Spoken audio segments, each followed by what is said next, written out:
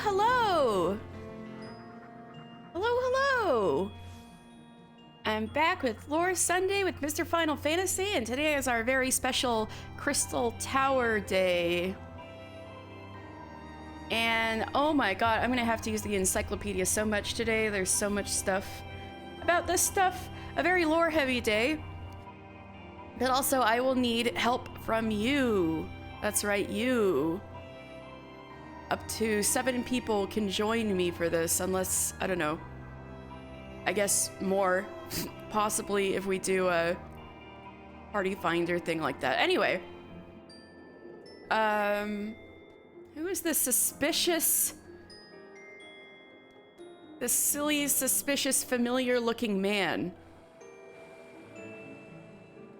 The silly mask.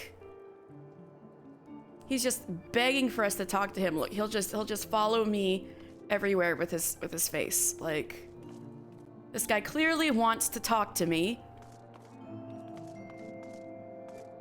All right, you foolish man, what do you want to talk about? An oddly garbed man visiting Revenant's Toll has some information which might be of interest to an experienced adventurer. All right, lay it on me. Do I know you? Ah, unless I am very much mistaken, you are the famed adventurer who bested the Garlean Empire's general, are you not? The great Mr. Final Fantasy himself. Amazing! And more than a little serendipitous, one might even call it fate. Yeah, right, you were waiting for me to talk to you. But I recently received a word of a truly unique opportunity, you see? An opportunity the like of which none but one of your proven worth could take advantage. The reward? Not less than the accumulated knowledge of a fallen civilization. The risk? A single misstep could cost you your life. But what is a little danger to a storied hero such as you? Oh, I'm already a storied hero? Aw. A man with absolute confidence in his own abilities stands to profit handsomely from this venture. No, I crave no recompense for my part in bringing this opportunity to your attention. Uh-huh. The historic discoveries you shall make will be reward enough, I assure you. Uh-huh. If my words have fanned the flames of your curiosity, then I bid you to seek a man by the name of Rambruz at St. Coinoch's Find. It is he who stands at the doorway to untold marvels, awaiting the arrival of a champion bold enough to march across the threshold. All right, whatever, bro. It is St. Coinoch's Find to which you must travel. Seek out the man known as Rambruz to learn what treasures and dangers await you. Now, we have actually not had occasion to go to St. Coinoch's Find yet, so might as well. Now, let me get on my trusty Chocobo, Harage-kun here. I can even kind of fly there, because I can fly now. Isn't that wonderful? Ooh, that must be the crystal... What? It's so foggy, though. I can barely see the crystal tower. What a ripoff. This fog better lift soon. I need that spectacular view. Anyway, St. Coinoch's Find. St. Coinoch's Find. Oh, y'all are in the crystally areas, eh? Oh, there's a Gigas. That's one of the... cousins to the Hecatoncheires that were trapped in Comperbell mines.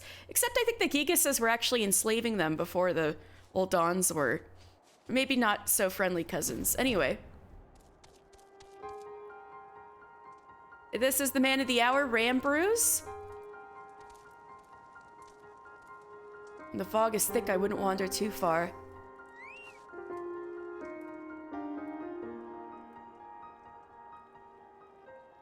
Why, if it isn't Mr. Final Fantasy himself! I was not expecting such a celebrated guest. To what do I owe the honor of this visit? You know me, sir? You were directed here, you say? By a man clad in foreign garb. Well, the opportunity he spoke of must surely refer to our latest anthropogeological endeavor. Quite how he came to know of it is another matter. All knowledge of this project was supposed to be restricted to my organization.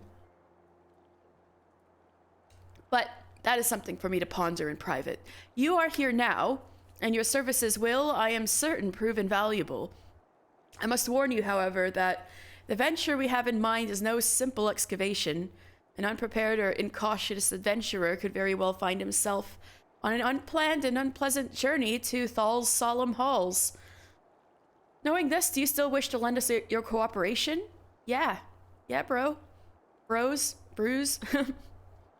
I rather thought you would say that. Your courage is scarcely a secret. Aw, thanks. Now the first... Mister, I thought it was you. Sid! What brings you to St. Koinos? Don't tell me. The Alliance has set you on another realm-shaking, history-making mission to lay low an apparently insuperable foe, yes? No? No, your ex-husband just asked me to go here, and he was wearing a weird mask. You should tell him to stop that. Ah, I see you two are already acquainted. That as well. Master Garland, our intrepid hero here, caught wind of the forthcoming expedition and has kindly pledged to assist us. So you're involved too, Sid? He has he? Glad to have you aboard, mister. You don't have the faintest idea what you volunteered for, do you? Very well, let us begin at the beginning.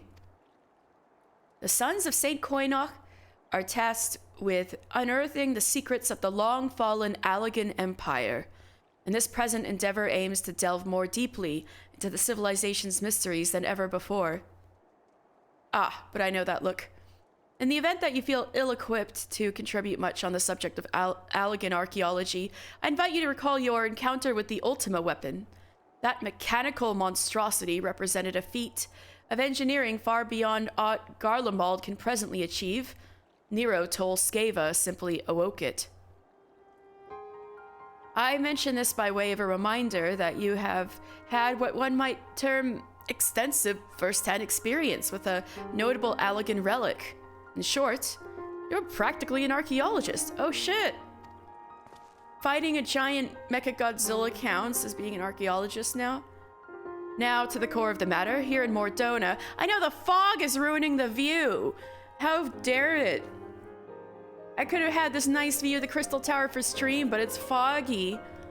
Now to the core of the matter, here in Mordona, there stands an entire Allagan structure, which we have yet to investigate. I speak, of course, of the Crystal Tower. Ooh, Crystal Tower. After witnessing destructive capabilities... Oh shit, I accidentally skipped a line, didn't I? After witnessing the destructive capabilities of the Ultima weapon and the Lesser Moon Dalamud before it, it seems wise to treat any remnants from that era with utmost caution. They must be analyzed, monitored, and above all, kept from falling into the wrong hands. To put it plain, I have no wish to see another megalomaniacal legatus wield one of these weapons. It is with this thought to which first moved me to contact the Sons and propose that the tower be explored. Oh!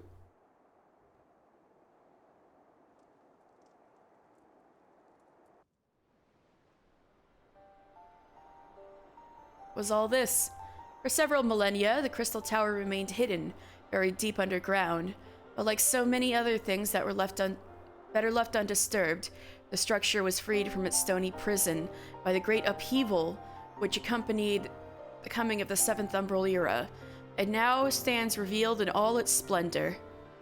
A gleaming spear of crystal, pointed at the bosom of the heavens.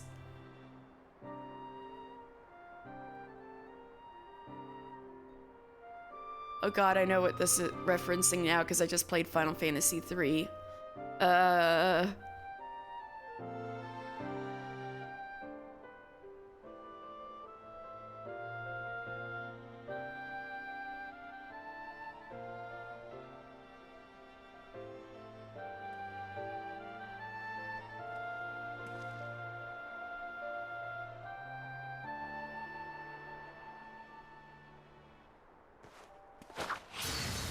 Yep. Final Fantasy III reference. We believe the tower to be a repository of much of the ancients' wisdom. Unfortunately, its entrance is guarded by formidable defenses, and we cannot so much as peep through the keyhole, much less set foot inside. These defenses take the form of statues, carved into the likeness of giant swordsmen. The 8 sentinels, as the sons are wont to call them, is the first barrier we must overcome.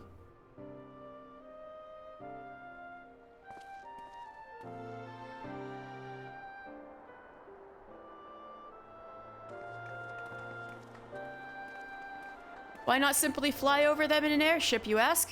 It's been tried before. Any vessel that ventures too close to the tower is blasted out of the air. We either destroy those statues or the front door is forever beyond our reach.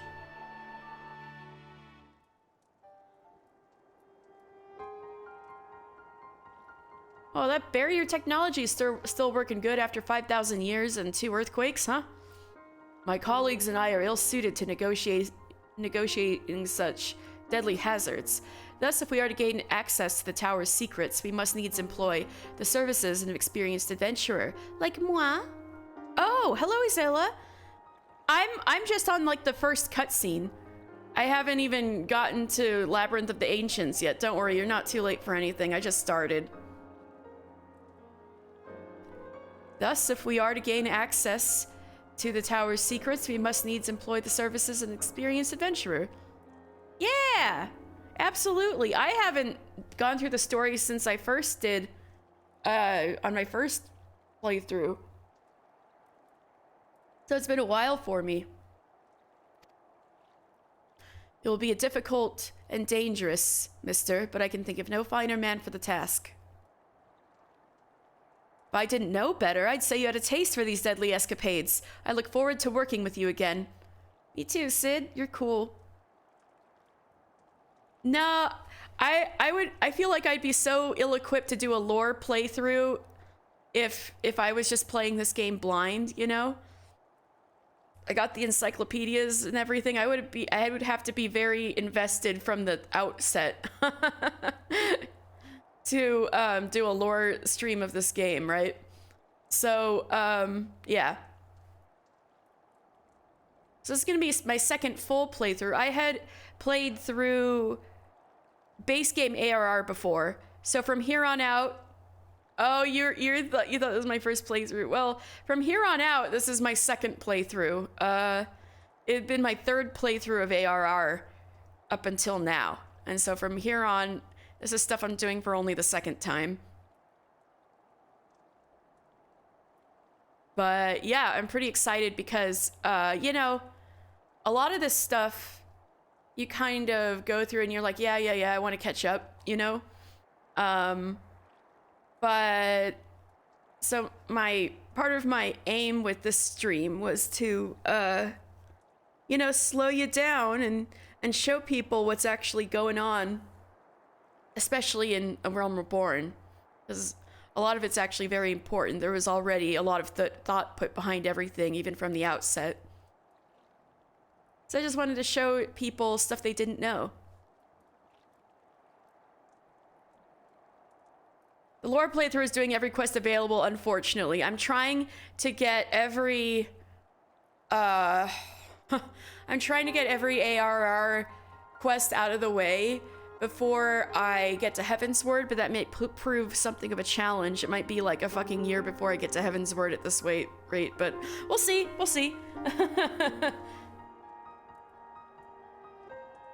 Oh my god, we did almost 10 dungeons last Sunday. It was a lot. Anyway, I should probably keep going. There is much and more to be done before we can begin the expedition proper. Take some time to prepare yourself, and I shall explain the challenges that lie ahead. MSQ? No, I want to do all the side quests. Although MSQ is going to take a while too. See all of these explanation points? I want to do that eventually, and it's going to be painful.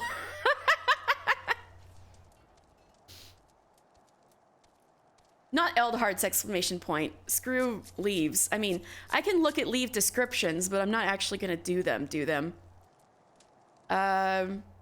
Anyway, this is our first occasion, really, to come to St. Coinoch's Finds, so let's talk about it.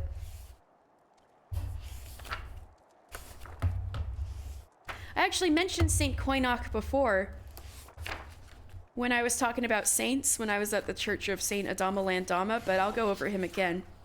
He's an interesting guy. All right. So, St. Coinoch's Find. The learned group of scholars known as the Sons of St. Coinoch set up this camp that we're standing in right now with the intent to explore the mysteries of the ancient Allegan Empire. In addition to unearthing the relics and ruins, they also conduct research on the newly risen Circus Tower, also known as Crystal Tower, which we are going to get into. Since, yeah, like Sid was mentioning, we should really do better about exploring the world, we as in the FF14 community. Yeah. Definitely. I definitely want to contribute to that, since I know there's stuff even I haven't explored. Just last week, when I was doing Beast Tribe quests for Mr. Final Fantasy, I saw an entire place I'd never been to before. I've been playing this game for I don't know how many hours, and there was an entire place I hadn't been to before. It was like the places where all the baby sylphs get born. I hadn't seen it until last week.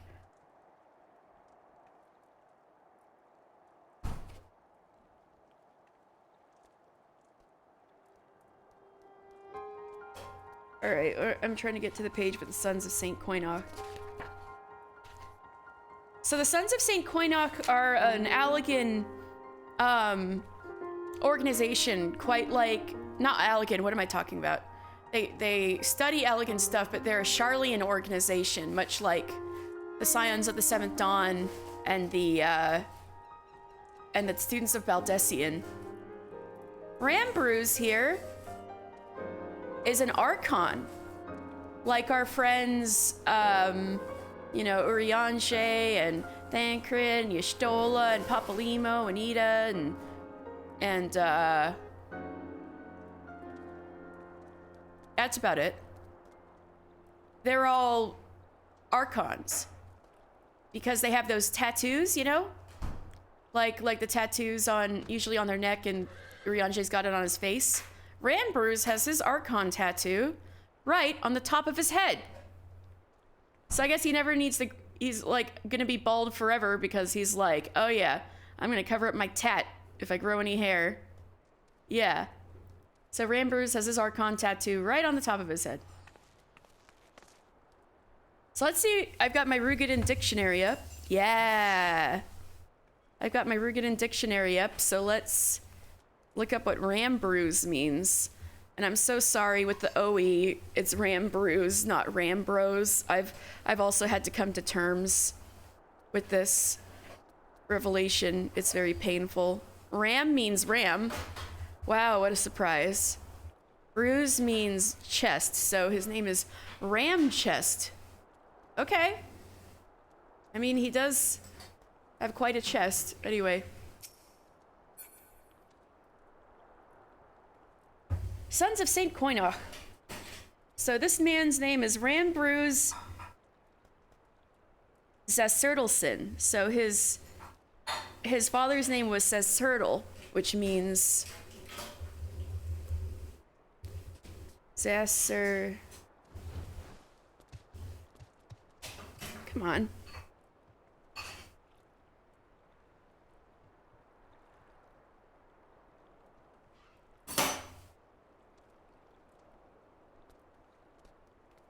I think it might be right. I think they might have misspelled his father's name in this book, which is pretty funny.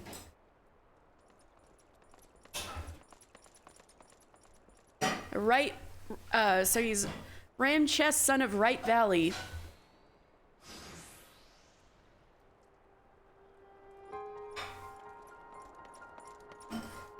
You skip Crystal Tower and have yet to actually go through it again. Oh, well, you're gonna find out about the story today.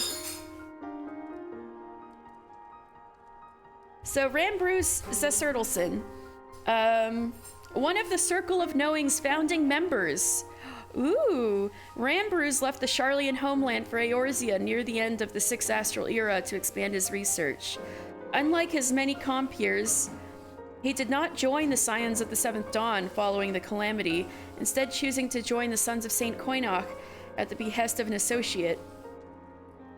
Though quickly presented with the opportunity to lead the Sons, Rambruz was reluctant to accept the role, more intent on losing himself in millennia-old tomes, more intent on losing himself in millennia-old tomes after the loss of his trusted master, who was Louis Soix. So he was also a disciple of Louis Soix, like the Scions. It was Y'shtola who reminded the 50-year-old Seawolf, so Rambruz is 50. It was Y'shtola who reminded the 50-year-old Seawolf of Louis Soix's vision for Eorzea, convincing Rambruz that the only true way to honor their late mentor was using his peerless talents as both an anthropogeographer and natural-born leader of men to bring salvation to the realm. So it was Y'shtola who actually convinced him to lead the Sons. Oh yeah, absolutely. Go on and study. I appreciate the lurk in the background. Thank you, Zella. So yeah, Rambruz is, he was of the Circle of Knowing, which was one of the two groups that merged to create the Scions of the Seventh Dawn. So he was in, so the Circle of Knowing was pretty much Louis Soix's group of Archons that came to Eorzea. And, you know, they were like, screw you, Sharlayan, for not helping out Eorzea, so they went there on their own. And it said there were 12 of them in the Circle of Knowing, 12 Archons, kind of like the 12 Archons who founded Sharlayan in the first place. So let's see. I know we don't know all 12 of the Archons, but let's see if we can count them now.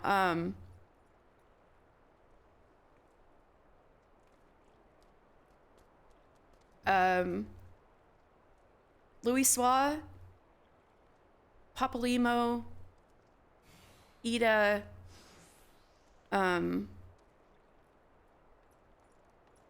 Y'shtola, Thancred.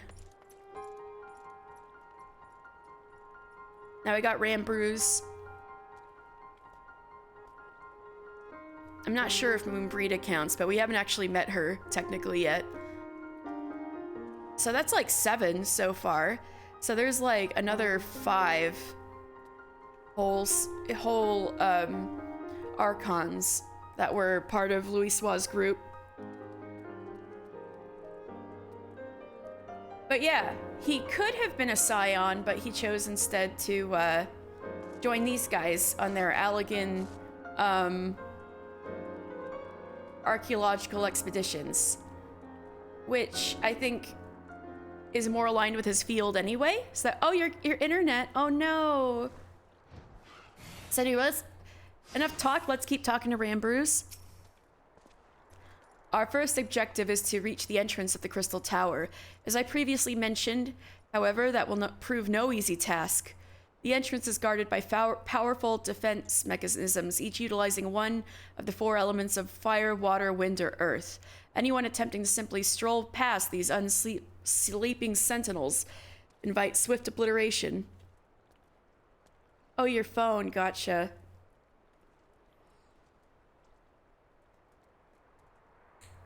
So the Crystal Tower is a big Final Fantasy III reference, and so is this 8 Sentinels business. So I just played Final Fantasy III not that long ago because I wanted to know the Crystal Tower stuff. And, yeah, you cannot fly into the land where the Crystal Tower is until you get past these 4 sets of 2 statues that form a barrier that your airship can't fly through. And you need a horn of each element in order to break through one of the barriers. So that was kind of their way of gating the end of the game. You have to go around and beat the bosses to get the 4 horns of the different elements and break through those to get to the end of the game. And that was so annoying.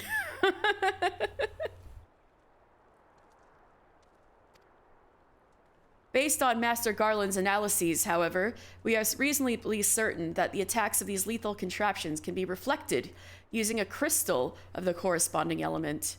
Naturally, these crystals must have been surpassing clarity, free of the slightest impurities, much like the flawless specimens used by the Beastmen in their primal summoning rituals. Mayhap I should not have said exactly like the specimens they use. Were there any other way? We would not ask this of you, but we need some crystals to... We need someone to enter the Beast Tribe's strongholds and, liberate their perfect crystals. For the moment, I would have you focus on obtaining 2 of the 4 crystals we require. Pray make for Lenosha, where both the Sapsa spawning grounds and Ugamaro mines are located. You may be certain that the materials used in the Beastmen's sacred rituals will be well defended.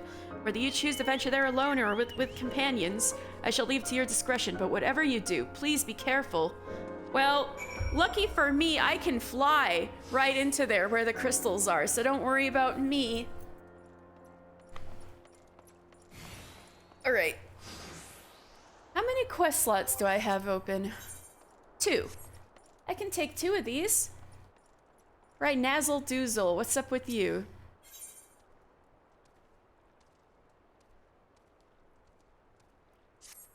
The sons of St. Koinok draw together the finest minds in Eorzea in order to bend their combined strength upon the Allagan question. With such a lofty mission come certain sacrifices. We all have left our homes, our friends, and our families to be here, you see. Many a sob has been stifled in this camp, I am sure. Some of us will be here for moons, others for years.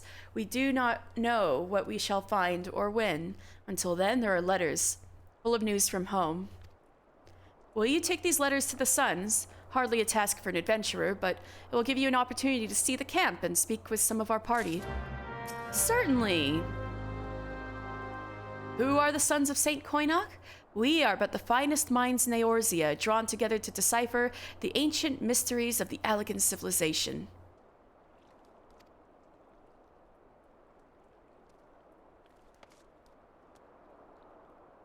So yeah.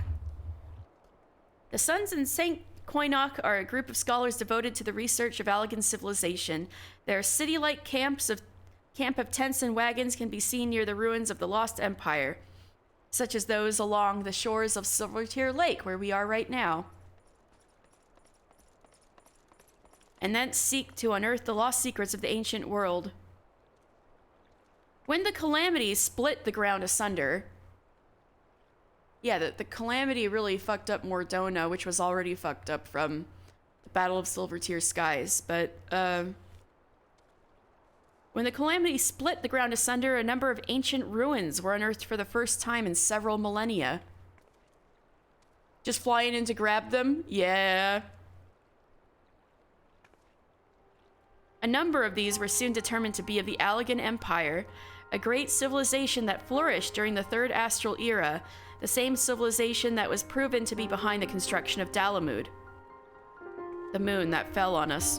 A shared sense of danger swept over the realm. What if new horrors were yet to rise from the shadows of history? And what if Garleans were to find them? Yeah, that's what happened with the Ultima weapon. The Eorzean city-states and Sharlayan together called upon their best minds, providing funding to research the ruins and locate any threats before they might fall into the wrong hands. Thus arose the Sons of St. Koinok. Given the risks of handling Allagan artifacts, the Sons are pledged to maintain neutrality as observers, a stance epitomized by the selection of Master Rambruz as the organization's leader. Thus, representatives from every city-state, as well as the students of Baldesion, all share their findings, whilst taking the greatest precautions to safeguard that information from passing into the hands of the realm's enemies. Thus why they were like, how the fuck did this random weird dude in a mask know about our expedition?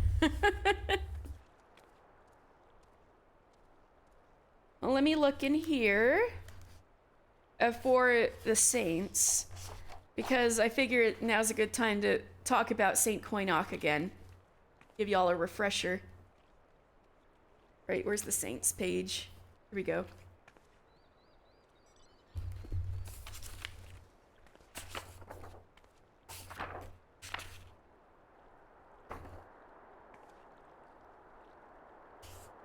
So Saint...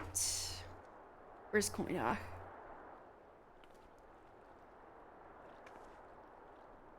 Yeah, here we go. Saint Koinok and the Lost Bounty. Koinok was a seminary student of unprecedented brilliance. After becoming infatuated with the mention of Alleg in the scriptures, however, his obsession with chasing the shadow of the long-lost empire caused him prestige with his tutors and resulted in his eventual expulsion. The scripture's word was beyond reproach, yet for those who had known naught but self-contained city-states, the idea of a world-spanning regime belonged firmly in the realm of allegory. Allegory. Koinok turned then to the merchant's trade and poured all his profits into research and excavation. It was not until the year before his death that he at last uncovered the ruins of an imperial city and provided unquestionable evidence of the empire's existence. Revered for the industry of his efforts, Koinok was raised up as a saint blessed of Althik, and he became known as the Saint of Industry. Now, what's all this context with him being part of the seminary and only knowing of Alleg through scriptures and society at large not even believing that Alleg existed? Well, that is because the third astral era, where the Allegan Empire was a thing, was ended very violently. Yeah.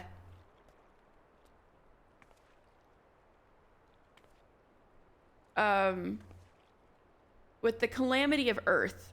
So the Calamity of Earth brought the third astral era to an end and brought about the fourth umbral era. And it was a huge earthquake which did a great job of swallowing a whole bunch of Alleg's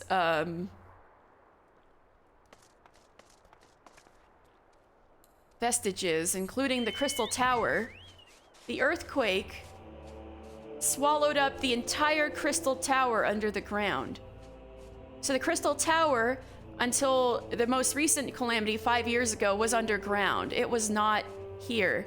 It was here, but it was not above ground like this.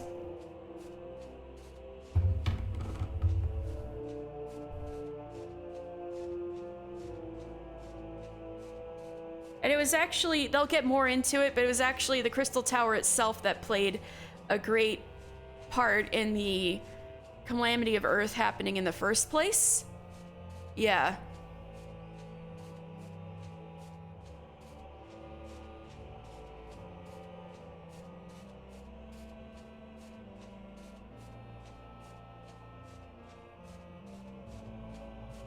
So yeah, Alleg went under the earth, and the whole thing pretty much brought the whole empire to an end. I'm going to give this more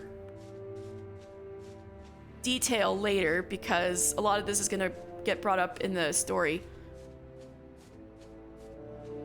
It showed up after the calamity. Yeah, it just reappeared, exactly. But it had been gone for 5,000 years. So that for all people knew, it showed up, you know?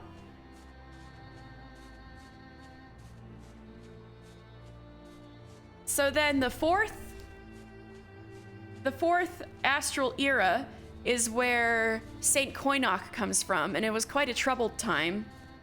There exist almost no records of the years immediately following the fall of the mighty Allegan Empire. This dark period is loosely referred to as the Forgotten Age, for very little is known of how its people lived. For what information, mostly based in oral tradition, remains of the early Fourth Astral Era, Blame for the fall of civilization was placed firmly on man's lust for knowledge. The people deemed that the answers to life's mysteries were best left with the gods, and that what the Allagan Empire did was all hubris, you know? And they brought about their own destruction. Pursuit of that which lies beyond man's ken was seen as sin, and it was this covetousness that proved the impetus for his destruction. A widespread shunning of any and all manner of higher learning began. Books were burned, and parents refrained from teaching letters to their children. Surviving Allagan technologies were destroyed, buildings were toppled or buried, and the learned, what few remained, were exiled or even killed. Civilization took a giant leap backward to a time not unlike the Second Astral Era, which was pretty Bronze Age-y. The pendulum had swung, and an era-long thirst for knowledge was quickly replaced with an unmoving fear in the heavens. Stories of the Allagan Empire survived now only in scripture, where fallen civilization was reduced to a simple device used to teach lessons on the sin of hubris. For approximately 1,500 years, a number long speculated but only recently confirmed with, something spoilers. The silent war against knowledge continued, the church manipulating what knowledge, if any, trickled its way down to the masses. Religious leaders went even as far as introducing a new alphabet for their holy scriptures, which became the basis for the Eorzean alphabet today. So that's one of the only things that's really survived. Yeah, spoilers. That's only survived from the Fourth Astral Era.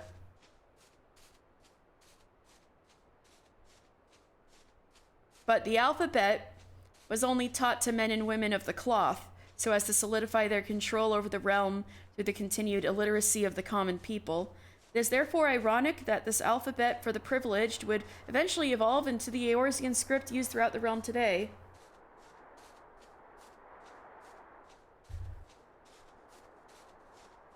Oh, hey! Have safe driving, okay? Don't type too much, Rowan, or if you have text-to-speech, I guess that's okay, but... You're caught up with 6.2? Ooh. Oh yeah, no, this wouldn't be spoilers for you, but it's just for the stream in general. I'm trying not to spoil much beyond where we already are. Yeah.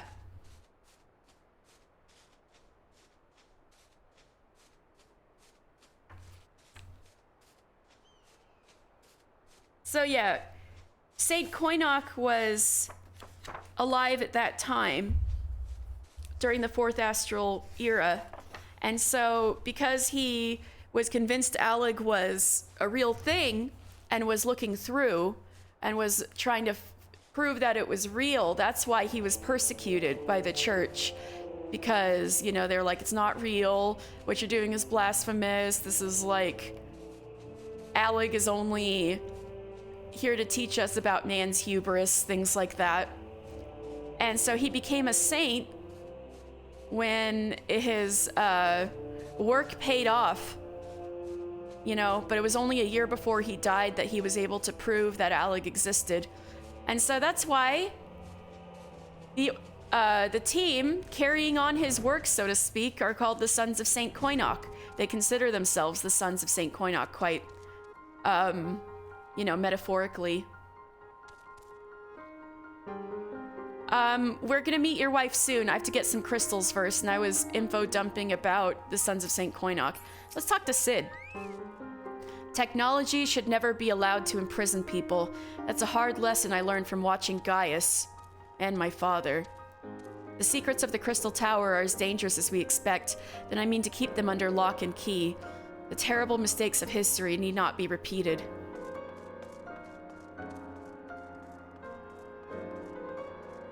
Right, Wandering Breeze. Oh, this is Sayel. To an outsider, monitoring the needs of our naturalists and requisitioning the necessary supplies may seem a dreadfully boring charge, but nothing could be further from the truth. My duties require that I stay abreast of each team's activities, which means I am among the first to learn of new discoveries. So since there was a good 2,000 years or so, or at least well over 1,000 years, where people didn't even believe Alec existed, and there was no obvious evidence on any of like the Eorzea's surface. In Eorzea, at least, actual study of the Allegan Empire was set back that far. So really, the Sons of St. Koinok are somewhat starting from scratch. They have a lot of work ahead of them. Clifton. I fully acknowledge that we can learn much about ancient Alec by studying its people's dietary habits. Nevertheless, I would have greatly preferred that anyone else be given charge of this research. Oh, poor guy.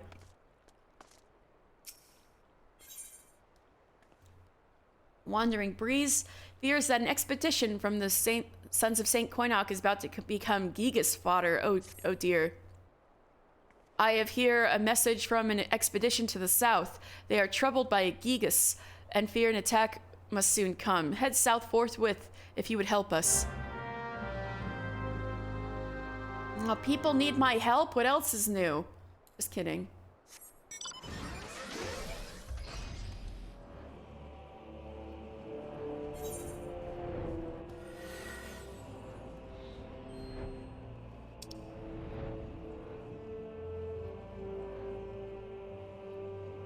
Straight out of Abalathia.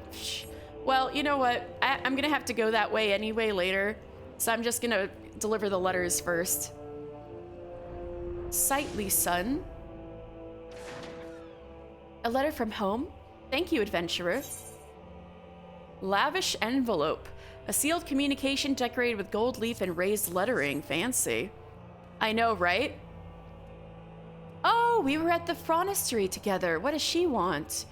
Oh, so you were an alchemist in Holda. She's to be wed. How na- What? She's worth 2 of him, the great galumphing oaf. Oh, that'll never last.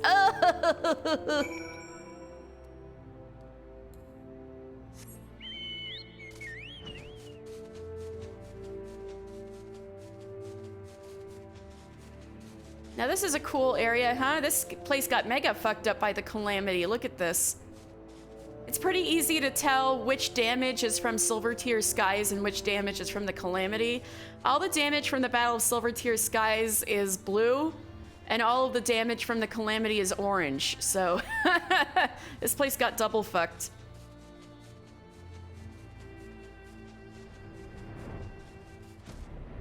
Stony Sun. A letter? That's a first. I would that 'tis no ill news. Plain envelope. A sealed communication in an ordinary yellowing envelope. From the Pater? Surely the Mater is not ill again. Quite the contrary. A Potter, the Mater. Oh, your father and mother, I see. She is recovered from her dropsy and demanding I return home and give her grandchildren. Oh, great. Sorry. The Potter and mother paid for my studies at the Fronestery. Oh, so you also were an alchemist. And they hold it over my head every chance they get. Perhaps I'll find some ancient Allegan secret minting my own gil. So they pulled the, we paid for your university and where's the money kind of people. Oh my god. They even pull that on people in Final Fantasy XIV. Oh, look at these cool red plants. Is that what you're studying, kindly son?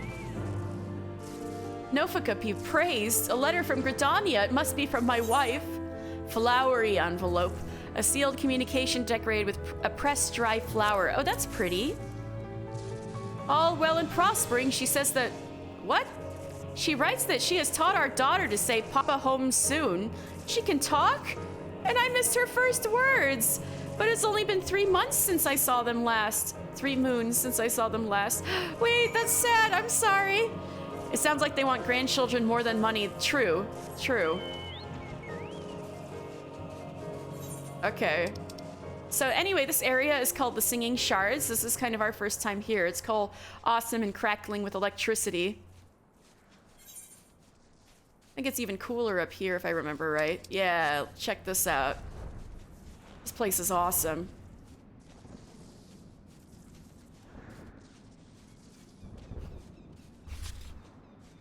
So the singing shards.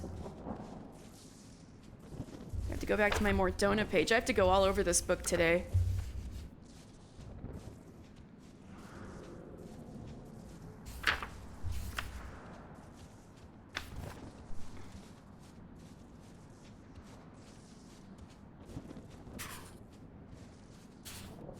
Oh dear.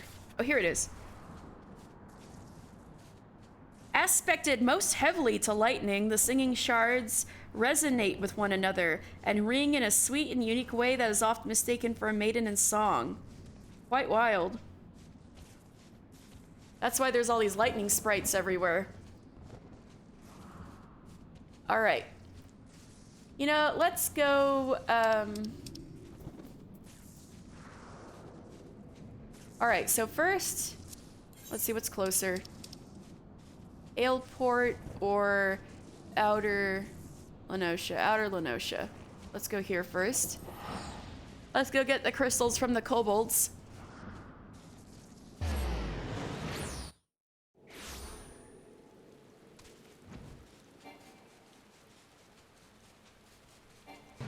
So yeah, this is where the kobolds are. They have quite a situation going on, don't they? They have all these cool iron buildings everywhere. So I'm just gonna fly right into their mines. This is the Ugamaro mines.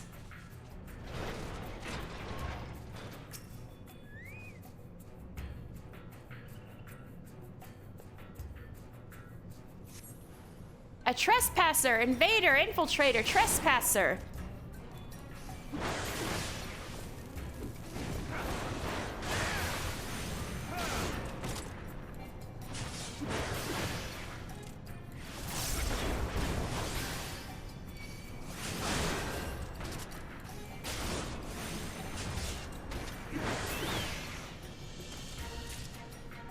All right, got the flawless earth crystal. Now let's go to Wineport, Aleport, I mean.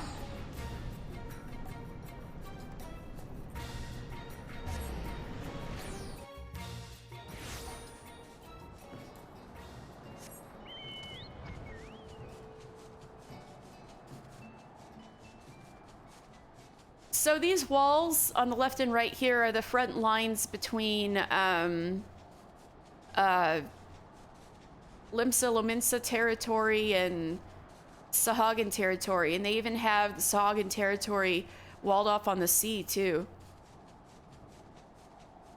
But these are where the Sahagin have their spawning grounds.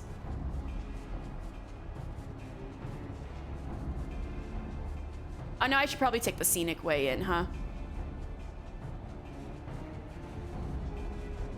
Whee!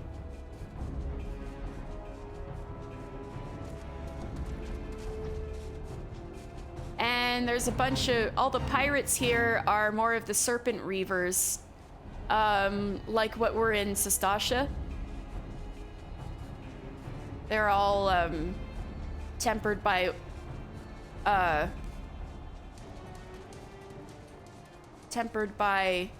Leviathan. How do I get over there?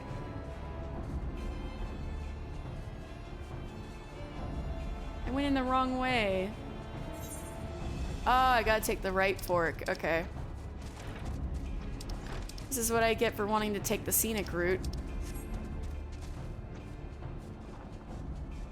Here we go.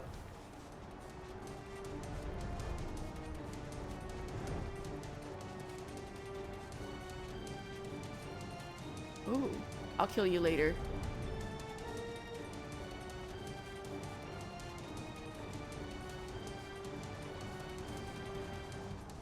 There we go. And I had to fly way deeper here than in Ugamaro.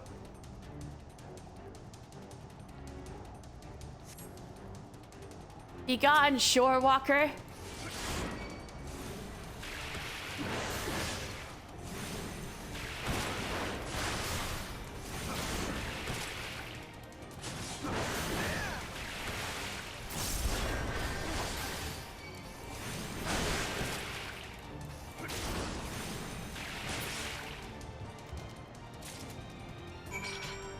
All right, I got the crystal. So let's go back to Revenant's Toll.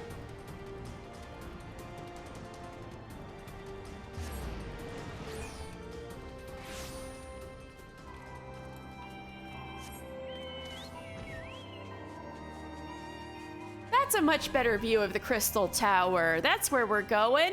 It's not quite so foggy anymore. We have a beautiful view of poor Midgard Stormer's corpse wrapped around the Agrius in the middle of Silvertear Lake, and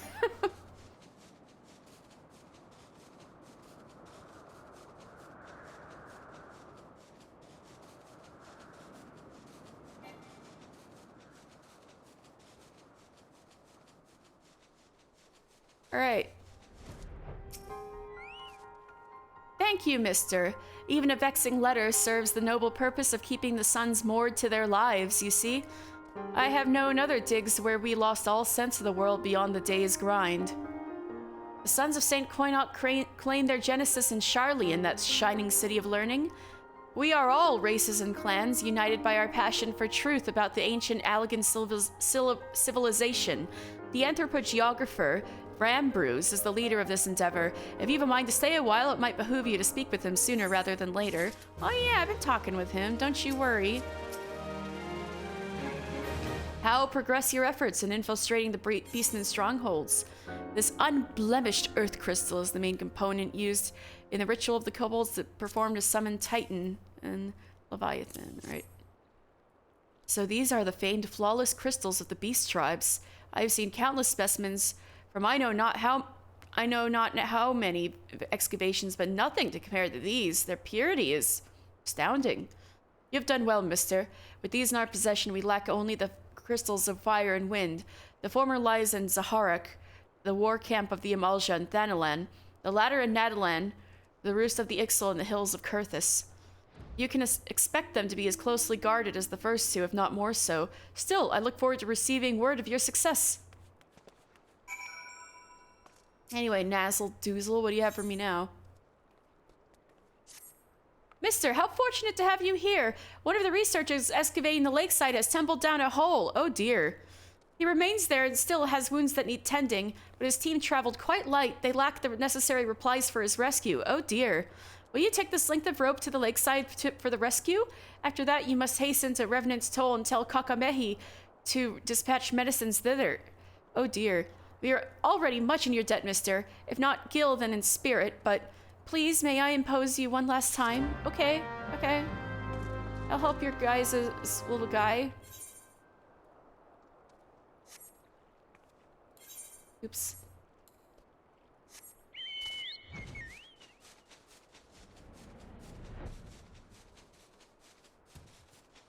Oh, you can see that cool silver crystal tree from here. That looks nice.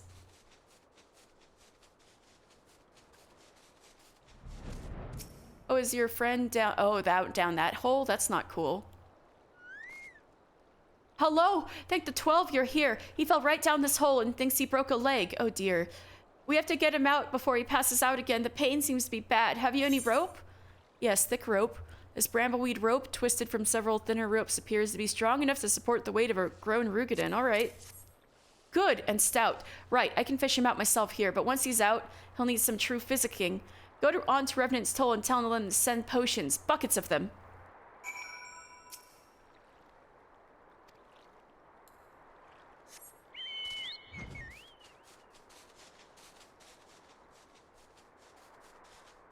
Revenant's Toll also looks cool from the outside. It looks like it's been here way longer than it actually has.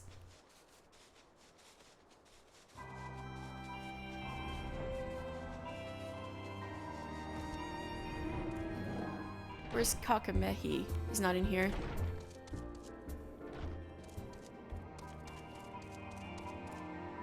Was he up somewhere? Where's Kakamehi?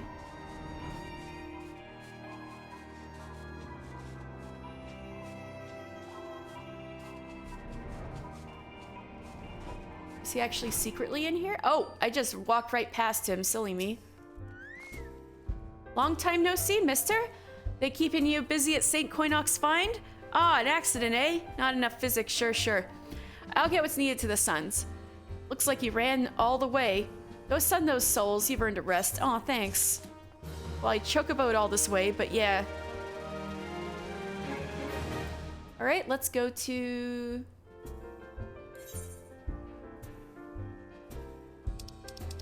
I think Kurthus is nearby, yeah.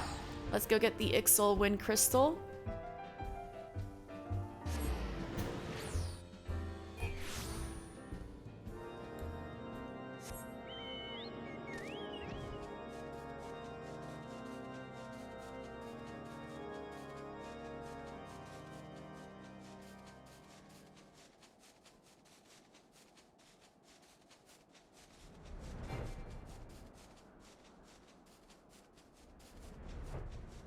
So this is Natalan.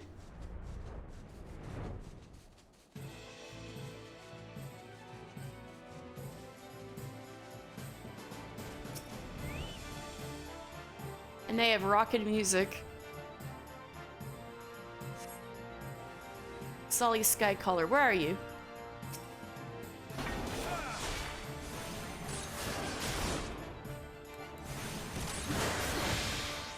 You got a whole, like, Garuda mask. Cool. You have room for your beak behind that thing?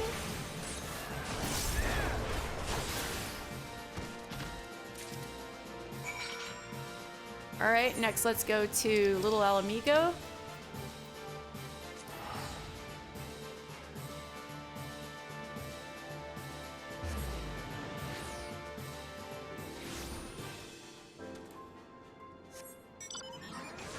We got Maggie!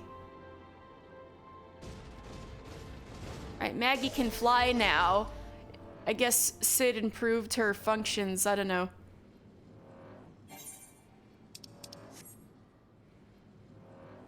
I think those flames are Zaharak.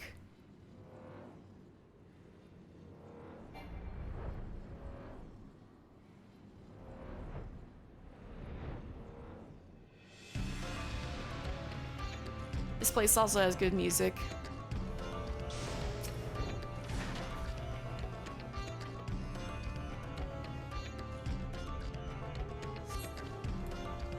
Who dares trespass in Zaharak? Apparently this pugilist doesn't care. I intimidate him too much because I'm too high level.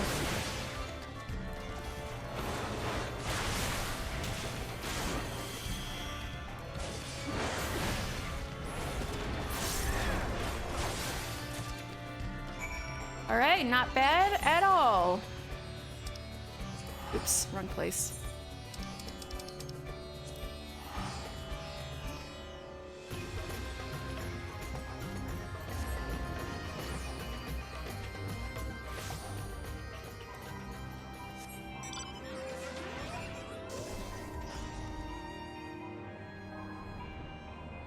Now here's a good view of the Crystal Tower.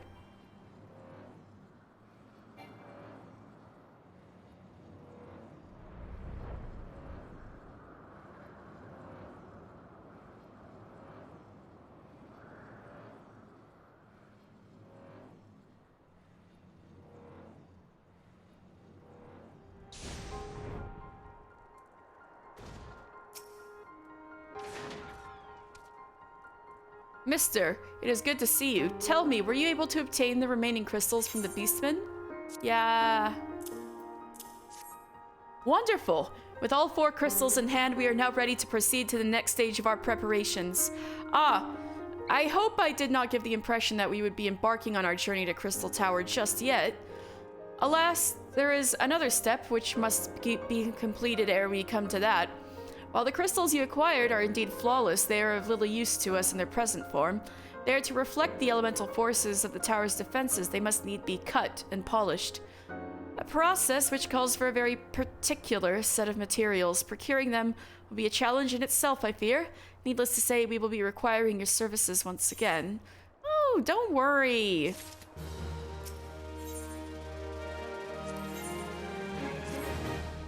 If the flawless crystals you procured for us are to retain their elemental purity during the shaping process, a very specific set of abrasive substances will be required. Well, I say substances, but one might as well just call them one substance, namely ether sand. All the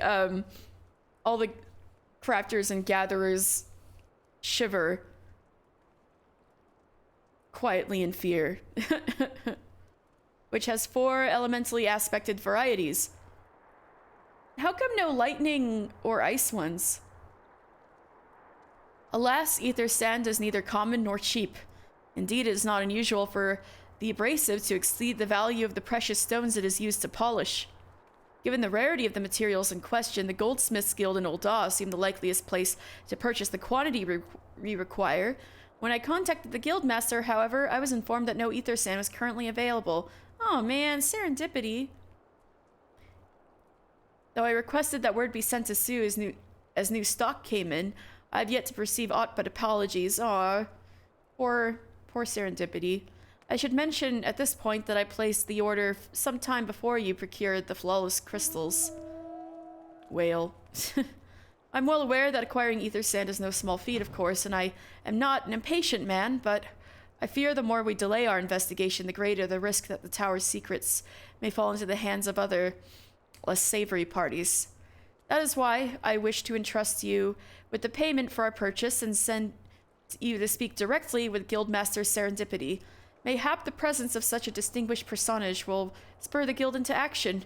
In any event, it is my hope that when we meet, you will have found at least one of the 4 varieties of ether sand we require.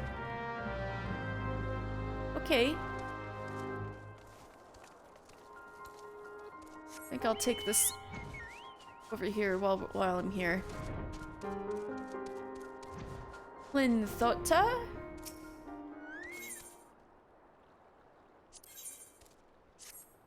You are Mr. I am called Clinthota. Is it true that adventurers are bound to secrecy whenever they undertake a commission? Excellent. You see, I am here for a reason of my own. The lesser moon Dalamud. The others may burrow ever deeper into the ground, but I look to the sky. 5 years ago, Dalamud, flushed like the face of an old king most wroth before its swelling bulk fell to the earth. I am consumed by the desire to know more. One of the fragments of the baleful satellite landed in the singing shards. Oh, that's what made that huge explosion? That makes sense. And there I took myself and have been excavating ever since, until an elder Hapolit came and seized the precious artifact. Oh, you want me to go kill it? Mister, I must have it back. It means everything. You must slay this hated Hapolit and bring the fragment to me. I know its weakness well enough from that most dismal encounter. Here is a pepper bomb to use on the fell creature. It was only by flinging a basket of the same peppers in its face that I escaped with my life. So Clinthota means... Clin means... small? Small daughter. Okay. Well, might as well go to the Singing Shards again, because that place is cool.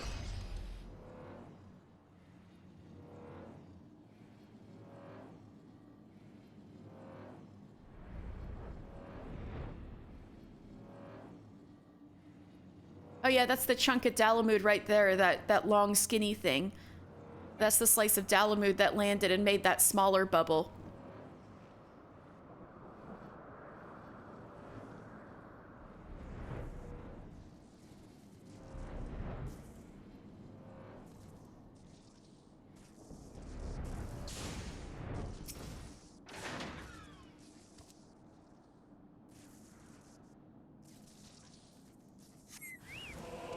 Oh, that is an Elder Hapolit. It's huge. It's enormous. Oh dear. Oh wait, I'm supposed to throw the pepper bomb at it, right? I could probably just kill it like this, but might as well.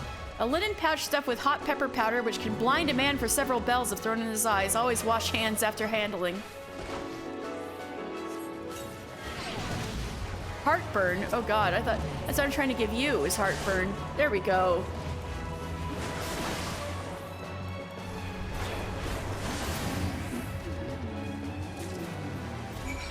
Alright, let's go to Ul'dah.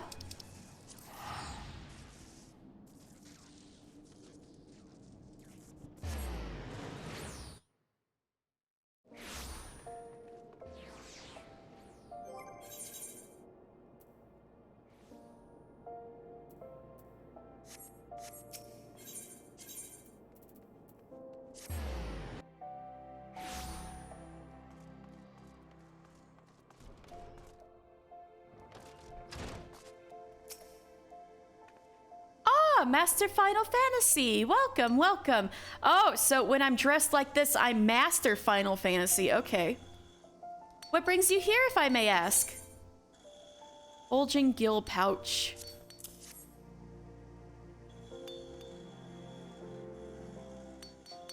You're here on behalf of the Sons of St. Koinoch? What fortunate timing. I was just about to contact Master Rambruz with the news that we've finally managed to acquire a quantity of fire-aspected ether sand. I'm afraid it may be some time before we supply the other 3 varieties, but you are welcome to settle accounts for that which we have now. Pray speak to Jemima over... Ah, I do beg your pardon. It seems she's assisting another customer. Oomst? Oh, Biggs, come on. There must be something you can do. Without the sand, we'll have to rethink our whole design. I sympathize with your plight, sir, but as I explained, the ether sand in question is already spoken for. Wait, Biggs, I think we can clear this up. If you'd like to reserve the next shipment, then I would be happy to accept the funds you've offered as partial payment. Partial? Are you saying it's not enough? I'm already stretching our research budget as it is. Oh, I suppose a man can do without a midday meal for a year or so. Biggs! Mister, it's been too long. What brings you here, then? Got your eye on something expensive, have you?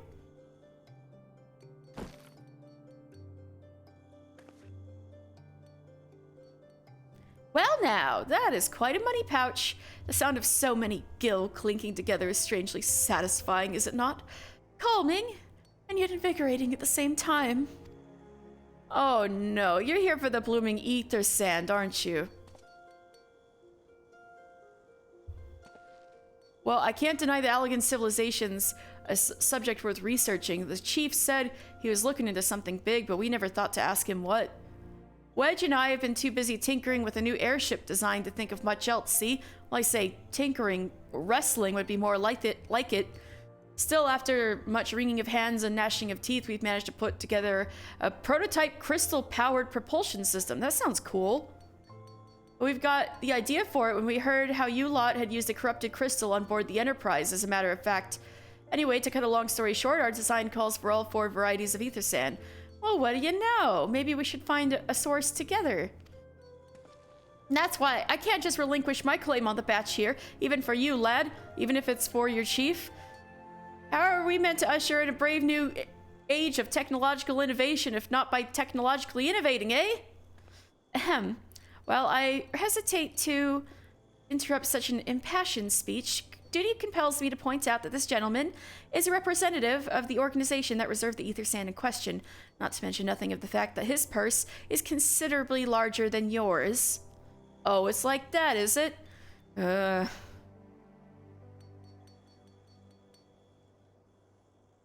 Alright. This batch is yours. I'll let you have it, but if you're gonna take my sand, it's only fair that you grant me a role in this project of yours. Yeah, no problem. I'm sure Sid will be delighted, you know? I'll take that as a yes. Oh, it's not every day you get a chance to experiment with the wonders of the ancients. With any luck, they'll inspire me to think up another technological innovation or two.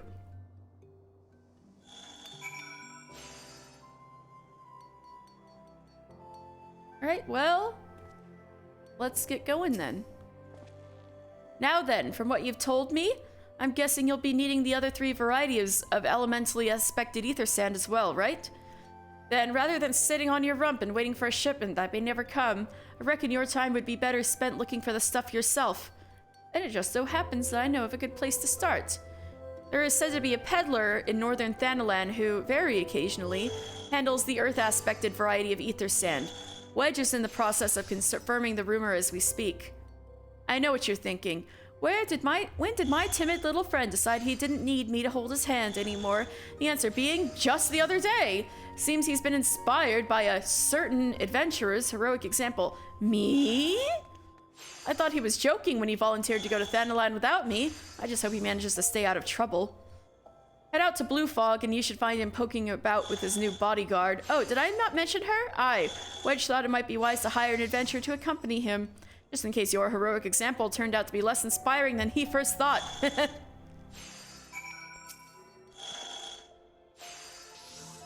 If you plan to go looking for the ether sand yourself, you'd best catch up with Wedge over in Blue Fog. As for me, I plan to set out for Mordona just as soon as I finish locking up the workshop. And while I'm here, I might as well do my goldsmith turn-in. Please bring me the silver as soon as it's ready. Here you go.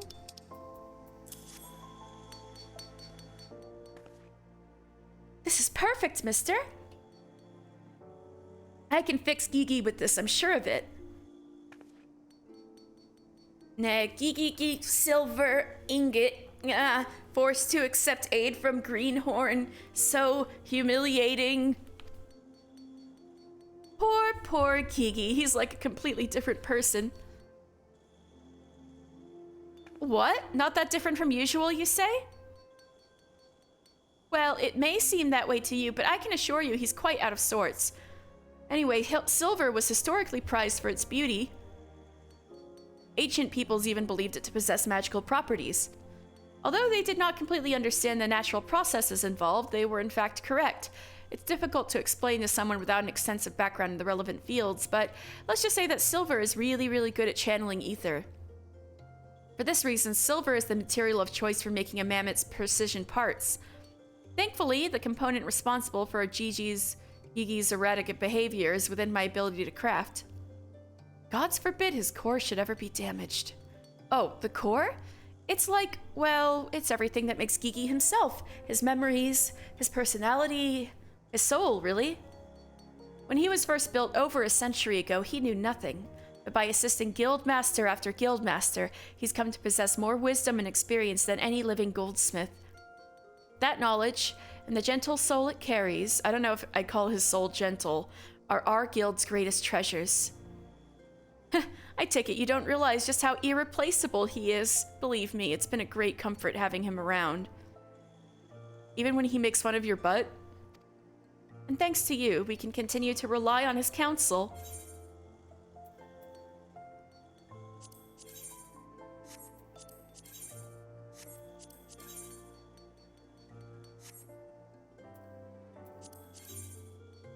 Yeah, I'm good.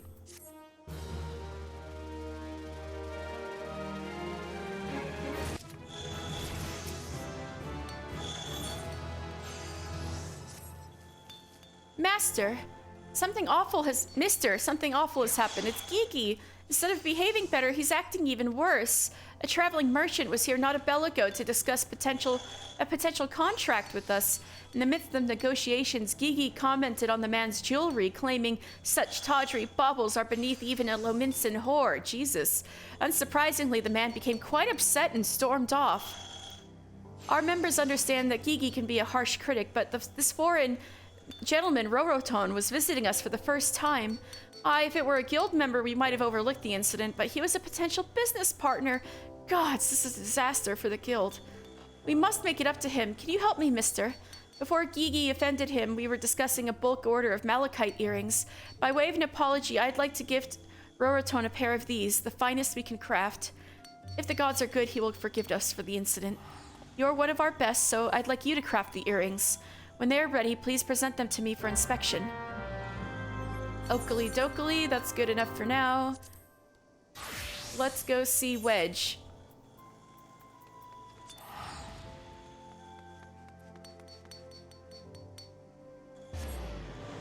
Did I have any quests up in Northern Thanalan?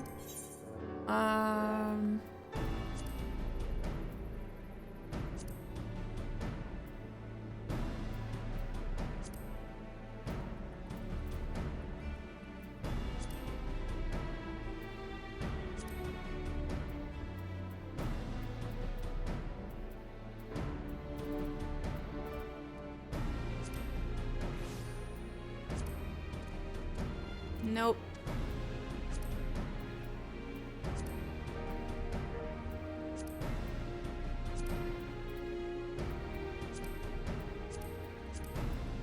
Nah, I'm good.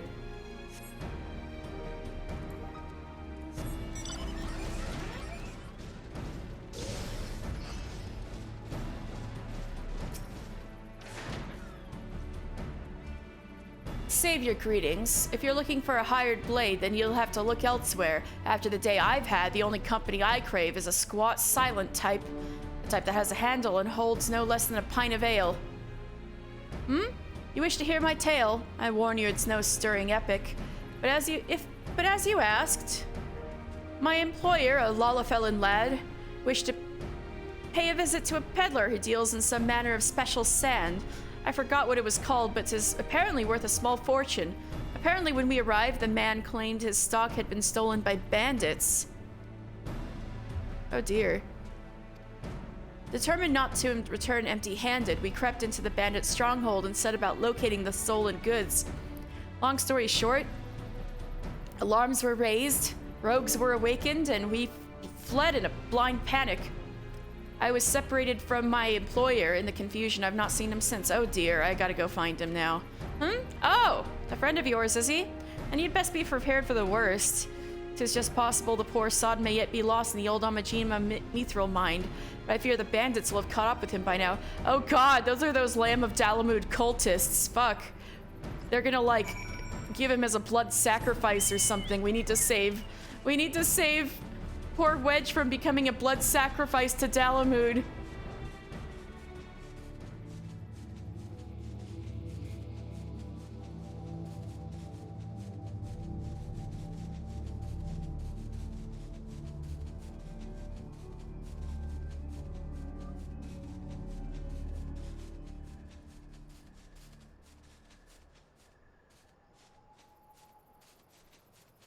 Oh, Wedge.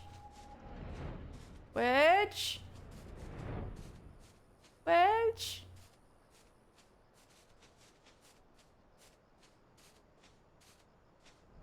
Wedge? Are you inside? Oh, he sure is. Wonder why none of them even bothered coming in here. Wedge!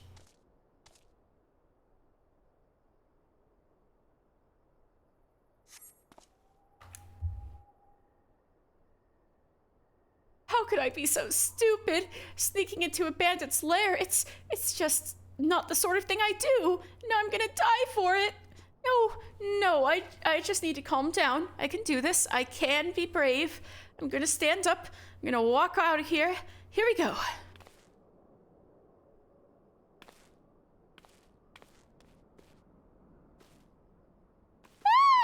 I'm sorry. Please don't kill me. I promise I'll leave and never come back. Come back?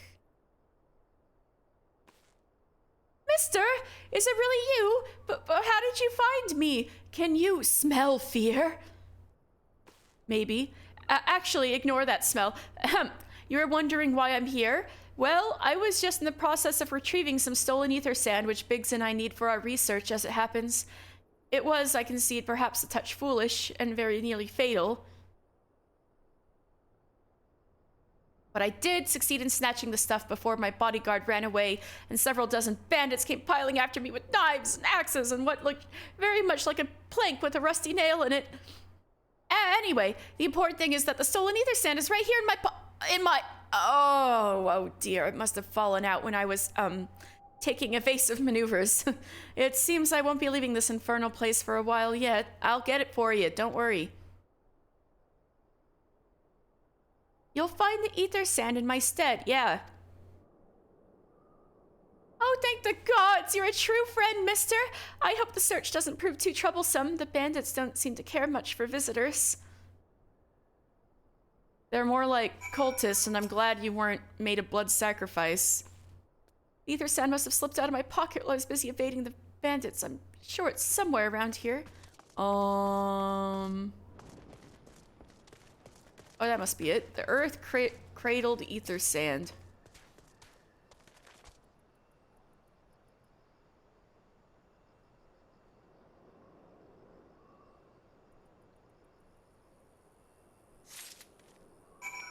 Right, that wasn't so bad. See, they're too scared to even pick a fight with me because I'm too strong. Mister, have you had any luck locating the ether sand? Yeah. Yes, that's it. I must return to the workshop at once and tell Biggs the wonderful news. What's that? You're also on a mission to collect ether sand, and you're working with the chief. A treasure trove of Allagan knowledge, you say? I see. And you should really be the one to have this. Biggs and I are far from exhausting all possible avenues of airship innovation. Why are you being so much more reasonable than him? But sounds as if your problem can't be solved by any other means. Yes, exactly. Thank you, Wedge. This expedition of yours sounds jolly interesting, I must say. I'm half inclined to join you. In fact, I think I will. Any venture worth the chief's time must be worth a look. Yeah! Right. I'm more than ready to leave this awful place behind, and you should return to Mordona with that ether sand before there are any more, little mishaps. Be sure to keep a close eye on your pockets, mister. I think I'll have a better time with this than you. All right.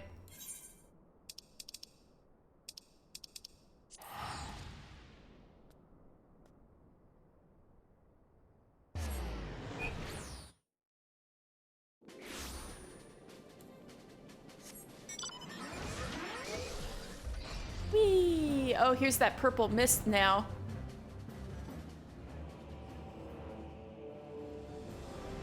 Oh yeah, I'll do that later. I'm pretty sure this purple mist was also only a thing after the Battle of Silvertear Skies.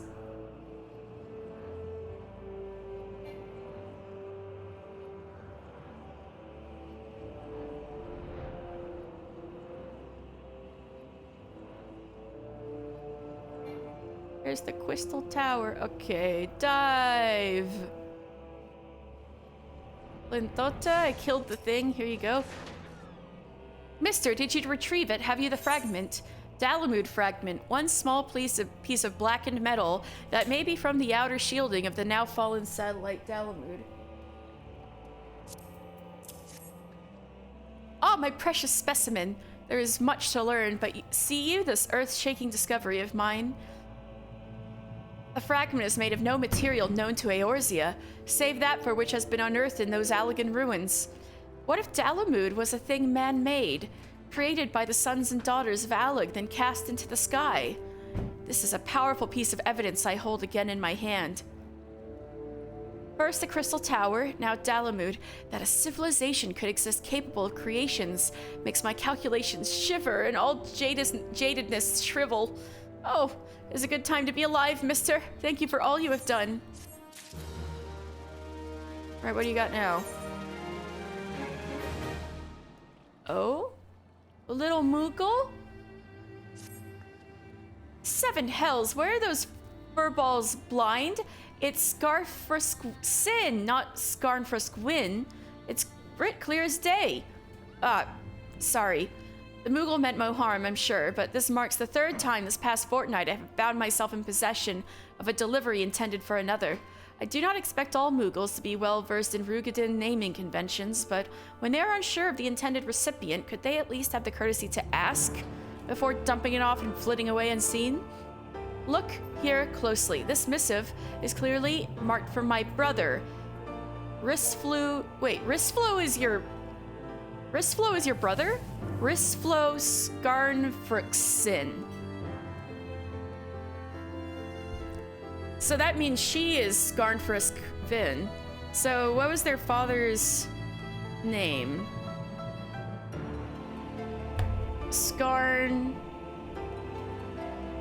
means horrible. Oh, great. Frisk means frog. Your father's name was Horrible Frog? Oh my god. Your small daughter of Horrible Frog. He makes his home in Limsa and serves on guard duty at the Octant more often than not. Yeah! My guy, Mr. Flea. Mr. Giant Flea. Wait, small daughter and Giant Flea? Children of Horrible Frog? You guys got an interesting family. Yeah, Ristflo was one of the first guys I met when I came to Eorzea. That's your brother? Bro, my guy, Giant Flea. We're gonna see him again. Yeah. My man, Giant Flea. He makes his home in Limsa and serves on guard duty at the Octanus more often than not. I have in mind to send this letter right back where it came from, but my confidence in those furballs wears thin. I put my trust in them, and I'd not be surprised if I see the letter end up in the hands of Hilfir himself. Oh, yeah, that would be bad if it ended up with the, Bloody Executioner's captain, huh? Perhaps you could deliver this letter to Risflo next time your travels take you to Limsa, and tell him that though his sister would never think of reading his mail, she thinks he could do much better for himself than some vapid tavern wench. Oh.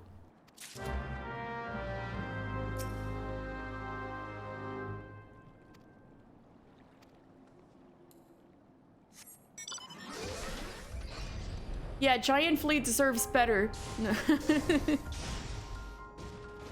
My man Giant Flea deserves only the best. Ah, mister, you have returned. I take it from your presence that you were successful in procuring us some ether sand. Tell me, which variety did you find? Is this everything?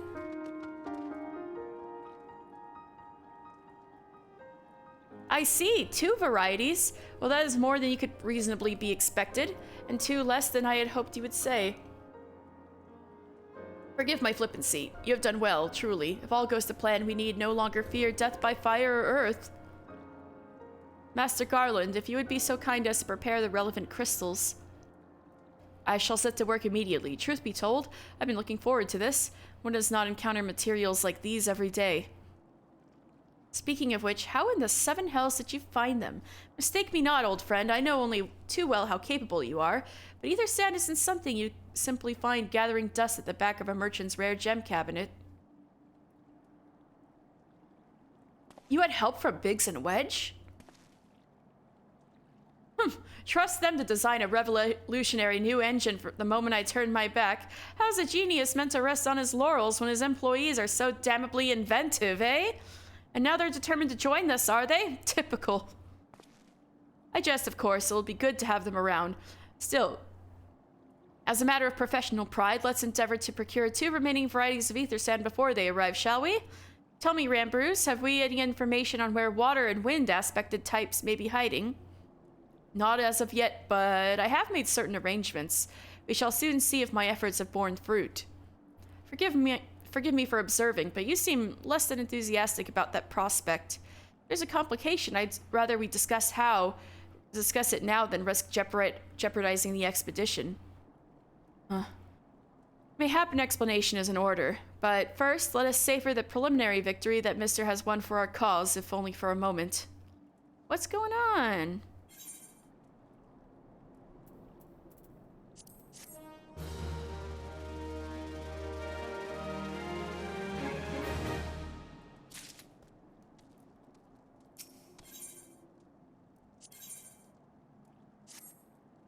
Yes, I must speak of the arrangements I made to acquire the 2 remaining varieties of ether sand. Some days ago, I asked a Sharlayan acquaintance of mine to travel to Gridania and there gather the necessary materials. Rowan! I think your wife is coming. Since that time, however, I've heard nary a whisper from him. To be frank, this lack of communication is not entirely uncharacteristic. Rowan, watch out. Your wife might ghost you. But I can't discount the possibility that something ill has befallen the man. Alas, we do not have time to investigate his fate. As I've mentioned before, the more we delay our investigation, the more likely it is that the Crystal Tower's secrets will fall into the wrong hands. Therefore, I would entrust you with the... Hydrate, okay. Wait, what, 'cause you're thirsty? No, I'm just kidding.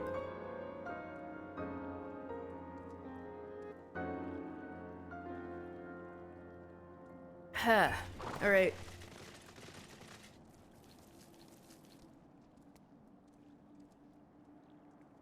Therefore, I would entrust you with the same mission I assigned to my friend. Travel to the Black Shroud and seek out Parsimon Trey. I've talked to him before, the master of the markets in Gridania. If anyone knows where ether sand might be bought, it is he.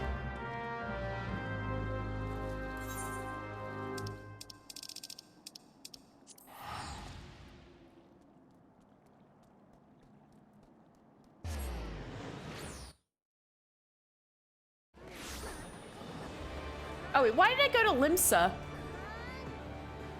Oh, but I can just pass this off to my man Giant Flea. Right, my man Giant Flea. Well, if it ain't, what's your face? I remember when you were just another wide-eyed whelp fresh off the boat. Yeah, I remember you too, Giant Flea. Reckon this city would eat you alive, but I'm glad to see you've proven me wrong. Yeah, I didn't know your sister was so smart.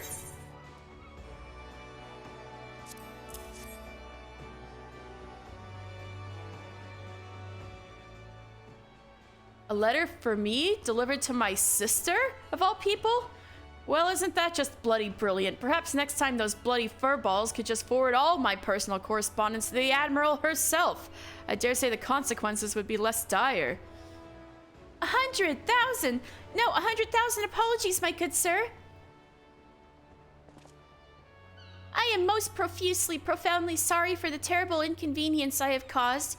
You may rest assured that the offending Moogle has been flogged several times with a large harbor herring as due punishment for his negligence. Coop bow wow. That sounds excessive. You have my word that we delivery Moogles shall redouble, triple even, our efforts to ensure that no precious parcel or missive ever again goes astray. Behold, for I shall now perform for you the Moogle dance of inimitable integrity. Settle your wings, my Moogle friend. I don't believe that will be necessary, and by that I mean, for the love of gods, just don't. Wait a bleeding minute. Might have believed that I'm talking to a Moogle in the flesh. Well, if this ain't a rare occasion. And Limlane, take me if you aren't a cute little bugger. Just moments ago, I'd half a mind to wring the incompetent courier's neck, but I'm not so petty a man as to vent my frustrations on a defenseless ball of fur. I don't know about defenseless, I just fought like 12 of these guys. Besides, how can I hold it against you? What with the population of the realm burgeoning of late, I'd be lying if I said I myself didn't have trouble keeping names and faces straight. Any road, what's-his-face here was kind enough to deliver my letter, and I have your word that no more mistakes will be made. You might forget my name, Risflo, but I'll never forget yours. My buddy Giant Flea, I'll never forget you. As far as I'm concerned, this is all water under the bridge. Oh, you are too kind. The kindest, good sir. As for you, my adventuring friend, I dare say you would make a superlative delivery here. If you put your mind to it, it's me, Mr. Final Fantasy, the delivery here. Traveling to far-flung lands, rekindling old friendships, and cultivating new ones, staying abreast of the latest happenings in the realm. Why, if there's a more fulfilling career to be had, I know not of it. So what say of you, Kupo? Do you want to be a delivery here, Kupo? Okay. That's me now. I'm a delivery here, Kupo. Now that's the spirit. In recognition of your efforts on behalf of our friend Risflo, I hereby waive the stringent screening examination typically administered to those who would join our ranks. Welcome aboard! Oh, yay. I am the Deputy Post Moogle in charge of tutelage and training. In other words, your superior. As such, you will address me with due respect and follow each and every one of my instructions to the letter. No pun intended. Are we to be understood, Kupo? Of course we are. Now, allow me to explain your duties. When you see me floating about in the vicinity of where you now stand, you may take this as a sign I have one or more letters that I cannot be that I have deemed suitable for your training. Approach me and declare your readiness for the task, and I will entrust one of said letters to you, along with directions for its delivery. And so your journey begins, Kupo. Mind you, until you prove yourself, I will be overseeing all your deliveries to ensure that you do not shirk or slacken your duties. Not that a dutiful delivery here like you would even consider such a thing, yes? Now, if I'm gonna finish these, by the time I get to Heavensward, I'm gonna need to do a few deliveries a day, a week, an episode. Carrier unlocked, question mark. Hey, I got a new job. I attained carrier level 1.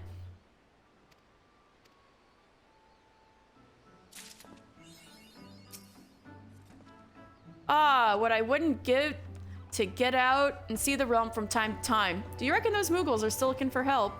I believe so.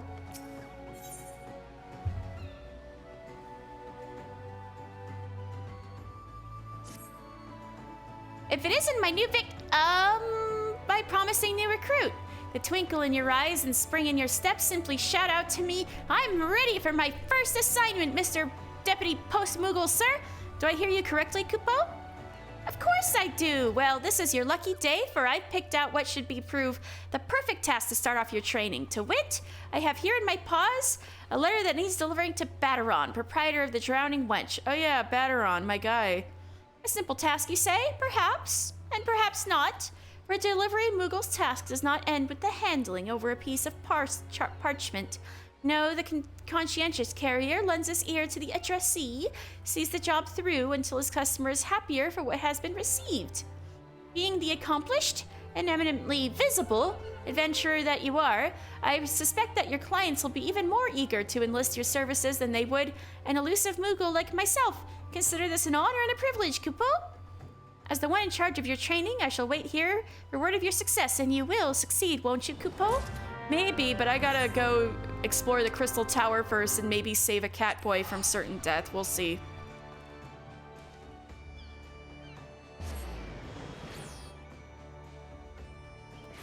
Anyway, now I'm in the right city.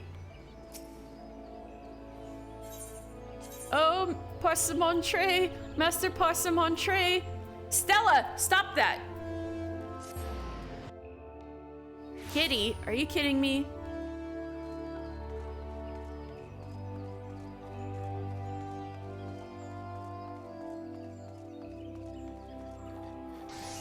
Master Parsimon-Tray, help! Yes, I'm sorry. Did you say you wish to purchase ether sand? My dear fellow, have you the faintest idea of the rarity of the material you seek? Why, I have not seen so much as a grain of ether sand in these markets for many a long year. Stella, I swear to God. Get off of there. Sorry, my cat's being naughty.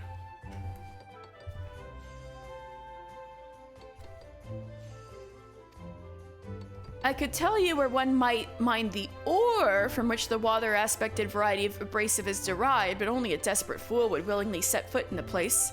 You seem undeterred. Very well. Are you familiar with Earth's Gift? Passingly? That is where the ore is to be found, in an area inhabited by a particularly pernicious hog.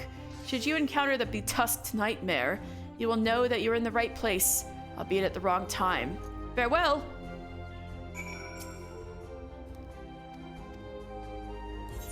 That is out of Quarry Mill.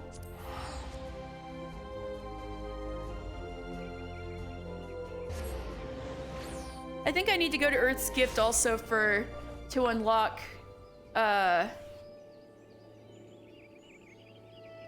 Odin. This will be a good time to read about it.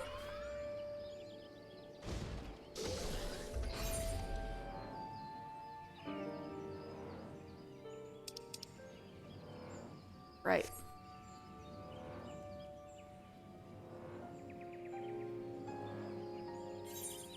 Yeah, this way.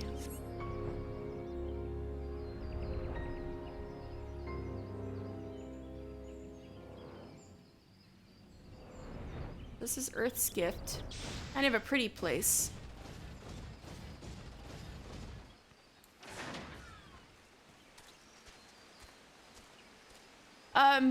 Rowan, wife incoming.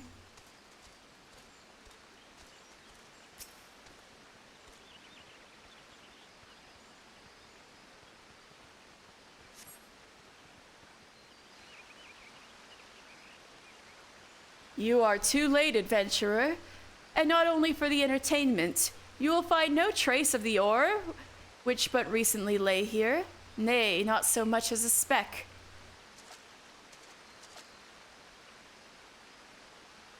Ah, no, you will never spy me from there. For the time being, at least, you'll have to trust the evidence of your ears. Now stop squinting at the foliage and listen. As I told you, the water-blessed mineral you hoped to find is gone, taken by me. Victory has made me magnanimous, however. Accordingly, I've decided to share the location of an alternative source of ether sand with you. The wind-touched variety, to be specific. I trust I have your attention? Such devastation! This was not my intention! Stella, stop that. I trust I have your attention? Good. A band of Ixal in the North Shroud keeps a quantity of the abrasive for the purpose of removing impurities from lesser crystals. Well, do you mean to dally here all day? Make haste, adventurer, before I snatch another prize from under your nose. This is to be a race. The Ixali logging grounds in the North Shroud shall be our destination, and that is where the real amusement will begin. May the best man win.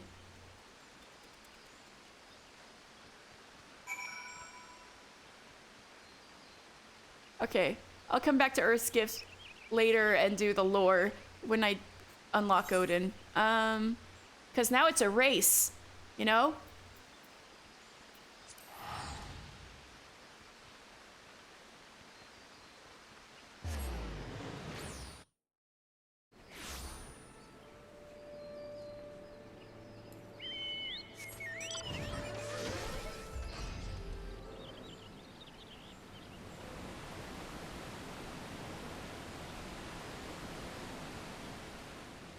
Unfortunately, I can fly and he can't. Haha.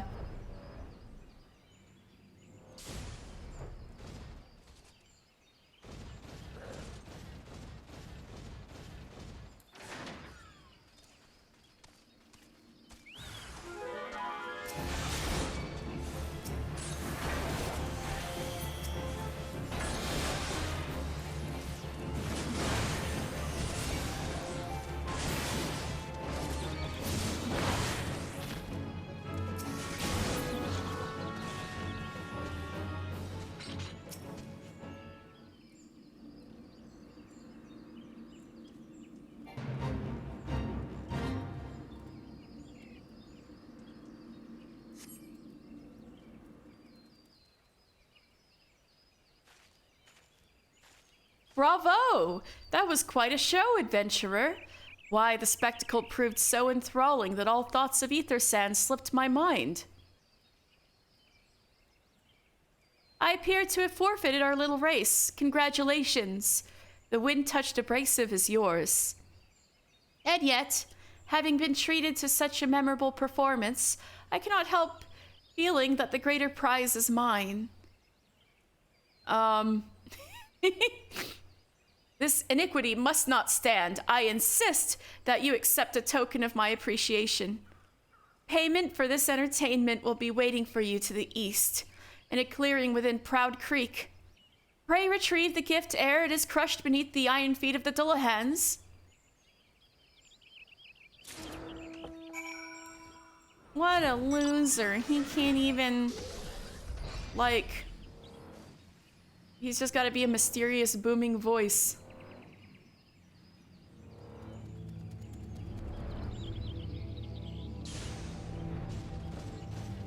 Well, he does pick nice locales for me to check out, though. I gotta give him that.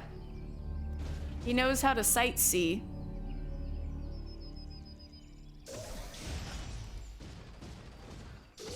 Is it here? Where's your little gift, dude?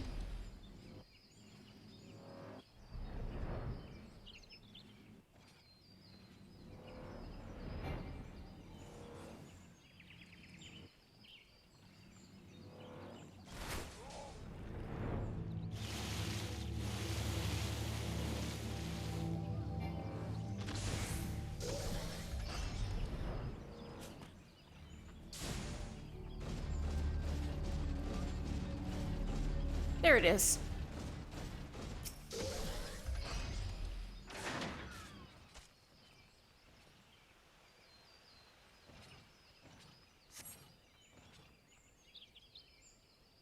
Here comes the boy. No. Judge Siwi. Hello. How you doing? Not what you were expecting? I took the liberty of refining the ore from Earth's Gifted to ether sand. Wow, you're talented. Do keep it safe, adventurer. Lest you accuse me of playing games, You should know that the thought of relinquishing my prize never once crossed my mind until I saw you in action. Such deeds must be rewarded. It is my vocation, you see, to record history as it is made by mortal men, and I much prefer to chronicle the accomplishments of the bold and the mighty. Thus, it is my fervent wish that you continue your career with the same courage and zeal you have shown today. We shall meet again, adventurer, sooner than you may imagine. Okay, you silly boy. He's already got a crush on me. SMH.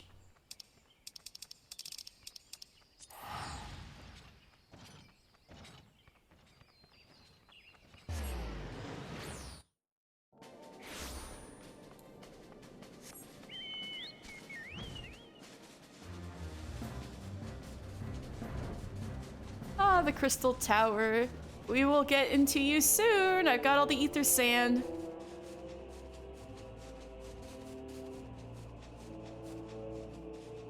No, this is my second playthrough of Crystal Tower, at least. This is actually my third playthrough of ARR, but we just got past the part where I had played for the third time. So from here on out, this is my second time ever. But yeah, I think I would be pretty ill-equipped to do a lore stream if it was my first ever playthrough, you know? So, but I have not done Crystal Tower story since the very first time, so this is cool. I was looking forward to this. All right, Rambrews. How far have I been ever? I'm caught up, man.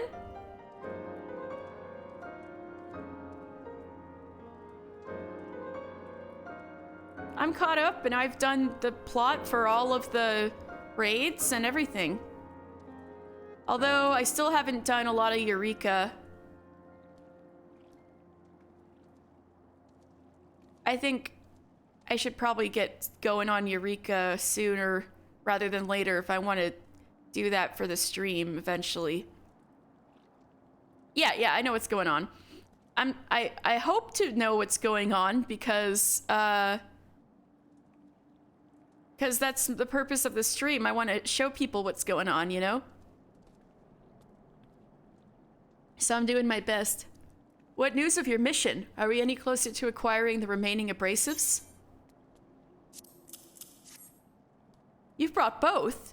I shall have Master Garland begin work on the crystals immediately.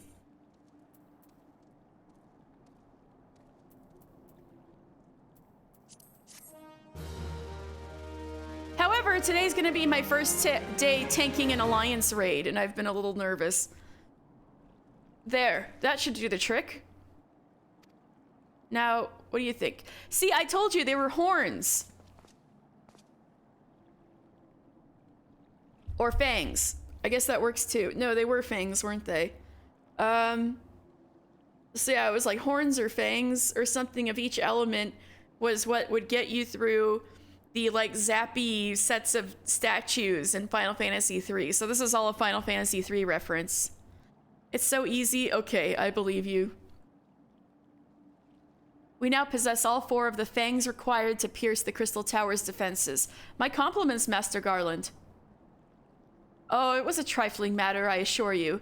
Mr. here is the one you should be thanking. Anyway, by my reckoning, there's nothing stopping us from striding up to the Allagan's front door.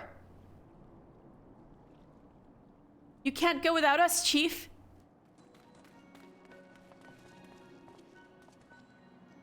Biggs, Wedge, come to lend a hand, have you? Well, it's not every day you get a chance to study the wonders of the Allagan Empire, is it? Their technology makes Garlemald's look ancient. I appreciate your enthusiasm, lads, I really do. But we're not here to take this knowledge for ourselves. Twice in the last decade, the promise of unimaginable power has prompted men to meddle with the technology they do not understand, and the realm has been dragged unto the very brink of oblivion on both occasions. We shall not be so irresponsible as to risk another. Wedge, do you recall our company's creed? Yes, Chief. It's, freedom through technology? Exactly. Freedom. When we forsook our homeland, we swore that we would have no truck with machines that could be used to promote tyranny. That has not changed. Should you feel tempted to break your oath, remember this. The wonders of the all-knowing Allagan Empire could not save their civilization, and have damn near doomed ours. Twice. That is why we must explore the Crystal Tower, and if needs be, seal away its secrets.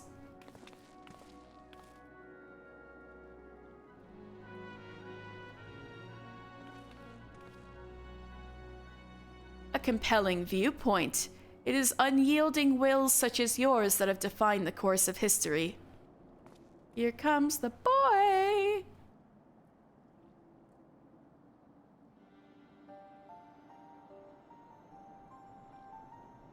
So, you return at last. What, pray tell, has kept you so wholly preoccupied that you could not spare a moment to inform me of your progress or preservation? Why, the task you assigned to me, of course. Surely you have not forgotten about the ether sand. I tasked a passing adventurer with delivering it. A more capable courier I could not imagine.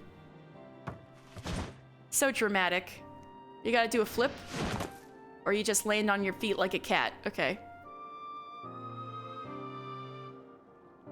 There he is! Greetings, adventurer. Did I not say we would meet again? I believe an introduction is in order. I am G'raha Tia, one of the students of Baldesion. I look forward to joining you on your groundbreaking expedition. G'raha Tia has been assigned to the project as an observer. I hope you will forgive him his eccentricities and welcome him as one of our own. Smile. So then, our fellowship is complete, and all stand ready to step into the unknown. 3 cheers for Noah. Noah? That is the name I have chosen for our little collective. Given our differing backgrounds, we cannot well call ourselves the Sons of St. Koinok, can we? And we must have a memorable appellation if our venture is to leave its mark in the annals of history. I could claim that NOAA stands for Nominated Observers of Artifacts Historical, and so it does, technically. But my true reason for choosing this name stems from the fact that it is shared by a vaunted Allagan Archmagus. An Archmagus? I like the sound of that. Thumbs up, thumbs up. Very well. Now that the pressing matter of what to call ourselves has been settled, it is time we set forth to the brave outer defenses of the Crystal Tower. Is everyone ready to depart? Yeah, let's go! Oh, I look so happy. Ready! Oh, we're all Noah now.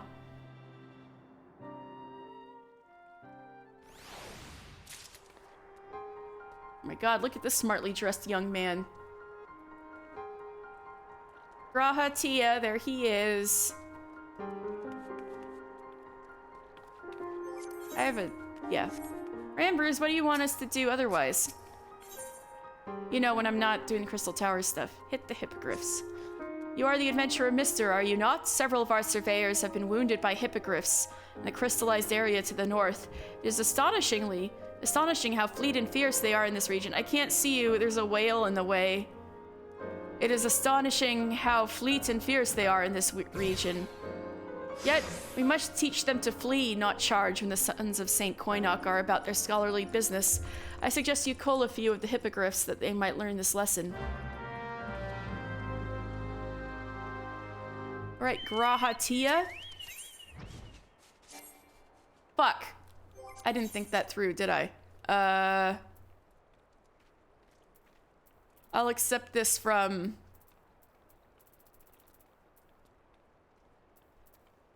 I'll accept this from Rambrews later.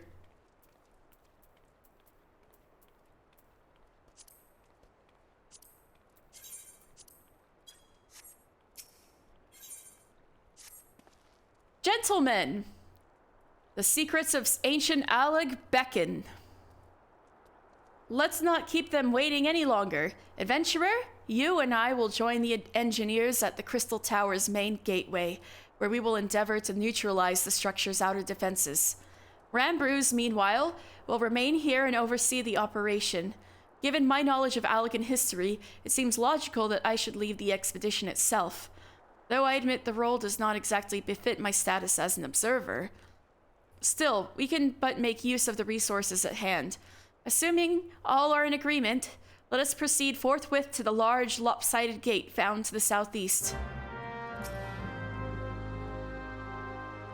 I have studied the legacy of the Allagan Empire for long years. Now that this expedition is at last underway, at the very core of my historical infatuation lies within my grasp. It falls to us, the Fellowship of Noah, to crack open the tomb of a fallen civilization and bring the wealth of its history out of the shadows and into the light.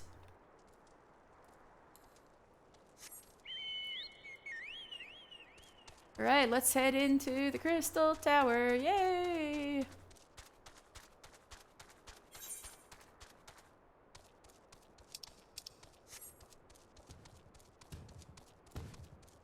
Figured we'd take the scenic way in.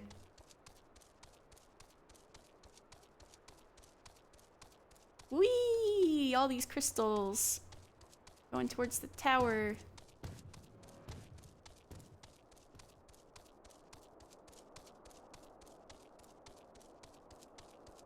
Oh yeah, I was supposed to rescue you. An adventurer! You come from the main camp? We feared the message would not reach you in time as harassment by the Gigas grows daily and something massive this way trundles. No problem.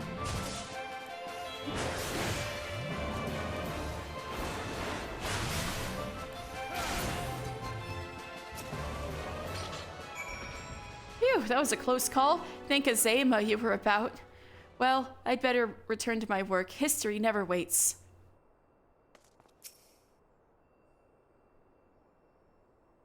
Alright, meanwhile, I gotta wait here and see if we can get in.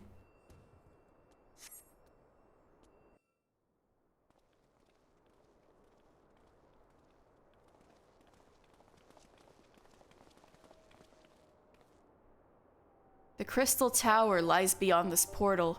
Now comes the interesting part. Sid, you are the only one of our number who has ever crossed this threshold. I ask that you take the lead for the present. Oh, right. That actually looked at the statues and stuff.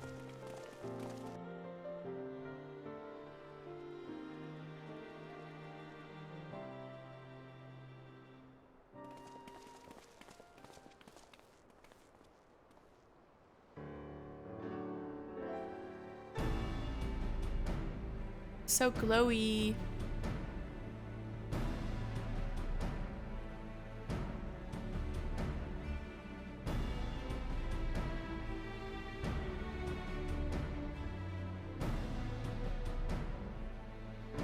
I say, the energy radiating from these statues is palpable. Lucky for us, that it is. One might otherwise stroll past them. Feast your eyes on the elemental defenses which prompted our lengthy preparations. These sentinels prevent would-be intruders from advancing within 20 yalms of this tower's inner reaches. Gonna throw another rock at it? Oh, you're gonna shoot an arrow at it. That works.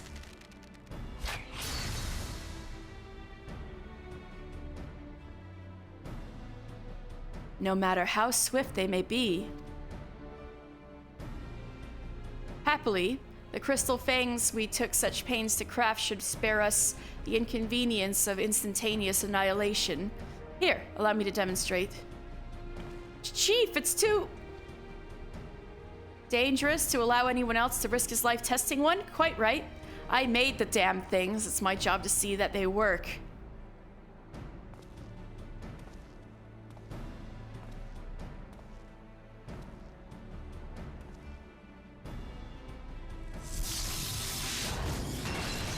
Sweet!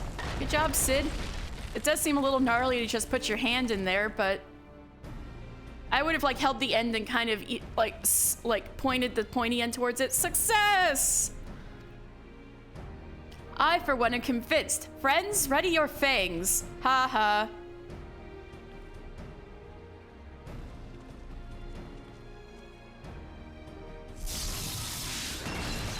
Yeah, nobody's scared anymore. You just gotta make sure you match the right element to the right element, right? Or else you lose your hand. Of course, G'raha Tia gets the wind one, the eternal wind one.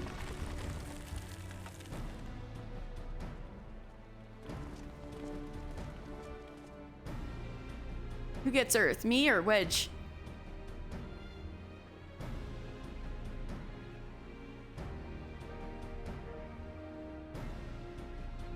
Wedge is too chicken?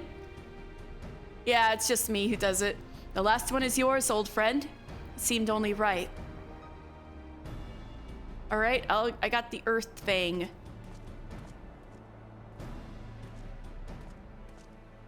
All right, am I gonna lose my hand? Let's see. Hey, pretty sweet. Let's go.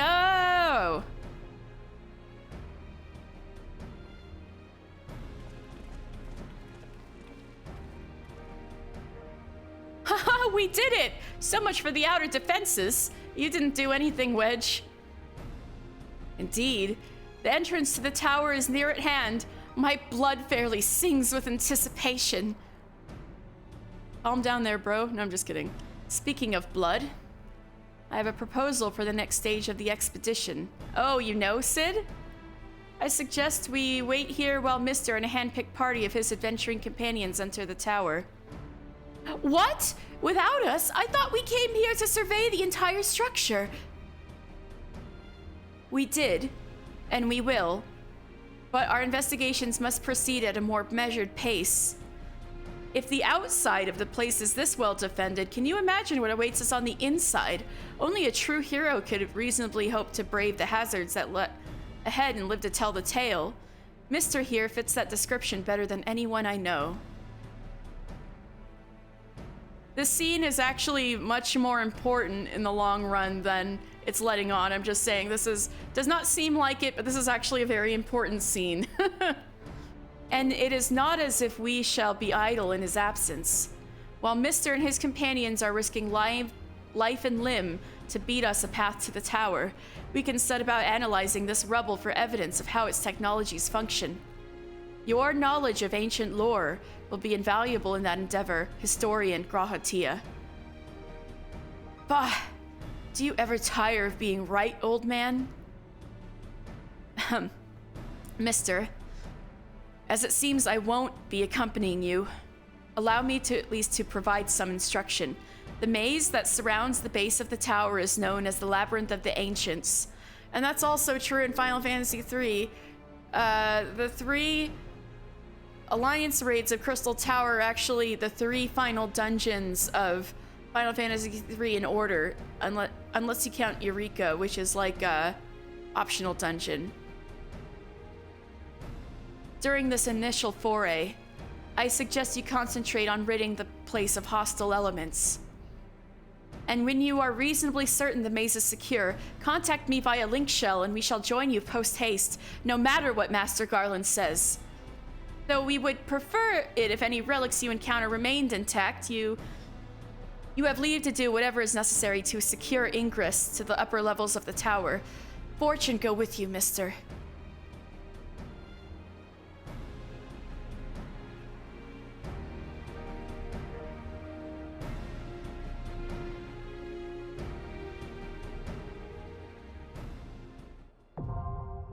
Labyrinth of the Ancients, now available.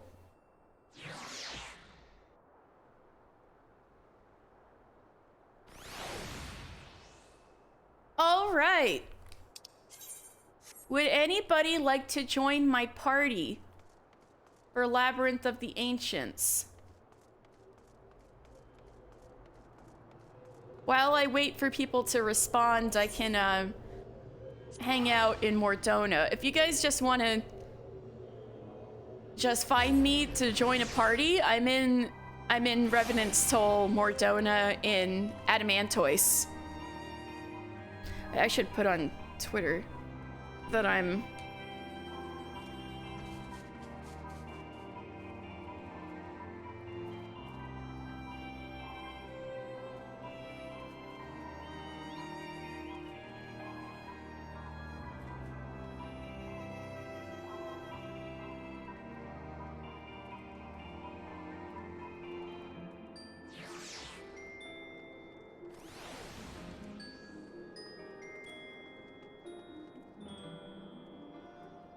About to do Labyrinth of the Ancients.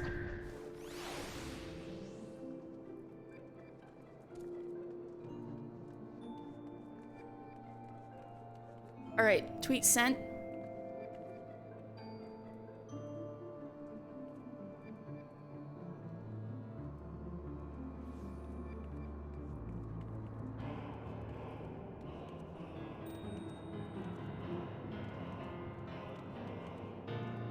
Alright, well, I wait a bit to see if anybody wants to come with me to Labyrinth of the Ancients, although, ooh, that's the new Lotus that you can get from the shop. It is quite cool looking. While I wait a bit for people to come with, I will start on some other quests, like,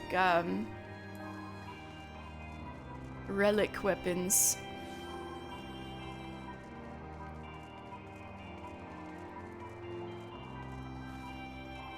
I talked to Rowena.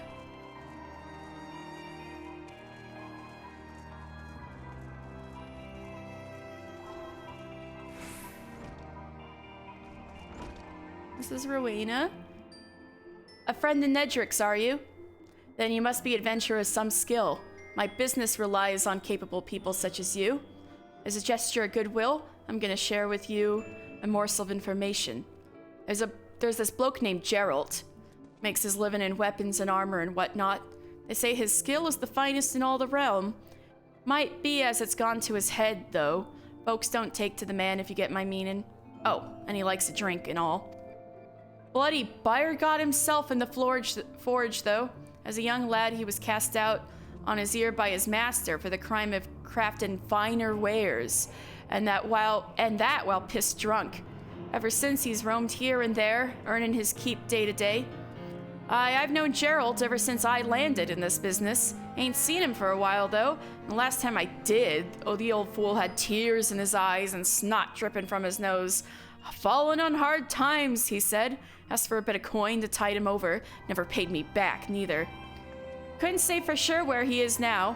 Seem to remember hearing he was in the Black Shroud, putting up at Hurst Mill or someplace. You might do well to commission his work. He'll even reforge the relics of old if you make it worth his while. And there ain't no other in Eorzea as can do that. If it's relics you care to know about, I've a promise of payment for what might catch your fancy. Don't look like much, but it'll get old Geralt to fire up his forge, that much I promise.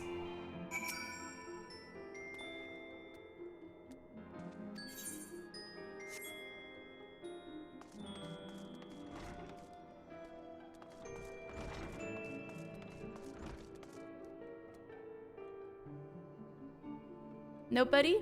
I mean, I don't blame anybody for not wanting to do Crystal Tower in the year of our Lord 2022.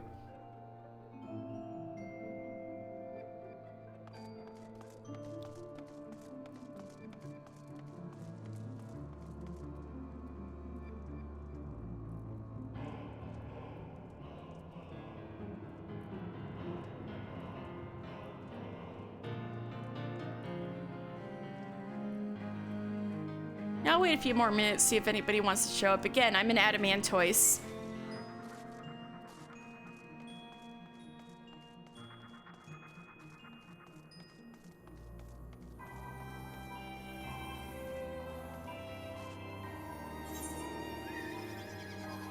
Might as well finish this quest too out here.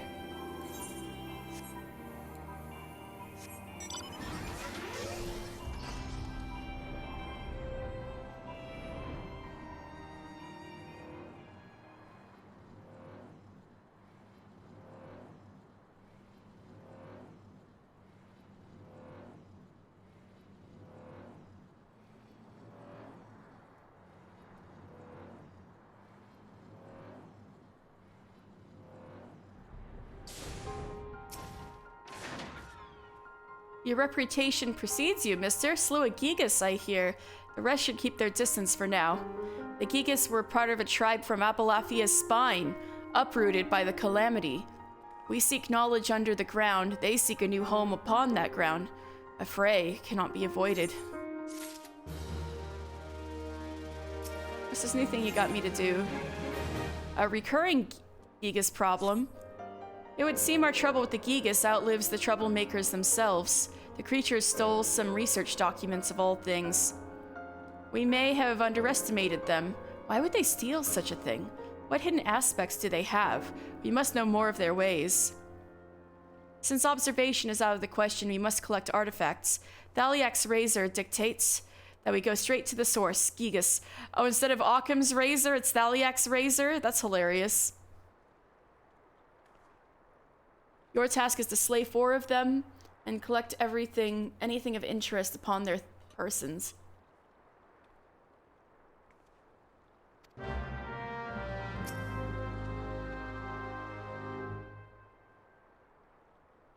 The work goes well, or well enough considering the challenges we face. The scourge of giants and forces inimical to scholarship rob me of my sleep. Oh, Biggs and Wedge are here. The Allegan civilization thrived within the borders of the vast empire, producing marvels the likes of which this world has never seen again. But said that its technology was so advanced, the Magitech of Garlemald appears crude and childlike in comparison. When I first laid eyes on the Crystal Tower, I finally realized the truth of that claim. You just leave the business of sorting out the aftermath to us. Focus on clearing out the nasties and we'll move in to survey what's left. Technology should never be used to... Yeah, that's the same. If the secrets of the Crystal Tower are as dangerous as we expect, then I mean to keep them under lock and key. The terrible mistakes of history need not be repeated. Okay...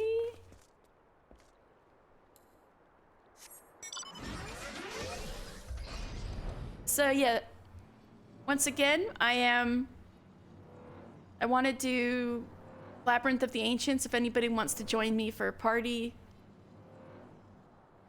I'm in Mordona in Adamantoise right now.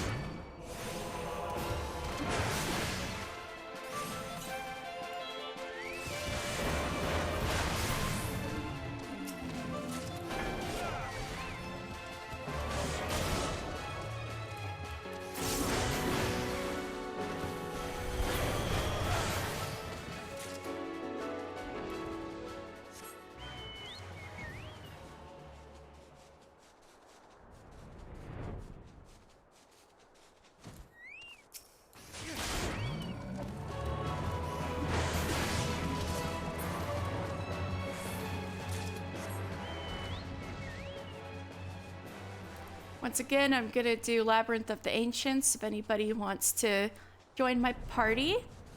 I'm in Adamantoise in Mordona.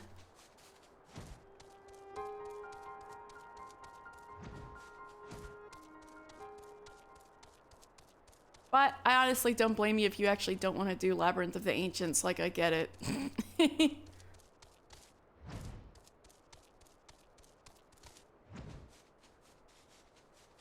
Where's one more Gigas? There you are.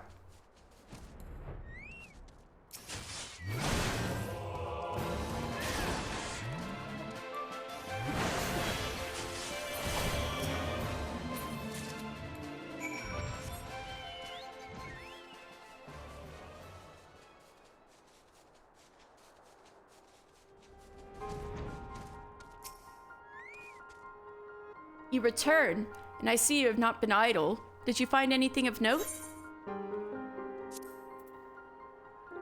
Jagged crystals. What's this? Pieces of crystal? I don't understand why you would... Oh, they're all carved to some degree. Interesting. They each have a certain statuesque quality to them. This one in particular is recognizable. It is crude, but this likeness is of the Crystal Tower. Ooh. I cannot see a Gigas taking the time to shape such a thing solely for amusement. Maybe they... Yeah. Ah, I'd almost forgotten, but there is a report 2 months ago from another party molested by Gigas. They, too, encountered such a crystal, and from their studies of it, they made out 2 words, holy place. The Gigas may venerate the Crystal Tower. This may explain their migration following the calamity as well. I could see that thing suddenly appearing and people thinking it's holy. Mister, and start like worshipping it. Mister, will you observe the Gigas from a place well hid? After placing this likeness in plain sight? We naturalists lack the necessary training to risk such an observation, but I have every confidence you will remain undetected.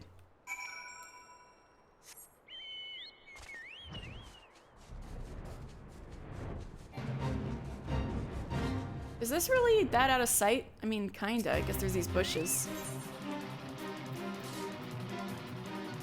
Crystal Tower statue.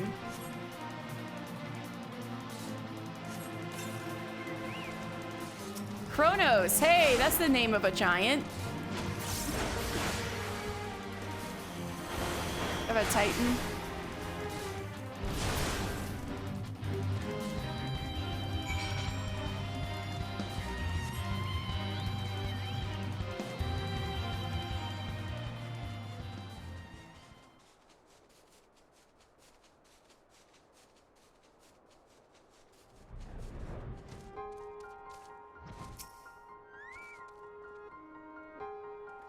You observed them? What I would not have given to have been there. What manner of things did you see? Stolen document. Isn't this what you needed? This is from the documents reported lost to the Gigas. We had thought them carried off pell-mell, but you say one who looked the chief among them had it? He tore a sketch of the Crystal Tower from the records and kept it as a precious thing. We must conclude that the tower is indeed holy to them. Gigas have been known to lead other giant kind, for they have the cleverness for it. If they can lead, they can create an army. If they can worship, they can start a crusade. Or so history tells us. For these are matters we must be mindful of. Thank you, mister, for risking so much for this knowledge. No problem.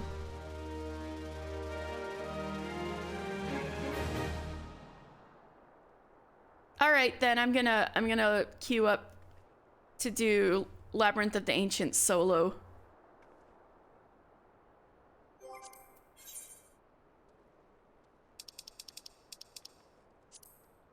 With the help of Sidnan Garland, members of the expedition to the Crystal Tower have successfully penetrated the defenses of the 8 Sentinels. The ancient Allagan structure is not so easily entered, however, and the Labyrinth of the Ancients now awaits the Fellowship of Noah as they seek the ultimate prize. How fast a Q will like his tank? Less than 5 minutes? That's fair.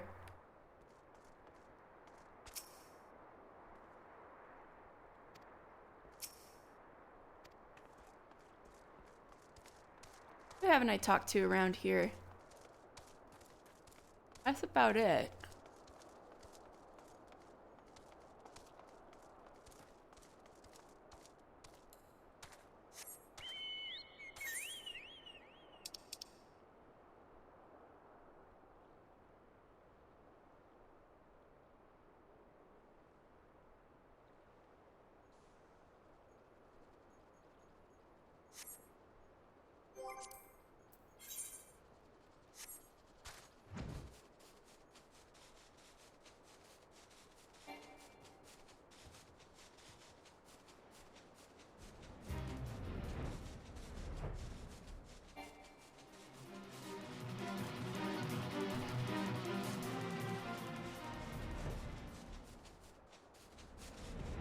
I'll go back to the 8 Sentinels area.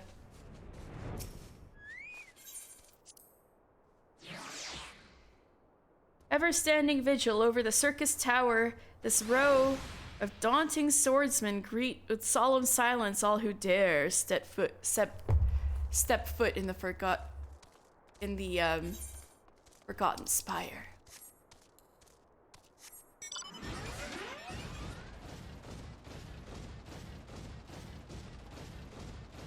But they're all crumbled now, so we don't need to worry.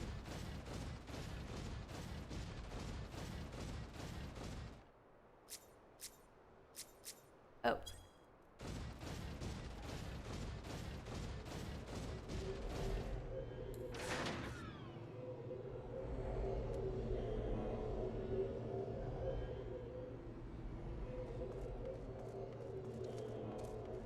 You can kind of see the labyrinth below. There's kind of stone structures at the bottom there.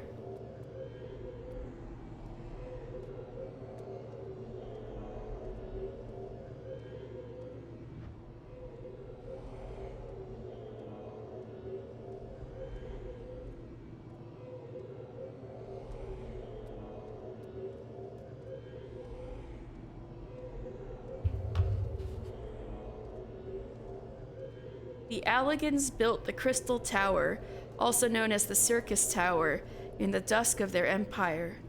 While little is known about the gargantuan structure, the Sons of St. Koinok have surmised that it was constructed to accumulate the endless energies of the sun.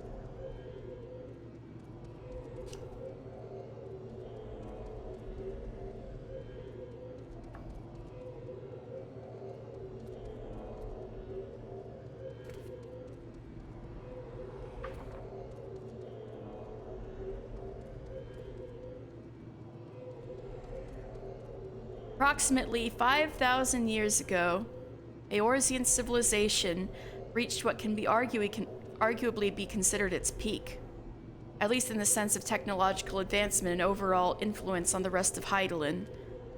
With the advent of the Allagan Empire and its spread north to Ilsabard, east to Authard, and south to Meracidia,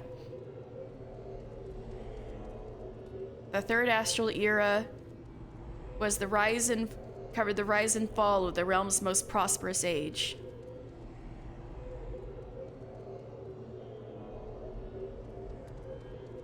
Nearly 6 centuries ago, a determined young man in Ul'dah so 6 centuries ago. So that was within... Yeah, so I made a mistake earlier. Koinok wasn't alive during the 4th Astral Era, but I think a lot of the attitudes were still around, because nobody believed that Allag was a thing 600 years ago. So I made a mistake earlier. Saint Koinok was alive in the 5th Astral Era, not the 4th.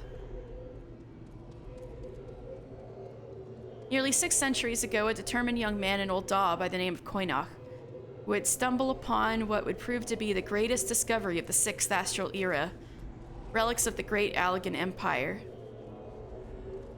In order of Nald'thal Seminarian, Koinok was immensely clever, consistently receiving the highest marks amongst his peers.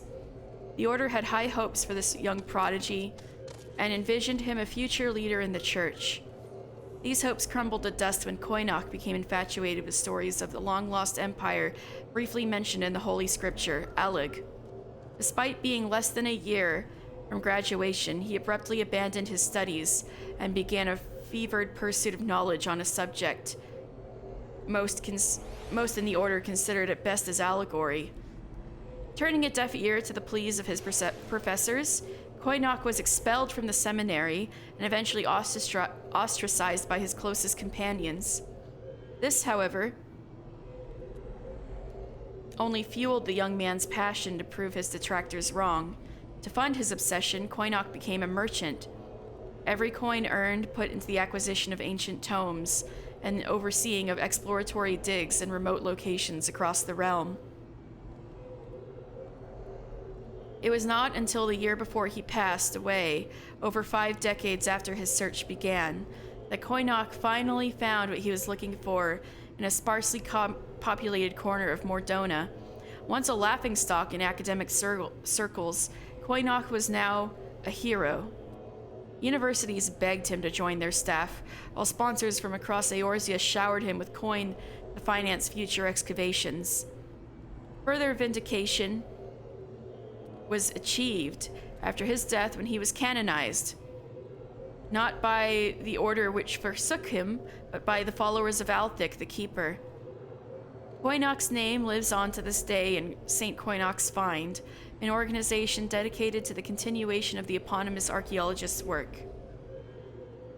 The destruction wrought by both the Battle of Silver Tear Skies and the subsequent calamity altered the land of Mordona the land in general, in such a dramatic fashion that locations once submerged under hundreds of yalms of water were now exposed, revealing Allagan ruins which had not seen the light of day for countless summers. The scholars of St. Koinok's Find have since begun excavating in those areas in hopes of making their next big discovery. Oh, finally. Hey, nice timing. I just got to the end of that section.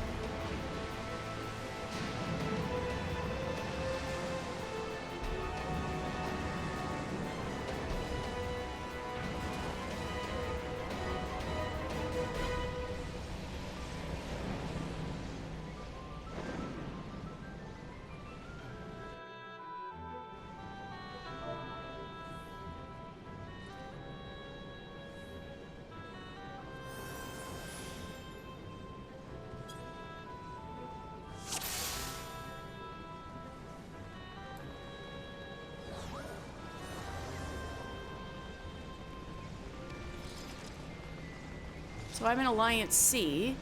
Okay.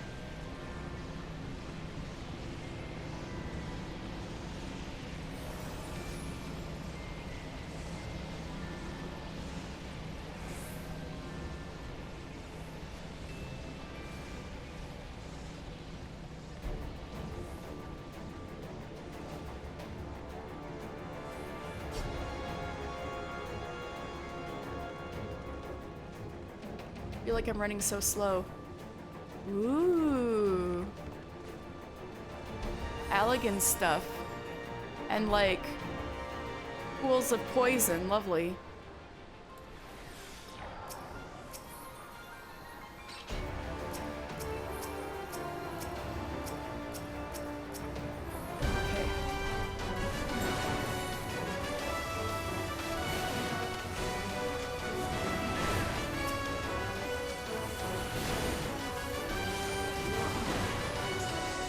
Oh fuck, I'm gonna die. Ah!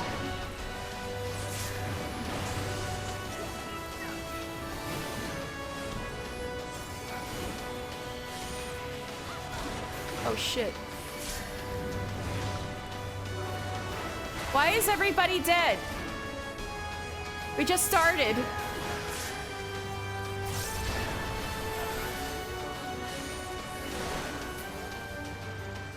Oh my god.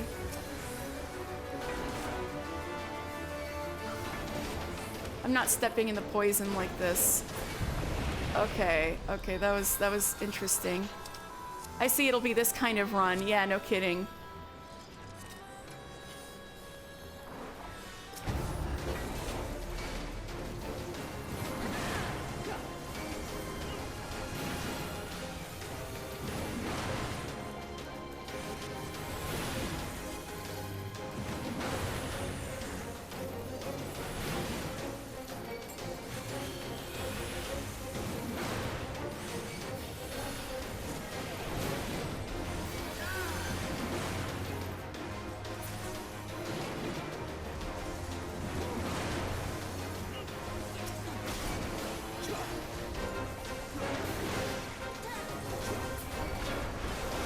least I didn't die yet.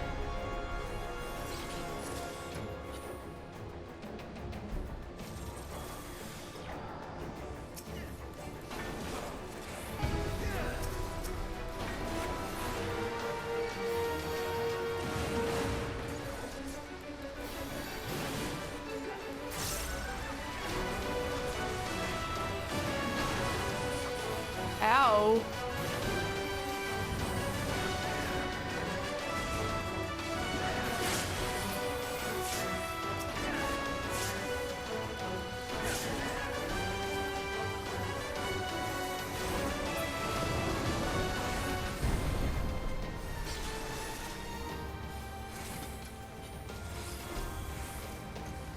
I'm leaving the dragon to someone else.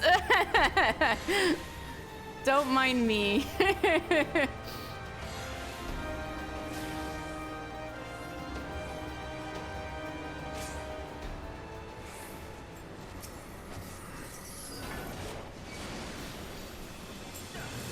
Oh, he's not gonna lead them behind?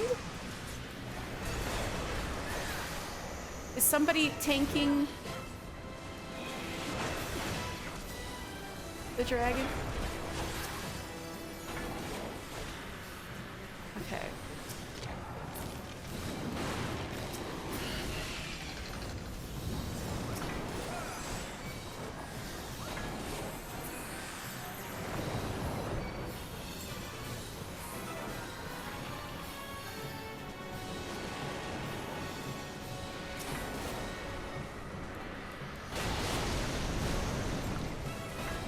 All right, here we go.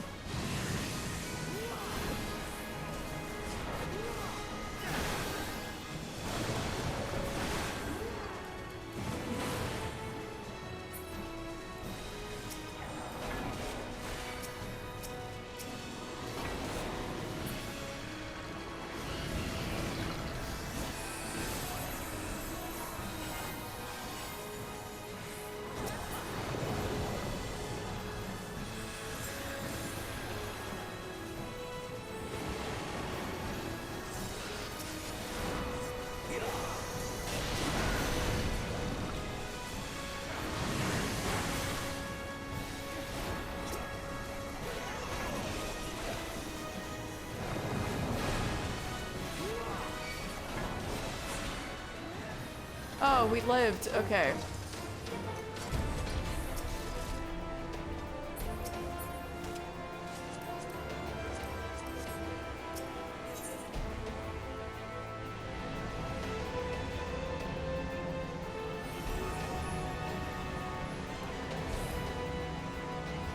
I gotta catch up now. Ah!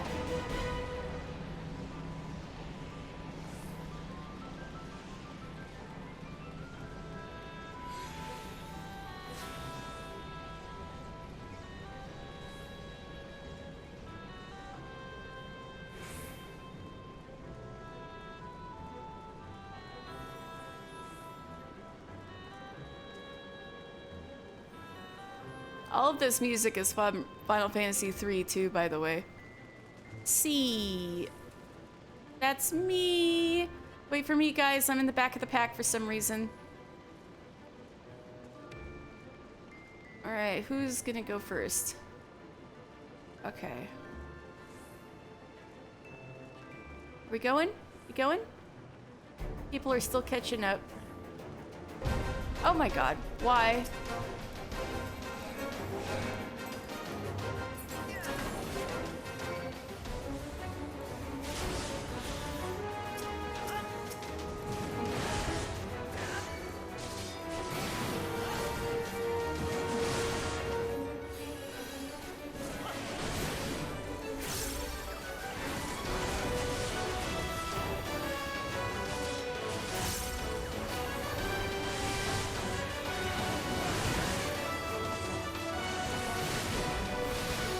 Oh, fuck.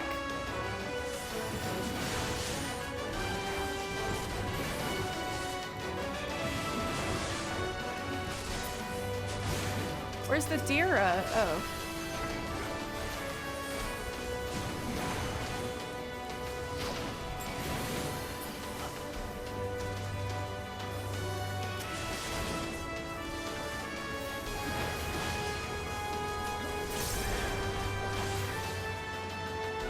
we did it!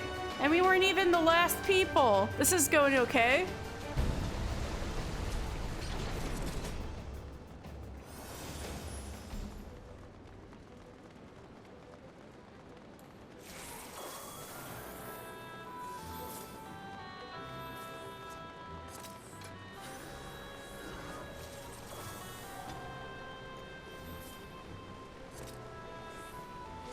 Thanatos. So who's gonna be Ghosty? Not me!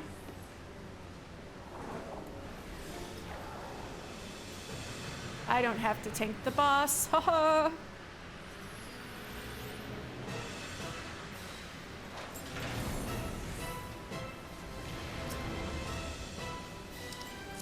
Each group A attacks boss first, everyone else on the ads. Oh, I forgot. Was it always Group A that gets ghosted first? I never noticed.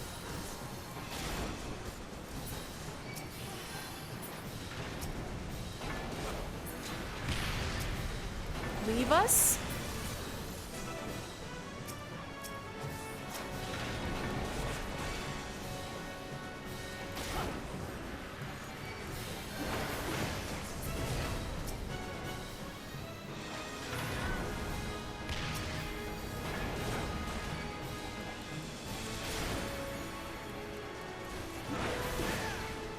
There's some void scent in here. What's this void scent business about? Nobody was talking about no Allagan void scent.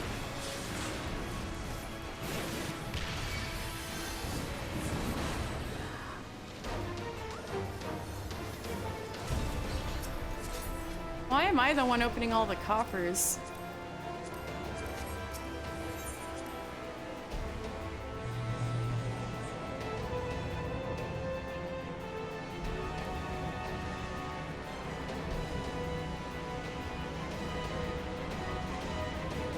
I forget what's next. Is it the Allagan bomb thing? Bombs are also void scent.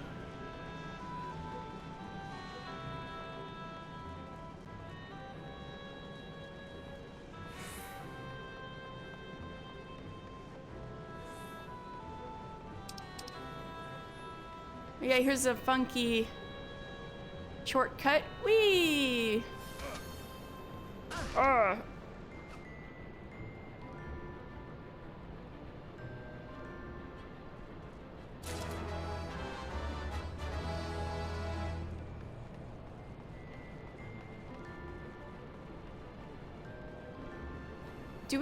Are we on the right? Is C on the right? Are we good?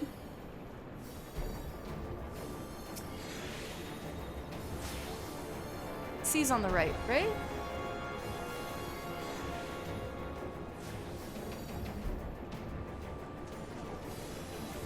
I feel like there should be more of us here, no? All right, hey, you. Come over here, fool! Come over here, further, over here. Thank you.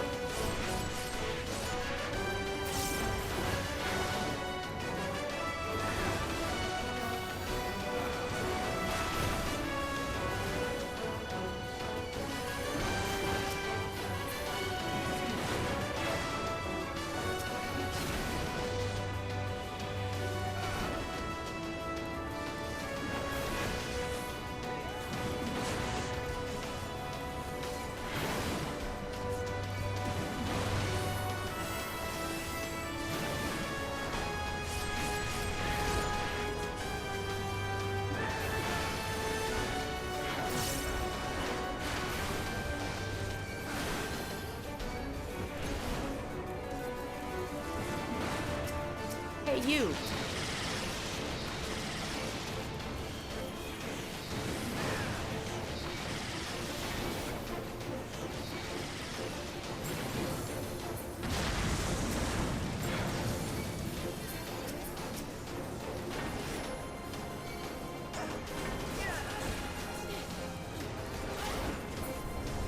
All right, not so bad.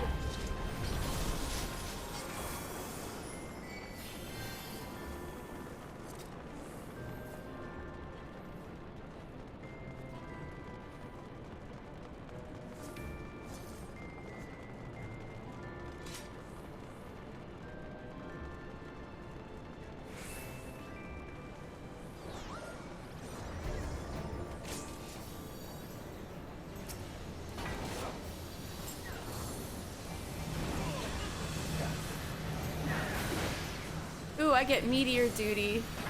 No pun intended.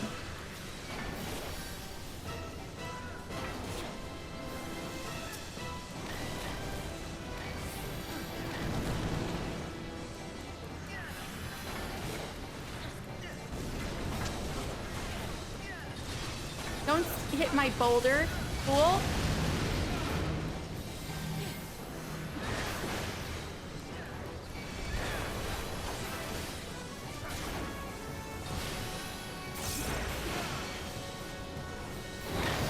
Where's those boulders at?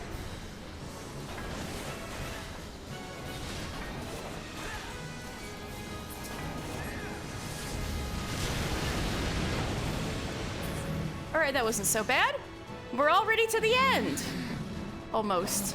Oh, I forgot there's a cutscene here.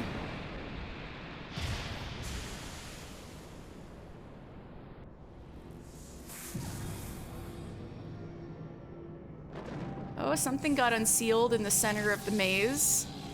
Big old crystal getting embedded. I totally forgot about this scene. Aww.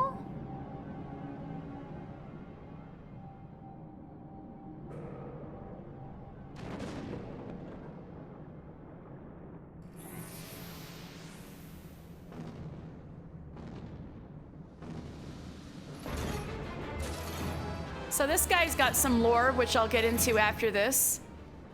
But, funny enough, they had to change this guy's name.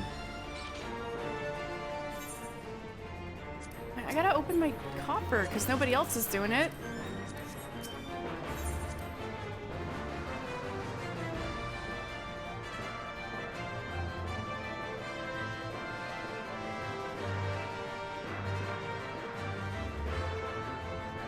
Hello? There we go. Hey, let me in. How rude. They won't wait for me.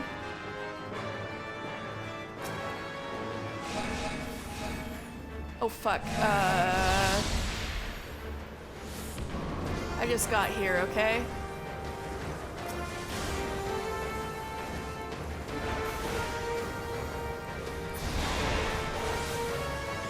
Wolves? I couldn't tank for my guys. Because he couldn't wait for me.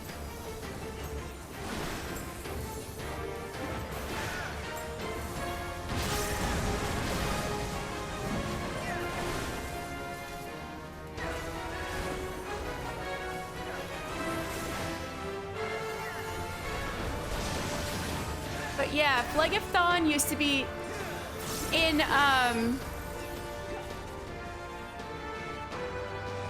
the original Final Fantasy III, his name was Teton, which was actually different from Titan.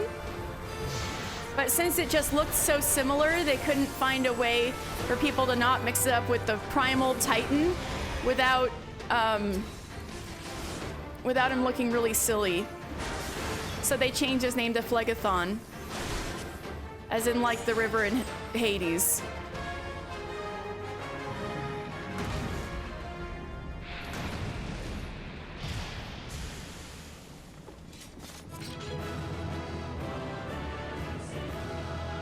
Well, that was interesting. Well, we got through it and I didn't die, so that's good. Labyrinth of the Ancients complete.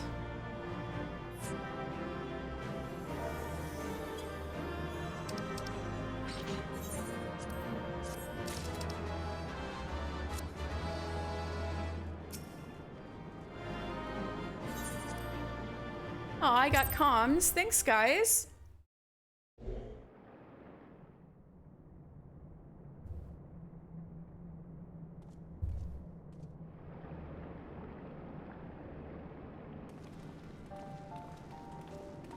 Oh there, mister.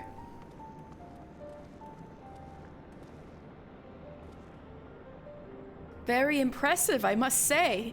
Your name shall be writ large in the volumes that are sure to be penned on this historic expedition.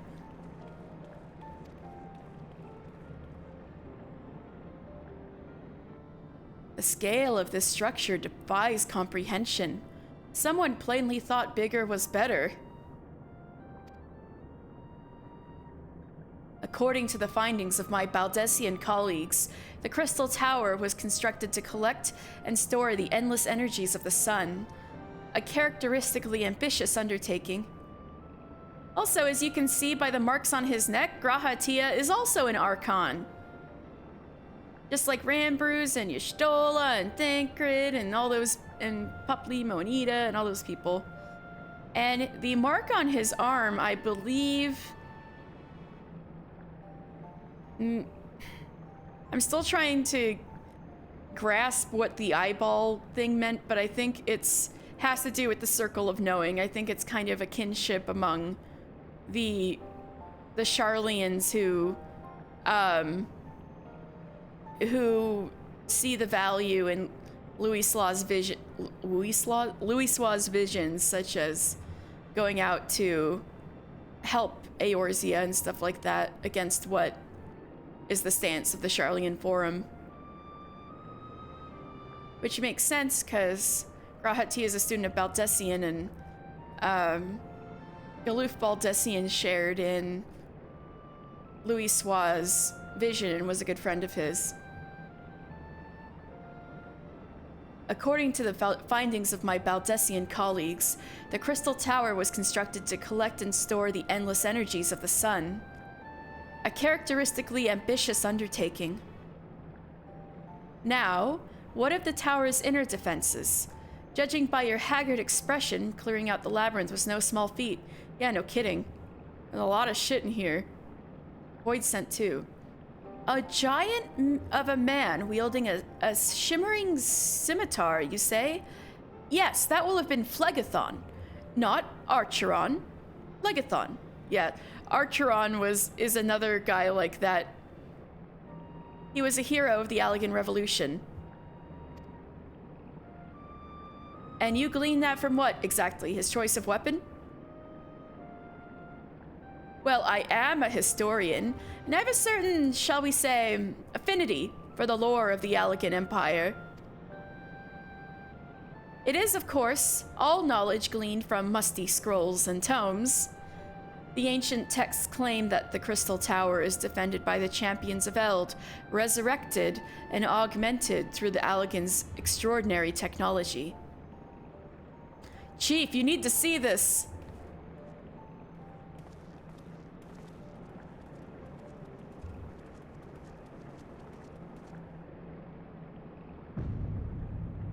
Ooh, the Crystal Tower. Well, well, there it is. The foot of the tower. What surprises do you have in store for us, I wonder?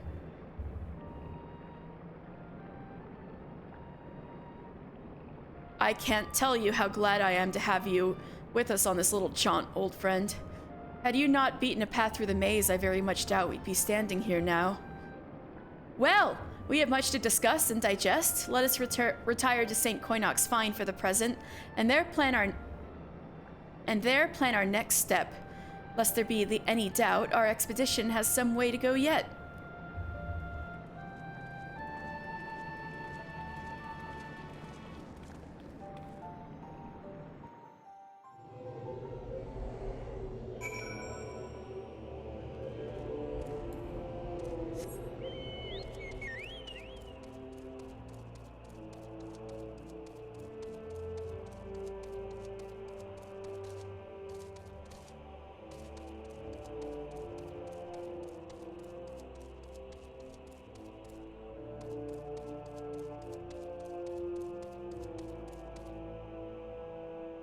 Oh wait, so anyway,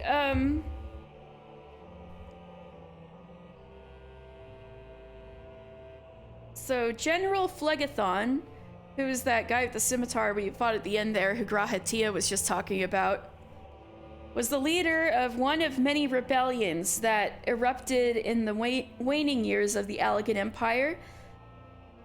Imperial annals paint Phlegethon as a murderous villain. Writings of the common folk, however, reveal the general's status of as a hero to the people. Adored though he was, the revolutionary leader was eventually captured by agents of the Empire, and his body was forcibly altered through sorcery and science, his mind broken and conditioned to obey. So actually, his backstory is actually pretty messed up. He was rebelling against the Allagans, but then they captured him and changed his body, make him all giant and strong and stuff, and made him into a mindless killing machine to guard the Crystal Tower, which is like the pinnacle of everything the Empire stands for, the Empire he fought against.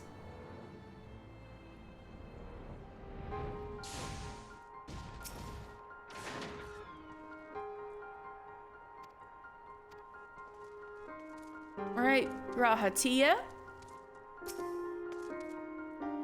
So good of you to join us, mister. Our meeting would be dull indeed without a full account of your experiences in the labyrinth. Take a moment to collect yourself, and when you are ready, we shall debate on how best to proceed. Well, he said to take a moment to collect myself. I should take the Rambrews thing. I had to kill the hippogriffs. I already read that before. I had to drop the quest. All right, so before I talk to Mr. Grahatia again. Oh, writers, hello. How are you doing?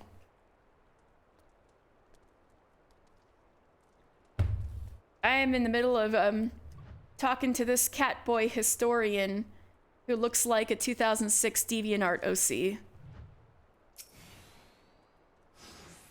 Oh, Grahatia. No.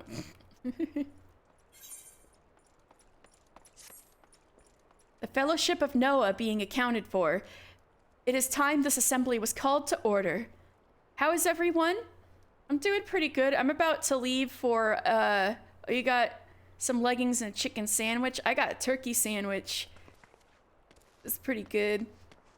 And I'm gonna be gone for a week after this. This is my last stream for a little while. So I want to end it off with a bang. The Fellowship of Noah being accounted for. I'm sorry, Graha, about my... Thank you for moving. All right. It is time this assembly was called to order. Oh, thank you. Rambrews will be presiding over the meeting. If you would so kindly as to inform him of your readiness to proceed...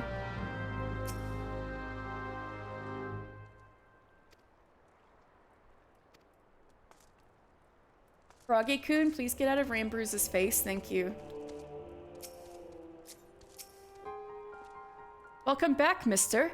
I've just been reading about your encounter in the Labyrinth of the Ancients.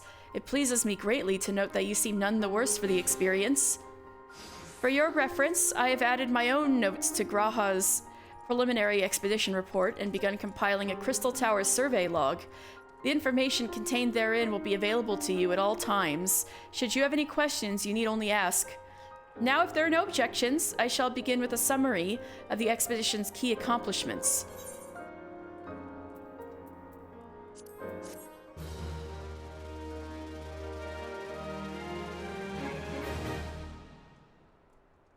In the course of this, our first foray into the grounds of the Crystal Tower, we succeeded in neutralizing the structure's outer defenses before proceeding to secure the maze surrounding the base of the spire. According to Mister's account, the labyrinth's defenses were most emphatically active. Disturbingly, his report also mentions a violent encounter with a sentry heavily augmented by Allagan technology. In short, our misgivings were well-founded. The Crystal Tower was not simply thrust above ground by the chaotic shifting of Earth. It has somehow been reawoken. If, as seems increasingly likely, the tower's secrets should prove too dangerous to share with the world, we'll have no choice but to contain them. Short of leveling the place, this will almost certainly involve returning its mechanisms to a state of dormancy. To do that, however, we will first need to address the question of how they work, a question to which must surely be waiting for us inside the tower itself. In conclusion, that is where we must go.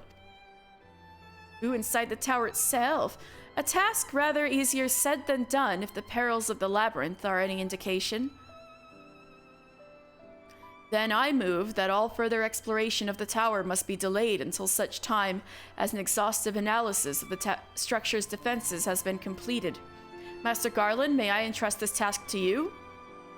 You never wore leggings before, but they feel so comfortable and I feel so ridiculously agile.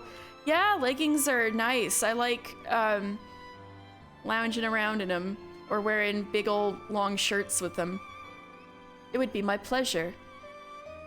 Don't forget about us. It's like you said, Chief. We founded the Ironworks to make sure that technology was used for the right reasons, and that means making sure it's not used for the wrong ones. We wouldn't be doing our jobs if we didn't see this through to the end. Lads, well, I hope you're ready for some backbreaking chores. Well, everything seems to be in hand here, so I shall take my leave of you for the present. If I am to witness this valiant tale unfold with mine own eyes, I must needs hone my martial skills ere we ascend the pyre. Yeah, you want to come with us this time, don't you, G'raha? You didn't like that you were left behind. Exhaustive Analysis is my new drag name. Hi! Hi, Steven! How are you?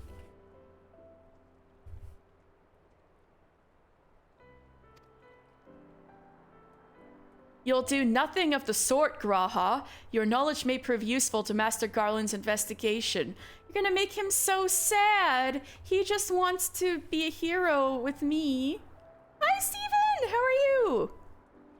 Or I guess I should call you Slash, right? I'm sorry. Yay! So glad to hear.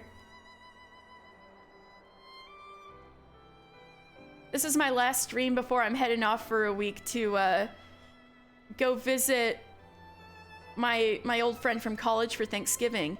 You have to work early AF because I have a move-in today near the office. Oh, man, that's always a lot. Oh, yeah. I hope it goes well. It's not too stressful on either of you. Look at him pouting. As an observer, I am not, strictly speaking, subject to your authority. Pray do not mistake my intent, mister. Week trip to Japan. Oh, dang. Yeah, I wish I could. I wish I could. I'm going to Arizona.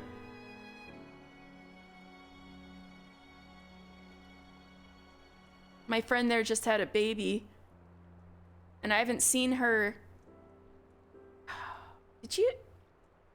I don't think you met her when I met her in Japan. She used to work for Jet. And she's who I saw when I went to Hokkaido. But I haven't seen her since then. So I literally haven't seen her since like 2017. And now she's got like a husband and a baby. And so I'm gonna meet all of them. Pray do not mistake my intent, mister. I am well aware that I shall never be a match for one with your innate talents, however hard I train. Be that as it may, pray do not allow your skills to rust from disuse during the coming pause.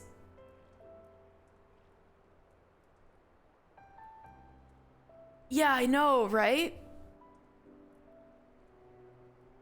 Yeah, I'm really looking forward to it.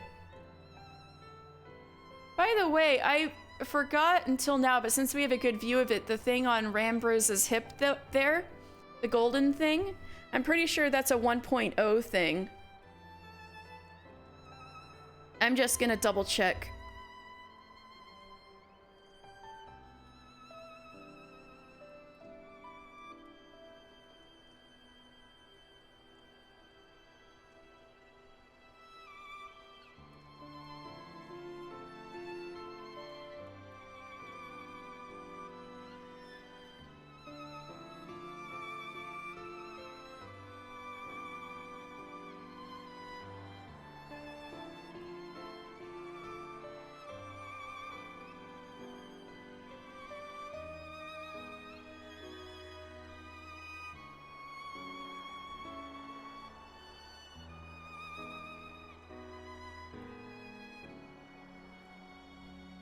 I'll have to look it up. It's not necessarily something an Arcanist uses, but I know the thing that Rambrews has, I'm pretty sure, is a 1.0 thing. I'll have to look up exactly what it is.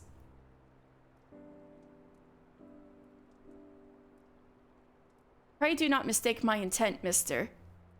I am well aware that I shall never be a match for one of with your innate talents, however hard I train.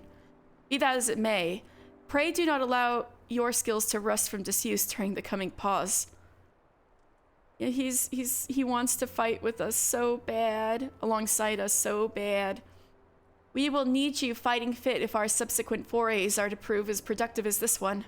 Mark me, we have not yet caught more than the briefest glimpse of that which the time has obscured. Soon, however, we shall cast off the veil and gaze upon the glory of the Allagan Empire. Once you get enough money, you're gonna go to Sweden, Russia, or Latvia? Oh, that'll be cool. Yeah. You know, I found out, for some reason, most of my VOD views on YouTube are from Latvia, and I have no idea why. I thought that was interesting. And with that encouraging thought in mind, it is time to bring this assembly to a close. Let us all focus on the tasks at hand, that our next expedition... I know, right? That our next expedition may begin all the sooner. Meeting adjourned.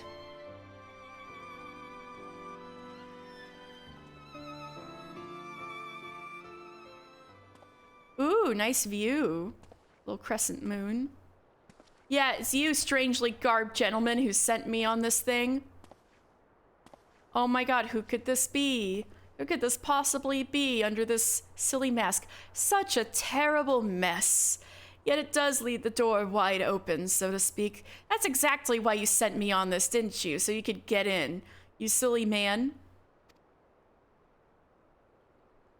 One cannot help but be impressed. I'm beginning to understand the reliance you place on adventurers, old friend. So, this is the legacy the Allagan Empire left behind. If my readings are correct, the energy source waiting atop the tower is a match for even the Ultima weapon. Nay, more than a match. I was about to say, I'm pretty sure the Ultima weapon is like a pipsqueak in comparison. A new toy for me to play with. Yes. Oh, what a surprise. It's Nero. Who could have guessed? You're gonna play some Violet on the train? Have a safe trip and lovely rest of your stream. Oh, thank you so much for checking in, Steven. I really appreciate it. You have... Oh, I got Violet too. I'm gonna play Violet on the plane. You have a great time today, and I hope the move-in goes well. Thank you for dropping in, Slash. I believe the fates had conspired to deny me my just rewards once again, but it would seem they had a greater destiny in mind for me. Are you gonna go too, unfortunately? Aw, that's fine, writers. I kind of needed to take a break soon anyway, but thank you so much to you too for dropping in and saying hi. I really appreciate it.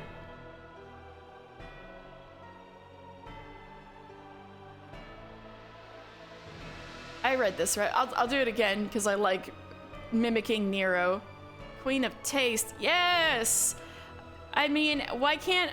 I mean, that lightning lizard, whatever's going on with it, just looks so cool. I couldn't not. Yes, of course! I believe the fates had conspired to deny me my just rewards once again, but it seemed they had a greater destiny in mind for me. And so long as my ambition burns, I shall strive to seize it. The dream lives on, Cid.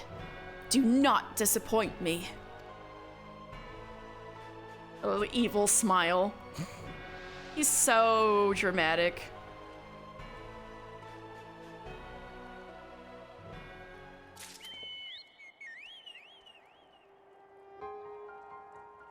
All right, yeah, before we dive into this next part, going towards Circus Tower, I'm gonna take a teensy break, get all refreshed and stuff, and then we'll go head up and we're gonna unlock the Circus Tower soon. So stay tuned and go refresh yourself, see if you need a drink of water too. I'll take a little break. I'll see you in a bit.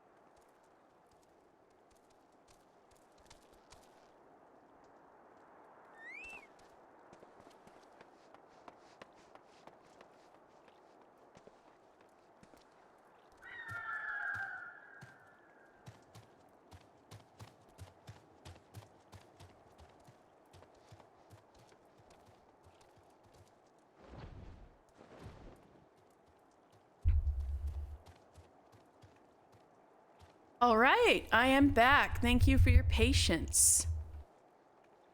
Let's see, what's the next step? Let's just pretend we gave them all the time they need.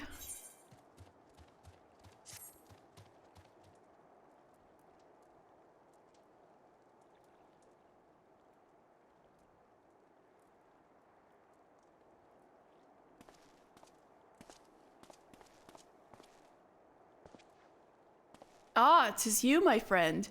You are doubtless eager to hear of our progress on the Crystal Tower. Excellent. I'd be disappointed to hear otherwise. Of course, disappointed is the word of the day, I fear. I'm ashamed to say there is nothing worthwhile to report. The suns continue to probe the labyrinth of the ancients, and every day brings new discoveries. Alas, the same cannot be said of the Crystal Tower proper. We've not been able to set so much as a single foot inside it. You will recall how the 8 sentinels stood between us and the labyrinth initially. In like manner, the entryway to the principal spire, Circus Tower, the Allagans called it, is also protected by a technology far more advanced than our own. Sid and I have tried every trick we know, but without success. Frankly speaking, we are at a loss. It is discouraging, but we cannot give up. There must be a way in. And so the situation stands, my friend. Till we gain entry into the tower, I fear your talents shan't avail us. It will require time that I am loath to waste, but I have a mind to set my people to scouring such ancient texts as we have on hand. Perhaps we can be of assistance. And you are? Ah, these two. We look distinctly not Allagan. A good thing you guys don't know what Allagan dress looks like, haha. Be at ease, friends, for we share the self-same goal. I am Une, and my companion is called Doga. We are scholars of the Allagan civilization sent by the students of Baldessian to assist in your endeavor. I'm pretty sure Grahatia would recognize y'all if that was the case. Une and Doga, rather unusual names for this day and age, if I might be forgiven for observing. But I digress. You claim to be here at the students' behest, but we have received nary word of your coming. I'm sure you'll not take it amiss if we seem somewhat doubtful. We can only assume you would know. Wait. Oh, your eye is bothering you? Why did I press X too fast? What is it, Graha? 'Tis nothing. There was a pain, but it has subsided. What, you weren't having a Chunibyo moment with your red eye? Hey, you two have distinctly red eyes. That's funny. Well, well, this is rather unexpected. Your right eye is the same as ours. The same? You have the Allagan eye as well? This sanguine hue is said to be a trait unique to the Allagans, yet I inherit it from my father as he did from his.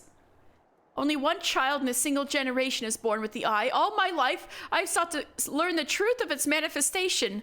If there is aught you know, I implore you to tell me. Damn, that was a lot of info dumping all at once. My deepest apologies, but we have no answers for you. Only one thing is certain. Those who possess the trait are bound by fate to Allag.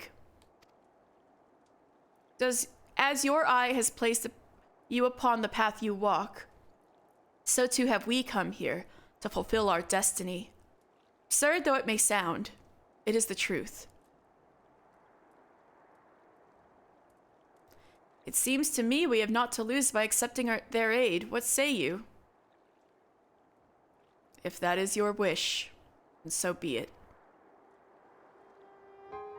Yet know that I still mean to verify your story with the students of Baldessian when I am able. I trust there will be no objections. Very well. As of this moment, I name Une and Doga advisory members of Noah. Without further ado, let us have them examine the Circus Tower entrance. So Une and Doga are also Final Fantasy III characters, but they were really old, like a really old witch and wizard. Like super old. In that game, but they were very important.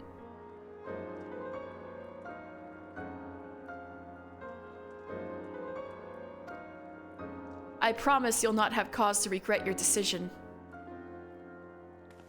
Mister, I should be much obliged if you were to accompany our new friends to the tower. Biggs and Wedge are presently surveying the 8 sentinels, and the 2 of them can show you the way. Upon arrival, pray report to Master Garland. He will brief you of the situation. I shall join you, mister. With Une and Doga's knowledge, along with your uncanny knack for setting events in motion, I am hopeful that we will finally see progress. But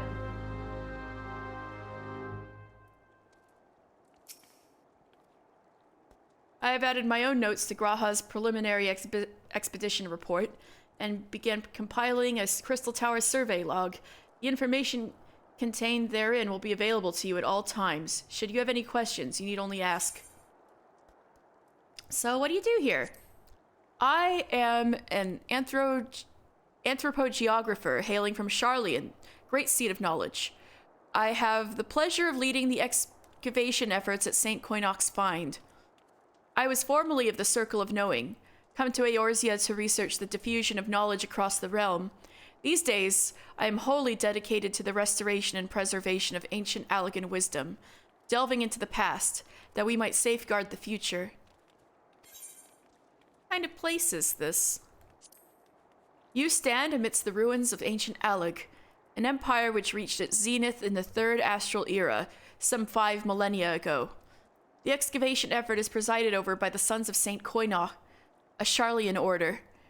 Lest you wonder, we name ourselves for the man who was raised to sainthood for proving the existence of the Allagan Empire, which was long thought to be naught but the stuff of myths. From the crystalline tower that threatens to pierce the heavens to the immense ruins that stretch in all directions below, there's no shortage of new discoveries here.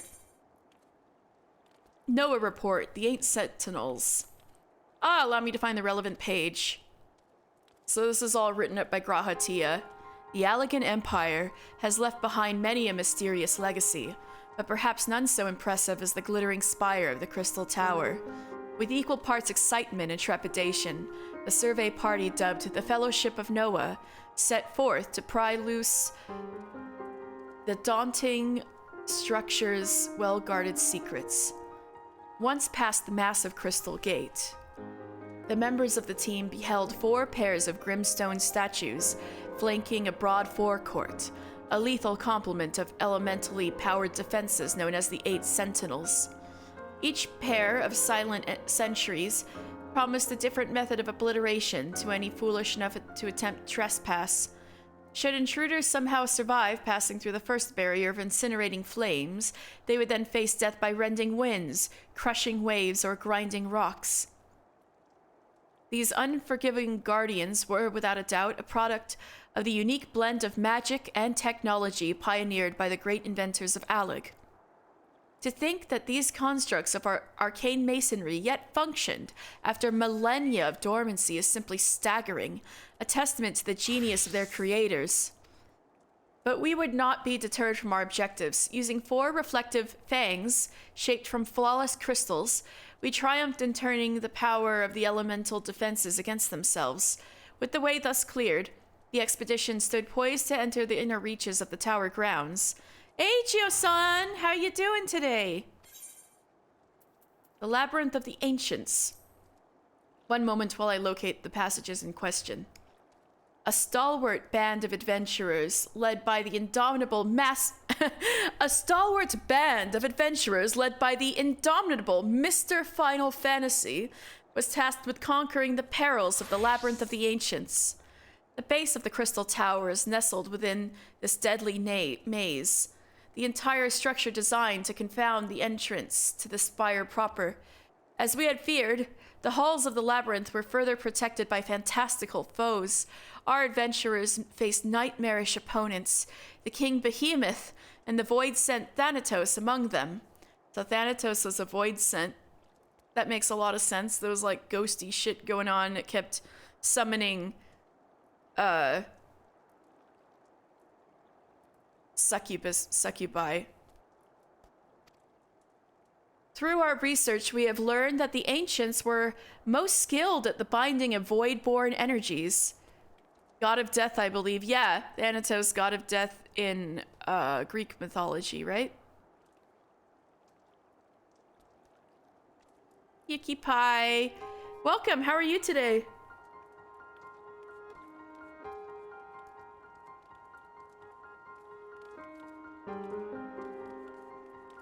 Through our research, we have learned that the ancients were most skilled at the binding of void-born entities, occult servants that were compelled to serve alongside augmented beasts and chimerical monstrosities.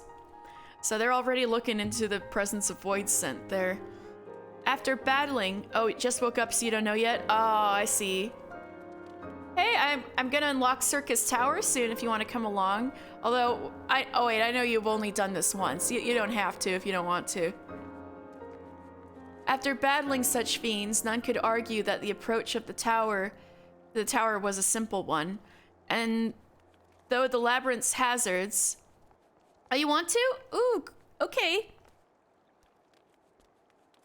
I'll be honored.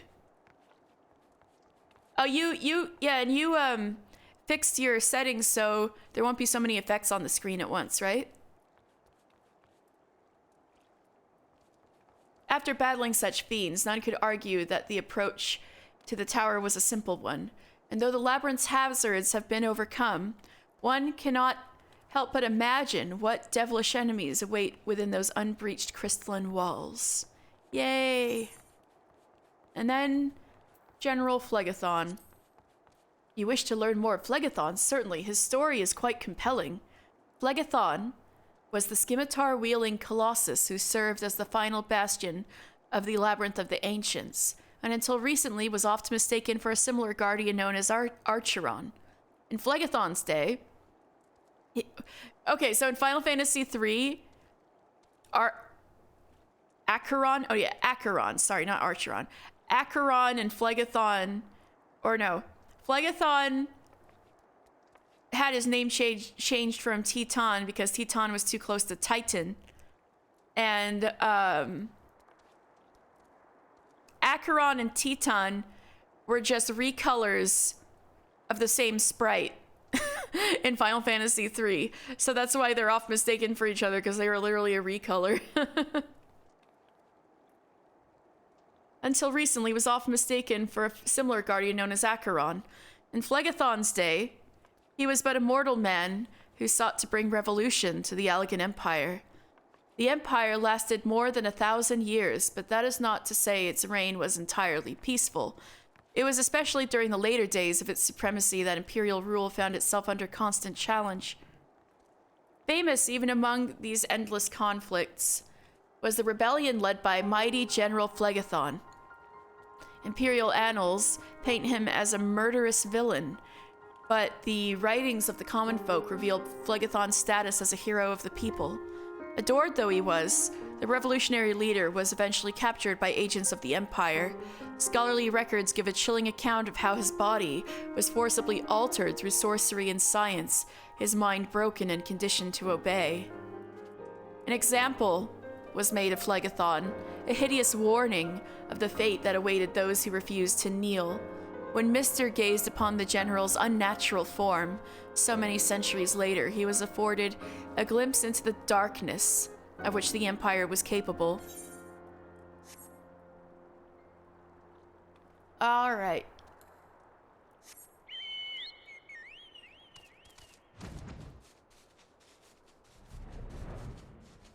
Now we gotta meet Une and Doga inside the Crystal Tower. How pretty.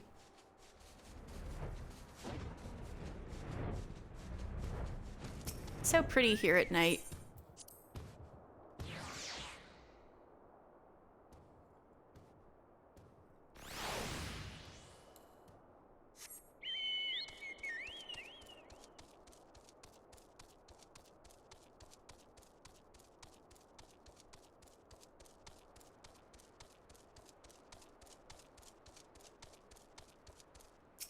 Oh, sorry, I didn't mean to trample you, Wedge. We're examining the rubble in the hopes that it'll yield a clue to entering Circus Tower. Can you tell we're getting desperate?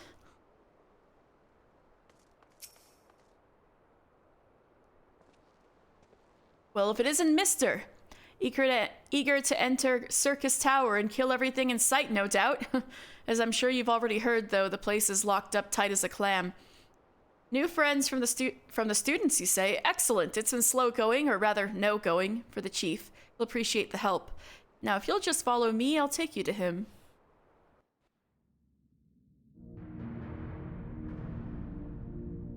Ooh, pretty gates. Golden. So these are the gates beyond the tower, the Labyrinth of the Ancients. That's why they look different from, like, the crooked gate out there in Mordona.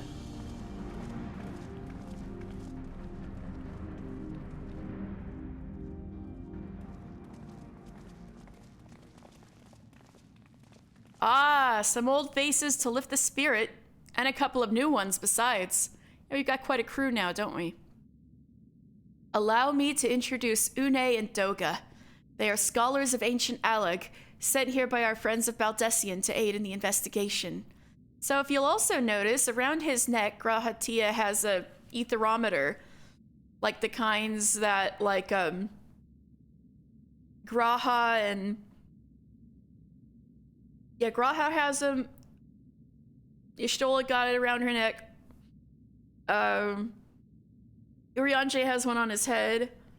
And like Papalymo, Ida, and Thancred also have them. Those goggle things. It's the same invention. Allow me to introduce Une and Doga. They are scholars of ancient Alag, sent here by our friends of Baldessian to aid in the investigation. We understand that you're having trouble circumventing the tower's defenses. 'Tis our hope that we can be of some small assistance. If your attire is aught to go by, your assistance should prove invaluable indeed.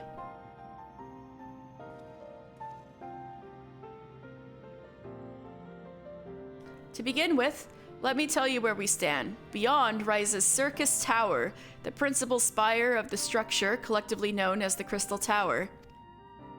The only way to get inside is through the proverbial front door, the imposing gate you see here. The problem is, we can't get it to open. It's sealed by some mechanism whose workings are an utter mystery to us. Having no success via more orthodox methods, I went at it with everything from a pickaxe to a Magitech cannon. Nothing so much as put a scratch on it. For a blessing, I see 2 hands on it. Maybe that means something? For a blessing, the gate doesn't try to reduce us to ashes like the 8 sentinels, but that doesn't make it any less effective a security measure. It's fiendishly frustrating in its simplicity. The only clue we have is the elaborate device carved upon it. A man. Oh yeah, I see the man on the right and the woman on the left in the 2 hands. The only clue we have is the elaborate device carved upon it. A man and a woman, respectant. Allagan royalty, by my judgment. And they're wearing rings. Precisely who these individuals were, we cannot say, nor do we know whether the device actually serves a purpose. Like as not, it is purely decorative.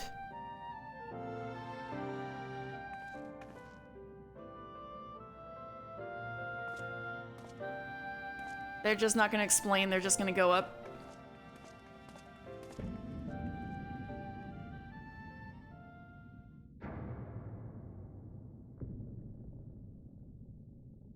If you're thinking to force it, save your strength. It's no use. Just ask the calluses of my hands.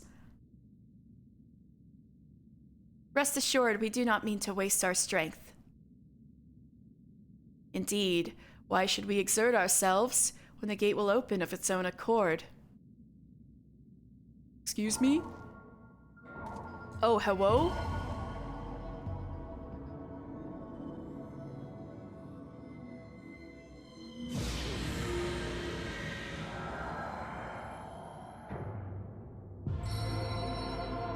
Ooh.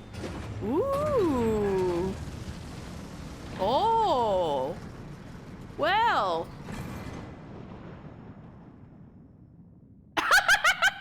His face. I don't think any of us expected that to happen. Yeah, you two are no ordinary students of Baldessian, you say? 7 hells. What is this? What did you do? What are you?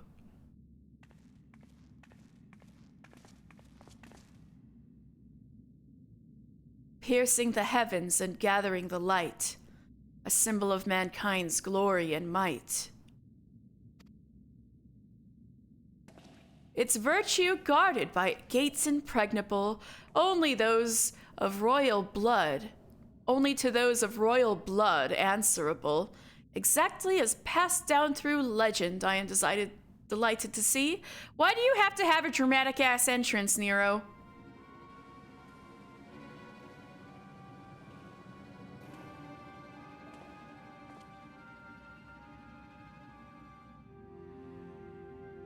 Nice coat, though. Where the hell did you get that?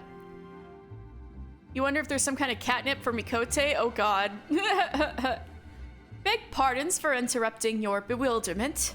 I couldn't help but notice the remarkable playthings you acquired. Nero? You're still alive? Garland, Garland, if I didn't know any better, I would say you weren't happy to see me. Ah, but I jest. In light of our recent meetings, you have every right to be wary. But rest assured, I am no longer a threat to you. My legion is, for all intents and purposes, defunct, and my association with it means a tight noose awaits me back in Garlemald. And so I've been roaming this land Eorzea, a regular itinerant. In the course of my wanderings, I chanced to catch wind of your latest venture. It sounded positively fascinating, so I decided to come here and join you. Yeah, after you sent me there to set the whole thing into motion. After the wrongs you've committed, you think us that gullible?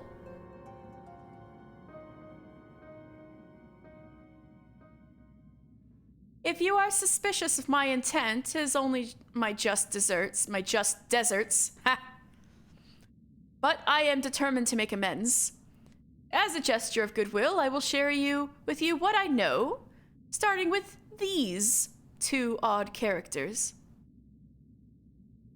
As you are doubtless already aware, the Crystal Tower was a symbol of ancient Alleg's might and prosperity. Entry was permitted only to royalty and a select few individuals. According to the records I have unearthed, only royal blood can open the gate. In other words, the Emperor and his progeny were living keys. You mean to say that these two are descended from Allegan royalty? Oh, I suggest nothing so glamorous. To put it plain, they are imitations of royalty, living keys born of Allegan ingenuity. Clones, I believe, is the name your creators gave your kind. Is that not so? Shit, he found us out. We're clones. 'Twould seem that the time for concealment has passed.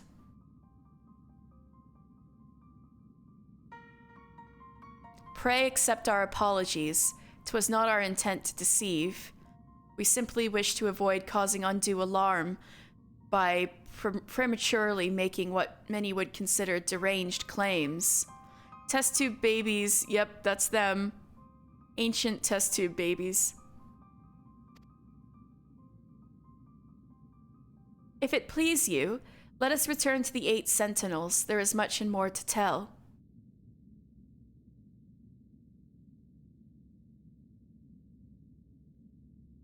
Smile at Grahatia. He smiled back.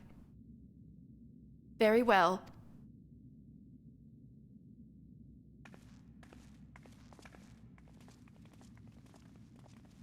Point at, laugh at the test tube babies. Oh, great. 7 hells! Do you seriously mean to follow us around?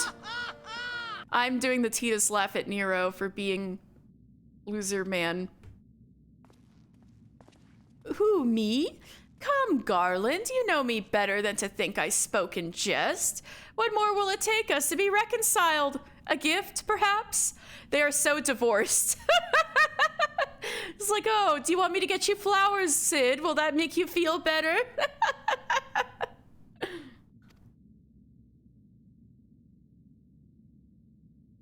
Wait, you actually brought flowers? An Allegan tombstone. It holds the information I just shared with you, and a deal more besides. It used to be the jealously guarded property of the 14th Legion, but it's yours now. I wish you joy of it. How romantic. I look forward to working together, old friend. He's too much. Sid's just like ...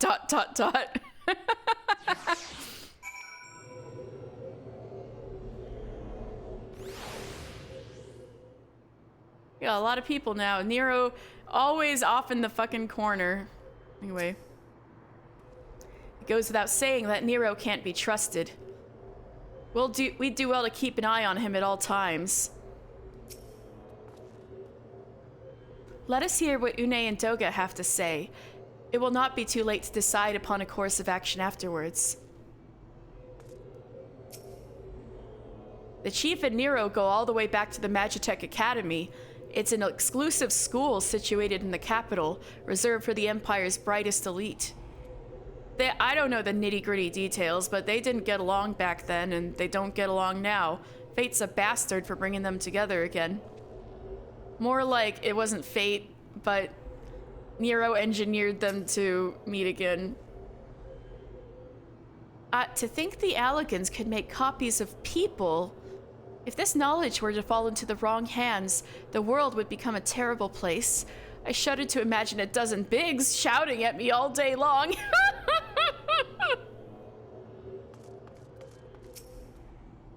We may not have gotten off on the best of starts, but the past is in the past. Yesterday's enemies can yet be today's friends. Do you not agree, warrior of light?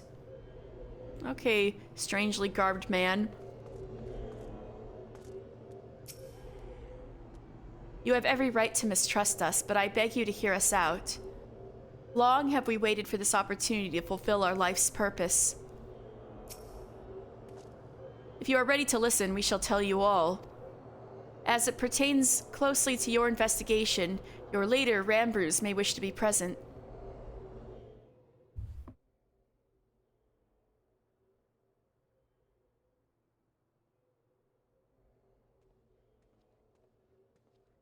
What's all this about?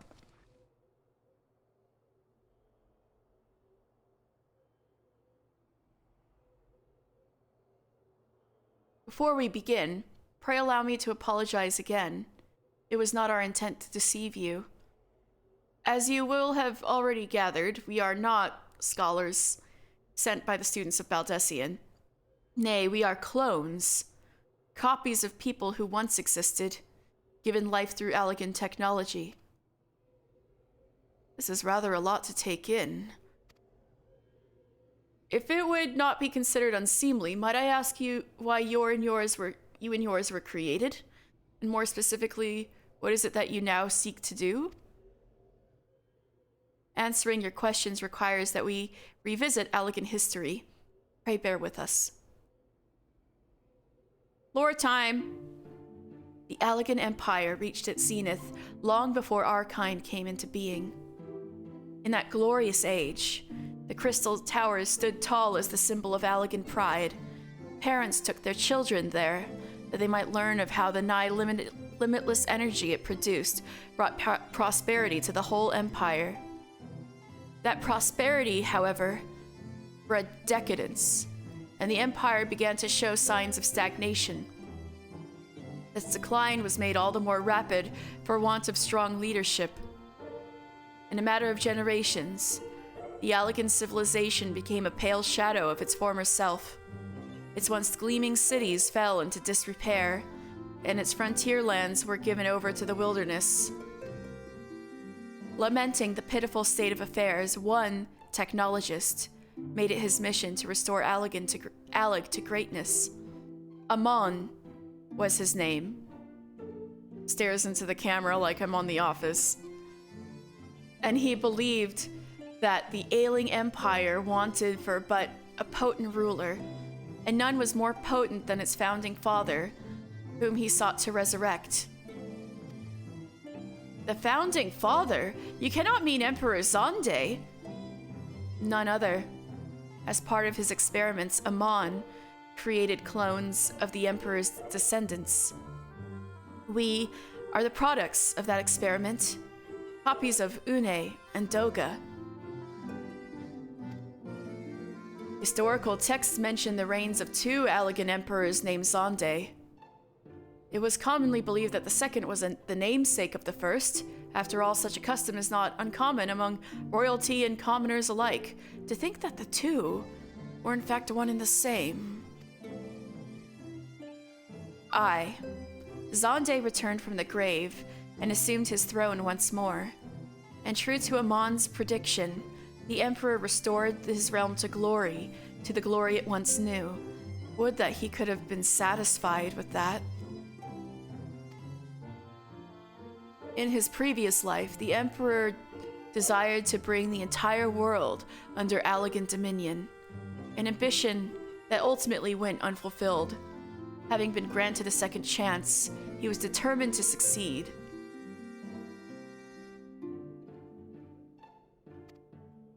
Realizing that he needed more power to wage his war of conquest, Xande turned his sights toward a forbidden source, darkness.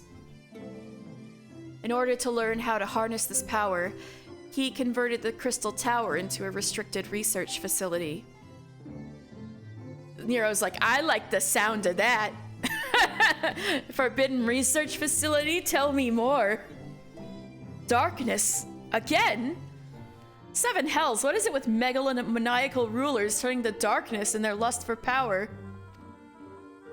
Well, at least this one won't be bothering us, being thousands of years dead and all. Cid, not so fast. Would that you were right, Master Garland. Huh? What? Alas, Emperor Xande is very much alive. Within Circus Tower he still abides, his ambition burning all the more ardently for his empire's collapse. It's easy, he gives us a lot of XP.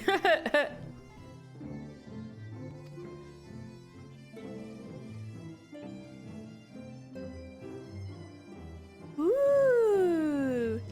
Wielding the power of darkness requires prodigious amounts of energy.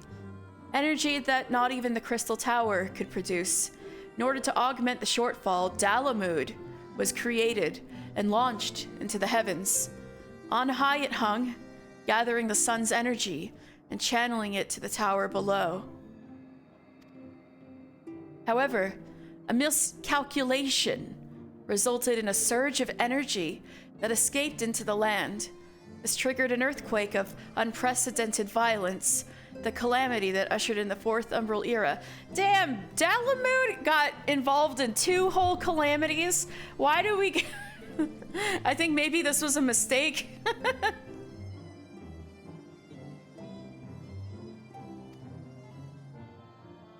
In the blinking of an eye, the mighty Allagan Empire was laid to waste. Yet, even as the Crystal Tower was sinking into the earth, the technologist Amon, now Emperor Xande's closest aide, invoked powerful magics and halted the flow of time. Every soul within the structure, the Emperor included, was placed into a deep slumber. In that state they were to remain until the time was ripe to awaken. Thanks, Alec. Yeah, right? Eras came and went. After millennia of lying dormant, Dalamud was summoned back to the earth. Its descent triggered the 7th Umbral Calamity, in the wake of which the Crystal Tower re-emerged. At that moment, Emperor Xande awakened. So he's been under house arrest in this tower for 5 years? Poor guy. Just kidding. He's an asshole. I think about the NPC in Limsa who tells his maiden that the loins throb like Dalamud. That's some imagery to invoke my guy. Yeah, no shit. There's a lot of weird turns of phrase that the localizers put in. In his lust for power, the Emperor consorted with darkness and was seduced by its corrupting influence. Even though his empire is now little more than a fading memory, he will stop at nothing to see his ambition realized.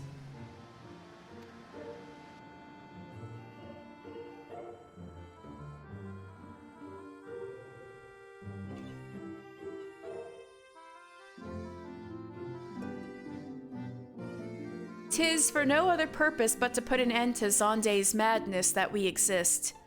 This is the mantle we have inherited from our namesakes, the true Une and Doga."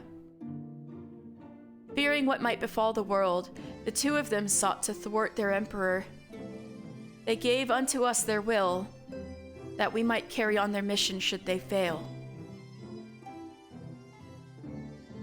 When we came to our senses within the Crystal Tower, we deliberated a course of action. Concluding that we alone could not overcome Zonde, we struck out to find a worthy ally. It has taken years, but our search is finally over. 'Tis no ordinary man who can cut a path through the labyrinth of the ancients. With you as our champion, Mr. Final Fantasy, we are confident that we can end Zonde's dark ambition once and for all. Moi? Man, my groin will cause the 8th calamity, oh god.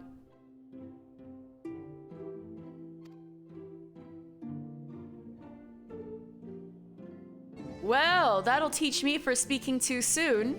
Setting my chagrin aside, I see now why you knew about the students of Baldessian, among a host of other things. You were observing our investigation the whole time. So, what will we do, mister? The world's in grave danger again. It just so happens you're an expert at saving it. I only did it the once. Why are you calling me an expert? But thanks. Let's go.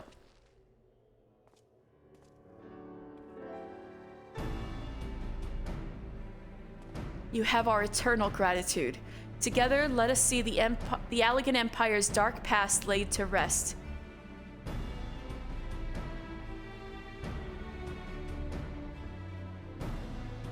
It has been our mission to recover the long-lost knowledge of the Allagan civilization.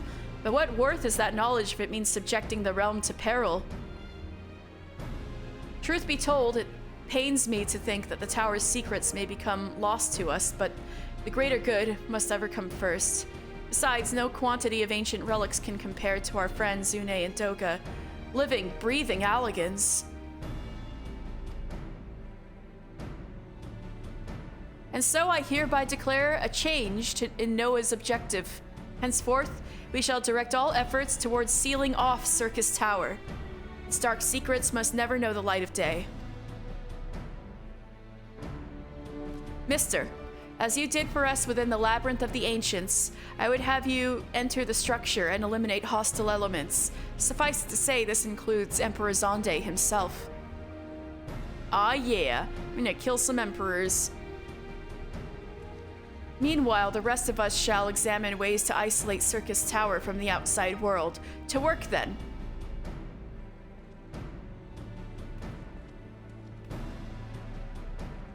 Nero's like, huh? Shut it away? That's not radical and awesome.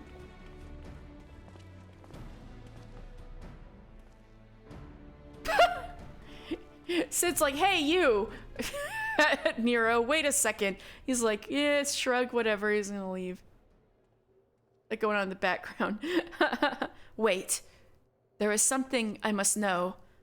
My right eye is like yours. Does this mean...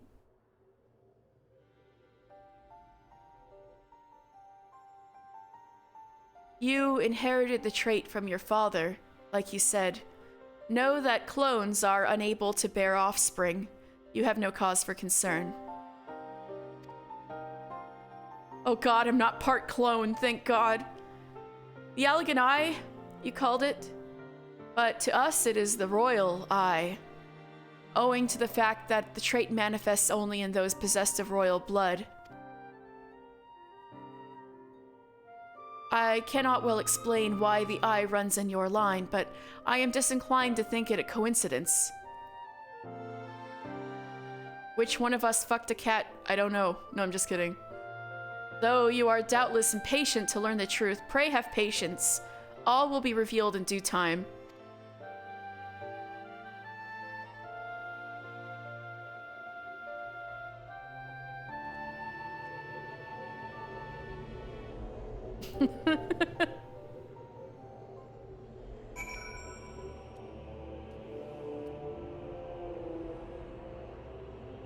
Aw, man.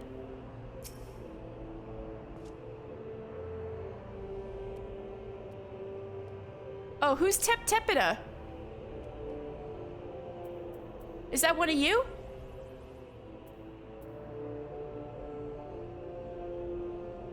Within Circus Tower, You will encounter clones who share our appearance. They too were created in the image of Doga and Une, but they are but empty husks bereft of independent will. Their sole purpose is to eliminate intruders. Striking down spitting images of Une and myself may give you pause, but you must not let that stay your hand. Though their names do not appear to have survived the passage of time, Doga and Une were worthy individuals. They were not without faults. They placed the welfare of the people above all else. Oh no, I know it was whispered to me, but I'm like, who is this? Is this one of y'all?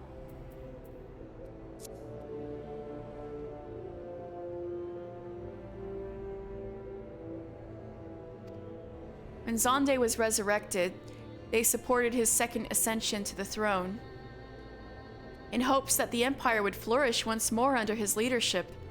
When it came to light that Xande was consorting with dark powers, they did all within their power to stop him. Among their many acts, they imbued us, two humble clones, with their will.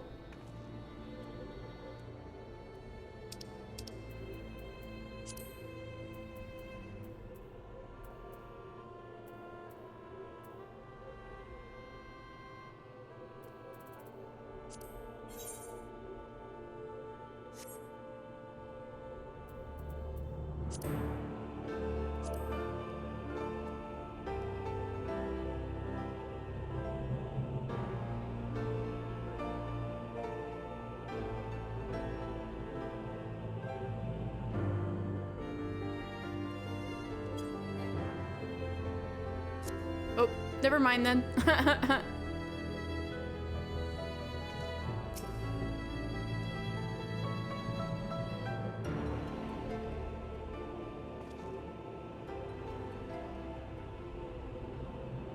My apologies if I've given you cause to worry. I'm quite well, I assure you. As you can appreciate, there has been much for me to think on. But now is the time for action, not idle thoughts. Circus Tower awaits us.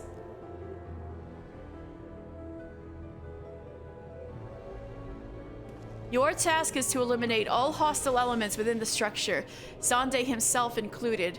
This will afford us the chance to seal off the facility. May the crystal grant you strength.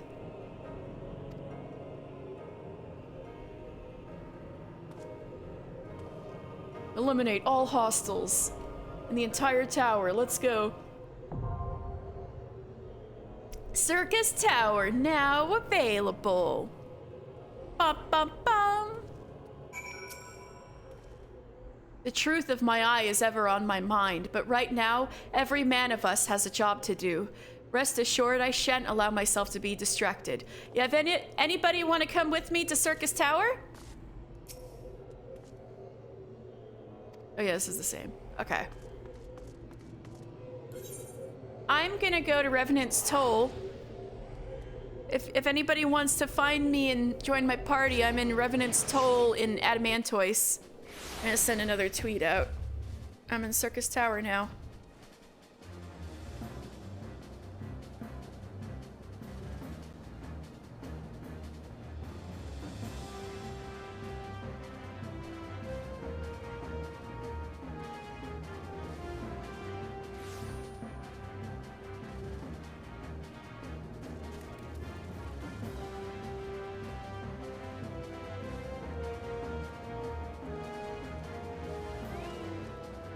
Oops. Da da da da. Do da da da. Be woo.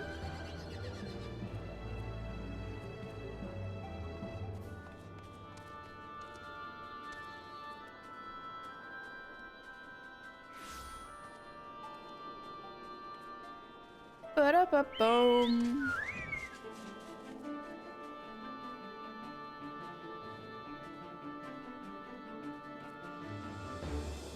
Alright, tweet out for Circus Tower.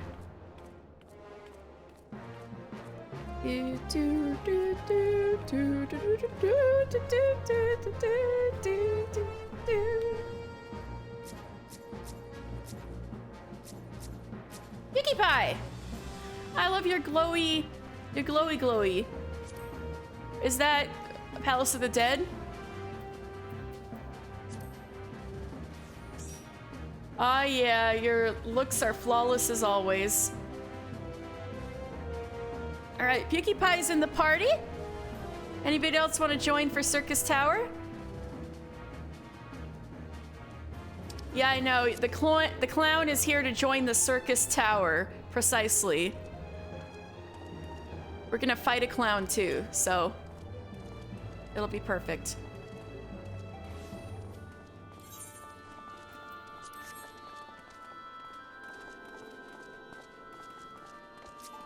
Oh my god, your little great serpent of Ronka! Aww. Well, I've got my little baby Corpicur, who I love so much.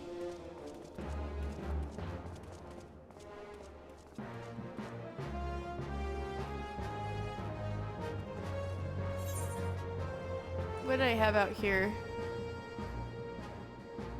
Alright, I'm gonna hit these hippogriffs. And until the end of that, I'll give people a chance to join in.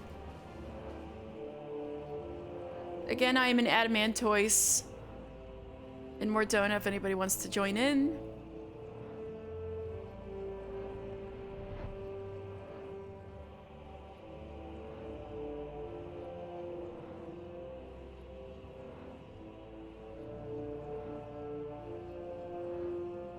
Yes, he's just a little guy. I started a Great Serpent of Ronka Needlefelt like a year ago. I really gotta finish it sometime.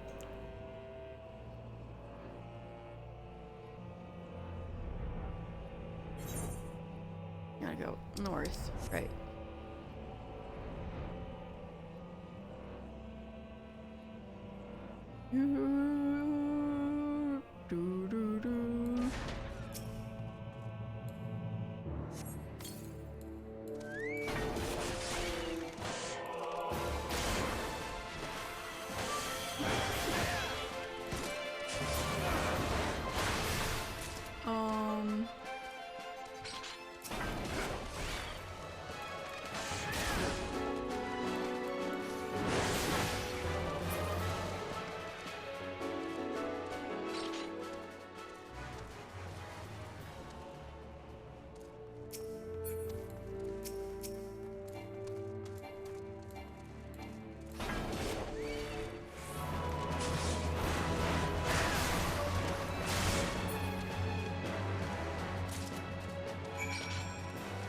All right.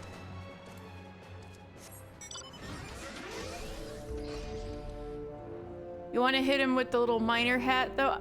Yeah, I don't know how to get that actually. I think that might be, was that a tribe quest thing?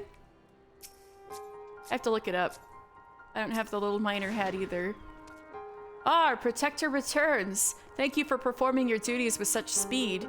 You'll be able to plan a survey this very evening. These ruins of ancient Alleg represent entire branches of lost knowledge. It was the Allegans who built the Crystal Tower, or so the best theories say. Well, now we know for sure. And that is the case. Could these ruins not be the remains of a village, nay, a town for workers and their families? Does it hold a record of their lives, spent erecting the shining edifice that beguiles us today? All research on the tower is at a standstill. They are stymied by its perfection. But here, we may learn something here. At least that's what we hope.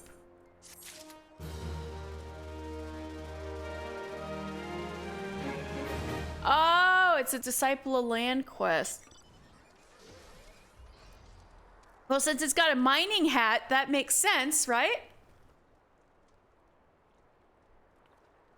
Okay, if nobody else, then I will. Are you ready to queue in, Pinkie Pie?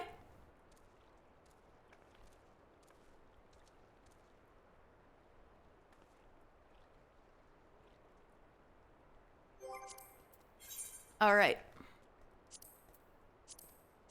Having secured a path through the labyrinth of the ancients, the Fellowship of Noah finds itself before the entrance of the Crystal Tower proper. With the aid of their new companions Zune and Doga, The companions succeed in opening the gate, whose workings had baffled even the brightest minds among them. Upon learning that dark forces have awakened within, the Fellowship decides to suspend its investigative efforts in favor of sealing off the tower. You must fight your way to the apex and defeat the resurrected Emperor Zonde, that Eorzea might be free of his all-consuming ambition. Okay. Oh, you're petting Karage-kun. Addie is such a cute name, too.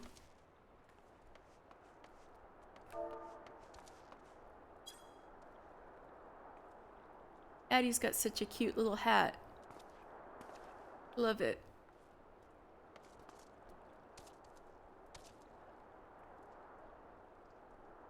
He looks tasty. Well, I guess I did name him after fried chicken.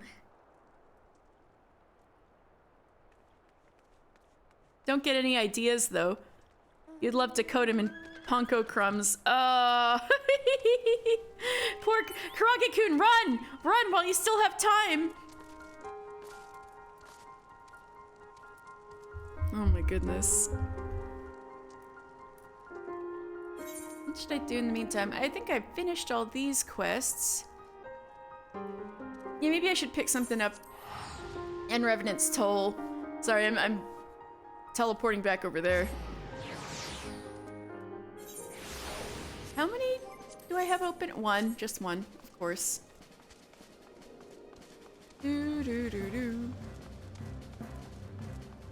Do do do do do do do. Bum, bum, bum.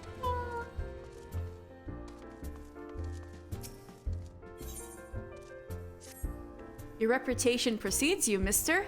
In fact, it's for that reason that I'd like to introduce you to someone. That minstrel at the end of the bar wandered in here the other day, said he was seeking inspiration for a new ballad, the sort only an adventurer of distinction could provide. Who better than the man who saved the world to give this minstrel the stories he seeks, eh? Humor the gentleman, I say.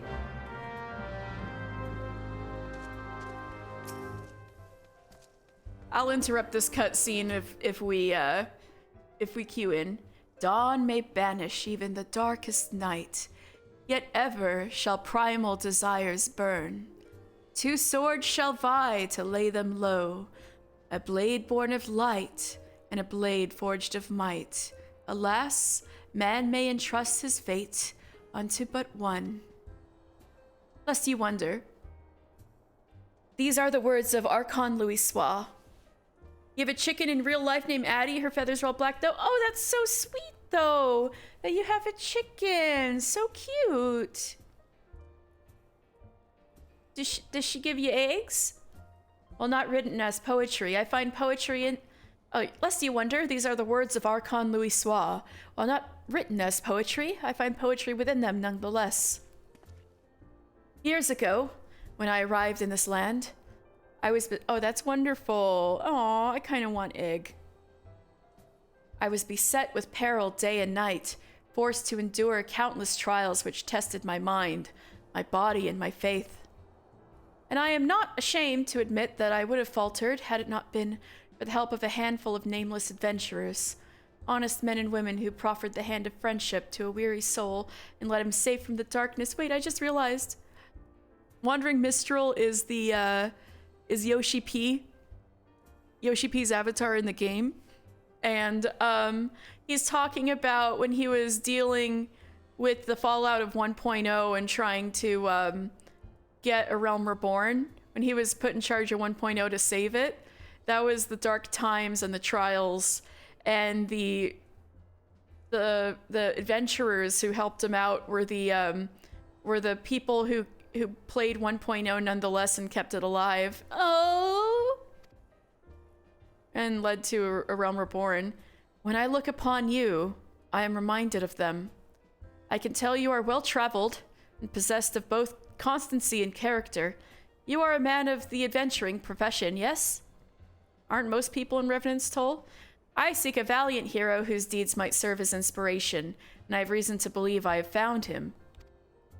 After all, was it not you who faced Gaius Van Baelzar and his Allagan weapon? You must tell me everything. Everything that happened. Omit nary a single detail, I beg of you. Alright. Whoops, maybe later then. I'm talking about it, but I may have to leave for Circus Tower. Truly a tale worthy of legend. So eerily it matches the writings of Archon Louis Sois. Two swords shall vie to lay them low. I'll finish it later.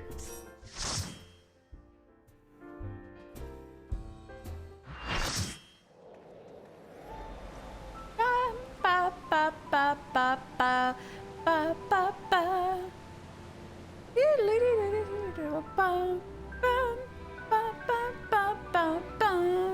Such a good music theme from Final Fantasy III, really. Uematsu was popping off. Ba ba ba ba ba. Maybe whoever that is changed their name? Do do do do. Bum bum bum bum bum bum bam. Oh my god, we have Mr. Final Fantasy himself. Hello! Aw, they're cute.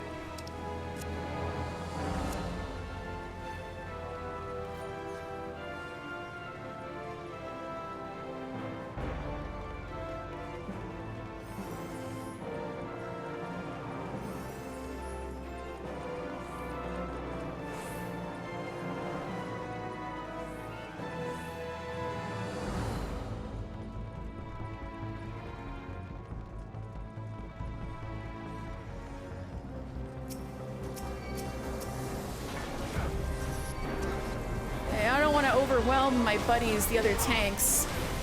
Now some of you come to me.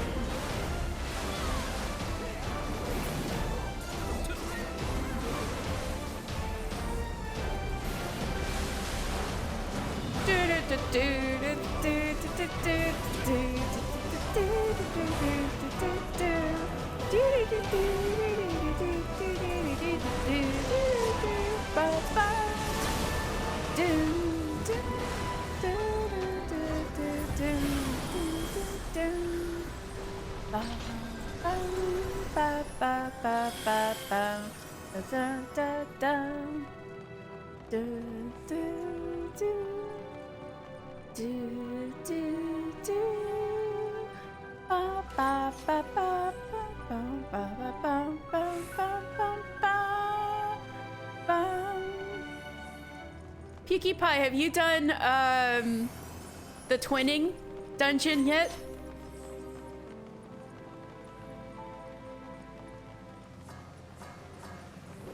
It's Shadowbringer's optional dungeon. Oh wait, fuck. I need to take this off. Okay.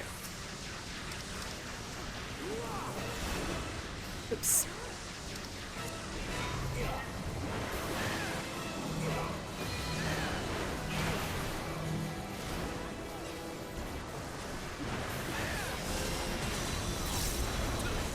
Oh my god, I think you can... I think in the Crystarium there should be like a plus...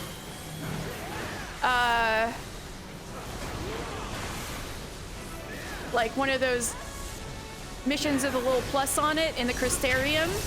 You gotta do it. It's like the most meme dungeon ever. It's so good. And the music for that dungeon is like was such a meme, and the basis for it was this music right here. It's like a remix because it's like has to do with Crystal Tower.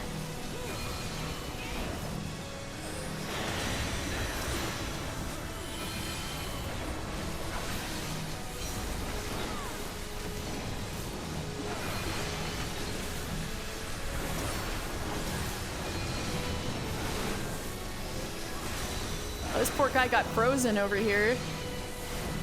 So Skilla also has lore. I'll talk about her after. My hounds hunger for man flesh. Scorch their insolent hides, my hounds.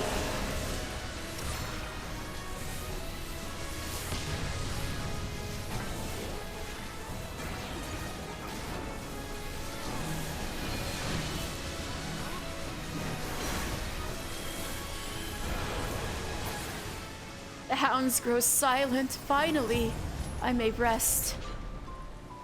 Yeah. Basically, Amon grafted 5 dog heads onto her head. He was mean.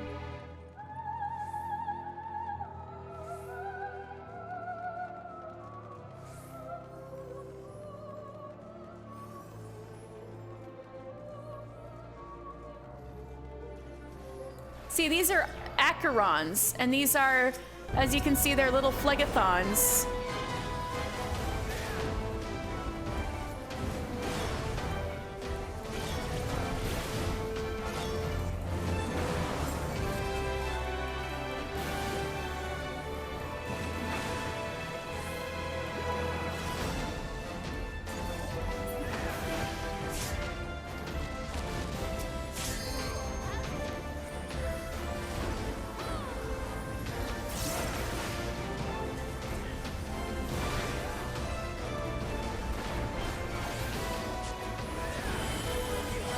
Doga's clone. So these clones that are like mindless beings are them, but with white hair.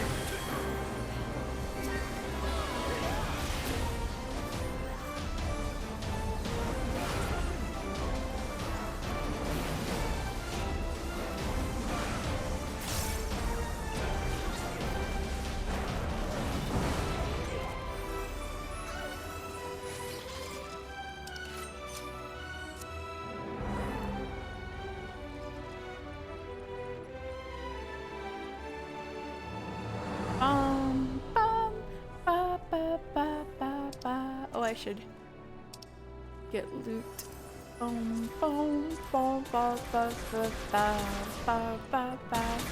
Glacia Levelos also has lore. You who would bear steel against the Emperor, you shall not pass as long as I draw breath.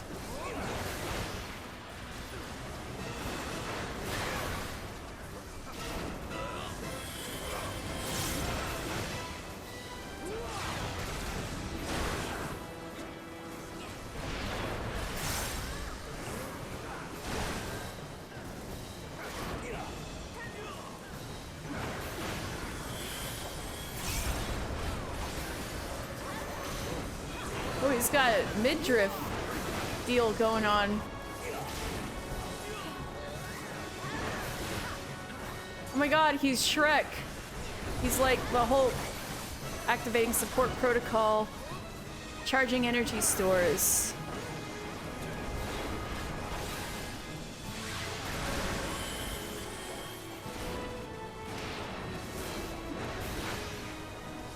And see, this is what Rowan was talking about the other day, talking about the bits that Nero built to support the Ultima weapon. They were also drawn from Allegan Designs, being these clockwork rights. Oh shit, this one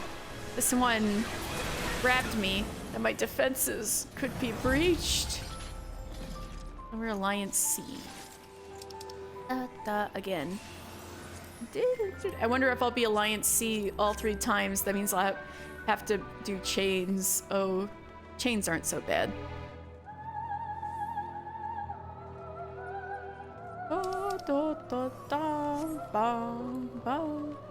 Oh, it's so pretty in here, isn't it?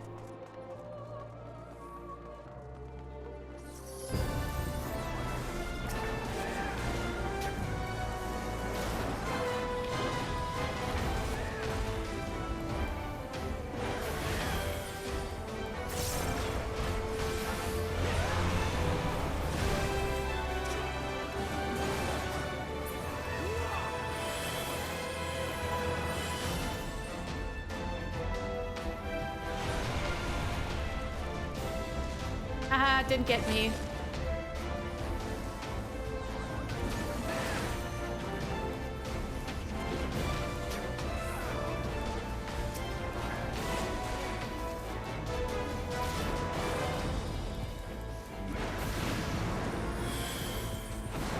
Ow, I got scorched.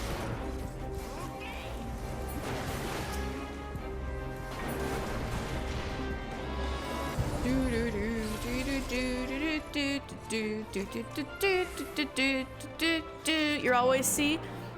How much did you do the chain? Oh my god, I just noticed we had like 2. I don't know if that second Hrothgar was shirtless. Oh no, he's not shirtless. I thought they were both shirtless. I love this dancer Hrothgar though, slay. My, such unruly guests. Would seem a little diversion is in order. So this is Amon. He's been a very bad boy. Except this isn't really Amon. This is the clone he made of himself. So this is a clone of Amon. Say hello to clone of Amon.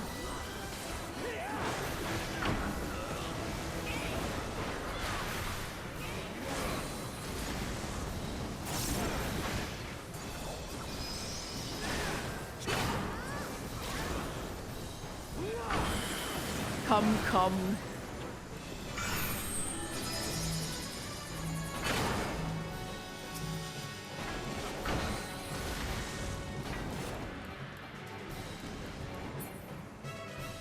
Fire Gaforte.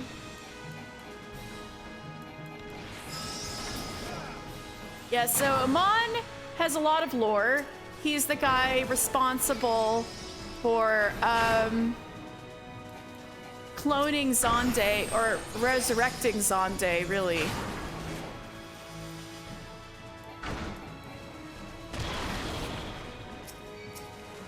He hated what the Elegant Empire became, so he is responsible for all of this nonsense happening. The snake.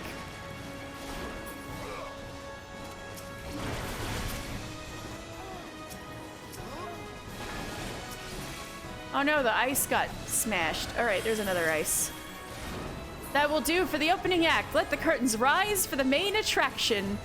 Now, we have to hide behind the ice when he casts Curtain Call. Are you behind some ice, Pukie Pie? Pukie Pie, the ice! No! Pukie Pie! Pukie Pie! You have to hide behind the ice!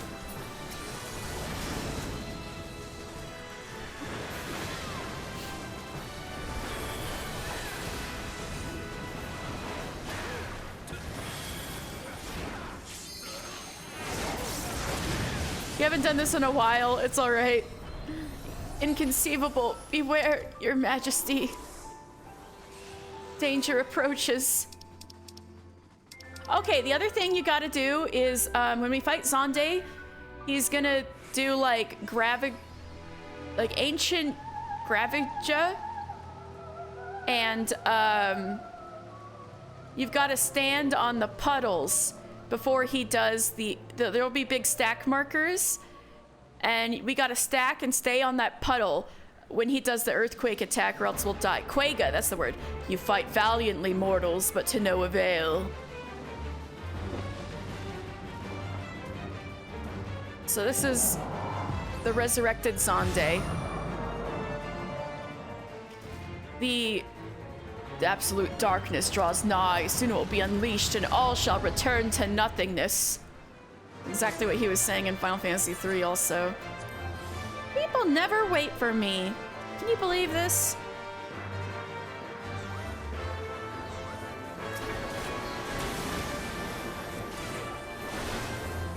Alright, these are people need to stand on these. Oh god, is nobody gonna stand over here? Me, a tank, have to do this?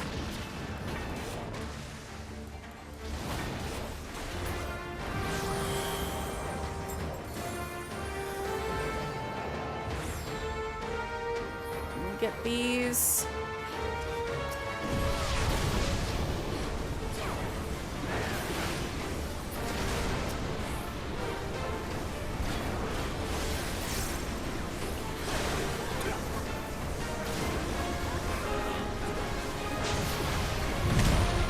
Alright, the stacking part's coming soon, Pukie Pie. Here, get in a stack.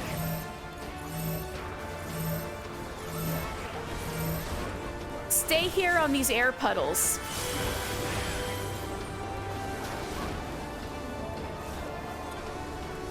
Or else you die. like Kiki Sasquatch here. Yay, good job, Pinkie Pie.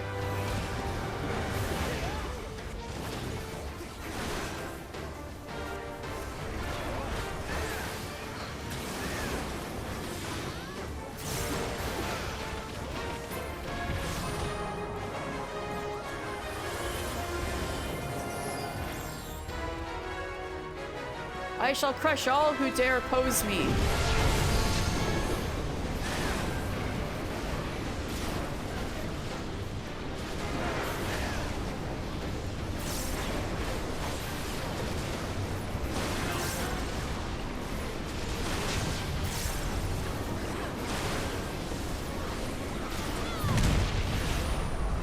And then it's gonna happen again, the stacks and air puddles.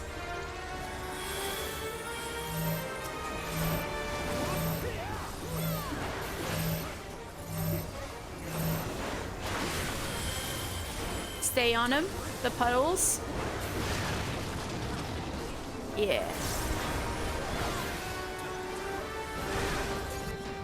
You're a combat? Wait.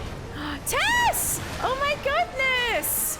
Thank you for the raid! I so appreciate it! I was just making fun of this guy who labeled himself as a combat mentor dying to a really well-known and famous insta-death mechanic, but yes, hello! Hello everybody! How was your stream? What were you streaming? Is today Elden Ring day? Yeah, duty complete. I guess we saved Eorzea. We beat up Xande. Yay! Hello everybody, I'm Katie. And Sundays like this, I do Final Fantasy XIV lore streams. So that's what I'm doing.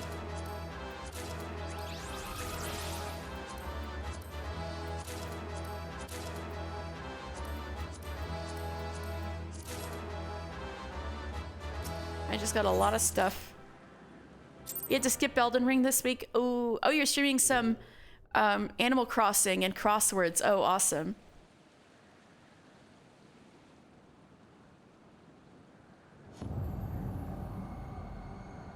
But I also do other story games, and usually on Saturdays I do I do needle felting crafts. I like how you ran ahead of everybody else. You were the most concerned, Grahatia. You did it! You defeated Emperor Xande! His eyes are so full of admiration. Empires may rise and fall, but man's indefatigable spirit ever lives on. Truly, you are the champion we had hoped for, Mr. Final Fantasy. Aw, shucks. Oh, what I'm wearing or what Doga here is wearing? With Emperor Xande now at eternal rest, his dark legacy may be undone. What I'm wearing, thank you. It's the poster boy outfit. Thank you for the compliment. What are you playing at now, Nero? What the fuck is that? And why are you in your old armor? In case you haven't noticed, Garland, these are dangerous surrounds. Can a man be faulted for exercising due caution with your old weird devices and your old armor? At any rate, you needn't mind me. I'm perfectly capable of looking after myself. Go on and finish what you came to do. Squint. I don't know about this. Suspicious. There are two ways that we may seal off the circus tower. Either isolate it from the outside world or cripple its ability to produce energy. The choice of method is yours to make. Before you proceed, however, Doga and I must needs attend to a task.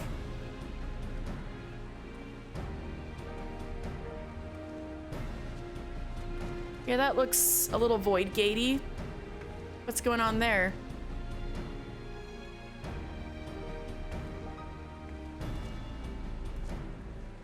That distortion, what is it?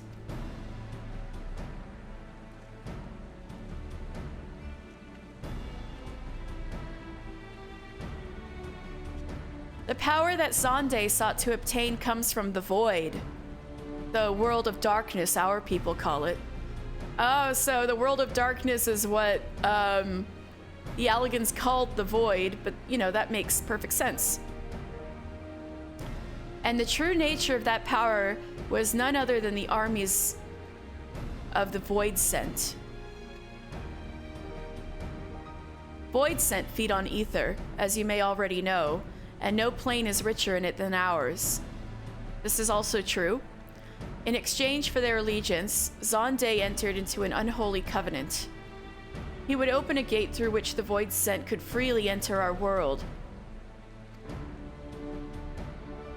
The covenant, I'm afraid to say, is still in effect. However, being of the Emperor's lineage, Une and I believe that we can annul it. By his blood, Zonde sealed his dark pact, but by our blood it shall be undone. It is time. Yes, Doga. Finally, we may fulfill our purpose. What the fuck are you doing, Nero? There in the background. Don't think I can't see you.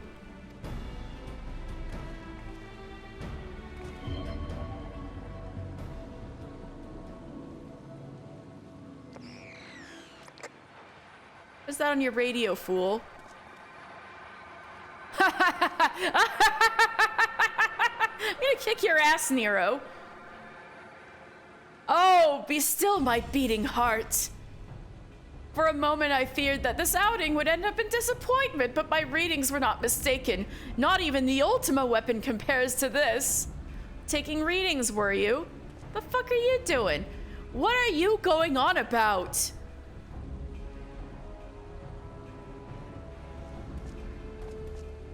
What, the Void Gate? You interrupted this. The Covenant is everlasting. Uh-oh, that's not good. Ruh-roh! That's a ginormous Void Gate. That's not good. Oh, fuck. Those are those clones.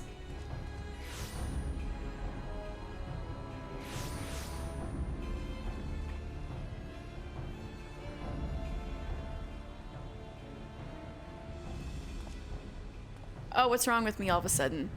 I'm having a headache? Oh, I'm having a echo moment.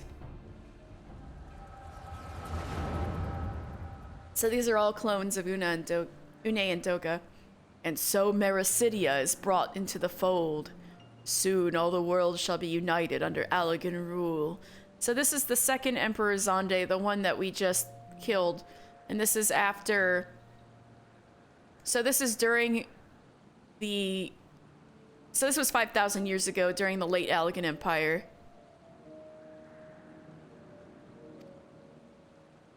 And yet, with every dream that becomes reality, the memory of death grows ever more vivid. An endless void, bereft of light and warmth.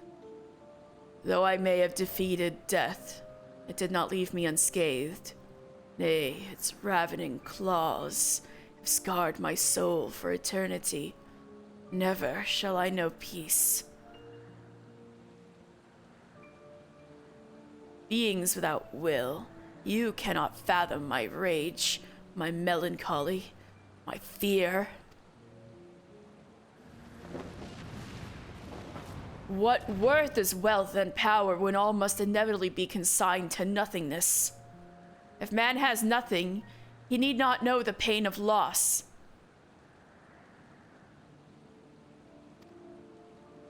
So let there be nothing. Harvest more power, that the gate may be thrown full open. Let the cloud of darkness... Oh, thank you for lurking, Tess. Let the cloud of darkness come and engulf the world, devouring all life, hopes, and dreams. Let all be returned to nothingness.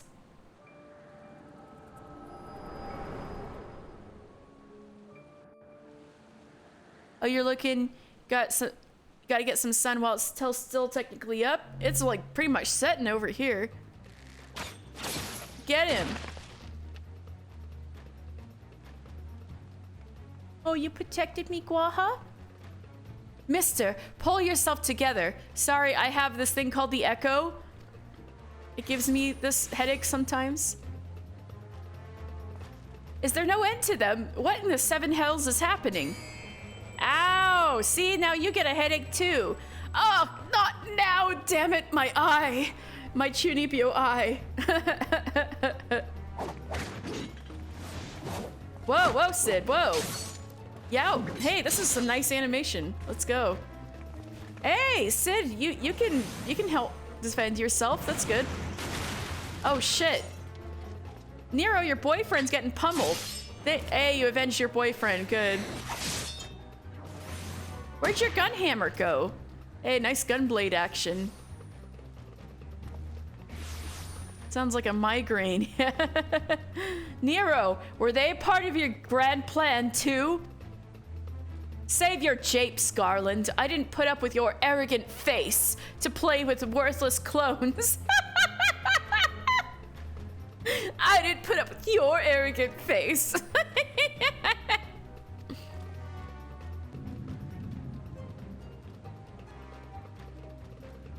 Something controls them. A void scent. And no ordinary one at that. Doga! Uh-oh, he's getting sucked in. Oh no, he's getting sucked into the void. Save him. Oh fuck. It's going to grab her too. That's not good. Confound it. Without them, there is no way to master the darkness. That power is mine. Nero, you're so stupid. He's like, it throws his weapon. He's like, fuck you! Let me, I'm dead! But he doesn't actually want to help her. He's like, and he gets pulled in there too. Your hubris, Nero. Nero! It's kind of horrifying, but also hilarious. Nero's hubris. The covenant shall be honored. Well, fuck. Do we gotta go save Nero? I am the cloud of darkness. I shall devour your light and return this world to the void. Fuck. Wait, we need to go there. It's kind of horrifying, except when it's Nero. Yeah, exactly. It's hilarious when it's Nero. Damn it, the rift is gone. What are we supposed to do now? As much as it pains me to leave without them, there's precious little we can do. What? What if it was just Nero and not Doga and Nune who were taken? Would you be just like, oh, whatever. Just kidding. Let us return to the find and consult Rambruce. How do we open a giant void gate? Do you know?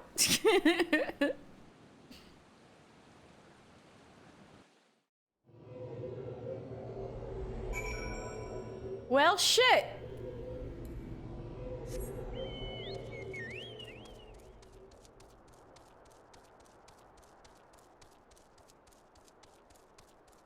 Rambruce, we got trouble.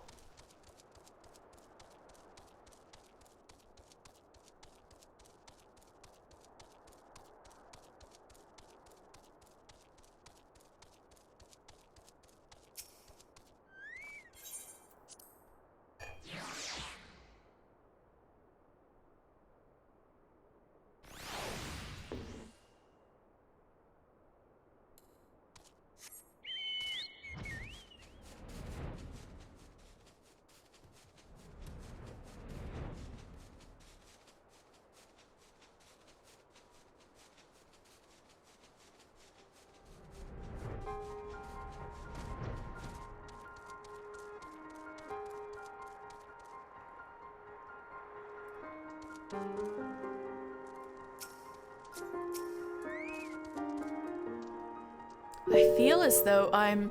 Hydrate! Oh, thank you. I needed it. I feel as though that I'm forgetting something important, but for the life of me, I cannot remember what that something is.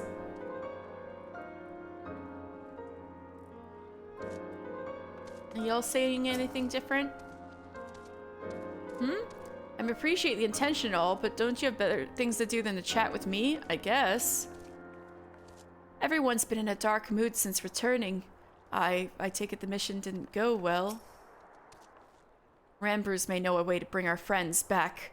Let's consult him without delay. Oh, is Nero your friend? Aww.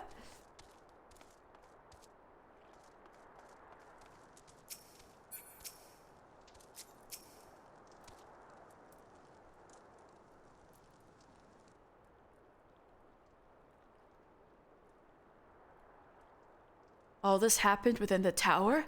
Gods preserve. The rift that manifested before the throne was a void gate. Of this I am certain. There exist myriad kinds of void sent. The more powerful the being, the larger the gate must be for it to pass through. 'Twould seem that Zonde sought to open a gate of unprecedented proportions, one that would allow this cloud of darkness entry into our world. Fortunately for all mankind, he did not succeed. I shudder to imagine what this Voidsent is capable of. However dreadful it may be, we can't abandon our friends. Is there no way to save them? I will not lie to you, Master Garland. The situation is bleak. The Voidsent can enter our world. Instances of men entering the void have never been documented. Pains me to give voice to my fears, but we do not even know whether our friends still live. Damn it! I feel so helpless. No, I refuse to give up. We must say Doga and Une. Fuck Nero. We share the same eye. 'Tis true. Nero doesn't, so ignore him for now. But that is not what motivates me. Above all, I wish to help them fulfill their mission. A mission whose burden they have borne for thousands of years. And besides, we cannot leave matters as they are. Oh, my eye. It hurts. So long as Zonde's dark covenant is binding, our world is in danger. 'Tis our duty to prevent the worst from coming to pass.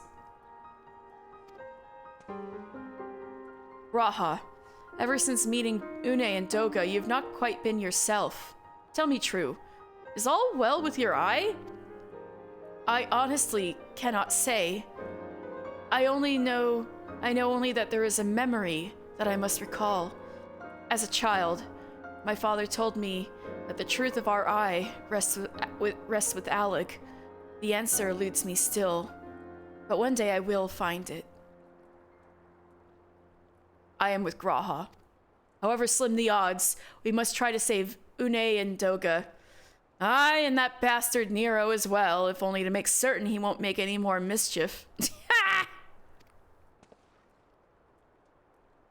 But he can't make mischief if he's dead. You have the right of it. Though we have known them all but briefly, Doga and Une are our comrades. We cannot fail them. Fuck Nero. I shall consult experts in literature both. I swear to leave no stone unturned. Yet, know that it may be a while before we are ready to act. I would ask that you all be patient.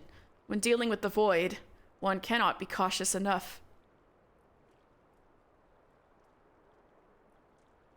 My thanks again for your assistance. Pray rest now while you can. For when the time comes to go after our friends, you must be at no less than full strength. We'll save them yet, mister. Mark my words.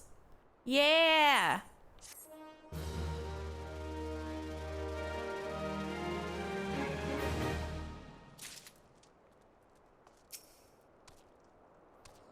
Being born with one red eye, I did not have the most pleasant of childhoods. You know what they say. Children can be cruel. The end result being that I grew up determined to uncover the truth of the trait. Much and more remains beyond my knowing, but one thing is certain. The nearer I draw to the heart of the Crystal Tower, the more I am convinced that an important memory eludes me.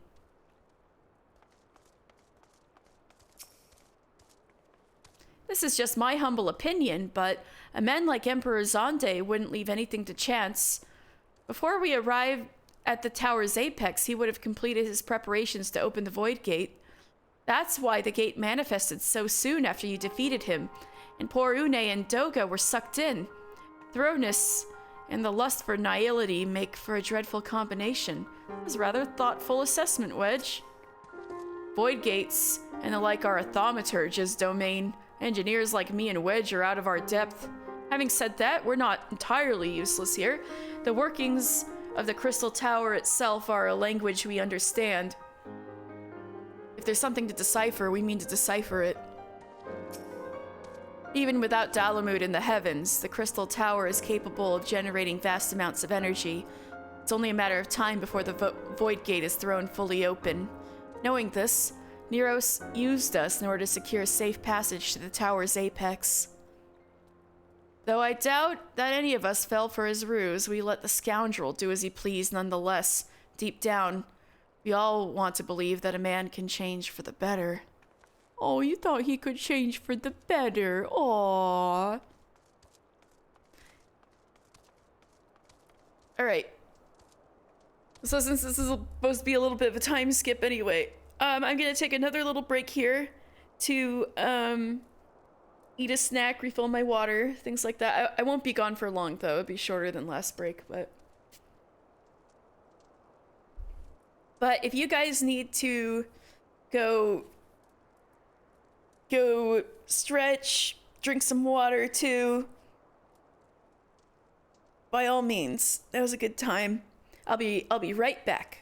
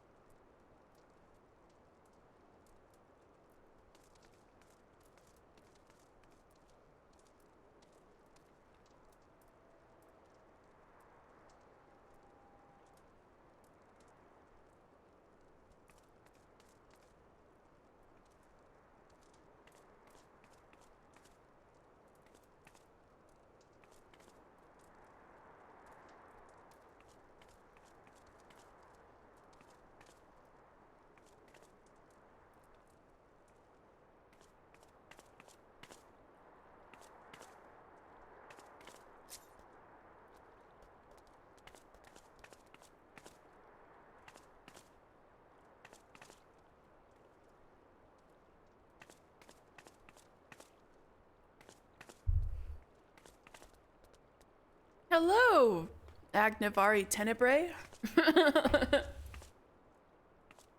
All right, I'm back. See if we can save our friends.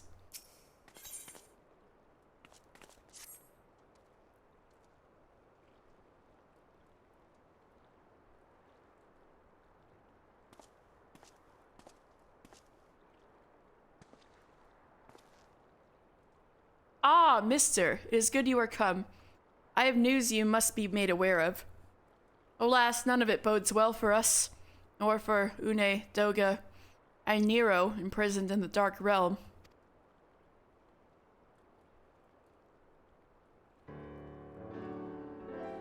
Think back upon our last foray into Circus Tower, if you will. The calamity stirred the place from its long slumber and awoke Emperor Zonde. But you, mister, you ensured he was laid to rest permanently. Yet the Emperor had sealed a binding covenant with the terrible void scent known as the Cloud of Darkness. Even as Doga and Une labored to annul this contract, the entity reached through a rift and dragged the pair of them and Nero out of our realm. Since that day, Noah has devoted itself to rescuing Une, Doga, and Nero from beyond the rift. Our research, however, has exposed a far more dire problem. The Crystal Tower still acts upon Emperor Zonde's orders and collects energy to open another void gate even as we speak. Indeed, the place nigh hums with energy. We have done all we can to stop the Imperial Edict, but to no avail. Just as the gate would open only for Une and Doga, so too will the tower heed only those with the royal blood of Alec. Well, what about you, Graha? You got the eyeball. 'Tis a most galling design. Granted, this was not always so vexatious, according to the Allegan tombstone Nero presented us. During the Golden Age of Alec, the royalty had some means of bestowing their blood upon others. Graha, does this not sound alarmingly familiar to you? If they hadn't such a technology, Amon and his underlings could never have controlled the Crystal Tower. That makes sense. But we do not have either this art or any with royal blood. What about your Allegan eye, Grahatia? Every moment we wait, a vast rift through which the Cloud of Darkness can enter our realm threatens to open. Such a disaster cannot be allowed to come to pass. We must seal the Crystal Tower and annul Zonde's covenant with the Dark Realm. If only breaking the latter would suffice, then what of the energy building in the Crystal Tower? Without suppression, that power could discharge and cause a calamity like to the one that destroyed Alec. In truth, we have more than just 3 lost compatriots to worry about. If we do not act, our very world will fall before the might of this threat. We know but one way out of this predicament. Rescue those who can control the tower from beyond the Dark Realm and seal the rift shut after them. And mercifully, not all our news is quite so bleak. 'Tis true we cannot stop the Void Gate from manifesting within the tower, but this can be to our benefit.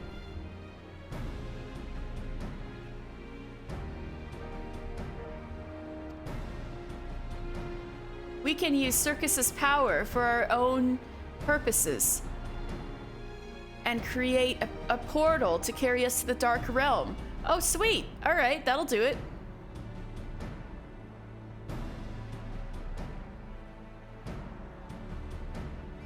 We have heard this is possible from a man of the Thaumaturgist Guild well versed in otherworldly matters.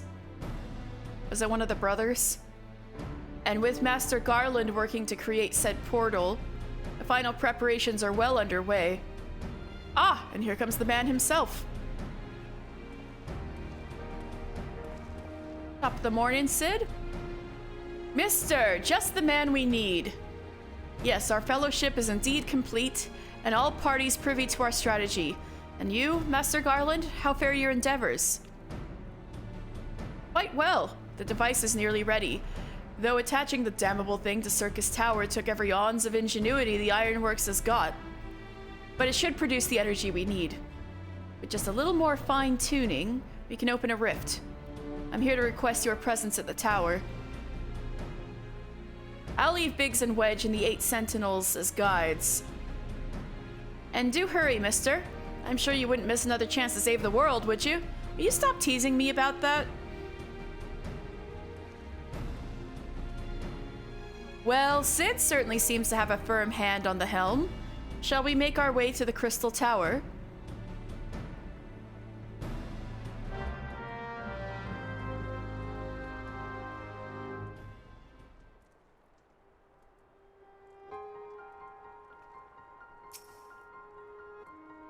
Time is of the essence, my friend. We must go to the 8 Sentinels.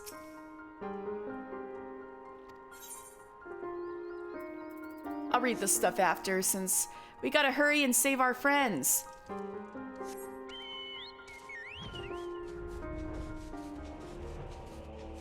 Our friends and Nero.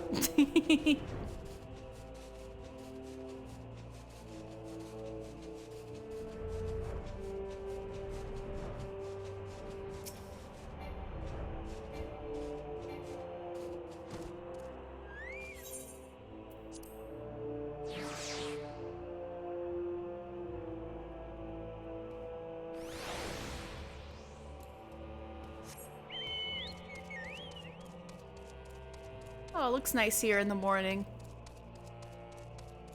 Woo, so pretty.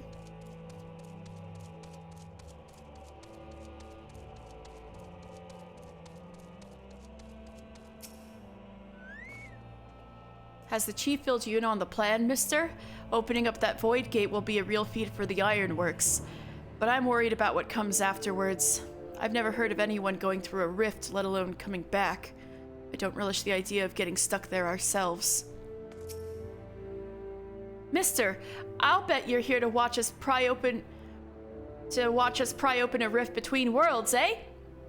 We're almost ready. Circus Tower is full of engineers scurrying around and making adjustments. We're dealing with a lot of power, and if a single coupling's off, well, boom! But it should be fine, really. Anyway, you'd best wait at the top. The chief's there overseeing the whole operation.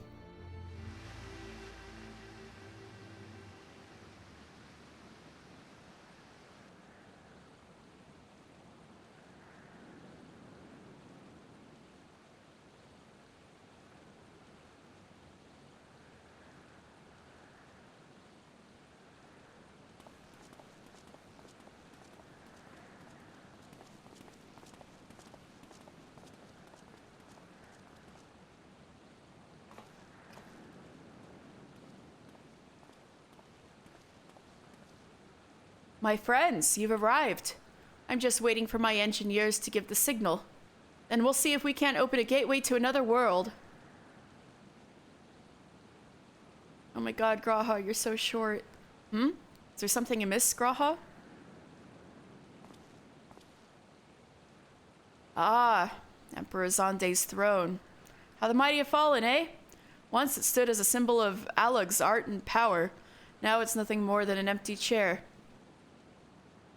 Just imagine if Allagan's civilization had lived on, and just an emperor still sat on that throne, and a just emperor had still sat on that throne. How different would our history be, and how much further would we have advanced? Unfortunately, there was no stopping Xande and his ambition. There were those who tried. Xande's War of Dominion left no one unscathed. Unable to abide the horrors inflicted upon the people, warriors, young and brave, took up the sword against Alug. These men and women... Cat! You're interrupting the mood. I'm trying to give G'raha Tia a good voice. Cat, my cat. Get out of there. Okay. Let me try that again. These men and women became as beacons of hope to those who had suffered. not unlike the warriors of light in our age. But all this merely hastened the destruction. Just as they moved towards Alec's heart for the kill, Zonde lashed out in anger and frustration, as trapped beasts are wont to do. In his desperation, Zonde desired that a great rift be opened to hasten the cloud of darkness's coming. To this end, he commanded the sun's power held within Dalamud to be emptied into Circus Tower at once. The act bore terrible consequences. The tower only withstood the blast by flooding the land below with energy.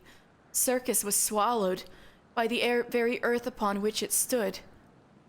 So there you go.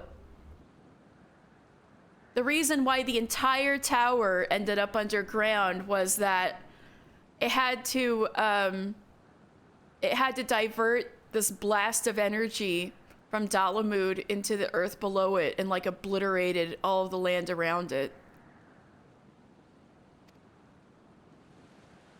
The fourth umbral calamity. Yeah, and then came the huge earthquake, the fourth umbral calamity, the calamity of Earth. The fourth umbral calamity. I'd learned of its cause from Une and Doga. I had no idea that rebellion incited Zonde to rashness, though. Your knowledge of Allagan history is astounding, Graha. Why, a man could study for 2 lifetimes and learn only half of what you know. Mayhap 'tis strange, though. I cannot seem to remember where I learned such things.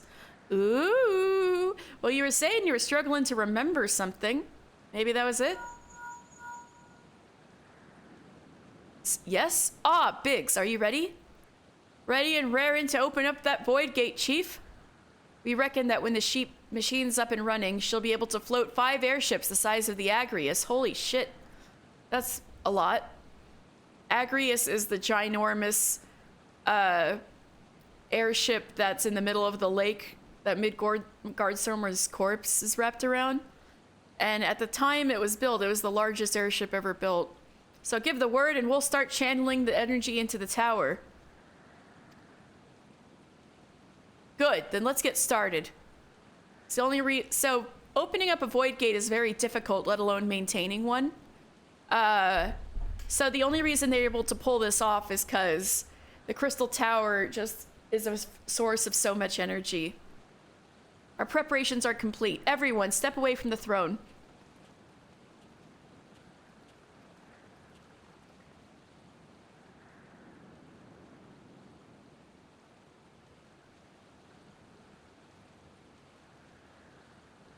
All right, let's see what this machine can do. Now, Biggs.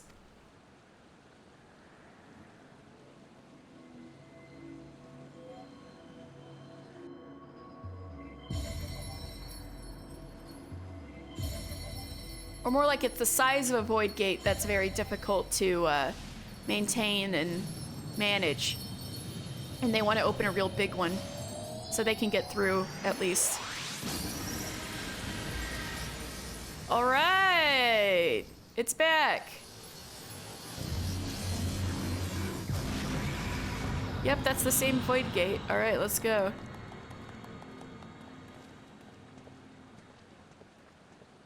Sure is scary looking. Ah, a rift to the world of darkness, as Une called it. Splendid work, Master Garland. We can't break out the mead just yet. The tough part's still ahead. We've broken into the Dark Realm, but the gate's not all that stable. It won't stay open forever, and only a few can use it. I, for one, will remain here to ensure the Void Gate stays open. As will the Sons of St. Koinach. This rift is our sole path to salvation. If it closes, we are all truly lost. Which leaves Mr. My friend. 'Tis a heavy burden I must task you with, but there are none more able. Pray lead the adventurers beyond the rift. I do not know what awaits you, but save the cloud of dark... Oh. I do not know what awaits you, save the cloud of darkness and our 3 comrades, but you must go, For the fate of our world now rests upon your shoulders. Shit, dog, the fate of the world. No problem. This is our only gambit, but I have every faith you will succeed. It will be no small feat to return after you have passed beyond the rift. Make certain you are prepared before leaving. Stella, seriously? Kitty, I'll give you one more chance if you jump up in front. Jail. Might I have a moment of your time, mister? There is a matter of import we must needs discuss ere you leave. Yes?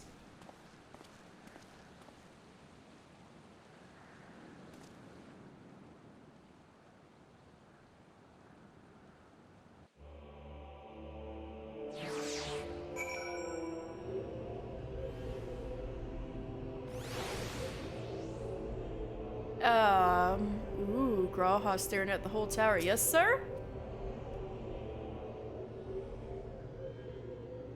Mister, I wish to speak to you about my eye.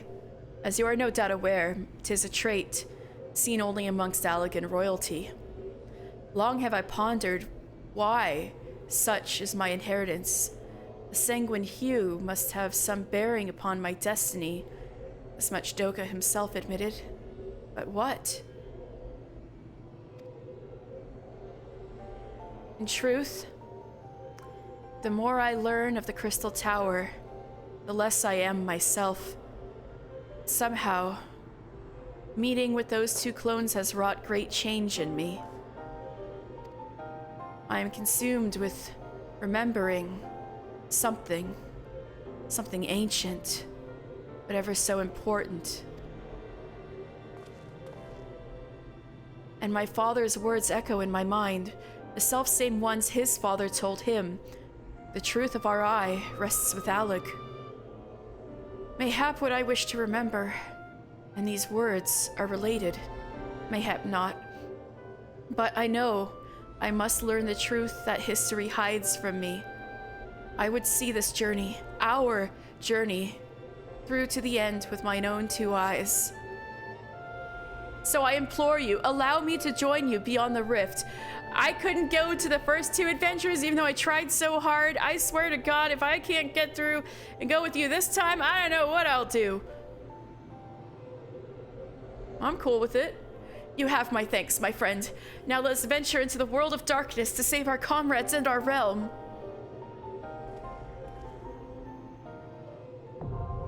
World of Darkness, now available! Woo! And Grawha goes with us this time. If you're Stella, don't eat my sandwich. If you have prepared yourself, let us waste no time in rescuing our comrades from the darkness. Stella? Hey. Okay. Well, would anybody like to come with me to... PewDiePie, would you like to come with me to World of Darkness?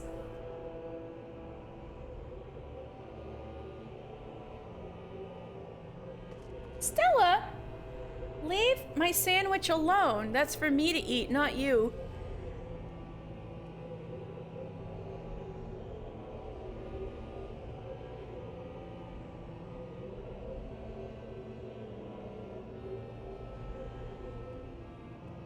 Let me know if, in the chat if anybody else wants to come with me.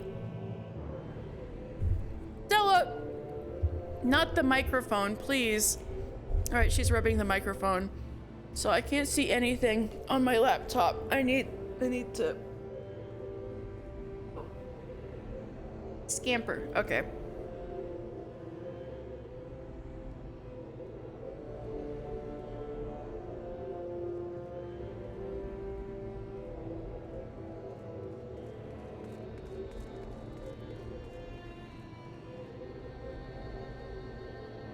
Stella!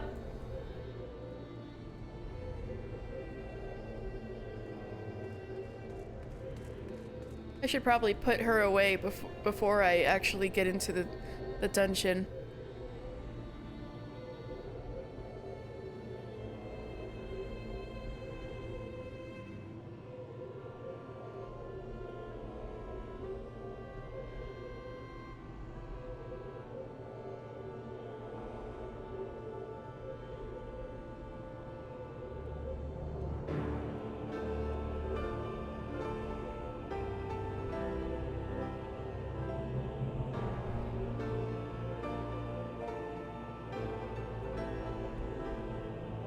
Yeah. Yeah, this is the last one for a while, so yeah, feel free to leave the party when you're done.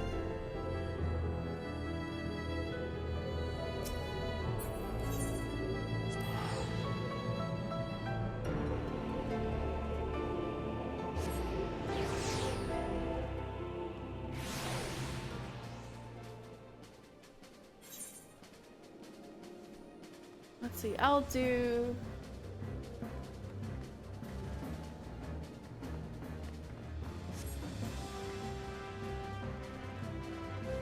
I'll wait a little bit to see if anybody wants to join me for World of Darkness. If not, I understand.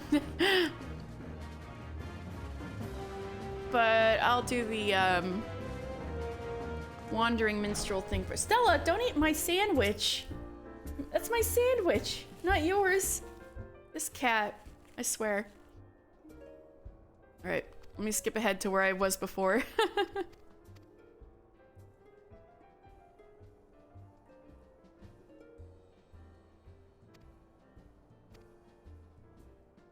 Right, so I tell him the details about fighting Gaius and the Ultima weapon. Needy cat, she is right now. What's wrong with you right now, kitty? Just tired of me streaming. Truly a tale worthy of legend, and so eerily it matches the writings of Archon Louisoix. Two swords shall vie to lay them low, a blade born of light, and a blade forged of might. Alas, man may entrust his fate unto but one. The Black Wolf was a conqueror who aspired to rule through might, and the weapon was key to his ambitions. Yet in the end, the people of Eorzea entrusted their fates to a brilliant blade, the Warrior of Light. Aw, shucks. A rather fitting moniker, in my humble opinion. Thank you. Last I have found inspiration I sought to a battle to decide the fate of a realm. Stella, leave the microphone alone and my sandwich. Ah! Okay, there she goes. You have an EDS cat too? You know what it's like. The words, the notes, I feel them coming together. Your tale, Mr. Final Fantasy. Your song. Oh god, now I gotta sing. From an era long forgotten, a blade of midnight drawn. From a distant land uncharted, a warrior who bears the dawn. Yay! Ballad composed.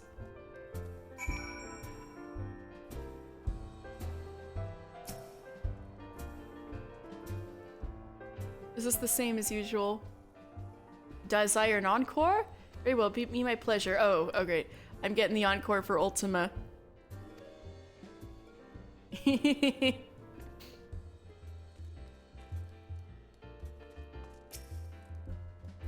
Why the seventh heaven, you ask? Because no one would drink in the seventh hell. Oh, that's funny. I also considered naming it Cloud 9, but that felt a bit effeminate for our clientele. Oh, I see. Really? Whatever you say. All right. Pinkie Pie, are you ready for the World of Darkness?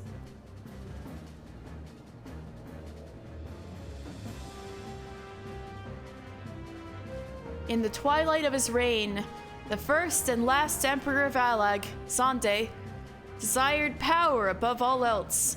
He turned to the terrible being known as the Cloud of Darkness, a ruler of the Void, and asked of her strength to make the world kneel before his throne with a covenant of blood. When Xande was slain, his ambitions were laid to rest alongside him, yet the Cloud of Darkness still seeks to enter the material realm, and will soon find passage through the Void Gate set to manifest within Circus Tower. With the fiends coming, can the Fellowship of Noah brave the Void and rescue the three souls able to stem the cloud's foot of shadows? Or will the expedition itself vanish beyond the rift in the World of Darkness? Ooh! Alright. Got less than 5 minutes again this time.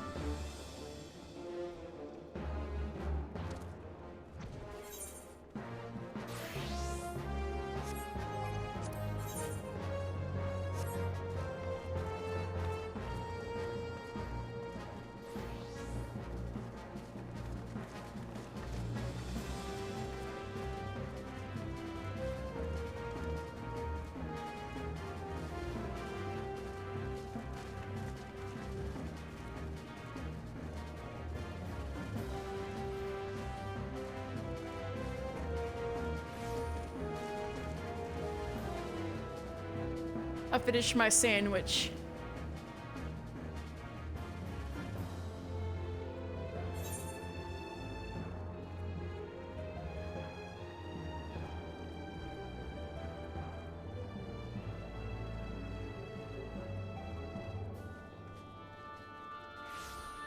So we're done with St. Koinok.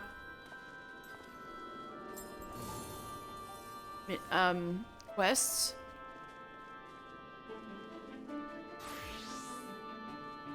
There's just these left. Hey, Pewkie Pie, I saw you on the map.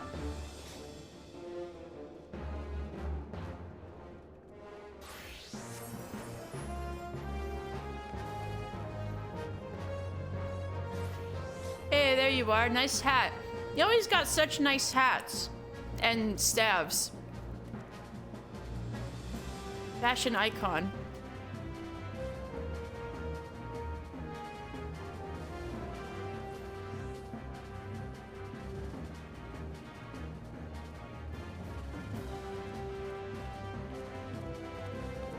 Black Mage has bomb-ass cosmetics. I need to definitely level it up some more. I have Black Mage only at level 60.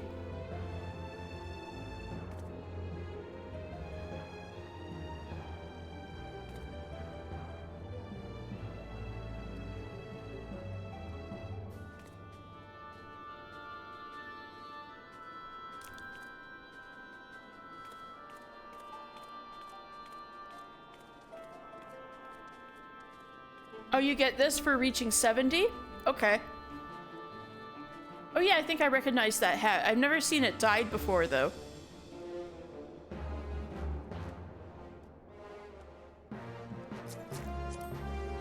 You're being examined.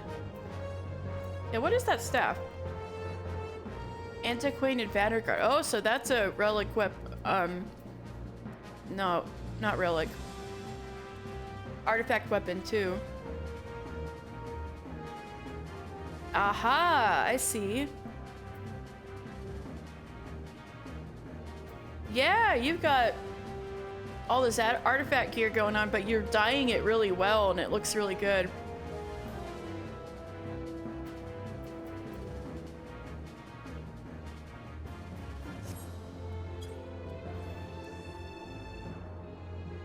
The weapon comes with the clothes. Yeah. Stormblood is nice like that. Give you the weapon and the clothes.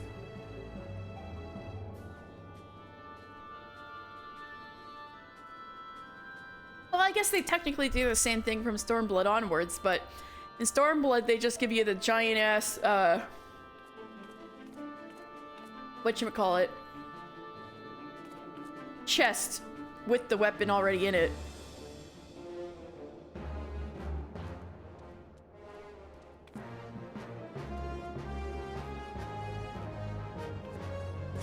All right. Are we gonna be in Alliance C 3 out of 3 times?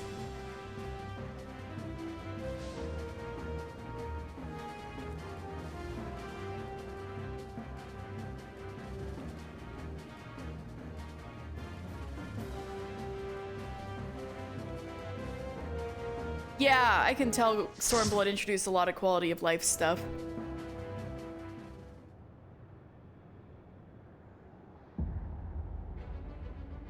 So here we are. We are actually in the void. We are actually in another world. We're actually not in our world anymore.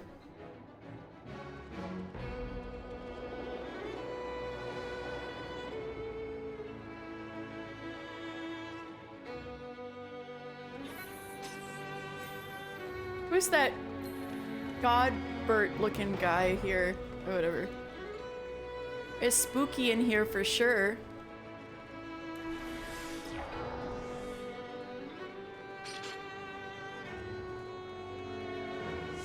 Are we killing Dracula or what?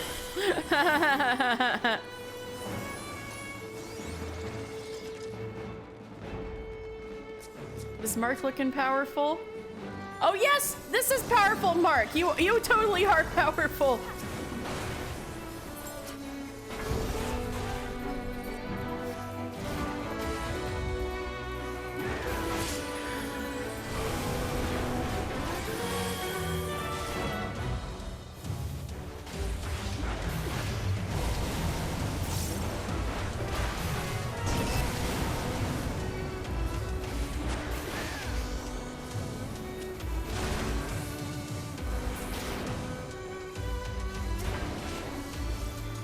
Fuck. I'm gonna stay out of there.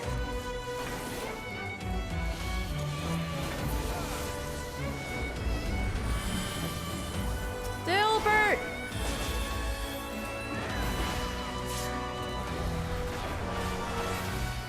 Okay, sorry. Alright.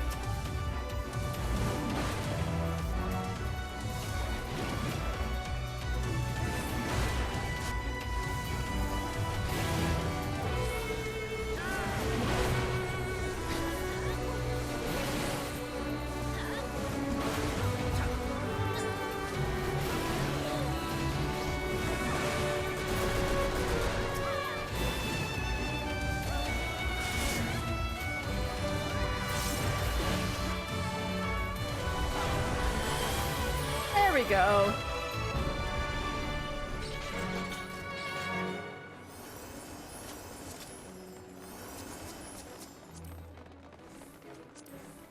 I love him. He's just Godbert Manderville in impeccable clothing. I love it. Powerful Mark.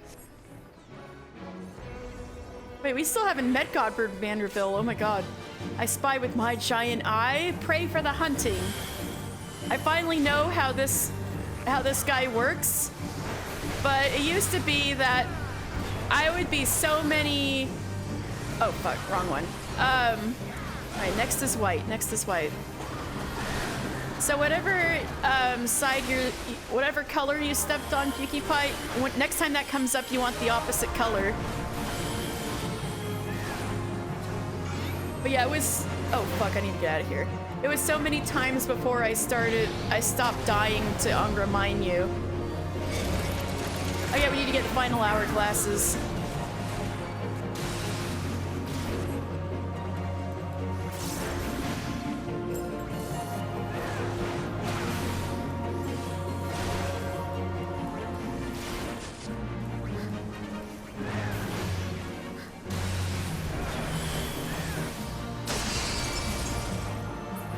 Right, turn away from the eyeball.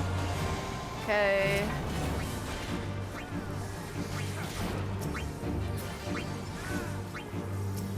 Oh, the final hourglass. That one's still alive. All right. All right, there we go.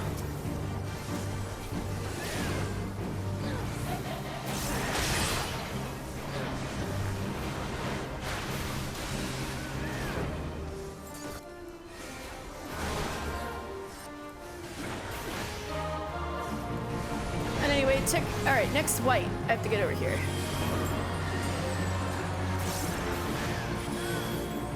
Nice going, PewkiePie.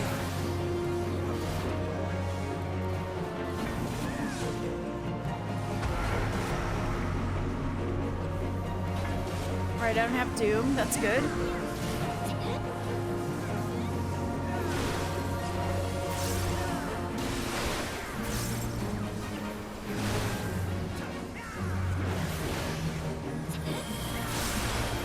Yeah, but yeah, it took so many times until I stopped dying to Angra Mainyu. I know how this works now.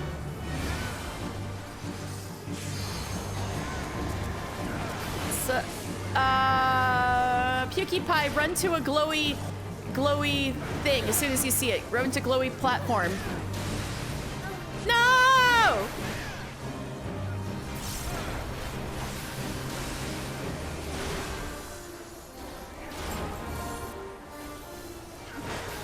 Too late. No!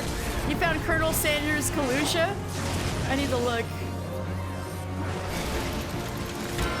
Oh god, we can kill this thing before the final hourglasses, right?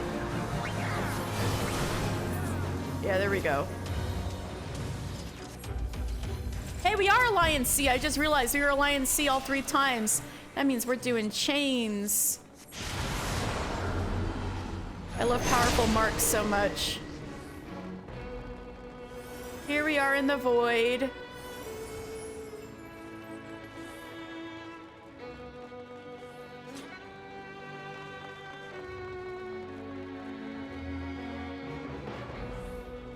This place is pretty devoid of really usable ether, so that's why the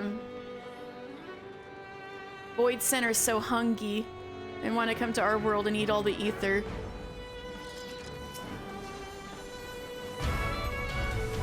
So this is a clone of Skilla, who we saw before. Oh yeah, I still gotta talk about her, I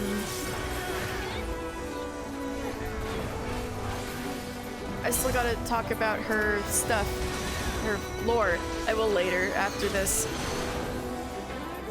But we gotta save Nero and Una and Doga. Oh, nice. Hey, we did it! We got all the gates! Hey, Xande's clone.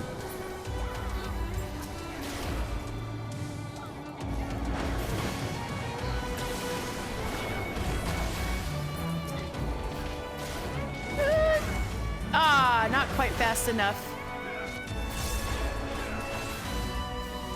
So all enemies in all 3 dungeons, I mean not dungeons, but you know, raids, all of these are enemies you can encounter in those 3 dungeons in Final Fantasy III. It was so funny because I was playing Final Fantasy III not that long ago, and I was like, wait a second, this thing looks familiar. And it turned out it was like,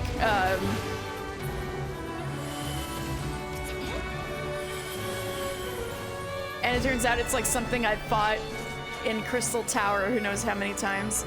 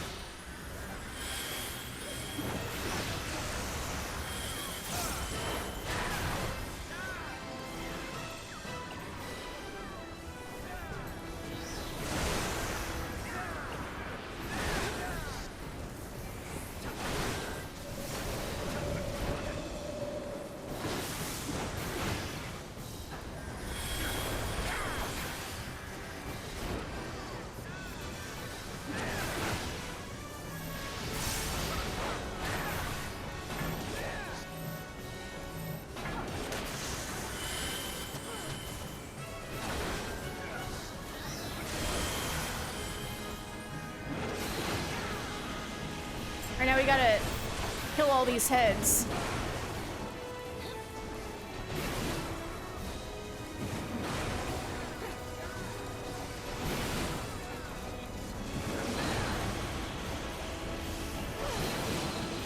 Oh, the heads really do disappear.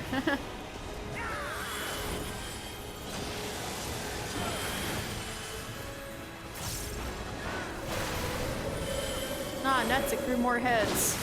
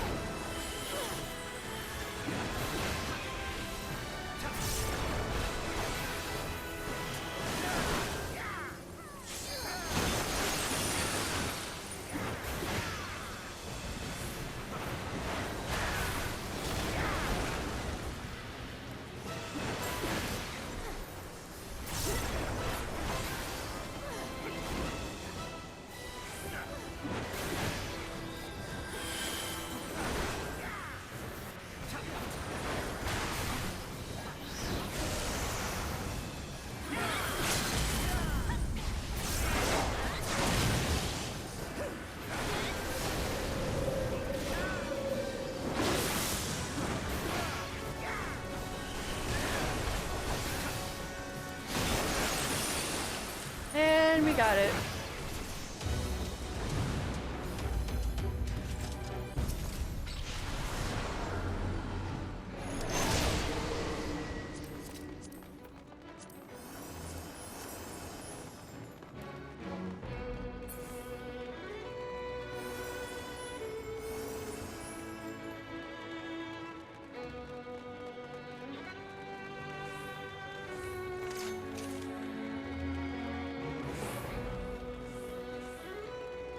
So, unpopular opinion, but I actually like...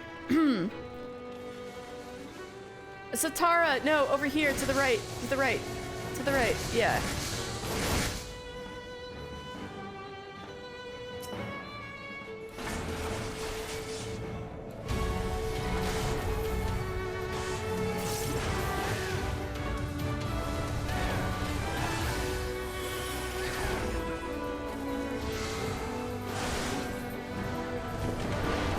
Oh no, I got bored.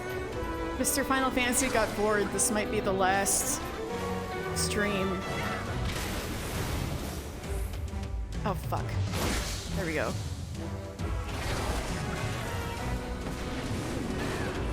Hey, I managed to not fall off.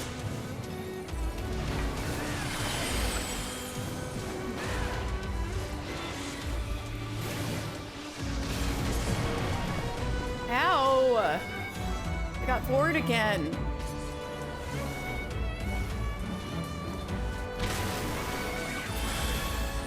Yeah, come on. Yeah. Not again. All right.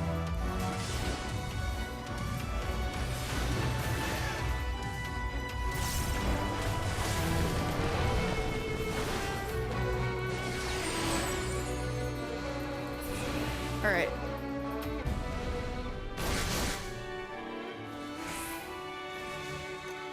I've actually seen an Alliance wipe on that before, believe it or not.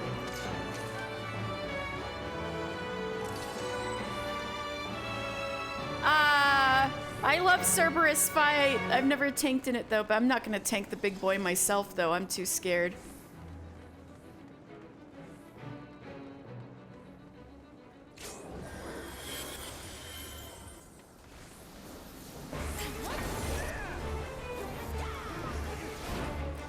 So C, we're in Alliance C, which means our job is chains. Which means when, so Cerberus is first going to break out of, oh right, I have to be to the side of him. Whoopsies, haha. He breaks his chains. So we need to get him in his chains again, or else we'll eventually die.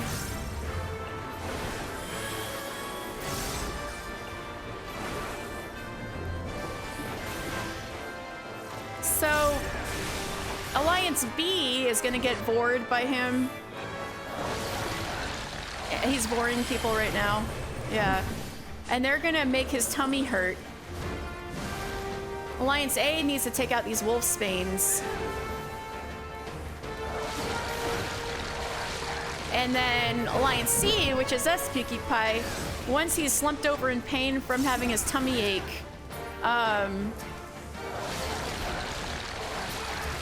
he needs to, we need to chain him up again. Yeah. Are you boring everyone one by one? Jesus.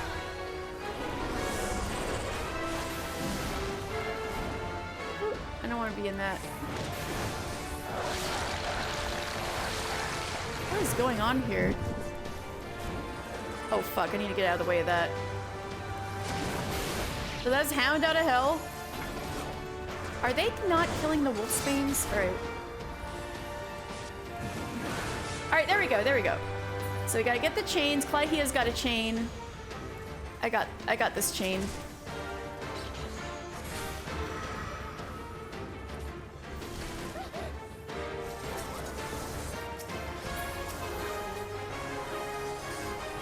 And the dog is chained. Yay! That was the job.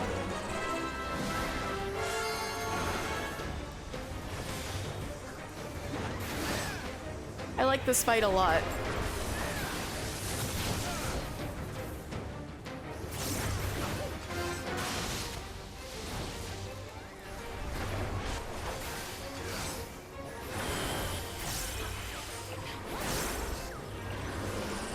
Oh, gotta get out of the way. Shit. Shit. Okay.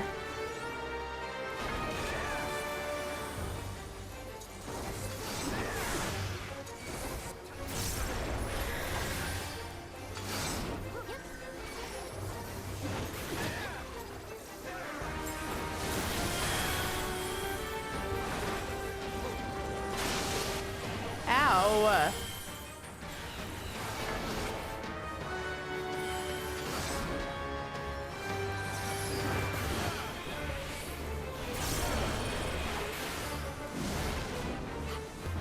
feel like he would usually be dead by now. See, he broke his chains again. Our DPS is terrible.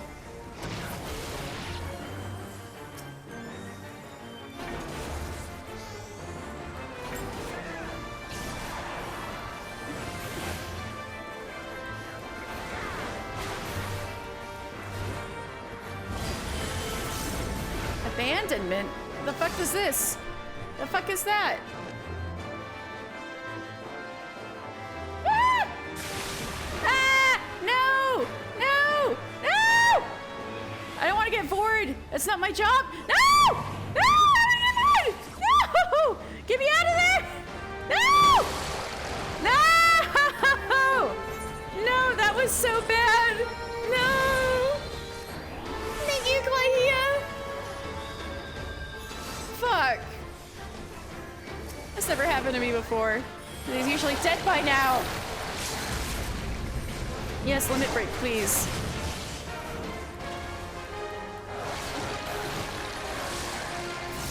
Jesus Christ, okay. At least we didn't wipe, right?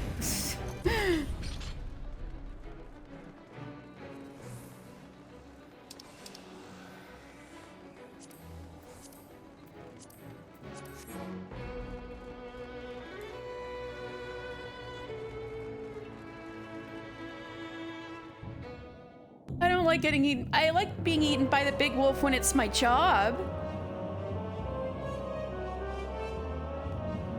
Who disturbs the gloom? Ah, mortals in the realm of light, you have not stumbled here without purpose.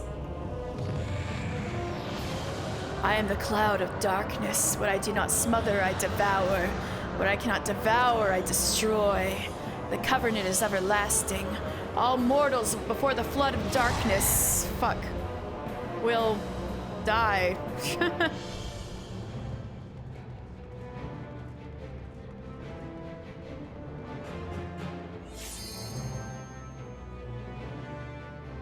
Are they actually waiting for us? How nice. Imagine people waiting for us.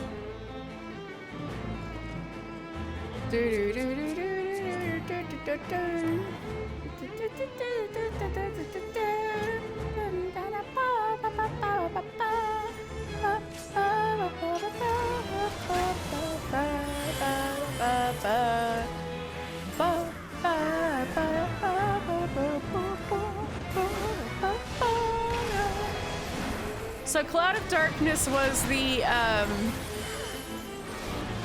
final boss of Final Fantasy III.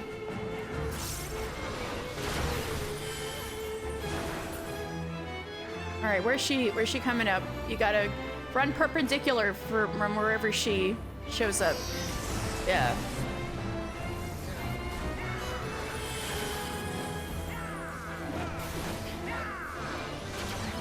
Yeah.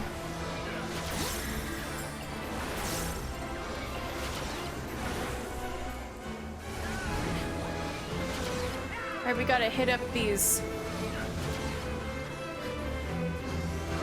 meteors. I hope everybody's stepping in them. That was okay.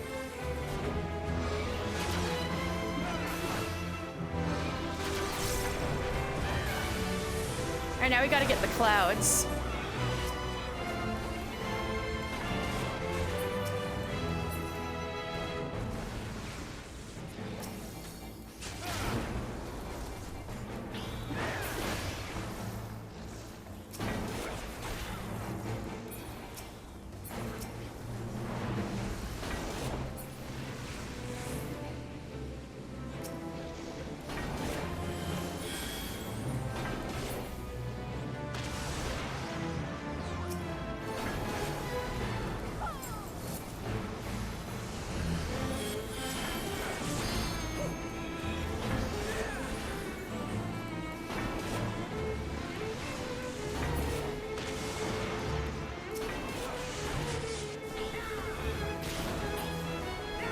I think that's it.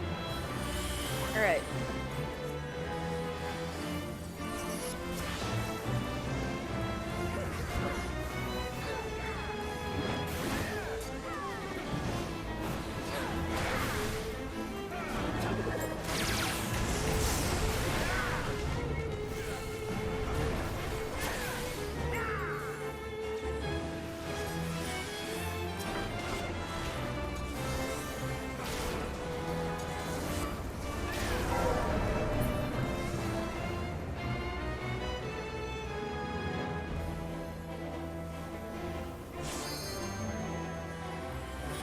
Where is she? Where is she? There she is! Run!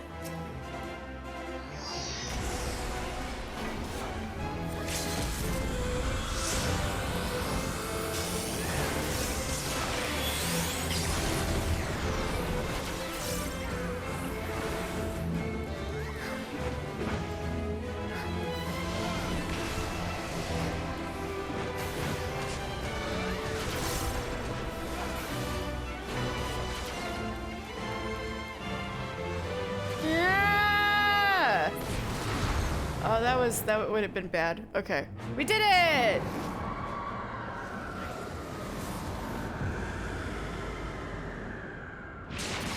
Well, we just defeated one of the most powerful Void Sen in the entire hierarchy of the Void. Good for us.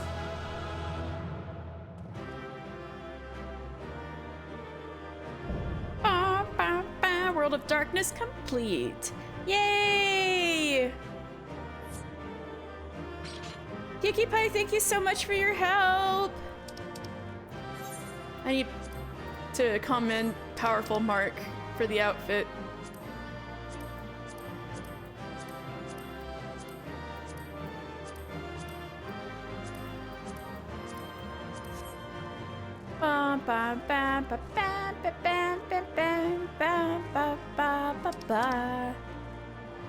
Please roll on your loot, everybody. I am begging you. I am just a little poor boy who wants to get gear. So please, thank you very much. That's good. Okay.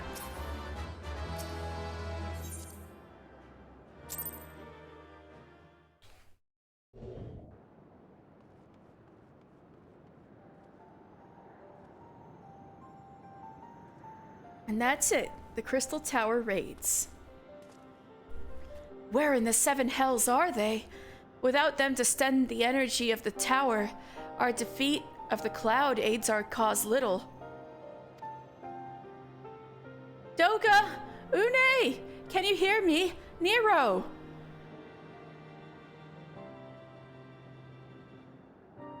Must you be so infernally loud? Are you so keen to attract more Void Scent? Wow, Nero, you're looking a little fucked up. Though I don't blame you for missing my company. I think you have an issue. Did you eat something bad, Nero? You're looking a little... Oh, you haven't had anyone to play this with in years? Aww. Though I don't blame you for missing my company. Thank the 12. Are you alright? You don't look alright.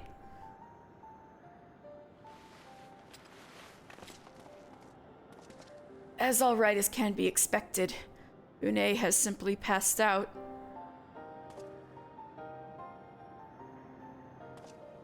You look a little... Nero, by the gods! What's happened to you? Alas, his wounds were too deep, and allowed this foul place entry into his body. Now, the darkness claws at the ether of his very form. Would that we could have protected him. The cloud of darkness was bound by Zonde's unholy covenant to bring prosperity to Allagan royalty. The same blood that sealed this contract gives us a measure of protection. Yeah, because you two look fine. I say a measure, for the vow does not protect us from other Void Scent. The cloud imprisoned us here precisely to unleash fiends upon us. We would be dead had Nero not defended us so valiantly. Well, Nero, I guess you're okay sometimes after all. Alright, Stella, that's it. It's kitty prison time.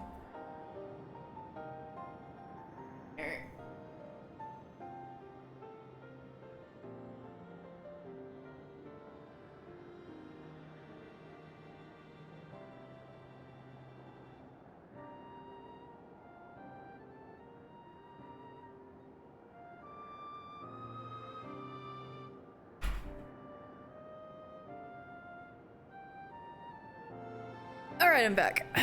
Cat has been contained. Mistake not my actions for kindness. Ew, kindness. I have use for you yet in Eorzea and simply couldn't let harm befall you here. Whatever you say.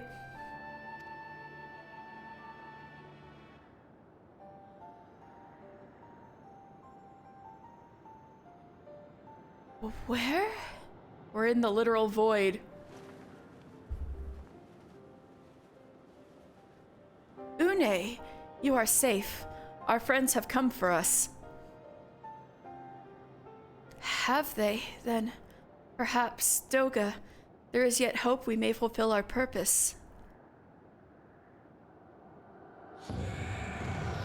Hello? What's going on?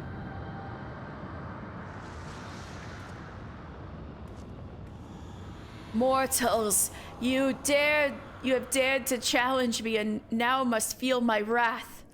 I thought I killed you.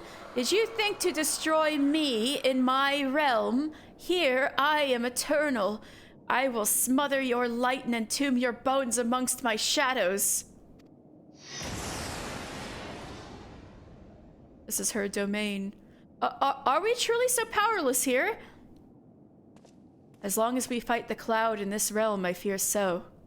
And yet, though we may not be able to destroy it, this may be our chance to stop it. If we strike now whilst the cloud can barely hold her form, mayhap we can sever Xande's covenant. Yes, and raise the bridge between the Crystal Tower and this foul place, once and for all. Mr. G'raha, you must flee. You and Doga mean to stay here? 'Tis madness. You must return with us. No one but you can save the world from the threat of the Crystal Tower.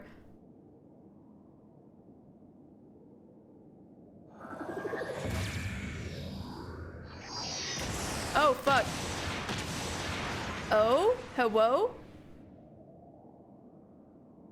Oh, a measure of protection, huh? What is this trickery? Your blood. You two gained protection from Xande's blood. Well, I guess that, proves it beyond any measure of doubt, huh, G'raha?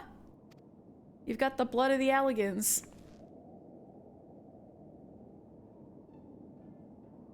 G'raha Tia, you are possessed of royal blood. That is why the royal eye runs in your line. 'Tis a gift you have inherited. G'raha, you have been granted authority over the Crystal Tower. I had thought time would consume all of Allag that was. That a man should still live with his forebear's blood in this age can be no coincidence. Some person must have planted this gift in your line, and used the highest of Allagan technology to do so. True, the Crystal Tower is not like to recognize you as Allagan, not as you are now, but your royal eye bespeaks a simple truth. Within you dwells one feeble glitter that will illuminate all, the light of hope.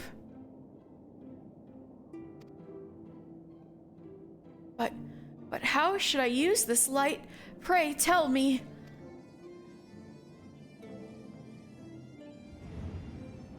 You must gain control of the Crystal Tower.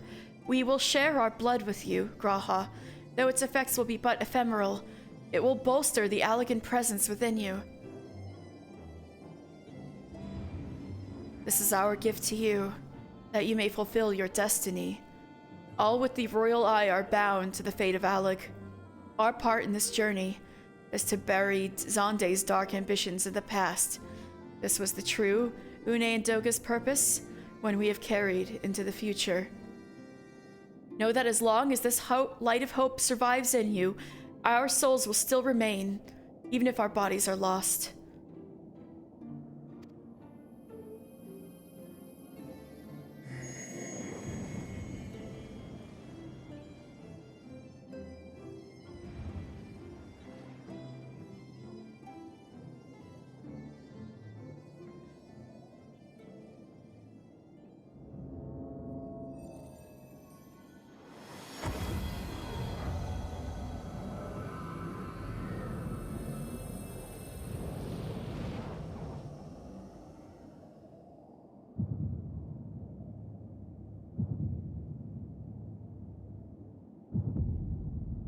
There he is! He's no longer heterochromia. You must leave us as well, Nero. I am sorry we could not live up to your expectations. I must return to you what is yours, though. You dropped it whilst defending us. Hey, that little reader thingy. What you seek by this instrument may not be possible, Nero, but do not give up. There are many other paths that await you. Of course they do. Doga, Une, I thank you. We shall never forget you. Now, Mr. Nero, let us quit this place. You shall not escape me, impudent children of light. Her frickin' laser beams. Whoa. Run, bitches, run.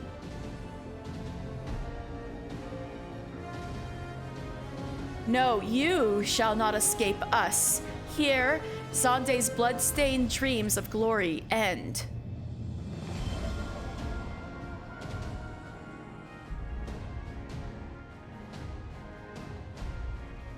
You gotta run to a store, but I'll be back. All right, there, the glint of light.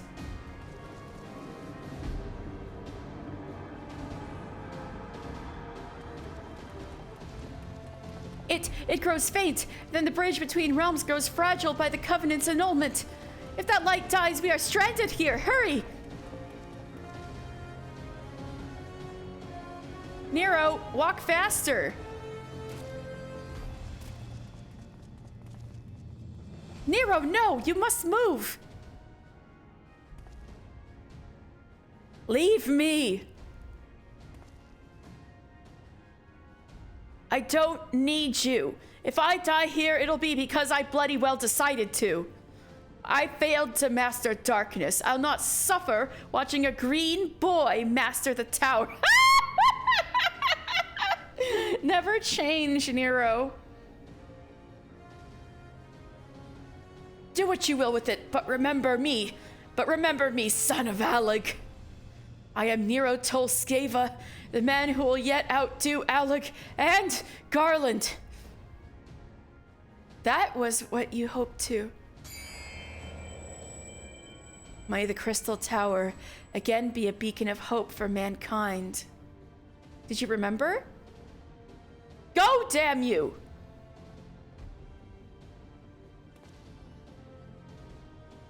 Okay, now I'm going. I had to witness Nero being a hater. Good. It's true. All right, we running.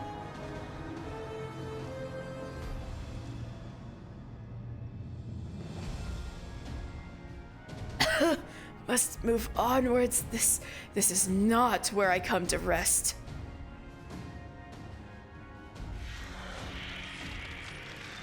You're looking a little fucked up, my guy. Oh, hello? How did... So those damn clones did it, after all.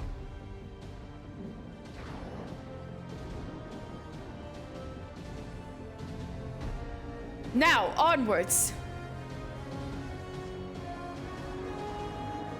Ah! It's closing, dude. You gotta do your Indiana Jones jump.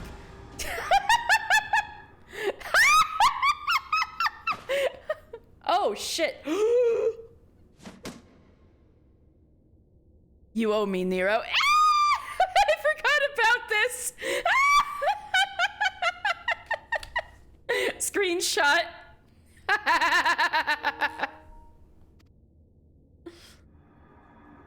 He's like, fuck, the hells I do. He's like, fuck, let me go. Let me die here.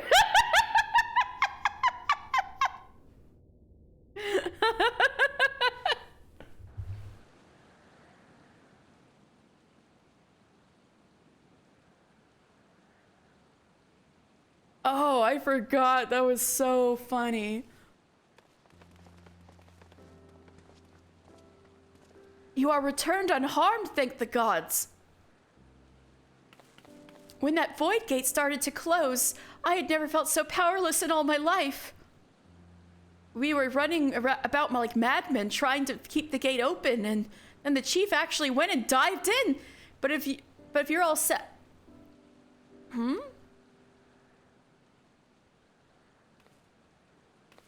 Where are Une and Doga? They're not...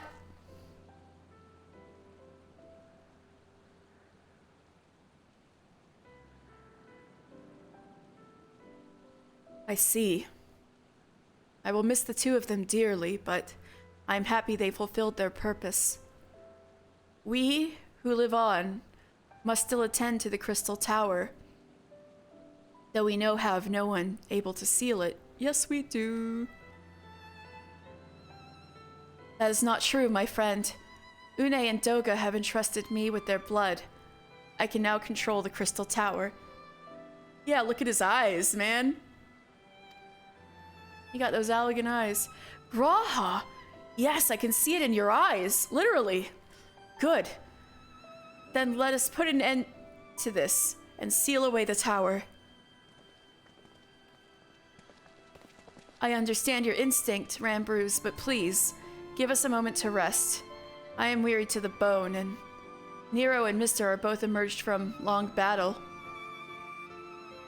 Of course, you have the right of it. Come.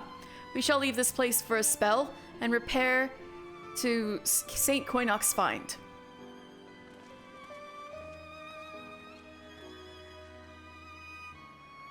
No one but you could have succeeded in the world of darkness, mister. Would that I could have been more of use beyond the rift.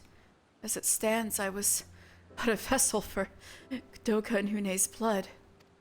You're okay, man. You're gonna be able to stop a giant explosion now, Have I remembered what I wished to? That's right, you looked like you were remembering something. Yes, something has come back to me. Gaining royal blood and witnessing true bravery has reminded me of my forebears' dearest wish. But we need not speak of these things now. It was not my place to keep you. Pray, go on ahead of me. There is something small I would do before I return.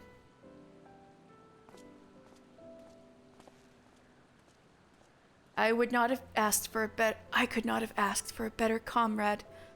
If only I could have been a part of your adventures for longer, mister. Alas, fate dictates I have a different role to play. A wish hidden for millennia and brought to light by the good people of Noah. Now, finally, 'tis my time to see it realized.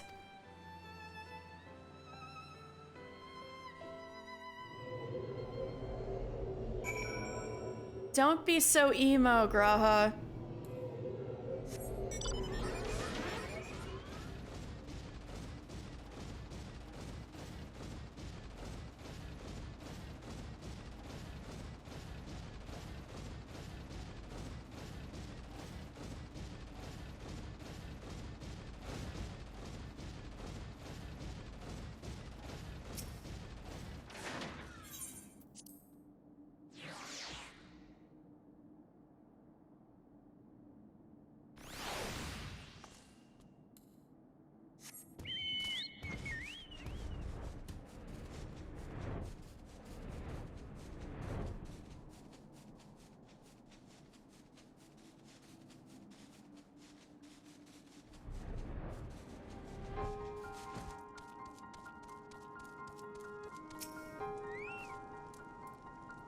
I cannot express how glad I am you returned safely, mister, and with the means to dispel the threat of the Crystal Tower for good.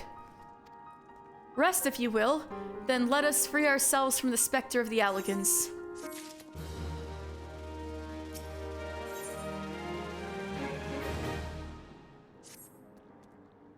I trust you have rested, my friend. Good.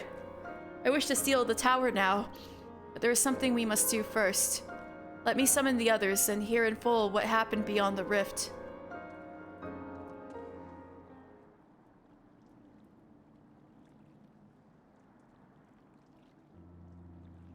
So the Allagan eye that runs in G'raha's line does mean that royal blood flows in his veins. I suppose it's not so odd to think his forebears gained it via ancient technology.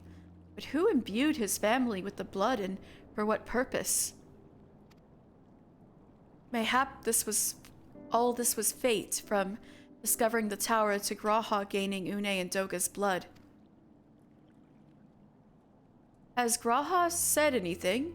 For that matter, where is G'raha, and what of Nero?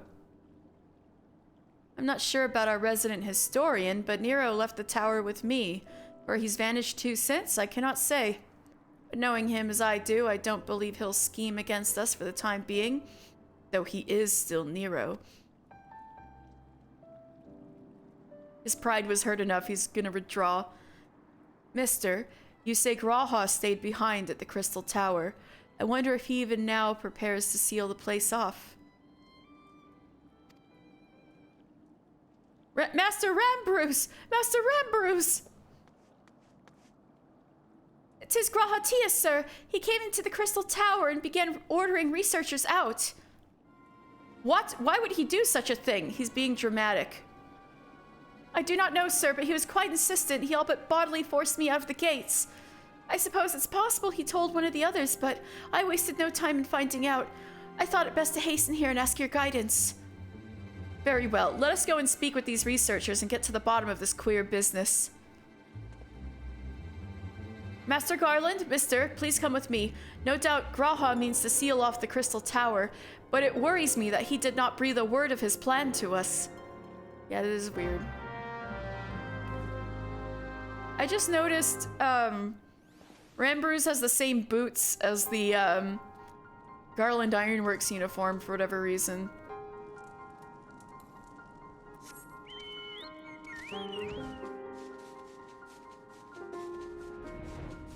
Ah, Purple Mist Day. Oh, it's so pretty. Look at this gradient.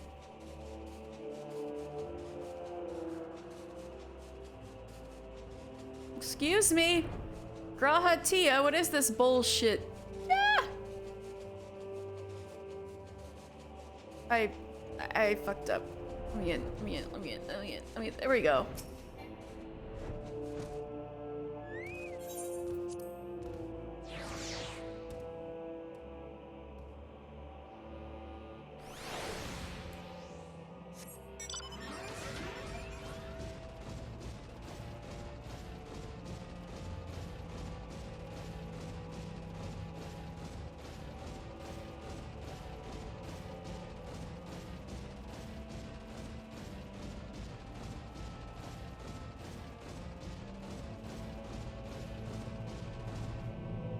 What's this nonsense?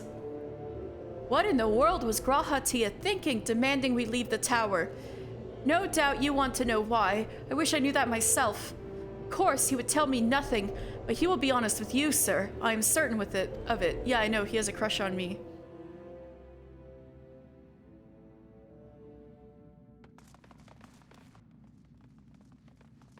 Go no further, my friends. The doors will close ere long. Why are you being like this? So you are of a mind to seal the tower, G'raha. I know time is of the essence, but all I ask is a hint of your plan. Please, come here so we can discuss this. No. My apologies, but I cannot. Come, man, what is this nonsense? If aught is amiss, surely we can help. Not this time, my friend.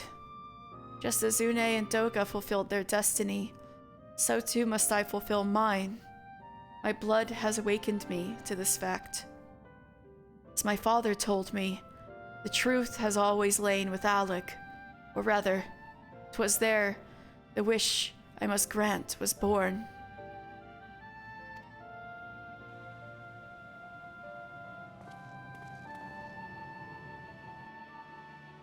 You see, not all the world perished in Zante's calamity.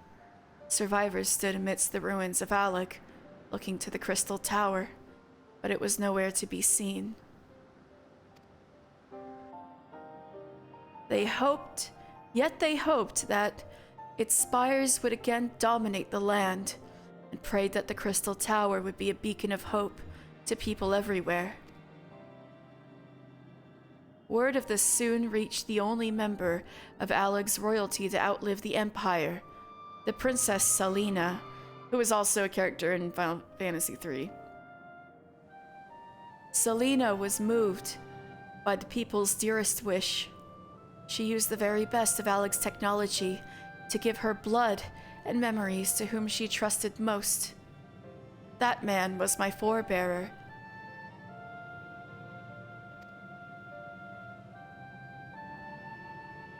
For millennia, we waited. Alec's art and ingenuity faded. Our royal blood grew thin. But before the last drop could vanish from the realm, the memory of all this returned to me. And now, I must fulfill the wish of the ancients. The tower will shine forth as a new beacon of hope. G'raha, the Crystal Tower's strength poses too great a threat to Eorzea now. We would need technology as advanced as Alec's to use it correctly. As things stand, we barely understand the tower's workings. Hells, we may never fully comprehend them. 'Tis as you say, Cid. We could wait for someone, someday, to reach the same heights as Alec. But by then we would have lost the royal blood and the means to control the tower. But what if I do as Amon did, and put the tower into a deep sleep? What? You cannot mean that! I am deadly serious, Cid. The tower may only be used once men rival the Allegans in knowledge. I will slumber within the circus tower until then, to greet those with the means to open the gates. Then I will guide them, and thus will the tower shine forth as a beacon of hope it was meant to be. The beacon of hope it was meant to be. 'Tis the only way to make the wishes of the ancients come true.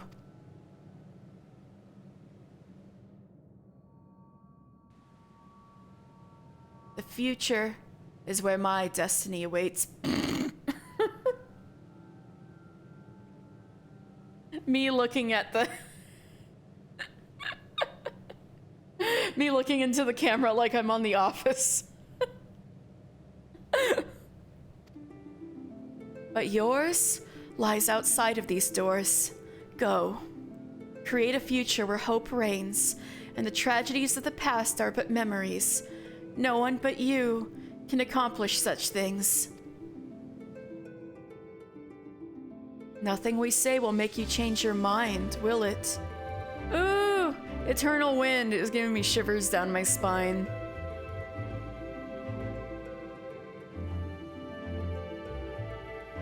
This is the field music for Final Fantasy III.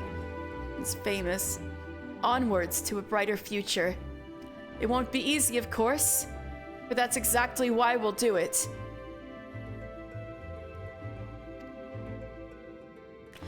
We'll catch up with Alec. Just you wait. We'll cover all that lost ground before you even know it.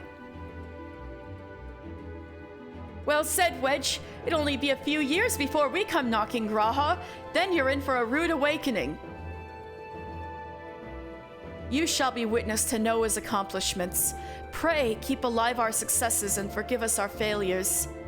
And may we meet again, my friend.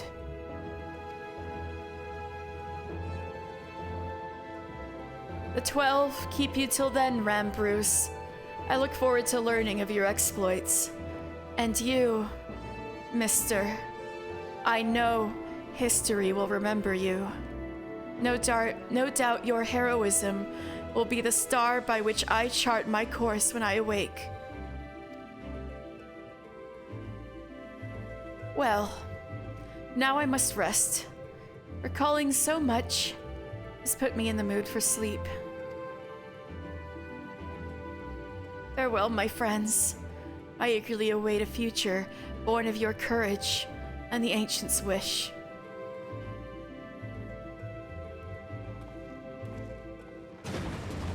Ooh, that made me emotional for so many spoiler reasons.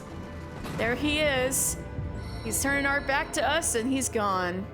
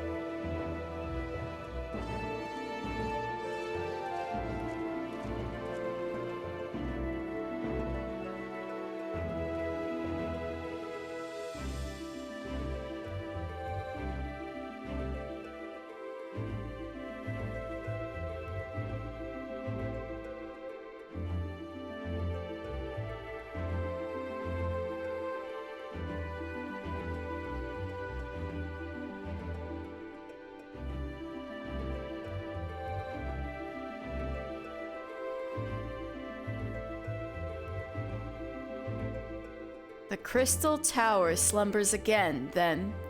'Tis too quiet for my taste.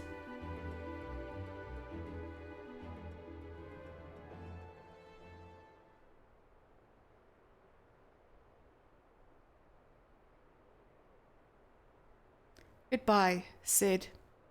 I must put all this at my back. Possibility beckons, and I am bound to follow.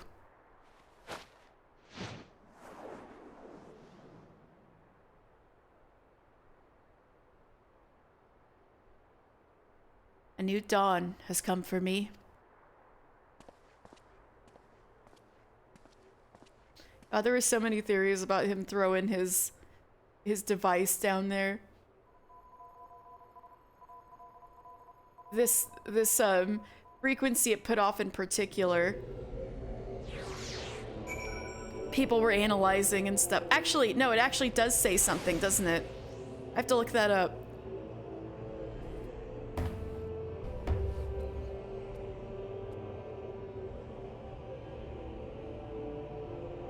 What did that say?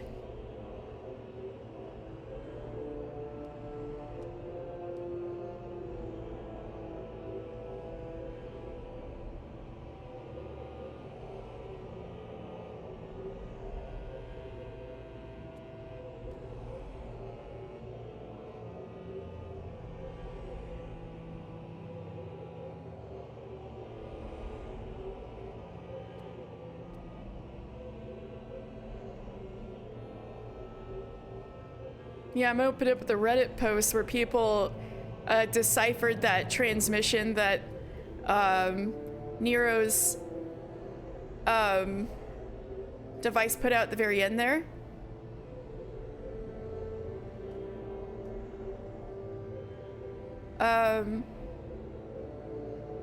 The Morse code that put it that it emitted translates to "it's all wrong." So talk about foreboding, right?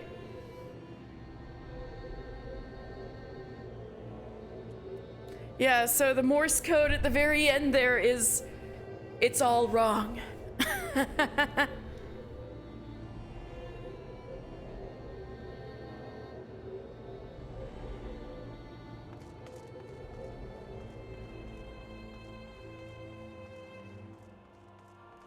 Man, two days in a row where our where the games I'm streaming have to do with Morse code.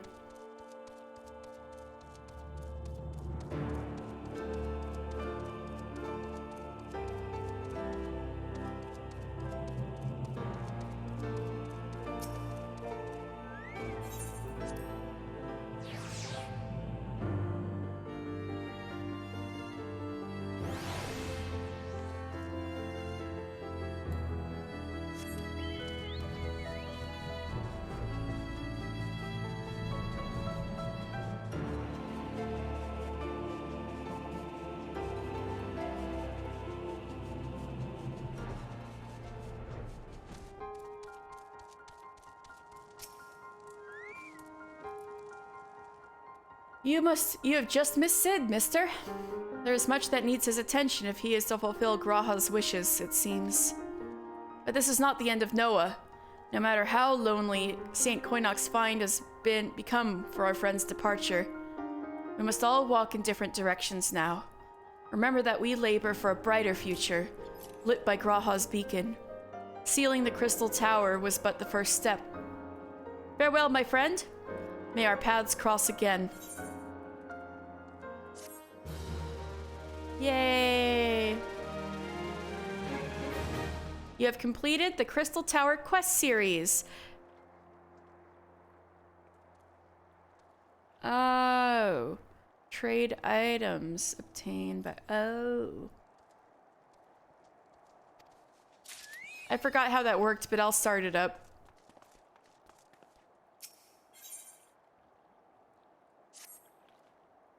Adventurer, may I ask a favor of you? I'm sorry to trouble you so soon after your trials at the Crystal Tower, but my colleague Ko Rabanta has gone missing. She discovered the oddest orb deep within the tower, and she was returning here to analyze it. No one has seen her since, though she is too timid a girl to have run off with her find. She probably just left to gather artifacts or materials in Revenant's Toll for her studies. But all the same, could you go and look for her there? I cannot shake the feeling something has befallen her. I think you're right, if I remember this right.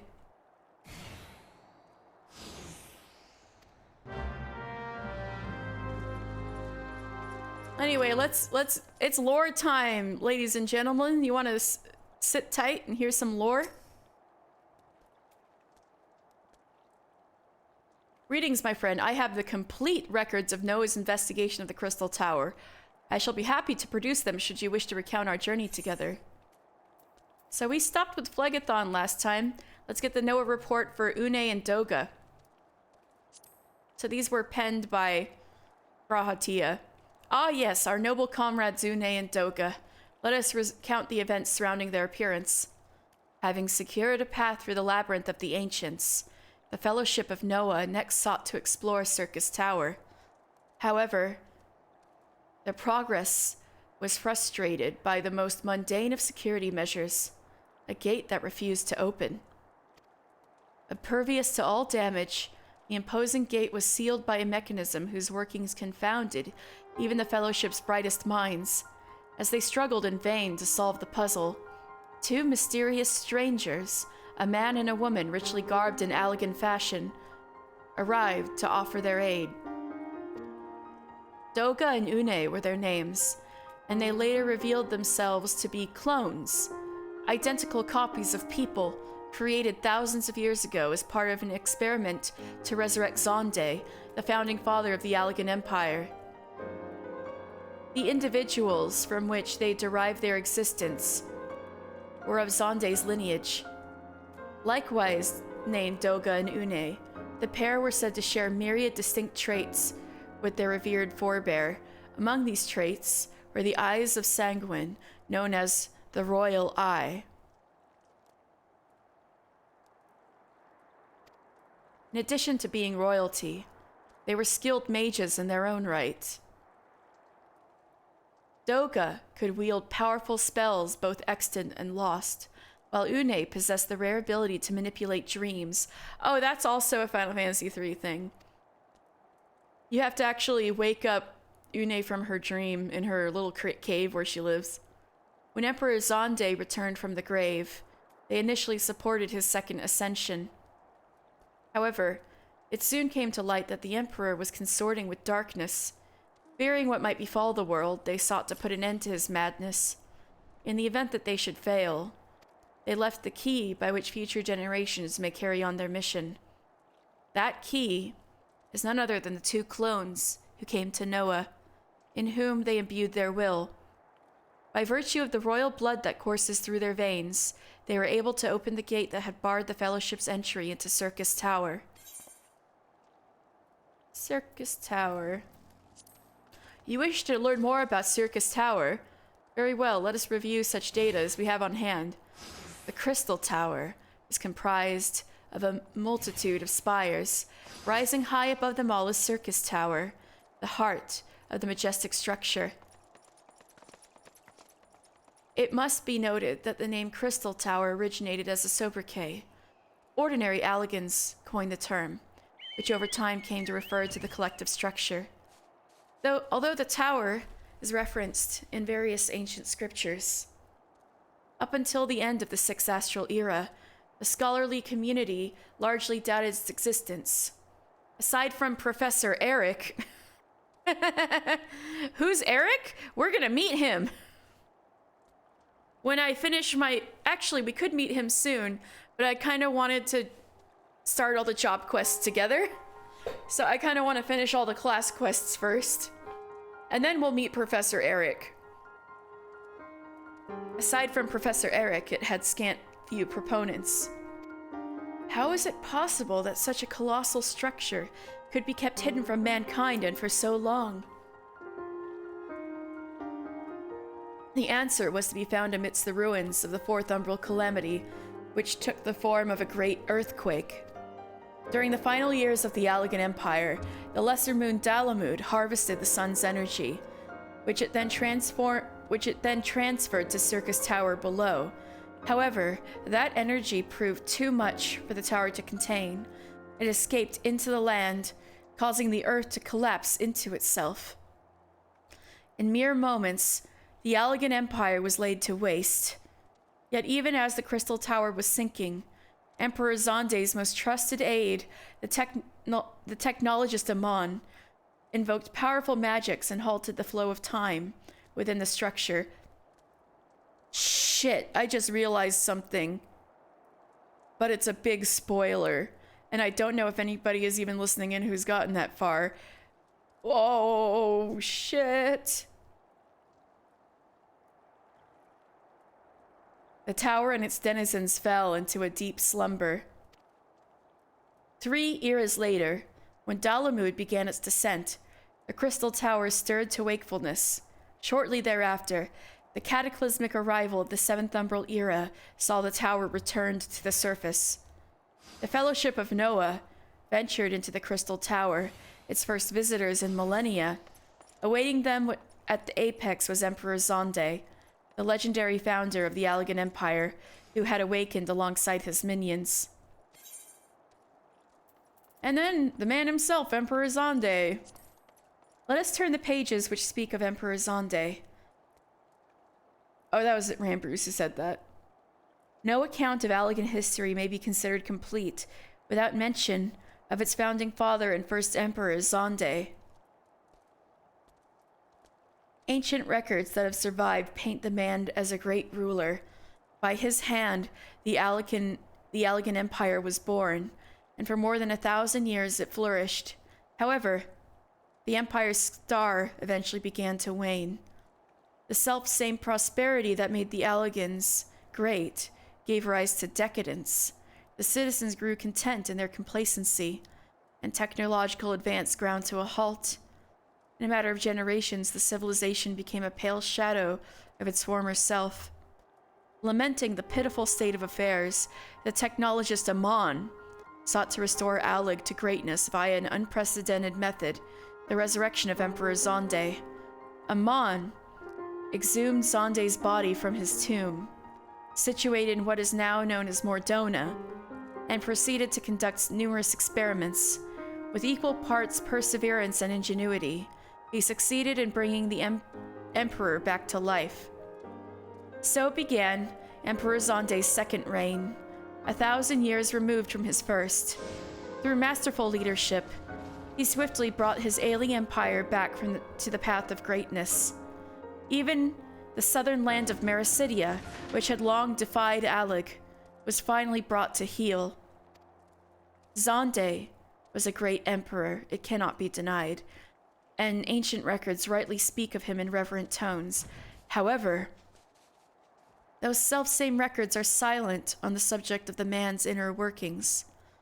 It has recently been revealed, ever since returning from the grave, Emperor Zonde was constantly tormented by the memories of his death. Driven by reasoning that no mind but his own may comprehend. He sought to return all to nothingness. Whatever may have compelled it, Xande made his choice, and its consequences have been passed down through the annals of history.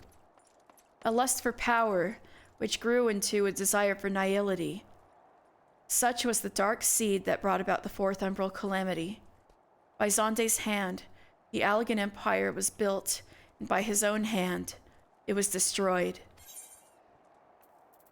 Pretty deep stuff. Right, the World of Darkness. Let me see what I can find. The World of Darkness is an other world thought to lie adjacent to our physical realm. In other words, what we often call the Void. The Fellowship of Noah came upon the World of Darkness several times, but only once did it venture inside. The future of the very realm was in jeopardy, and thus was a band of adventurers dispatched to rescue 3 comrades imprisoned among the shadows. How are such things possible when wise men hold that the world is the world, the void is the void, and never the twain shall meet? It would seem abnormal events can weaken the veil between worlds and tear them asunder. When such rifts appear, men can walk between realms. The mages of Allag could create rifts at will, dubbing them void gates. They used them not only to enter the world, but also to harness the dark power therein, the Voidsent. The Voidsent, however, make ill allies. The fiends have a depraved appetite, and seek this world merely to sup upon the ether it contains. Were they ever to enter our realm in force, destruction beyond imagining would follow. Therefore, any and all dealings with the Voidsent are now seen as forbidden. Even the Thaumaturgist Guild, devoted to studying the Void, conduct research on a limited scale under strictly enforced regulations. Cloud of Darkness. I thought I had a few pages devoted to the Cloud of Darkness. Ah, here they are. Within the Void, chaos reigns supreme. Strength is the sole measure of order amongst the Voidsent. He who rules is he who claws his way upward and tramples all beneath. Scholars who study the Voidsent have long striven to categorize the fiends by brawn rather than species. The result is popularly known as the 12-tiered Voidsent hierarchy. The Voidsent, known as the Cloud of Darkness, is doubtless in the highest tier of this hierarchy, Tier 1. Hence why Emperor Xande entered into a dark covenant with it. In both strength and size, the Cloud is unmatched. A void gate of monumental proportions would be necessary for it to enter our realm. Opening such a rift would, in turn, require a power as massive. Enter, then, the Crystal Tower, and the energy it could produce. Were the Cloud of Darkness to break loose, it would devour all ether and extinguish all light. The world would become as the void. Indeed, all would have been lost were it not for the actions of valiant adventurers and the sacrifice of 2 Allagan clones who annulled Xande's dark covenant. The Crystal Tower, the last report, for now. Now, where were the passages pertaining to? Ah, here we are. G'raha Tia, Noah's historian, gained the right. Oh yeah, maybe it's Granbrew's writing this one. G'raha Tia, Noah's historian, gained the right to control the Crystal Tower thanks to a gift of royal blood, Allagan blood from Une and Doga. To ensure the tower would become a beacon of hope in the future, G'raha wielded his power to put the tower's inhabitants, he himself included, into a deep sleep. Thus was Allag's lost glory, and the threat it posed the realm, sealed again. What was the reasoning behind G'raha Tia's choice? To comprehend this requires knowledge of forgotten Allagan history. Although the Crystal Tower fell on the day of the Fourth Umbral Calamity, many Allagans survived the destruction. To them, the place had been a shining beacon. They thus prayed that one day in the far future, It could bring light and joy to the common folk. Oh. This made me remember something else. That's also spoilers. Their heartfelt pleas reached the last remaining princess of Alec. She took it upon herself to see their prayers realized, and entrusted her blood to her most trusted aid. Ages passed, and time consumed all living memory of these events. The blood grew thin, and all the tears of that age were forgotten. Yet belief in a greater destiny was passed down the bloodline of the princess's aid. So it was that the hopes and dreams of myriad Alligans did survive and find new life in this age. This concludes Noah's investigation of the Crystal Tower for the present. However, we have vowed to carry the wishes of the ancients with us and build a brighter future for the sake of our own descendants. Oh, emotional for stuff I can't talk about.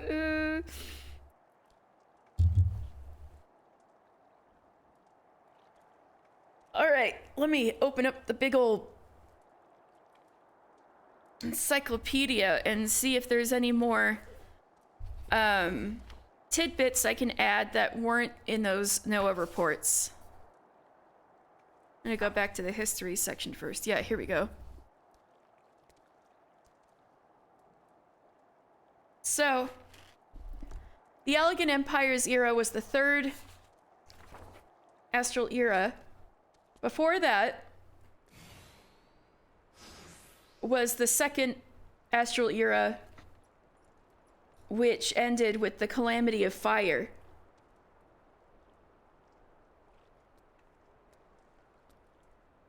Which was pretty much like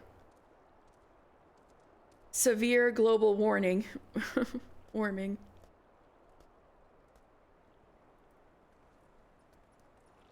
And also fire.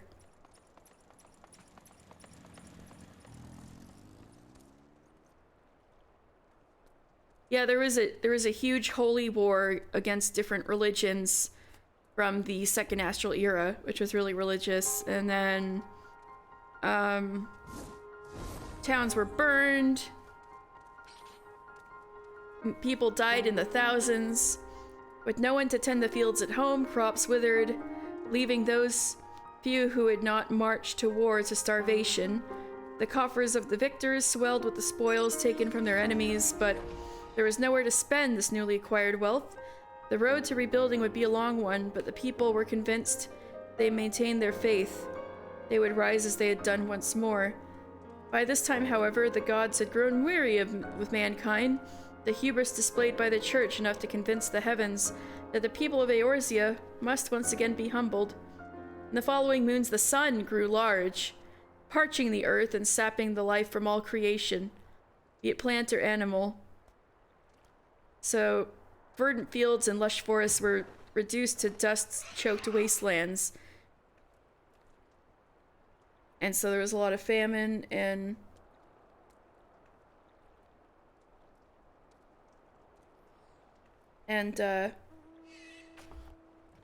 so basically it was like global warming was like the second calamity. So after that, the communities which emerged in the aftermath of the Calamity of Fire, while fearful of the gods, were wary to once again make them the centerpieces of their society. Pursuit of the divine had incurred the wrath of the heavens, so to avoid a similar fate, mankind chose to place distance between itself and the gods. As a result, society began to focus on individual talent, the individual talents of its people. Faith in the gods gave way to faith in oneself. With this newfound confidence, mankind began producing some of the greatest minds in history. New discoveries in science and technology were being made every day. Civilization was advancing at a rate unseen in the previous two astral eras, and at the forefront stood a man who would see that civilization reach the far corners of Hydaelyn, Xande. Considered by many to be a genius in his own right, the highly ambitious Xande used his uncanny intelligence and charisma to build a nation that, while founded in science, did not deny the magic of the Second Astral Era. Those few descendants of the priests and witches of the Second Astral Era were welcomed and given places where they might hone their skills and wield them for the good of the people. As Xande learned more of magic's potential, he assigned many of these mages to his newly formed army, where their unmatched strength on the battlefield allowed the young leader to subjugate neighboring lands with limited Allagan casualties. In less than a year, Allag was the largest nation in Eorzea, and Xande crowned himself emperor.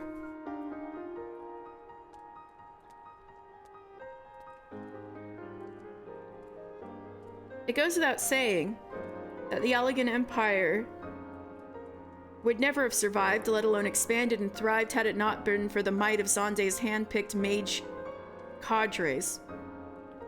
Their most important contribution to the Empire, however, was not solely spell-weaving, but the incorporation of their magics into existing scientific principles. Siege engines enhanced with magics launched projectiles farther and with more precision. Ensorcelled treadwheel cranes lifted blocks 10 times their maximum load with a fraction of the manpower. Once the secrets of ether had been unlocked, they were applied not only to war, but to everyday societal needs, from construction to medicine, transportation to communication. The field came to be known as etherochemistry, and upon its back would the Allagans ride into a golden age of prosperity. Upon his death, Emperor Xande was interred in a tomb built within a crystalline cavern located in Mordona. Reasoning behind this being that it was thought that the concentrated levels of pure ethereal energy might repair the corrupted flesh and restore Xande's soul to his new body. The actual consequences were quite different. As stated, I think I stated this before, but for whatever reason, Silvertear Lake, right in front of us, has a fuck ton of ether. A whole lot of ether. It's very important, and that's why Midgardstormer, Mr. Dead Dragon here, was tasked by Hydaelyn with protecting it.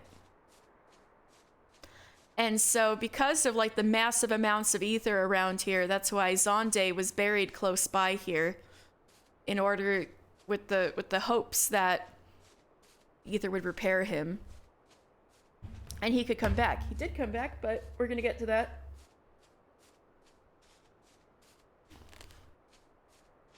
Xande knew he would not live forever, but he was not about to allow his life's work to come to naught upon his passing.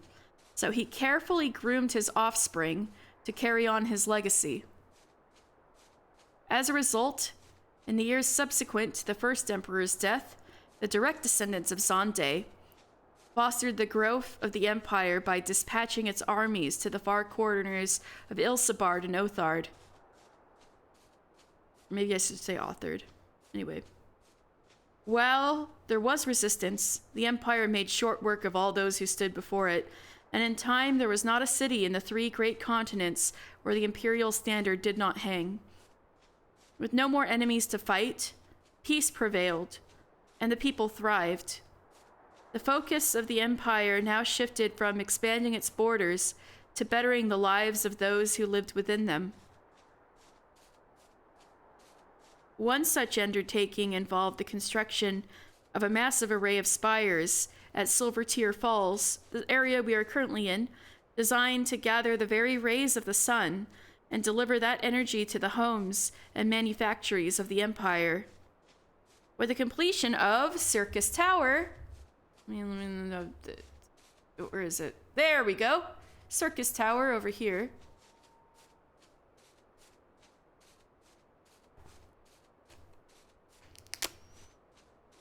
or the Crystal Tower, as it would become to be called in the scripture of later eras. The Alligans began their reliance on myriad machina to ease their daily burden and allow them to concentrate on bettering their minds and their souls. For 3 centuries, not a war was waged on the 3 great continents, and bloodshed which had spawned the Empire became but a blemish on a forgotten age. It sounds like that would be a nice lifetime to be alive for. The miracle of therochemistry had given the Alligans everything they wanted and more. Yet, a man who believes he has everything will not strive to create anew. Lacking the drive that once made it great, society slowly fell into disarray.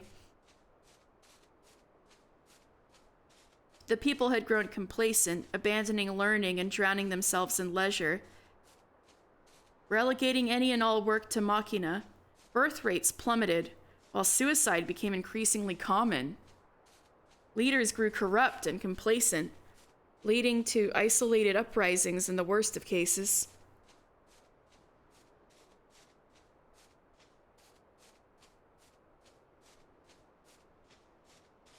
So that's when Amon comes in. The Empire was becoming crushed under its own weight, inching ever closer to destruction while its people sat glassy-eyed in their homes, dangerously dependent on the luxuries science afforded them. There was one man, however, who was not about to stand idly by as oblivion crept ever closer, a talented technologist by the name of Amon. Amon believed that what the Alligans needed to save them was not another invention or technological breakthrough, but a strong leader, a leader who could ignite the fires in the hearts of men and wake society from its apathy-induced stupor. A leader the likes of Emperor Zonde I. Hey!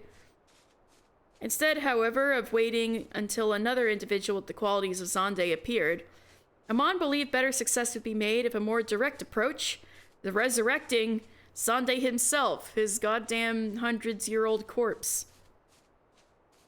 Techniques to temporarily restore life to mortified flesh by growing it anew had already been discovered by Allagan scientists. Amon believed, however, a temporary return would not be enough to ensure a rise from the ashes of the once mighty Allagan Empire. What were needed were the secrets to eternal life, and so Amon began a series of experiments combining chimerobiology and cloning. Yeah, because the Allagans were also the ones who made chimeras. In a last desperate effort to achieve immortality. In the early stages of these experiments, he used brigands and revolutionaries to test his newly developed techniques, such as General Phlegethon, who he fought at the end of Labyrinth of the Ancients. Once his methods had been refined, Amon moved next to the Emperor's bloodline and finally to his own self. The results were promising, prompting Amon to move to the second stage of his plan, unearthing Zonde's tomb and the resurrection of the Emperor. And Amon's clone was what we ended up fighting within Circus Tower.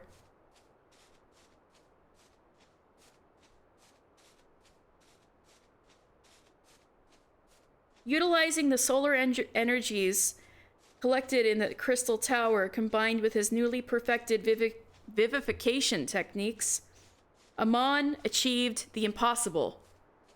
Zonde walked Eorzea once again. It's alive! So, Amon. One of the few great minds in a land that had seen the slow yet numbing of its people's intelligence. Amon long lamented the sorry state of Allag, concentrating his early scientific efforts on developing medicines to increase mental capacity. He soon realized that it was not knowledge that the Allagans lacked. If anything, they had too much. What his people lacked was a leader. With a renewed sense of focus, Amon shifted his studies to the field of vivimancy and soon was conducting experiments on his own flesh in order to attain his final goal, the resurrection of Zonde the First. Also, it was hard to tell when we were fighting him, but Amon is actually an Elezen. So here we have two of the people he experimented on. Scylla, who was that mage lady with 5 wolf heads. So here's the story there. Scylla was a high-ranking archmage of the Allagan Imperial cadres. She was tricked by Amon, a lifelong adversary within the Imperial court, into participating in the mad technologist's experiments with immortality. Promised never-ending life and limitless power, Scylla begrudgingly agreed to the alteration of her corporeal form, only to wake from the anesthetics to find the snapping maws of wild hounds, creatures most despised by the mage, where her own head had once been.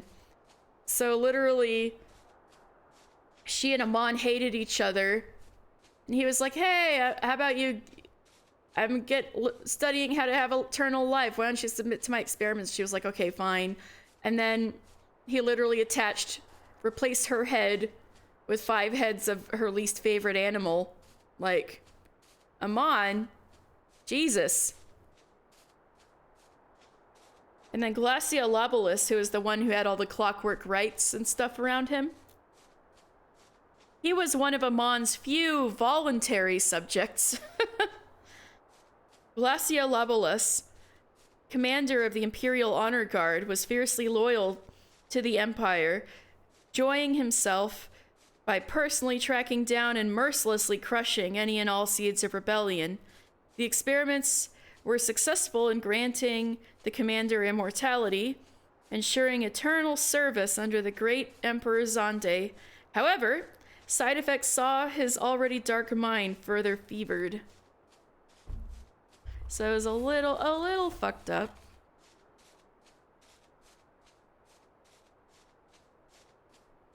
So, there's more history to, but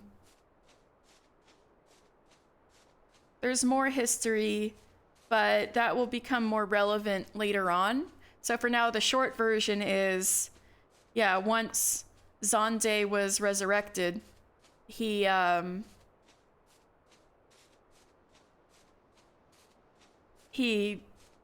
finally set about conquering Mericidia, which is a continent far to the south of the 3 continents across the ocean. And that was a big old deal. But we'll get into more of that when we do the Coils of Bahamut next episode. Which is not going to be next Sunday, but I think 2 Sundays from now I'll do Bahamut. So I'm going to be gone for a week. And then after Mericidia, that was when he made the covenant with the Cloud of Darkness, and then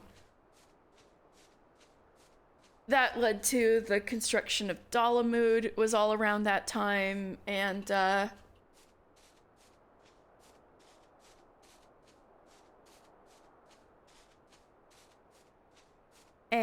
yeah, eventually led to the Calamity of Earth and the end of the Allagan Empire. So that's the short version, but we will get into the nitty-gritty later. For now, I think we covered everything relevant to Crystal Tower, except for like individual people's little profiles.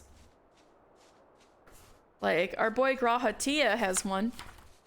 Let me find his.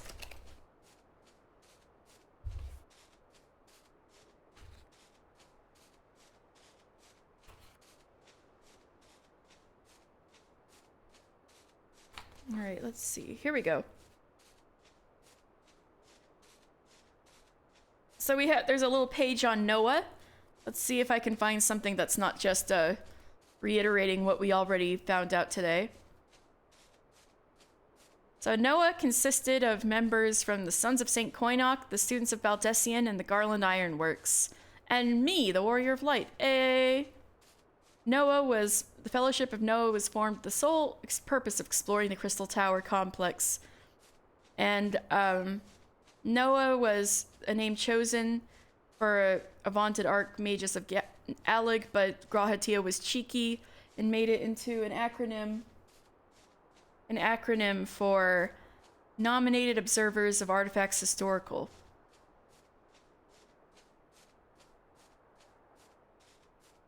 Yeah, let me see here. So yeah, it was Sid. Yeah, Ultima Weapon opens Sid Garland's eyes to the dangers of Allegan relics. And so he's entreated the Sons of St. Coinoc to explore the Crystal Tower. And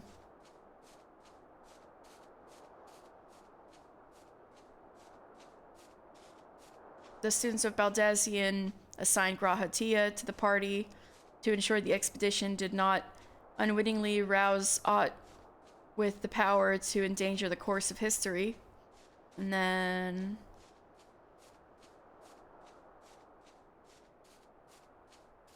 yeah, basically this is just a little summary of what we just went through. So Grahatia's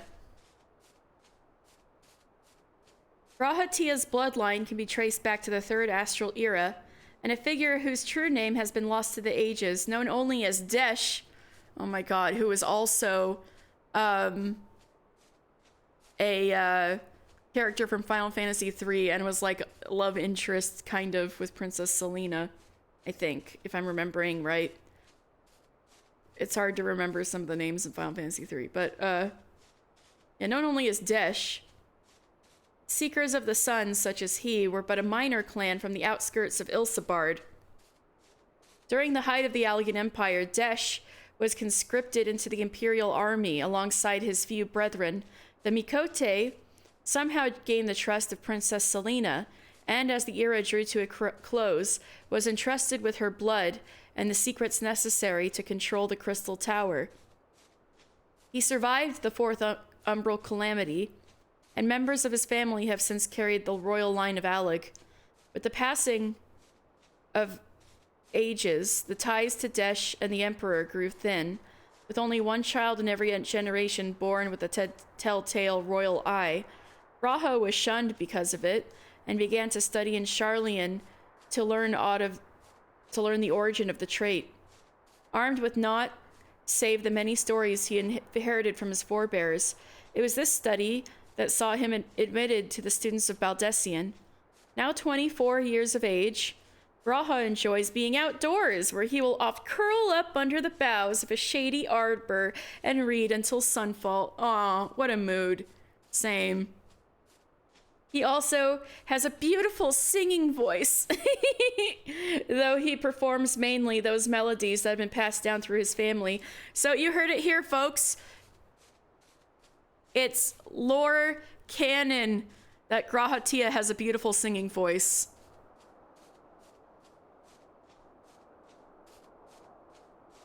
So the blood crimson hue of one's eye is a trait manifesting only in those possessed of royal Allegan blood. It was called the royal eye in the Third Astral Era, but has become known as the Allegan eye, as most who knew its true name perished in the calamitous events triggered by Xande's actions.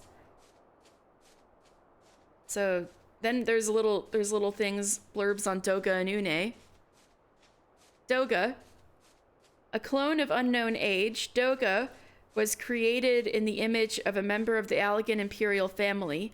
He and Une were the trial products of an experiment designed to resurrect Xande. This project was under the direction of the technologist Amon, who was quick to recognize the signs of the Empire's decline. Yeah, we know that. Being kindred to the first emperor, both Une and Doga were trained as archmagi. Where Doga wielded powerful magics, Une had free control over her dreams and visions. Their copies, created in great number, were little more than mindless tools, put to use for the maintenance and defense of the Crystal Tower. The peer that appeared before Noah in the seventh astral era were such products.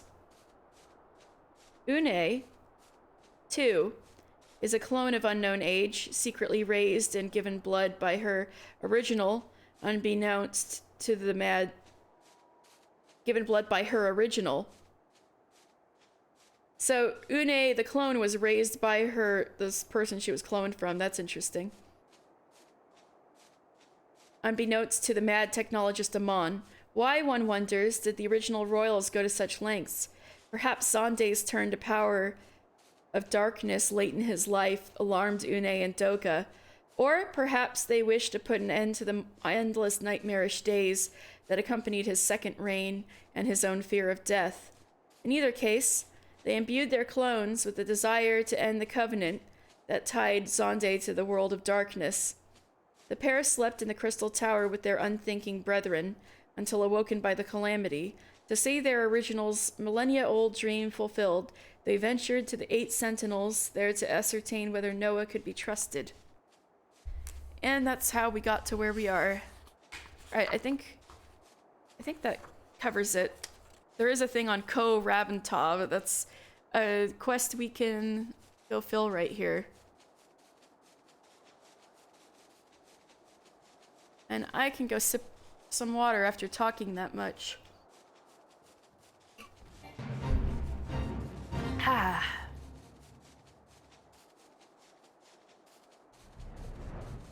Oh, Mordona, full of lore. Hello, Ko Rabentov.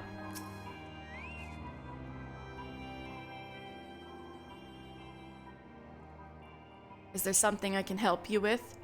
I thought she said you were timid. You seek Ko Rabentov? Well, you have found the right body, but she is not at home, so to speak. This lovely girl you see before you is known as Ko, but another soul dwells within her at present, mine to be precise. Well, that's not cool. Get out of there. You are speaking with none other than Noah, Archmagus of Alec. Oh shit, you're who we were named after. My scholarly works are legend, my treatises of the cosmos priceless, and my very name known throughout the world. Huh? Or 'twas so once. My soul has whiled away the millennia within an orb. Ko awoke me from my slumber, and, well, how could I pass up the chance to walk the world again? So I allowed my spirit to flow into her body, and here we are. Forgive me, you do not seem overly bewildered by this. Would I be wrong to assume you belong to the scholarly fellowship that carries my name? Yes, that is true.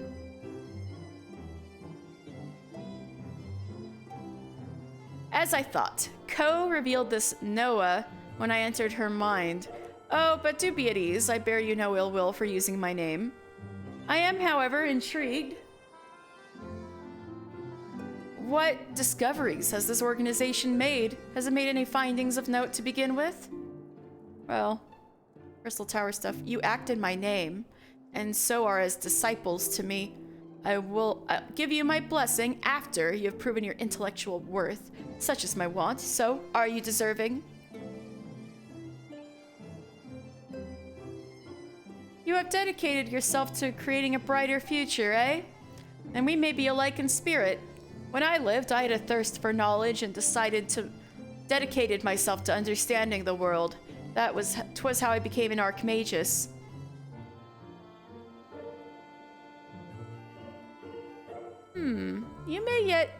You may yet become a disciple of mine. I would learn more of your journey into the Crystal Tower. If I can see your dedication amongst your exploits, I will be happy to give you a token of my immense wisdom. Pray do not expect too much, though. There are limits to what I can do in this body. Whose owner were you seeking? Whose owner you were seeking, of course. Well, I will make sure Ko's friend learns what has happened, to some version at least, and worry not. This body is in safe hands. But what about her soul?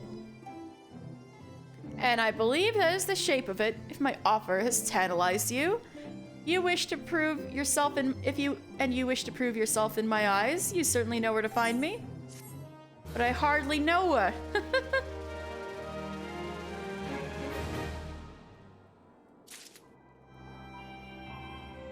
So, Ko Rabinta is a 28-year-old... Oops. Oh, I dropped my controller.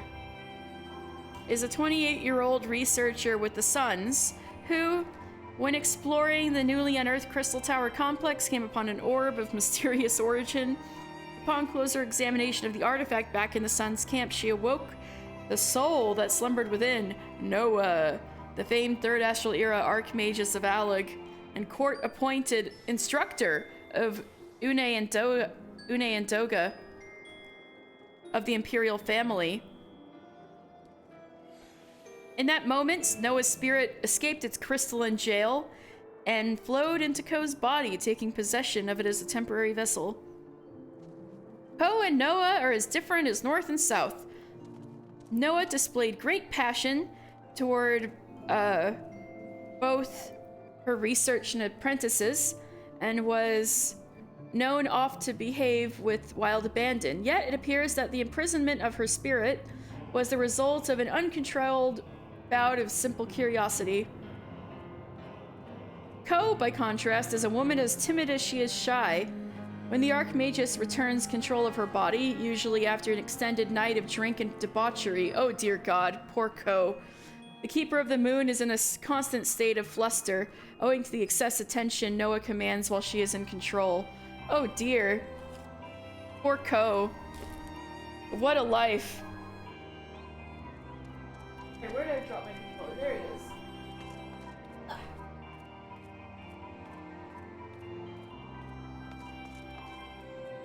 Alright. Oops. I only have one quest free, hey. I should probably get rid of...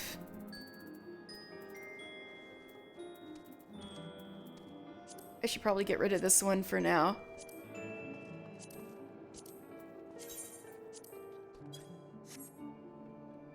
I'll see what Slaftborn has for me to do. Greetings, mister. You've come at just the right time. A visitor is waiting for you in the workshop, a friend of Sid's, it seems. Realizing your preoccupation with other matters of import, I suggested she wait the seventh heaven until your arrival, but she refuses to leave. I fear you may have a very brash client on your hands, friend. Oh, is that so? I think I know who that is.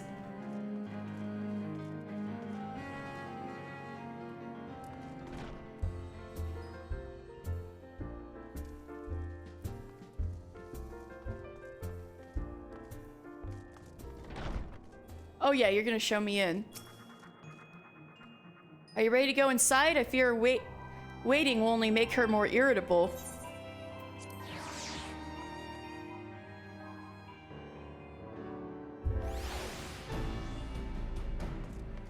Jesse! I knew it! Hey, Jesse! Another Final Fantasy VII reference alongside... So Biggs, Wedge, and Jesse were all part of Avalanche in Final Fantasy VII. And Jessie looks kind of like she did in Final Fantasy VII. So you're Mr. Final Fantasy, eh? Took you long enough. The name's Jessie, Deputy President of Garland Ironworks. Don't look too impressed now. In truth, I'm nothing more than an engineer.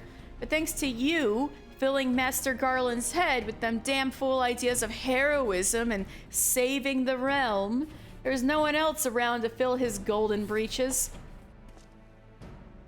We've been busting our collective arses on these orders from Highwind Skyways and are still only scraping by. The real problem is with Master Garland gone, productivity's dropped like the knickers on the stone's throw strumpet. Oh Jesus.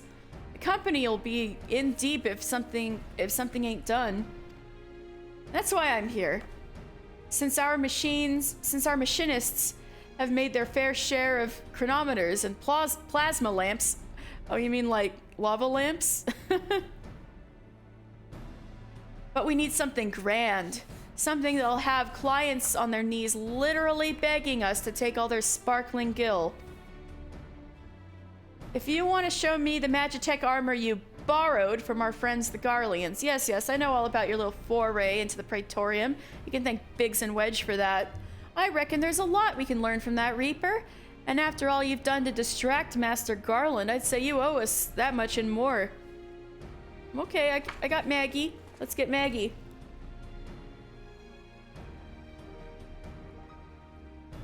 It's Maggie. This is amazing. Do you even know what you have here? Listen to that ceruleum engine. I've never heard anything so sweet. And the servo mechanism should be... Wait, a mammoth core? Why didn't I think of that? They're so easy to come by. A mass production would be as easy as stealing candy from a baby. Or cores from a mammoth. But what in the seven bloody hells have you done to the cannon's poor conversion modulator? Hey, it was pressing times. It was tense. There was little choice. Burnt it out firing victory rounds after slaying some family of rabid squirrels, no doubt. It's a wonder the whole suit isn't a steaming pile of molten slag. Such a waste. I had to blast the door down. It was Sid's idea. What in the builder's name are you looking at? You need something to fix your prying eyes on? Try the wall. Any road? I can't bear to see such a fine piece of work in such a sorry state. Oh, that's what this does. I'll patch her up as best I can, but you'll need to gather the parts needed for the job. Think of it as one of them adventures you seem so keen on. A Make 49 Magitech converter and a Make 50 Magitech oscillator should do the trick. Oh, and a Magitech cannon barrel Make 51. Can't guarantee she'll be good as new, but at the very least she'll be in better shape than she is now, which still ain't saying much. Eyes on me, mister. I ain't done with you yet. That is, unless you know whereabouts one might stumble across a spare converter, oscillator, and cannon barrel? No? Didn't think so. So here's a hint. It rhymes with Castrum Sentry. Castrum Sentry? You see, Garlean-made technology is what we're after. And I can't think of a better place to find some. Off with you now. Okay, I can do that. Because I can fly, no problemo.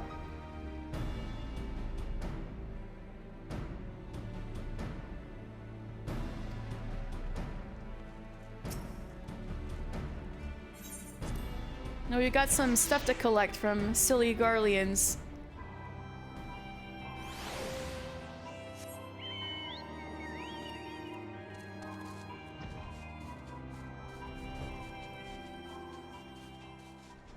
Well, back to Castrum Sentry then. It's been a while.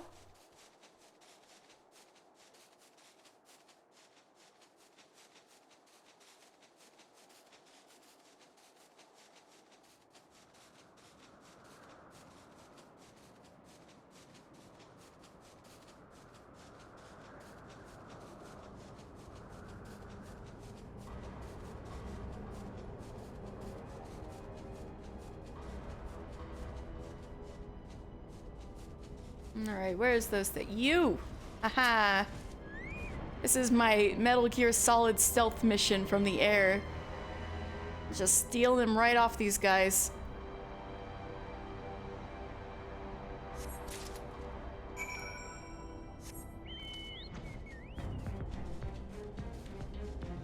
I'm robbing them blind.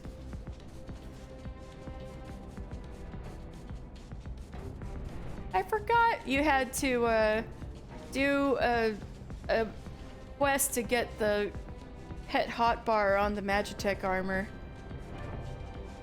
And where is this thing? There it is.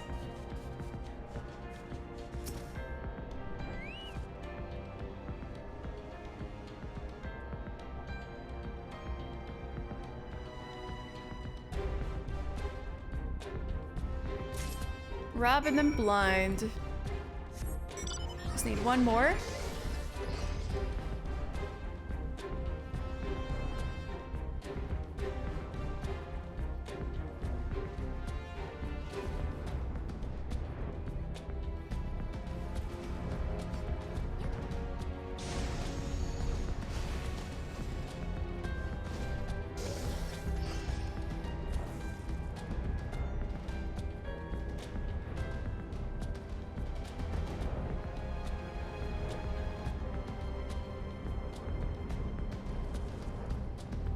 look around carefully.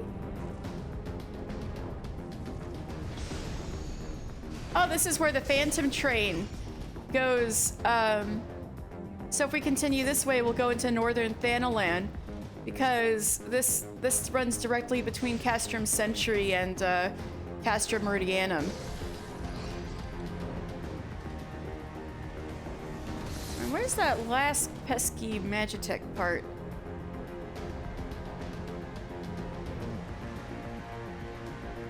It's in some crate.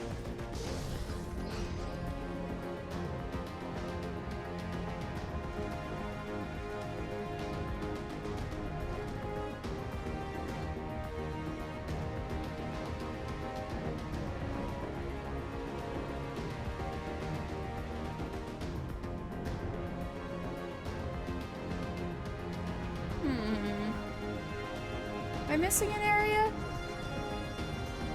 It's not over there.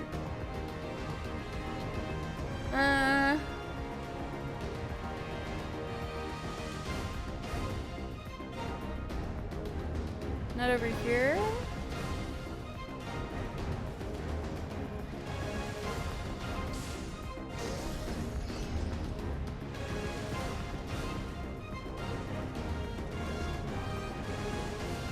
Surely in here somewhere.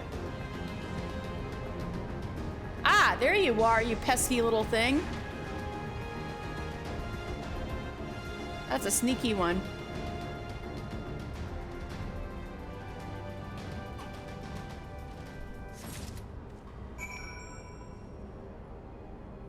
Okay. Nice.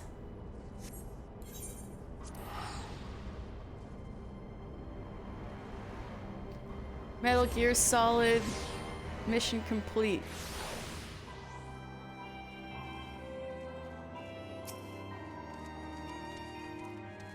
Welcome back. Still attending to business in the workshop? Yeah.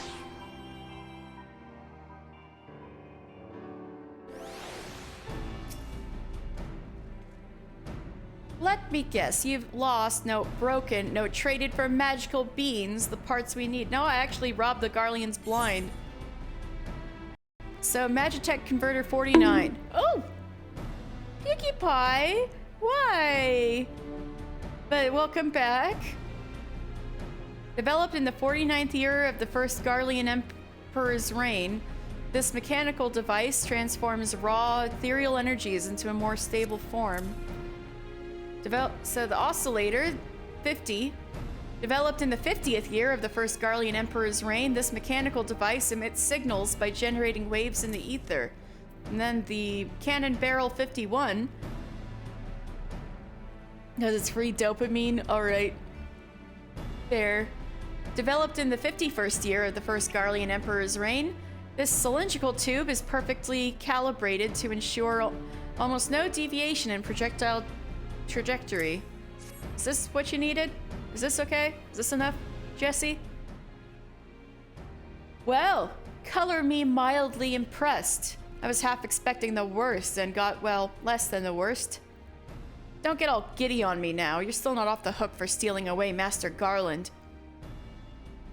That's a lot of garlic empires, yeah. But I'll admit, I'm beginning to see why he might feel the need to latch himself onto an adventurer like he might a stray pup. Alright, let's see if I can't salvage this mess of a masterpiece. She's fixing up Maggie! Yay, Maggie! Phew, I think that's it. Both Magitech and photon cannons should be functional. That said, I'm no Garlean. There's no third eye hidden up under these lovely locks. There's a great deal I don't know about their machina. I can't guarantee the cannons won't misfire, but then again, misfire is better than no fire, eh? Even so, I wouldn't recommend using the weaponry in actual battle. Well, she was a Garlean citizen, just not a pureblood Garlean.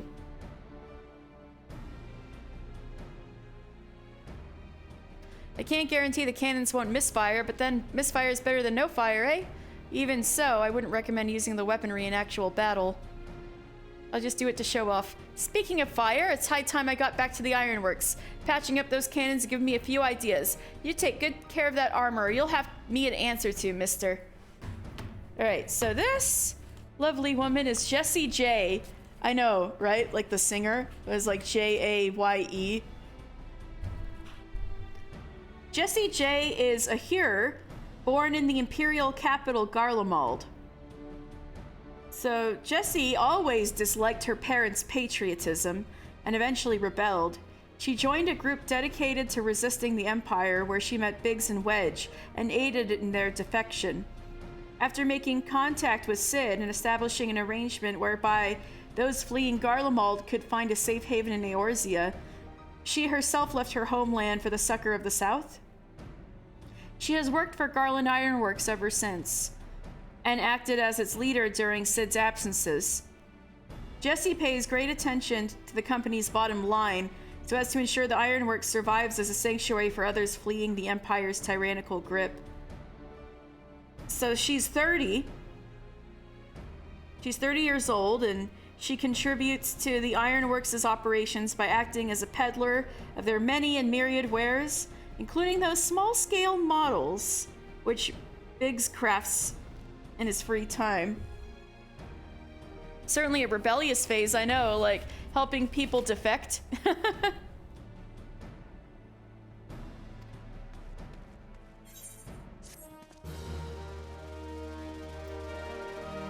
All right, check this out. After I get out of here.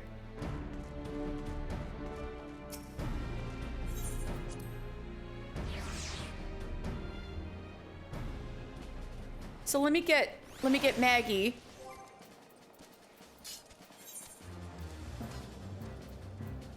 Wait, where's Maggie? There you are.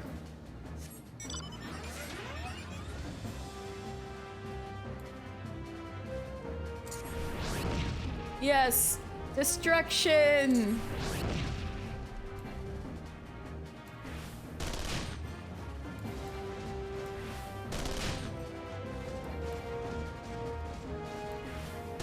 Maggie can do this now, except it doesn't do anything. It's just for looks.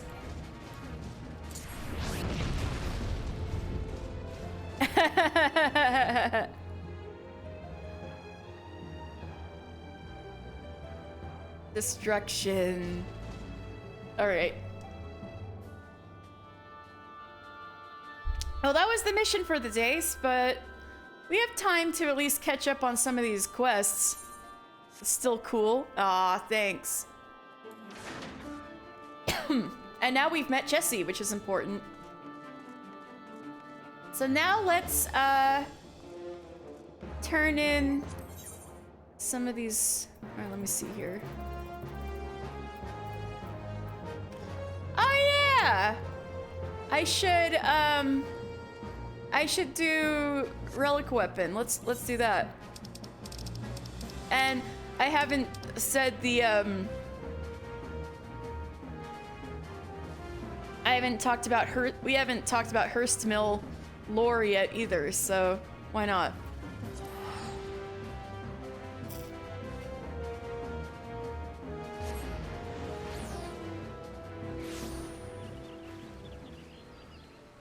Okay.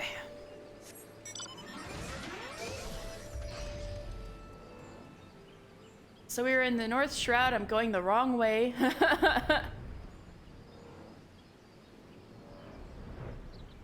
I like the trees in the North Shroud.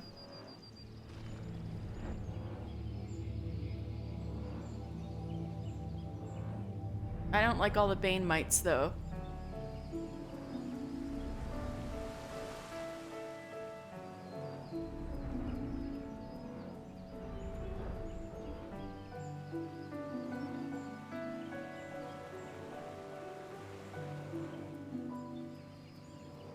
So anyway, this is the settlement of Hurstmill. Let's go in through the front gates.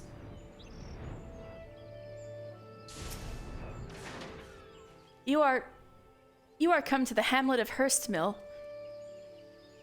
Lest you wonder, our outskirts are tightly patrolled to counter the Ixali threat.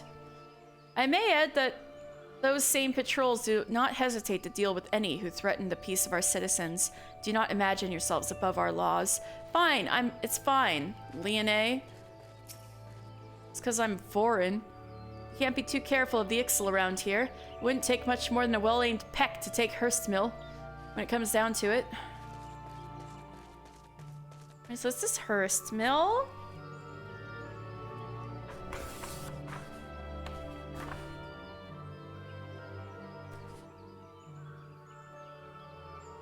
All right.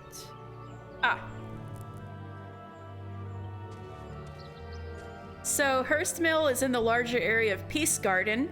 Peace Garden serves to honor the memory of the mages who first spoke to the elementals and thereby allowed Gridanians to live in the Twelveswood.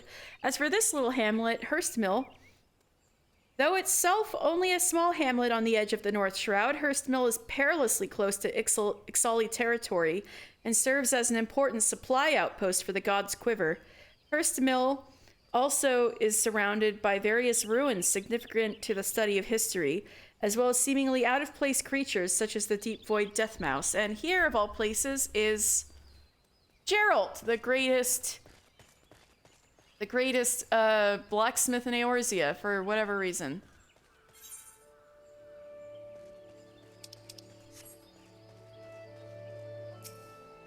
Caught a spear in the thigh once during a tussle with the Birdman. Aches like the seven hells when bad weather is on the way. At least I know when to stay indoors.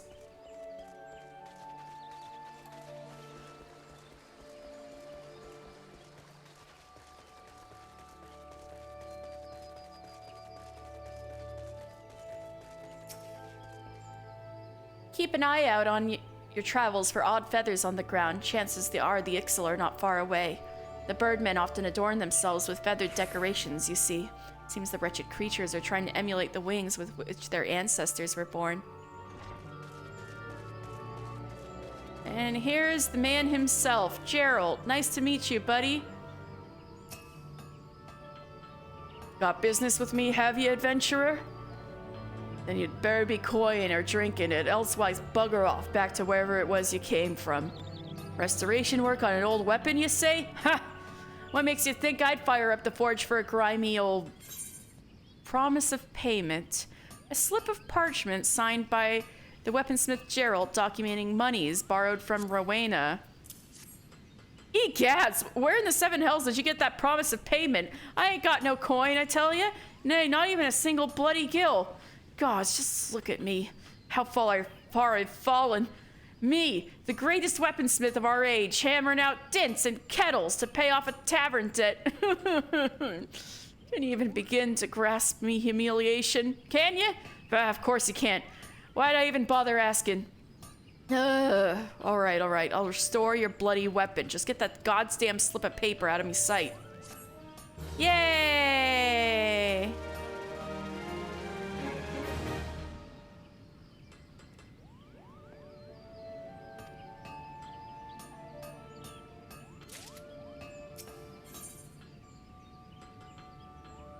Geralt has the air of a man defeated.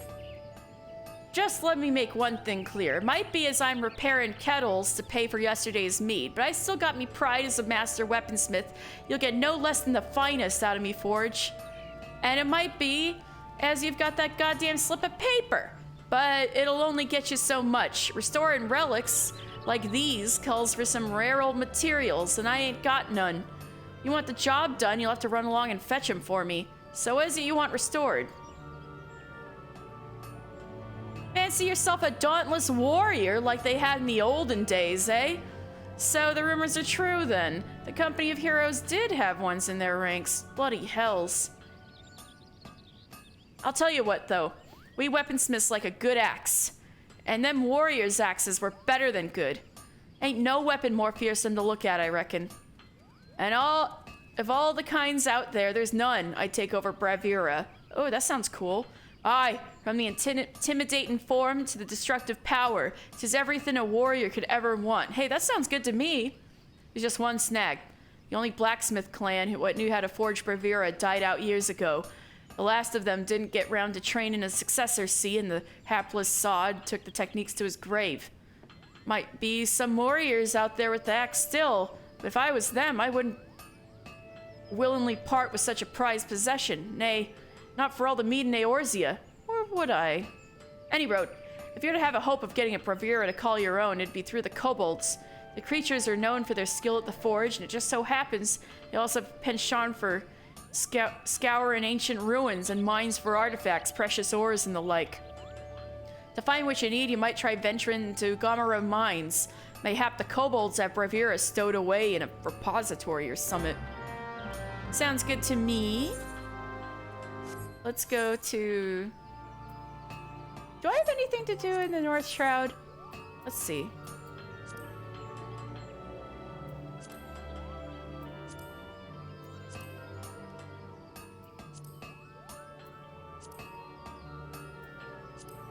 No. I don't think so. Okay. Let's go to Outer Lenosha then.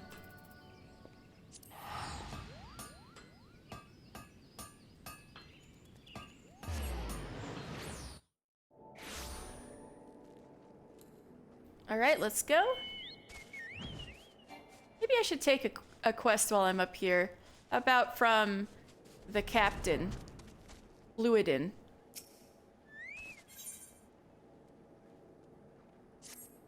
We may fly the flag of the Maelstrom now, but in years past, me and my crew were some of the scurviest pirates to sail the seas, traded in our Jolly Rogers for the Crimson and Black when Morlviv assumed the admiralship. Aye, our days of pillaging and plundering may be behind us, but a pirate never loses his nose for treasure and glory. You can convince my crew that there's fortune to be had finding the kobolds. I suspect you'd find them most agreeable to joining your cause. Say, for instance, if there was a healthy bounty, or bury any buccaneer who made a name for him or herself in the Kobold War. I believe something like that just might be arranged. Aye, why don't you convey the message to my men? Okay. Red Swallow Private, first, third class. Bounty on the kobolds.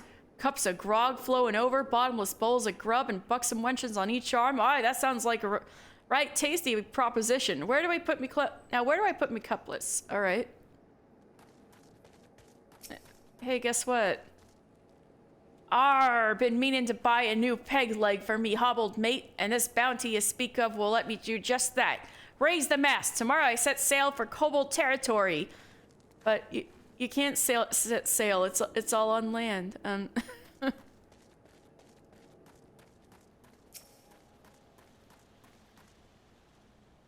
I swore to myself that my pirating days were through. Deep within, I've always longed to sail the open seas again. Aye, this is the chance I've been waiting for.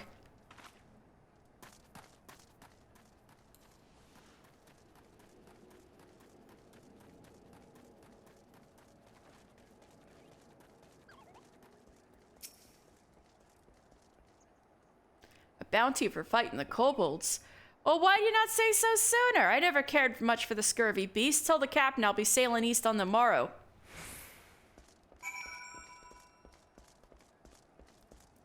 Well, they're all bloodthirsty now. Is that what you wanted? Am I friends with them yet? I see you had little trouble winning over my crew. Aye, once a pirate, always a pirate. The skull and crossbones of Limsa set sail once more, and I pity any beastmen caught in their wake. Alright. Oh. What's this other one? Maybe I can leave for it. Well, we can't let my men have all the fun, now can we? What say you join us in a little operation that's sure to hit the kobolds where it hurts most, in the Crucible? As you know, the beasts pride themselves on their alchemical skills. We located a hidden storehouse containing a prototype for a new Crucible. I don't know what it's capable of, but I'm not of a mind to find out. I would charge you with drawing the kobolds' attention while my levy sees to the Crucible. Take these makeshift bombs to Iron Lake, where you'll find stores of sundry provisions belonging to the kobold army. I trust you'll know what to do from there. And mind you, the bigger the explosion, the better. Alright, if you say so.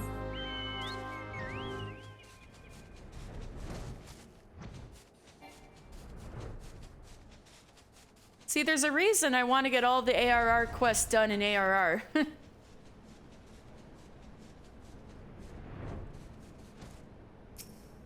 Oh, that's where I have to throw the bomb, right?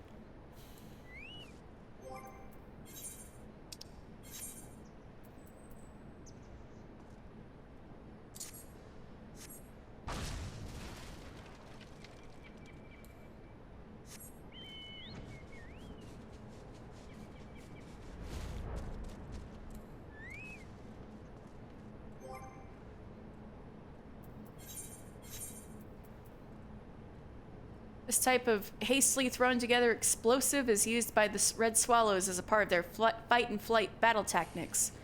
Makeshift fragment bomb.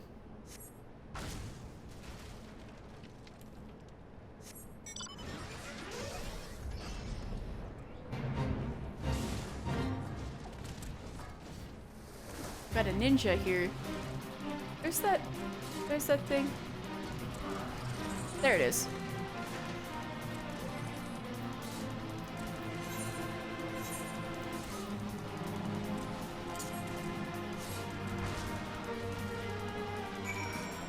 Alright, now let's go into Gumaro Mines again.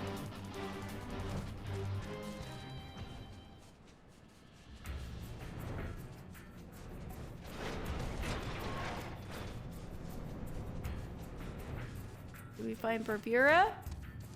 My axe in here? Aha! Treasure.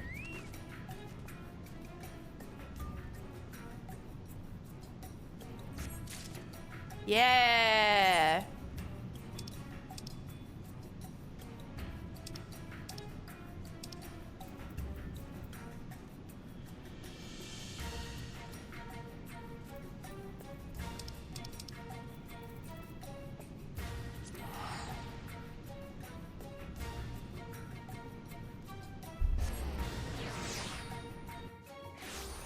You're having to go back to Heavensward for your arc?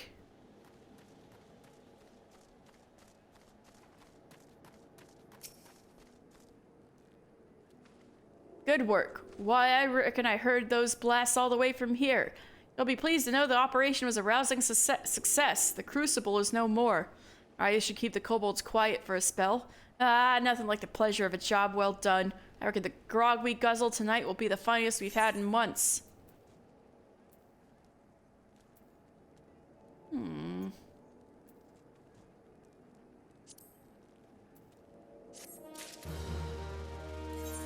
Alright, let's go to North Shroud.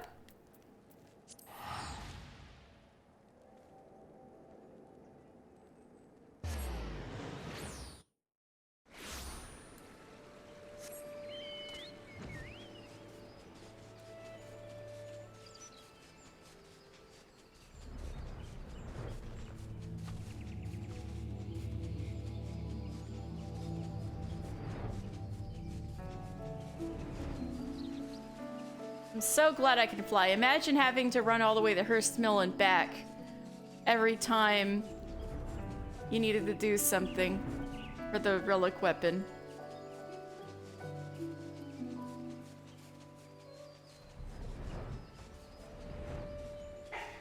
Stella?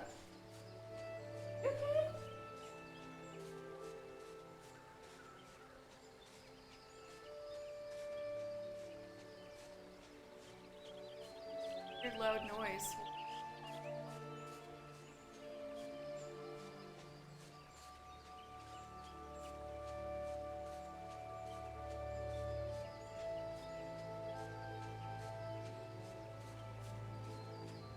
I'm gonna feed her real fast. I'll be right back.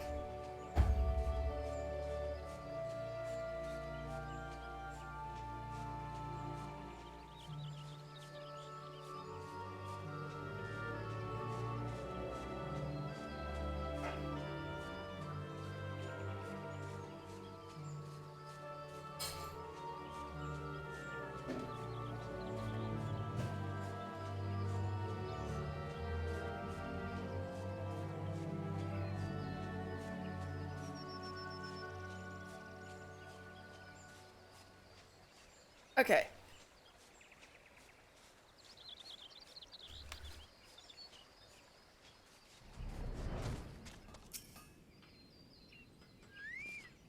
We weaponsmiths like a good axe, and them warriors' axes were better than good. Ain't no weapon more fearsome to look at, I reckon. Why, thank you. And of all the kinds out there, there's none I take over Bravura. Aye, from the intimidating form to the destructive powers is everything a warrior could ever want. Just one snag. Oh yeah, I read all this. I did this. I got it. Time-worn Bravura. Well, bugger me. Never in me wildest, drunkest dreams did I imagine you'd actually find the bloody thing. Bah, so I'll have to fire up the forge after all. Having said that, the relic's in far worse shape than I thought. It ain't like to survive much pounding in this state. Truth be told, I'd be worried about sneezing near it. We're gonna need a whole new host, but it'll give itself for the restoration.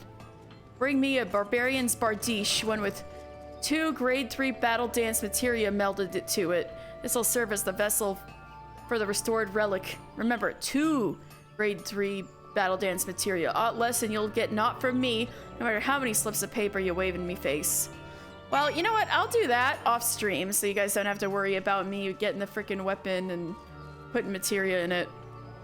So next time, we'll do a little more Relic Reborn once I have that stuff together.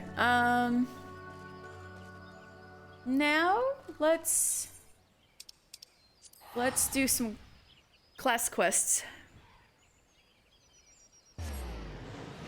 I need to get Lancer caught up for obvious reasons.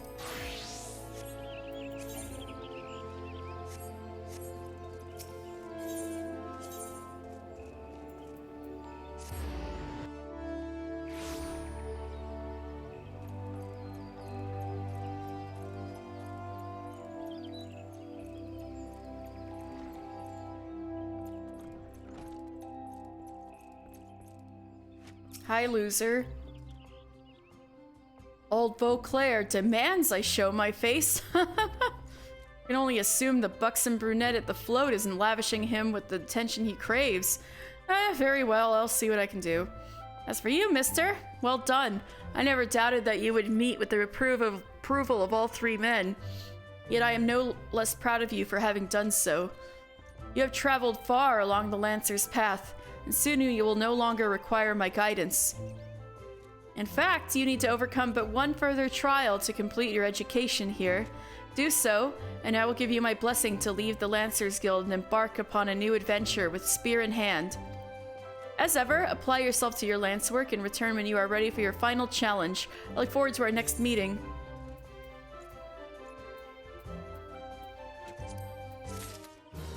Level 30?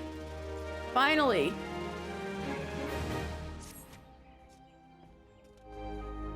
Yes, Stella? Ah, mister, ever a sight for sore eyes.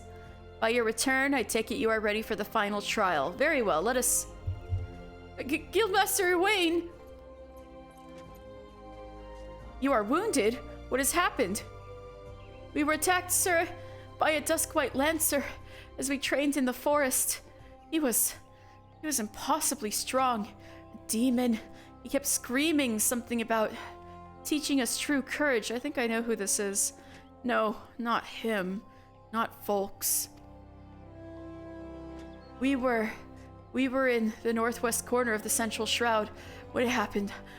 I was able to get away, but the others, you must help the others. Strong man. I'm sorry, mister, the trial must wait. Pray make haste to the Central Shroud and help your comrades, and mister, should Volks force your hand, do what must be done. 12 speed you anyway. Well, what the fuck are you doing then? You're just gonna stay here? Loser? He's not the... Nah, fuck. Alright.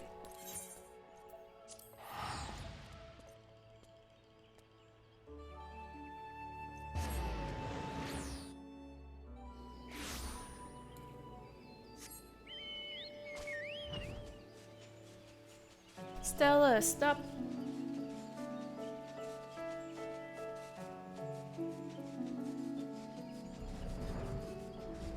Northwest corner, so that's kind of up here, isn't it?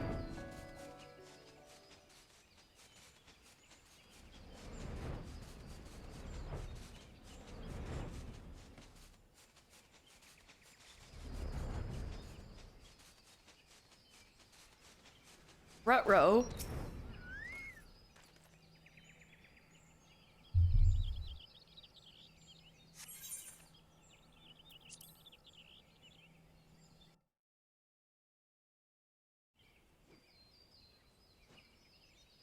Help! For the love of the 12, help me! That doesn't look like folks. It's like a bunch of raptors. Lindworms. Help me, please!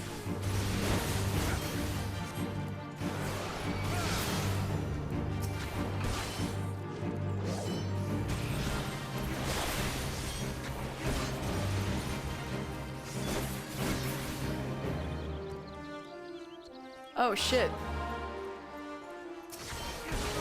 Sorry, dude.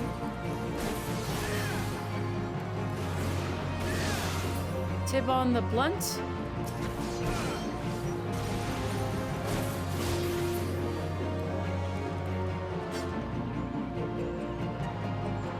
Salutations! Hi, Sam. I owe you my life, friend. Another breath and I would have become worm fodder. Duskwhite Lancer unleashed the fiends upon us, claiming it would temper our courage. You should have seen the look in his eye when he said it. Mad bastard. Huh? Where is he now? I think he headed off towards the North Shroud. Maybe in the direction of Falkord Float? I can't say for sure. I was concentrating on the Scalekin at the time. If it's a reckoning you seek, you are like to be disappointed. Those of us who managed to outrun the worms will already have alerted the whalers. I dare say the Duskwhite is being held at spear point as we speak, begging for his worthless life in a puddle of his own piss. Serves the bastard right and all. Feels later than it is, but it's already pitch black out here and I have a caffeine deficiency. No, I know. It's already pitch black here too. It's getting so dark so early now. I just have Falkord Float.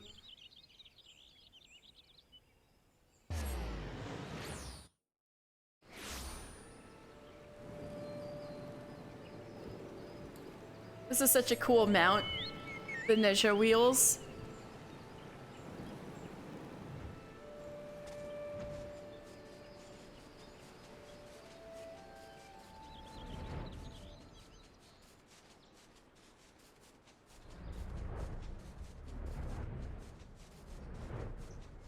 Folks, what are you doing? Oh shit. You took all of them out. And you're just there standing all proudly.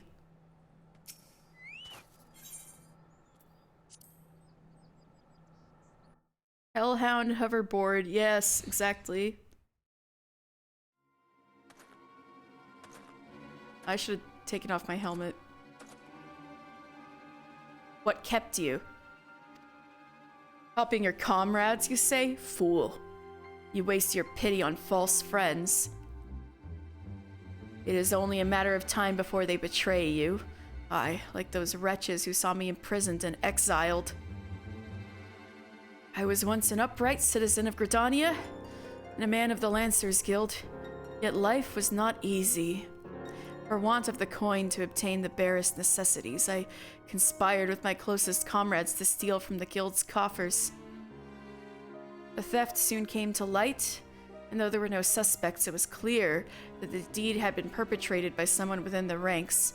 An air of suspicion hung heavily over the guild from that day forth. Until at last, unable to bear the guilt, I convinced my accomplices to join me in confessing. Only for them to bite their craven tongues after I'd stepped forward and admit my part in the crime. And so it was I alone who took the blame. Of course it was the Duskwhite, everyone said. Was there ever any doubt? It all made perfect sense. Despite my heartfelt pleas, my so-called friends denied any involvement. Instead, they called me vulgar names I do not care to repeat. Can you imagine the shock and anguish I felt at their betrayal?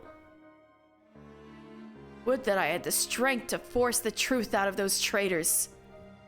So that's why you got so upset about cowardice in people. Would that I had the courage to escape my dungeon cell, even if it meant taking some hapless guard's life.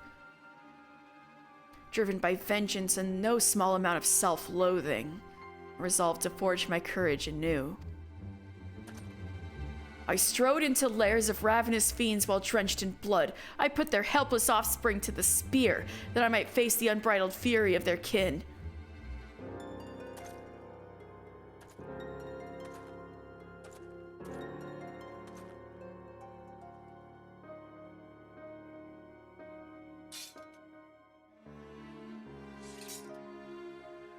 For my efforts, I have acquired the ultimate courage. A courage forged amidst danger and tempered by rage. I fear nothing.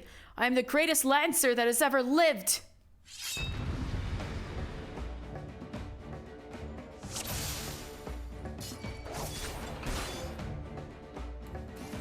We must settle this once and for all.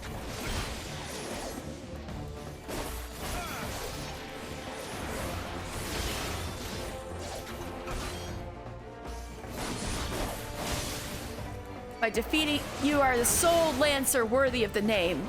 By defeating you, I will prove my courage. Oh, fuck. You're gonna freeze all those guys to death. Unless they're already dead. Ugh, you will not get the better of me. Spurned soul?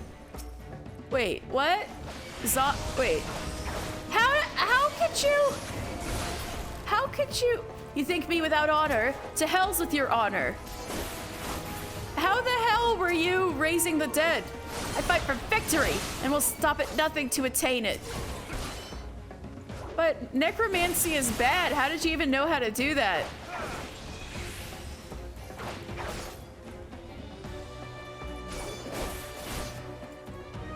Fuck.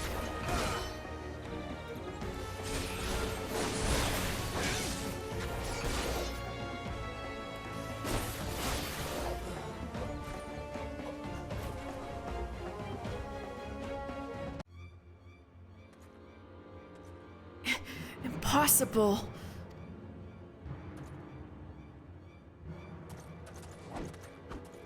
Oh, my courage is absolute. Folks, no. No, come no closer. Shh.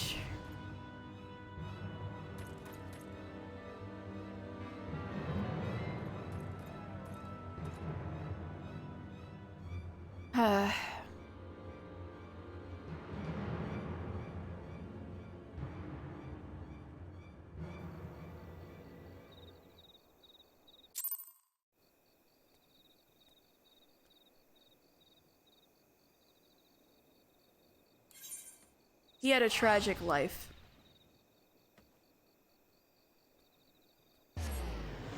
No thanks to Wayne, loser.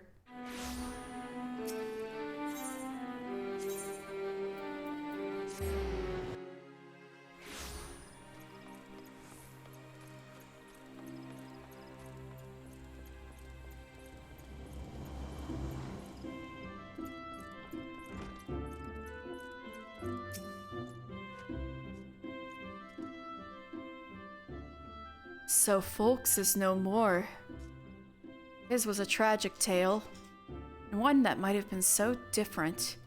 Had fate not dealt him such a cruel hand, he could well have commanded a place of honor within these halls. Well, why weren't you guys paying him, huh? But it avails us not to dwell upon what might have been. It is enough that you are still with us, mister. Lest you wonder about your final trial, there will be none. I have seen all I need to see. You have proven beyond a shadow of a doubt that yours is a genuine courage.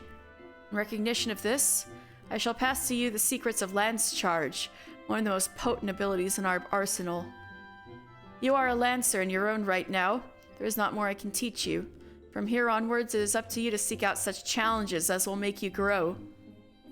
Like attracts like, and the strong are drawn to strength. Just as I once knew for a certainty that I was destined to face the Lord of the Bramble Patch, so too will you find, or be found by, an adversary of equal worth. None can say what fate will bring, but armed with your courage, there is naught you need fear. close to your heart the lessons you have learned here, and go forth to blaze a new trail with spear in hand.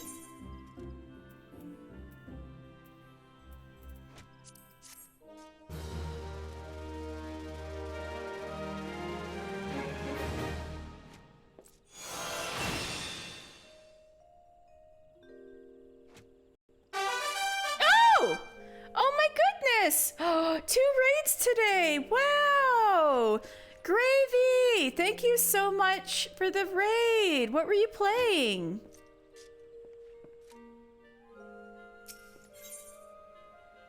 I'm just about to start Dragoon job. Root letter? Oh, what kind of game is that? Ah, I dare say you might just be the right man for the job. The guild has urgent need of a capable lancer for a mission beyond our nation's borders. Hear me out, if you will. Oh, it's a visual novel? Ooh, ooh, ooh. Wait. That sounds vaguely familiar.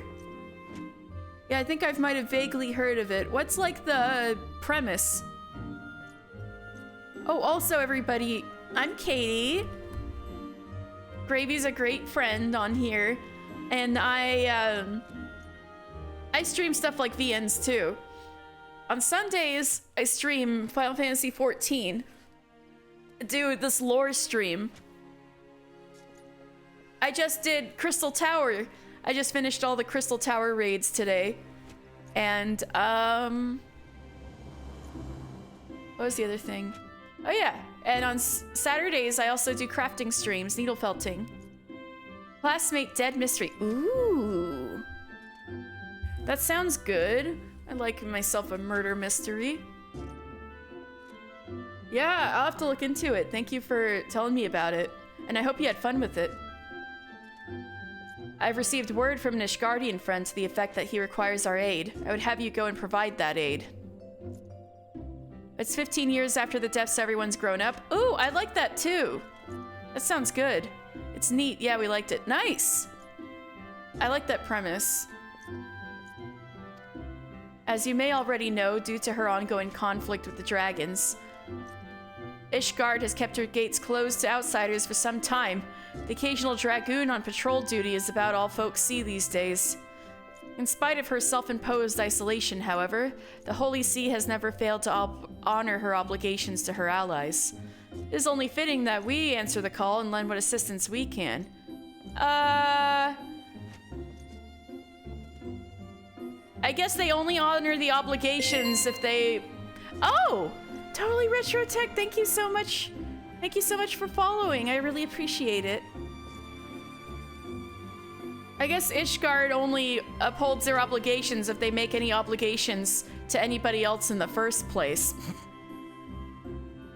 Gravy raid? No, I really appreciate it though.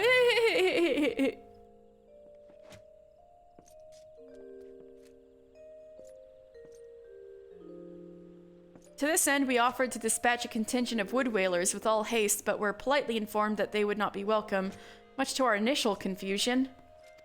It was later explained that we are dealing with a matter of some sensitivity, best handled by individuals who are capable and trustworthy, yet unbound by allegiance. And who fits that description save adventurers? True. Secrecy being paramount, I can provide no details as to the nature of the task. All I know is that all will be revealed at the rendezvous point. Should you accept the mission, take yourself to the observatorium. A knight by the name of Sir Alberic. Alberic! I like Alberic a lot better than I like you, Owain. Will receive you upon arrival. Anyway, bye, Owain. I don't have to talk to you for a long time. Bye!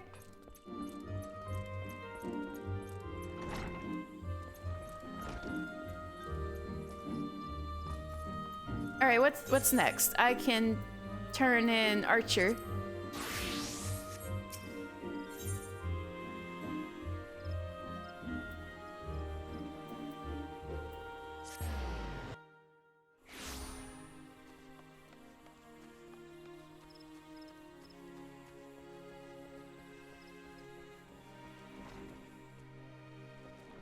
Lucienne!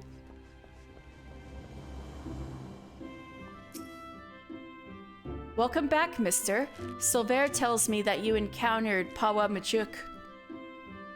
No Gridanian could fail to recognize that name. So oft has it been spoken and with such bitterness. Mr. Final Fantasy is so good. You have the best name, I swear it never gets old. Oh, thank you so much. Yeah, there was in one of the Alliance raids I was in, someone's like, oh my god, it's Mr. Final Fantasy. Nice to meet you, Stella.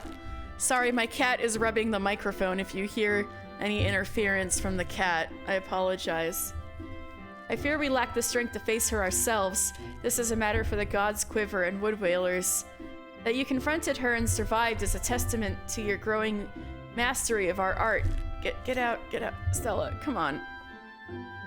Ah, and I was surprised to learn that Lee and Silver were not at loggerheads upon their return. I presume we owe this unnatural state of affairs to your calming influence? Well, thanks. No? Modest to the last. Truly, your every deed bespeaks a clarity of vision far beyond your years. Why, thank you! I implore you to share that perspective with your peers and help turn the Crow into better, wiser archers. As you go forth and temper your skills in battle, know that we always look forward to your return.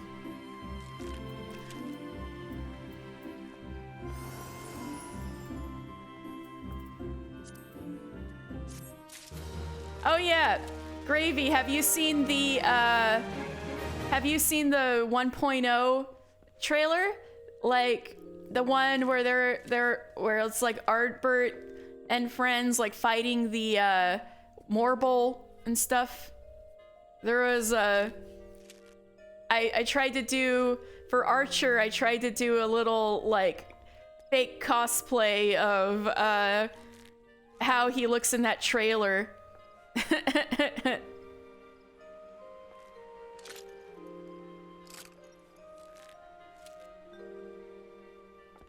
Stella just like curled up and laid all over my encyclopedia. Excuse me, girl. What? All over the encyclopedia? What if I need to read that? Ah, mister, I had hoped you would come. You may be able to help. I am concerned about Lee and Silver. Well, what else is new? They show signs of losing perspective and, well, mayhap it is best you see for yourself. I cannot help but that both would benefit from your counsel. Well, if Silver ever takes my counsel, that will be the day. Consider this a personal request, mister. What a look this guy has. Hey, bitch. Oh, gods, did Lucienne send you to pester me by any chance? This is hardly her concern and is most definitely not yours. You must know, I have decided to leave the guild. I mean to track down Pawa Majuk and finish what we started. The God's Quiver and Wood Whalers seem content to ignore our warnings, but I will not let her escape again. I already made that mistake once, and it cost me my place in the God's Quiver. Aye. The foolish young sentry of whom I once spoke. He was me. Little Oliphelt players are always so delightful. Aw, thank you, Pukie Pie. I'm one of them on my main. So is Gravy.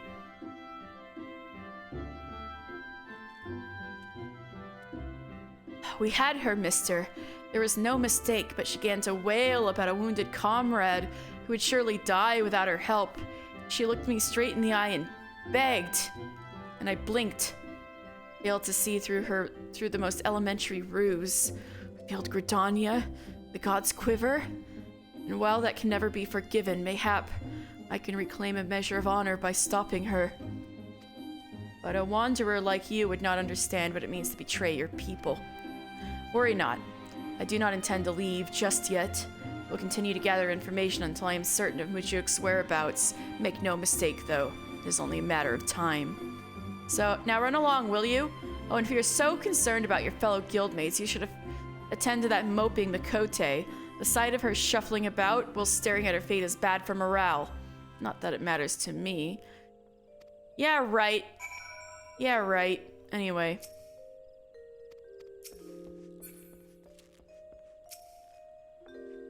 Oh, it's you.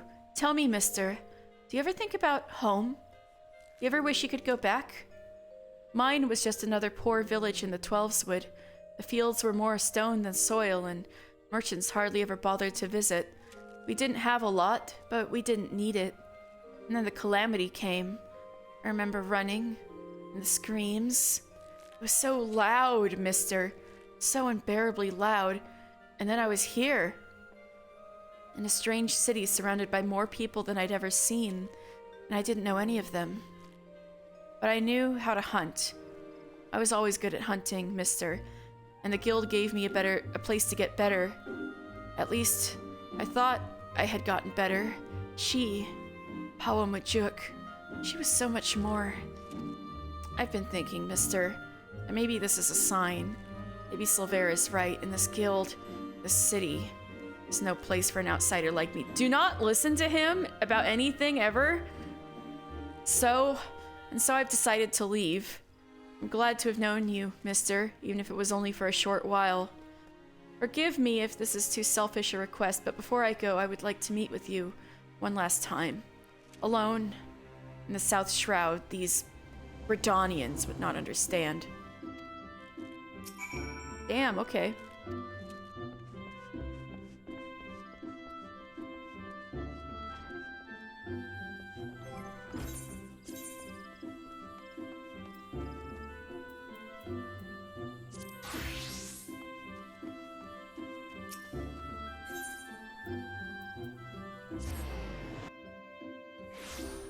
Alright, let's go see my man Isumiyan.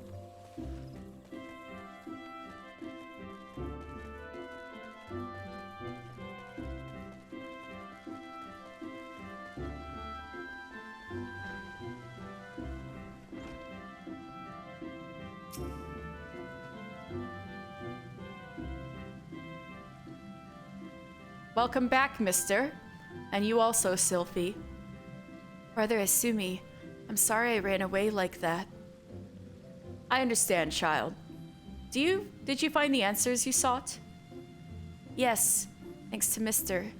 He showed me that nature was nothing to be afraid of. I think I know why my mother refused to call upon its power. She believed the act caused suffering to nature itself. I see. So it was her very love for nature that prevented her from drawing on its strength. Tell me, Sylphie, is the fog of indecision now lifted from your mind? It has, Guildmaster. I now understand why my mother chose the path she did. Well, glad am I to hear that. For I must ask you one more question. Yes, Brother Isumi? When you first witnessed Mister cleanse a corrupted element, you mentioned hearing voices. How exactly did they sound? The voices? Well, they sounded joyful, like a crowd, letting out a sudden cheer. I really heard them, I swear. I am sure you did, Sylphie. This is a gift. Conjurers may sense the power of nature and borrow from its strength, but not all can hear its whispers. What you describe are the voices of the elementals. You may very well possess the talent to become a hearer. A hearer? Of course, much relies on your studies of conjury. You have a natural aptitude, and have thus far lacked commitment. You must not neglect your training, Sylphie.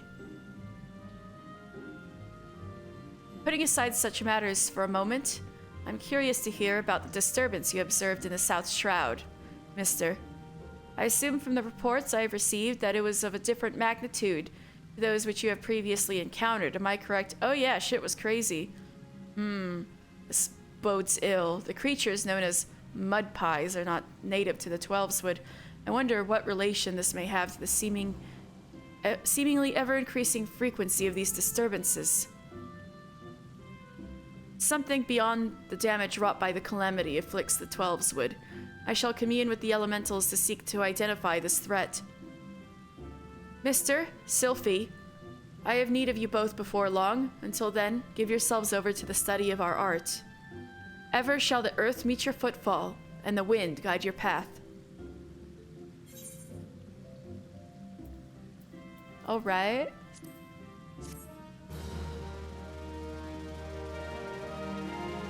No, my battery's low.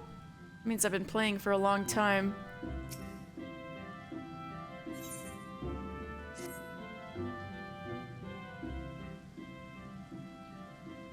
Ah, mister, your presence here is most welcome.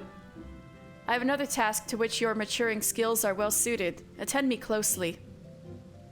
Expansive wounds that ooze corruption have formed throughout the forest. After examining the traces of the sizable disturbance you previously cleansed, I can only conclude that this phenomenon is the work of a malign agent. It must be found swiftly, lest the corruption spread, and I would have you insist the investigate. Guildmaster, you must let me help. Sylphie. Since I got back from the Shroud, I've spent all my time studying the forces of nature. I even sat through one of Hero Nolanel's lectures. Twelveswood is crying out in pain. My skills are still a bit lacking in some areas, but I want to do what I can for the forest. Stella, are you rubbing the microphone again? Lacking? Sylphie, you have yet to master a single offensive spell. Without the means to defend yourself, it would be far too dangerous to send you off into the forest alone. So I am to stay here, then? Not necessarily. Mister, with your consent, I would have Sylphie accompany you once more. I do not propose this arrangement solely with her safety in mind. Given the nature of this investigation, it is like that Sylphie's innate talent for hearing will prove useful to you as your conjury will to her. There is much you might accomplish together. Yes, sir. Sylphie, you are not to approach any sources of corruption without Mister at your side. Do I make myself clear? And should you chance to encounter the origin of these disturbances, do not initiate a confrontation. Too often you allow your curiosity to overwhelm your good sense. Now go, and may the elementals watch over you. Yes, Guildmaster. Something tells me we should start at Quarry Mill in the South Shroud. Meet me there as soon as you can, mister, and hurry. The corruption is spreading. Maybe next time? I'm sure the forest will live if I, go do some other quests first.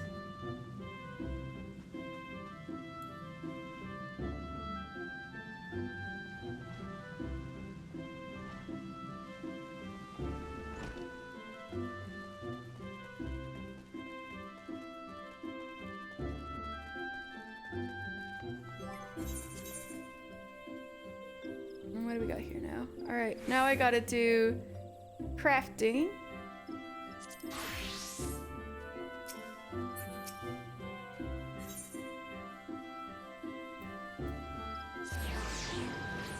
Geva! Geva, my love!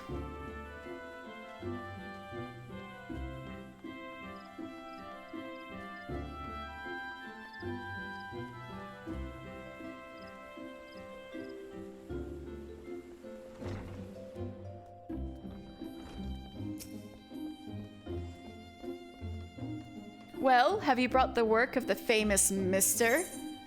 Yes. Is this good enough?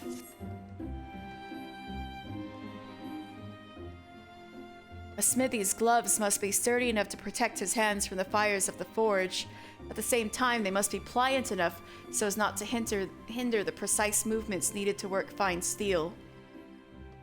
Crafted from boar skin, lightweight, tough, and resistant to friction, this pair of smithy's gloves represents the best of both worlds.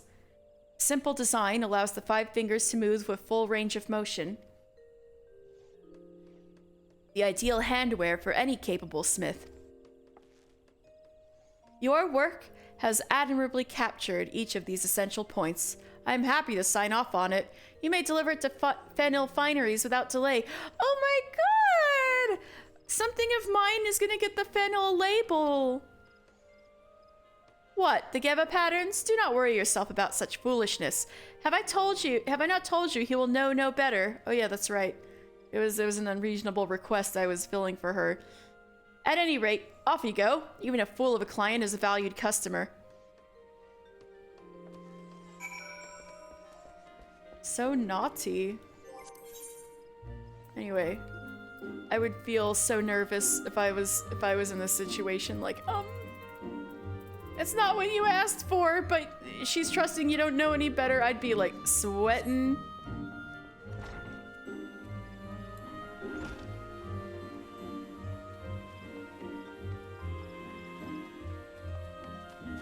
So you're the guy who is demanding so strongly? My very first pair of custom-made Smithy's gloves, made by the famous Guildmaster Geva to boot, actually me, are set to arrive from the Leatherworkers Guild any moment now. I can hardly wait to try them on. Delivery for me, you say? Oh, do hand it over, and quickly if you would. Now what have we? Hoglets to Hornets and Bayergot's my uncle. If this isn't the finest, most comfortable pair of gloves I've ever laid hands on. And to think they are the... What's that you say? Yeah, I'm gonna tell him the truth. What's that you say? These gloves are not the work of Geva? Why, I could just... I couldn't give two shites about that. Friend, I don't know a damn thing about you leatherworkers and your patterns. A fellow smith assured me that Geva's gloves were of peerless quality, and that was enough for me. I placed my order that same day, sight unseen. And I am glad I did, for you have brought me the most comfortable pair of Smithy's gloves I've ever had the pleasure to own. You and the Guildmaster have my utmost gratitude. Yay! It all turned out okay.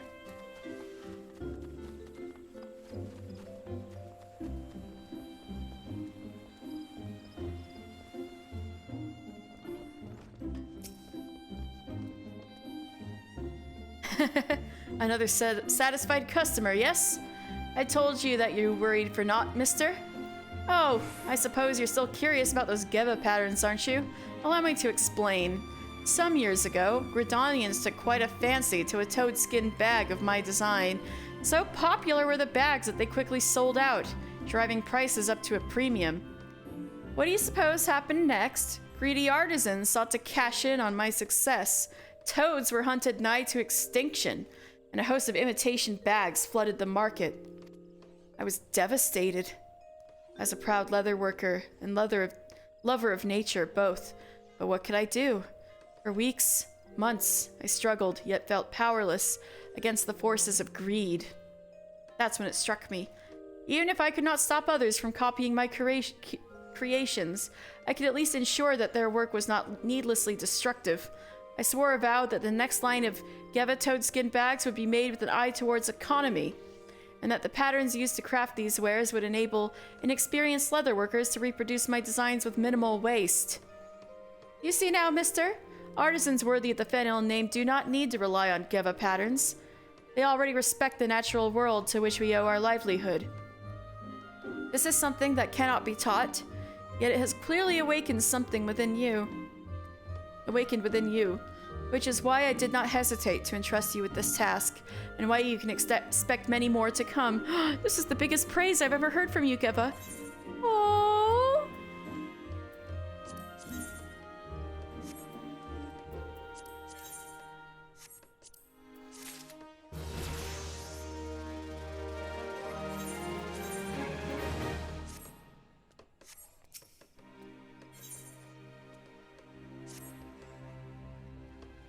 Well, if it isn't Mister, now you have a look of a leather worker who could do the work of 3 men. And thank the 12 for that, because 3 of your good-for-nothing colleagues just walked right out the door, leaving 3 commissions of the highest priority unfilled. A pair of raptor skin fingerless gloves, a raptor skin targe, and a raptor skin's choker. I need them, and I need them on the double. The promised dates of delivery, you asked? Yesterday, last week, and 4 fortnights ago, in that order. Oh shit. To make amends for the delays, I've personally assured that each of our clients that their items will be of peerless quality. I trust you will not keep them waiting any longer than necessary. Sorry, I'm gonna keep them waiting 2 weeks, Geva. Because I'm gonna be on vacation. Oops.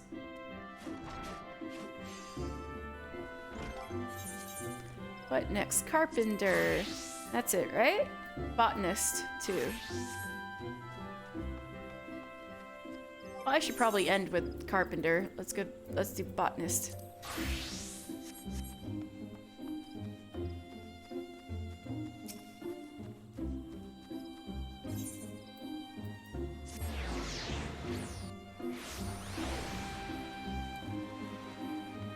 kombucha. I got your avocados. I trust you now know where alligator pears are found in nature. Please hurry, mister. It would not do to keep our client waiting.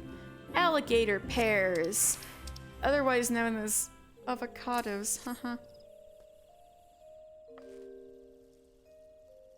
15 alligator pears, and just in a nick of time. You've spared us Miyun's wrath. Lest you misunderstand, Miyun is a reasonable woman.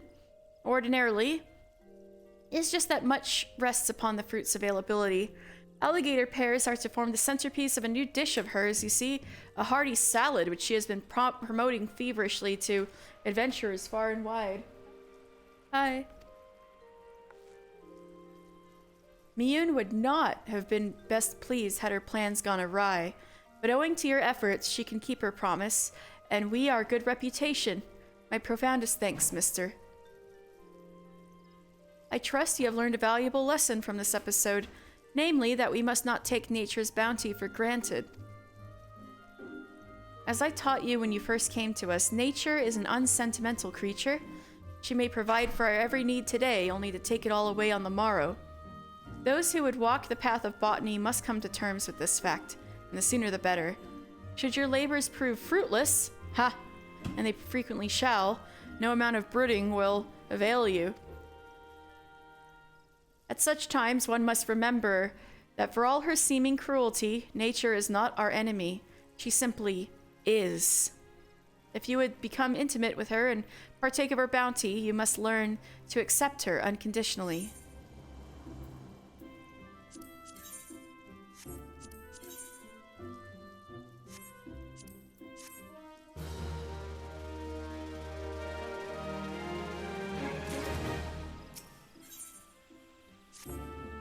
Ah, mister, you couldn't have come at a better time. A dear old friend of mine has found himself in a predicament and is in dire need of a botanist's aid. Normally, I would not trouble you with the request of such a personal nature. This task, however, should serve you nicely in your training. A contingent of the God's Quiver has just returned victorious from a hard-fought battle with the Ixal, and my culinarian friend Yanni has been tasked with overseeing a feast befitting the occasion. Unfortunately, she is suffering an untimely shortage of a key ingredient. Oh, I've seen Yanni around. I would ask you to harvest 20 laurel leaves, which can be found amidst the lush vegetation to the northeast of Little Alamigo and southern Thanalan, and bring them to me for inspection. Yeah! Okay. And finally, carpenter.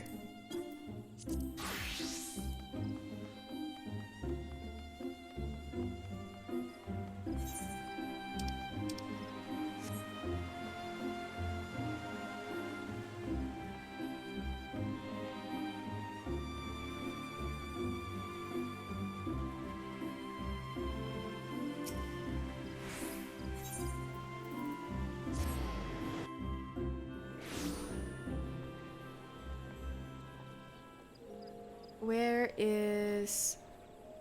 Getting my bearings. Here we go. Whee!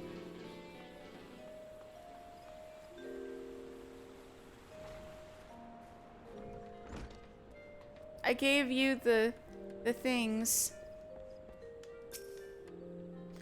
I feel it necessary to apologize for my earlier behavior, mister. Yeah, you were sure in one of your moods after you had your marital spat. It was unbecoming of a timber master. Ah, so you agreed to fill Gerhard's order. Very well. Let me see what you have wrought.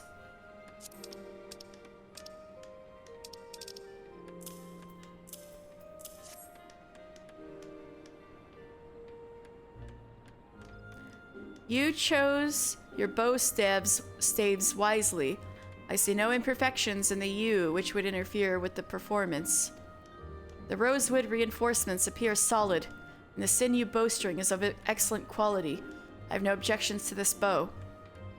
And I believe this is the first time I have judged a halberd of your creation. Fascinating weapons, halberds. Did you know they were a Hellsguard invention, Hellsguard Rugadin? Their marauders first used them to repel mounted units. A skilled wielder could easily pull a rider from his saddle. So you mean they were like warriors? They put the warrior axe on a spear and that became the halberd? As for this particular halberd, I have no criticisms. Given the quality of the axe blade, I can't help but wonder if you've been studying blacksmithing. I have, thank you very much. Though, even if you were pursuing other disciplines, this crook proves that you have not neglected your carpentry. The luxurious reddish browns of the mahogany, the entrancing greens of the jadeite. It is a true expression of Gridanian philosophy, a triumph of craftsmanship made only with the necessary materials. Bravo, mister. Aw, thank you for the praise. I was wrong to deny Gerhard, but thanks to you, his squad will not suffer from my stubbornness.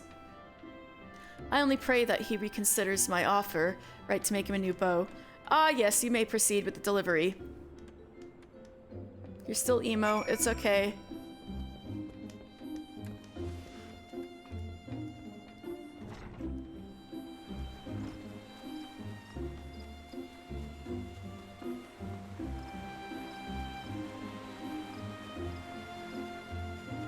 Your husband's still emo, but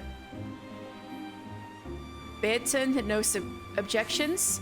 Excellent, then if you would hand me the weapons. When we first met, the quality of your work was already impressive. I must say, though, that looking at your most recent products, it's clear even to me that you have grown tremendously, both professionally and personally. Or maybe it's more obvious when contrasted with Beaton's...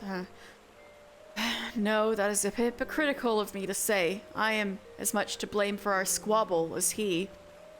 I swear, when we fought, it was though nothing had ever changed.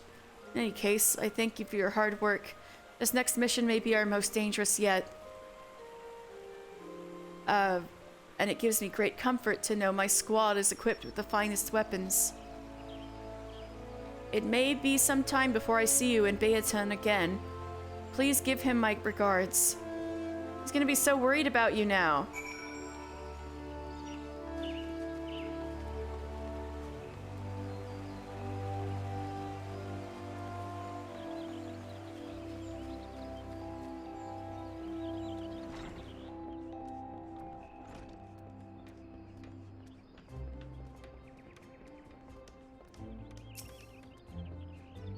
Was he pleased, mister?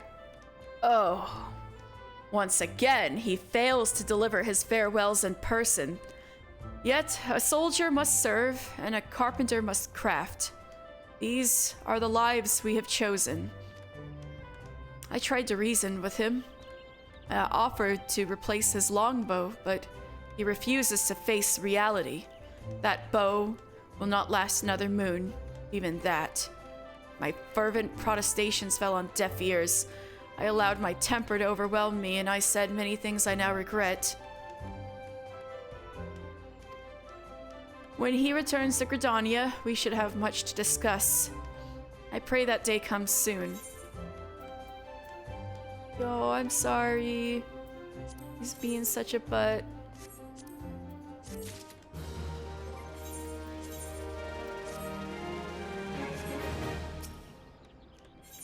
Level 50! I think this is our first level 50 crafting quest.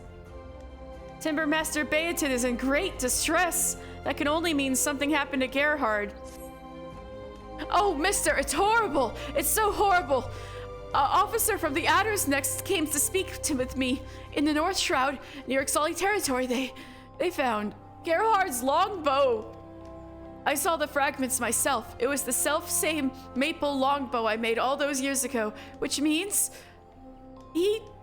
Gerhard is... I wish to be alone right now, mister. Go be with your loved ones or play with the younglings in the acorn orchard. No, Nicolio, help! Help, it's DEFCON 5.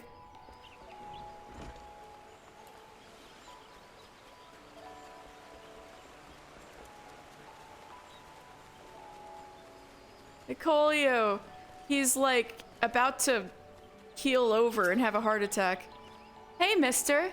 It's good that you weren't here earlier when Beaton heard the news. He went on a rampage in the workshop, howling like an animal and breaking anything within reach of his bare hands. Poor guy. I don't think we can help him this time, but you want to try.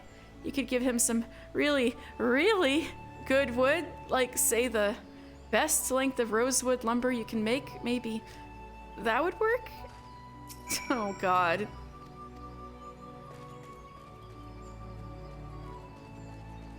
Poor guy. We'll settle this. I promise you he's alive.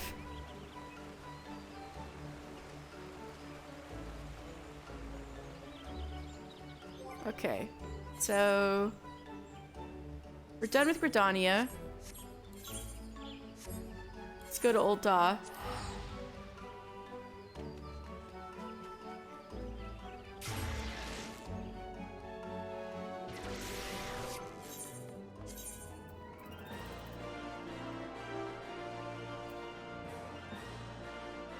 Wait a second. Which ones are due to be...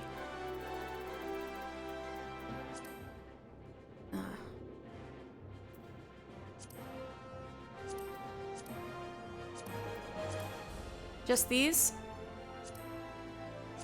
Oh shit, no. I already did that. Yeah, just these three. Well, that makes things fast. The other ones I'd have to leave for. Getting a little tired. Oh, stretch! Thank you, PewDiePie. I needed that. Ooh!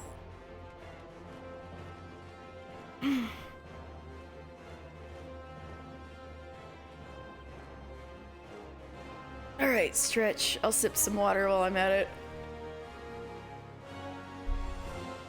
Alright, Weaver's Guild, here we go.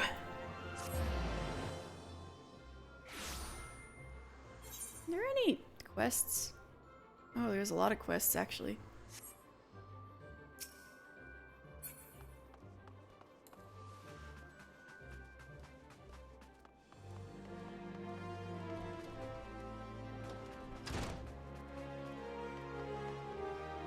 Oh yeah, you're that little shit.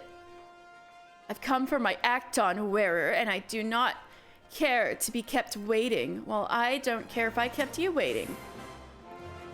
Pray do not keep your honored client waiting any longer than necessary, for both our sakes. Here. I made it extra shitty just for you. Sir, your Acton is ready, if you would... Well, it appears to be satisfactory. I can only hope it will survive my rigorous training regimen. I shall have one of my manservants deliver the payment on the morrow. I gave it crafting materia, you loser. In lieu of your customer's gratitude, allow me to express mine. Thank you, mister. I don't doubt this has been an unenjoyable experience for you, but remember, while we are under no obligation to respect such clients, we must always be seen to respect their wishes.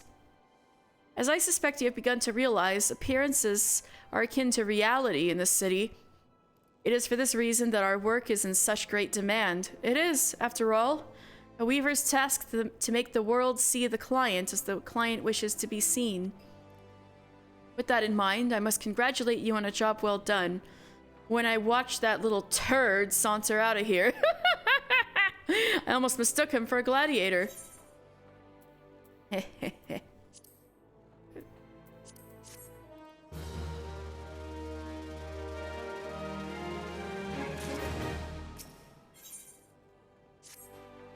This is indeed an unfortunate development. Oh, mister, thank Nimia you're here. I need your help. The entire guild is presently engaged in dealing with a sudden deluge of orders. Amongst them was a commission for a bespoke dress, all aspects of which I intended to handle personally. Alas, I have just this moment received yet another request, this time from Her Grace, which must naturally take precedence. Oh, Nanamo gets priority over everything? Since you have some experience engaging with customers, I would send you to speak with the client, Babawai, in my stead. We had arranged to meet at the Gold Court later this... Oh, where's the time gone? We had arranged to meet now. Babawai will be bringing his daughter Kokomo. Oh, I remember these two. For whom the dress is intended. Be sure to speak to her as well.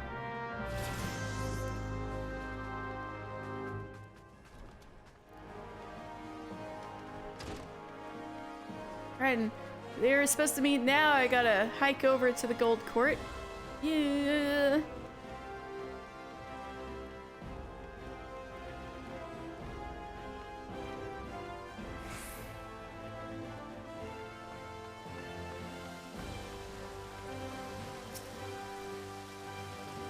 And who might you be?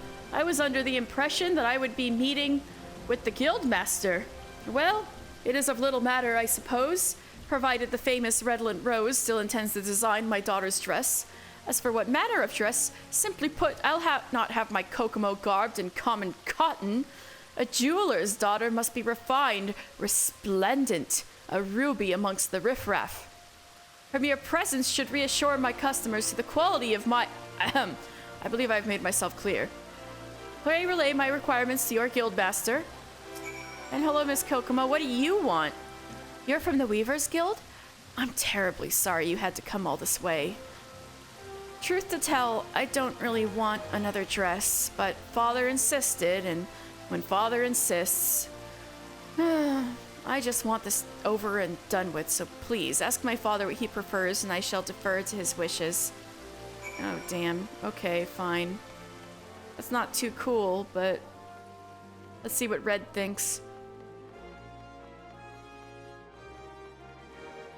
Red's an upright guy.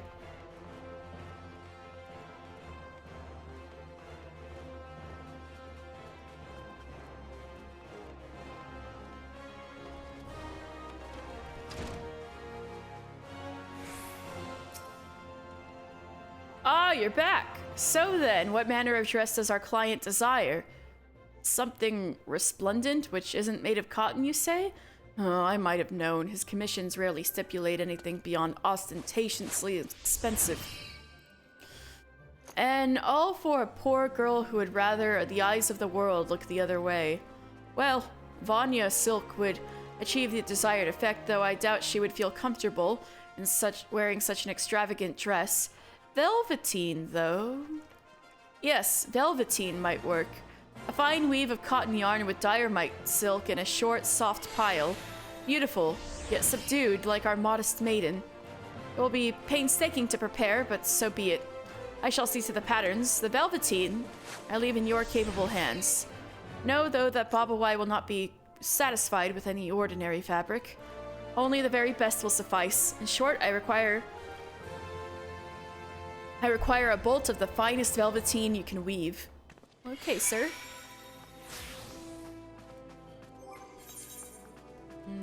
Alchemist?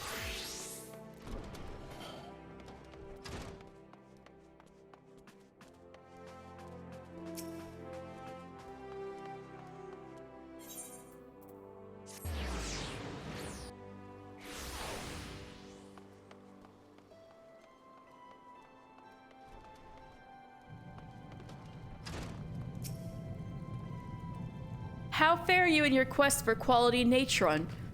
I understand only too well the lure of attaining at perfection, but for an alchemist, the timing of results must also be a consideration.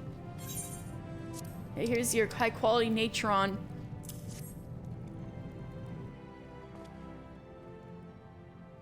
Let us inspect the fruits of your labor. Yes, the substance is indeed natron, and what a pinch of powdery magnificence it is. With this level of quality, it will perform wonders in any field of application. I would not be surprised to see our client return time and time again for more and more. You shall be doomed to create nothing but your wondrous powder for the rest of your living years, oh dear. Lest you think that a jest, I would have you realize the sheer range of practical use for this material. It is found in the manufacture of glass, the treatment of wool, and even in the mixing bowls of culinarians. Though alchemy is required to produce natron, the substance is of far greater value to many other disciplines.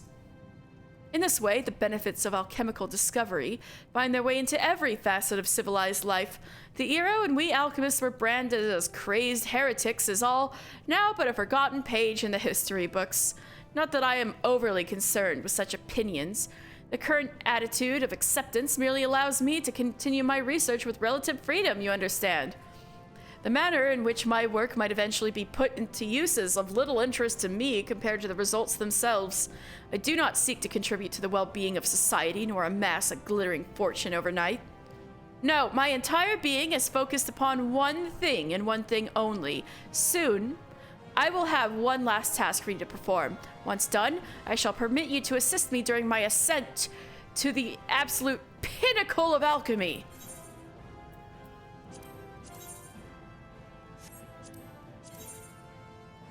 I think I don't need any of these, yeah.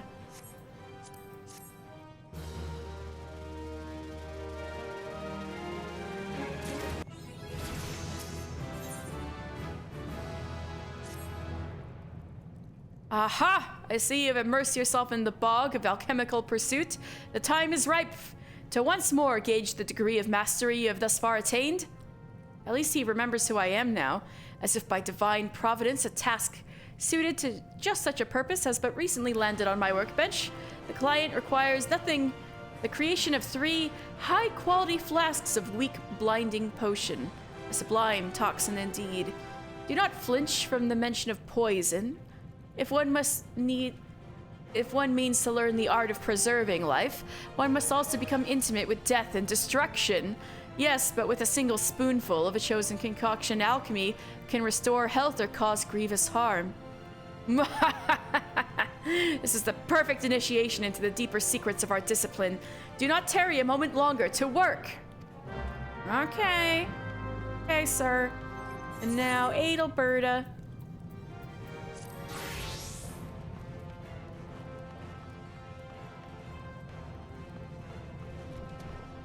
Good old Adelberta.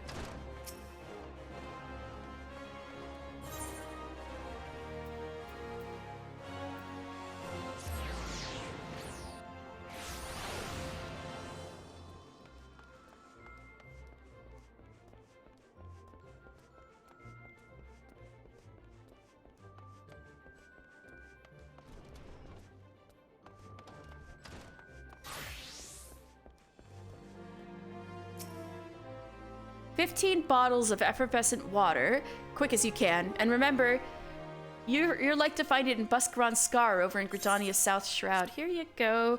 Here's some bubblies.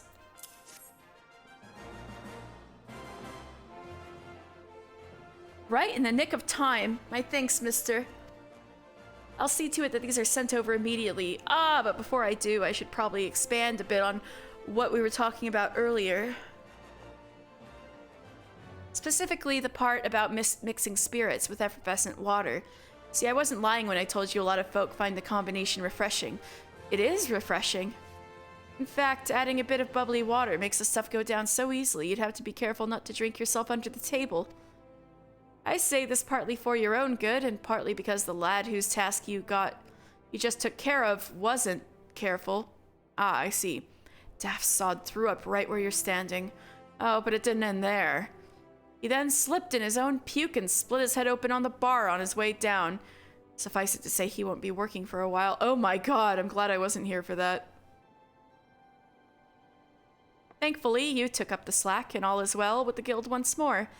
I could do with a few more like you, mister. Keep up the good work, you hear?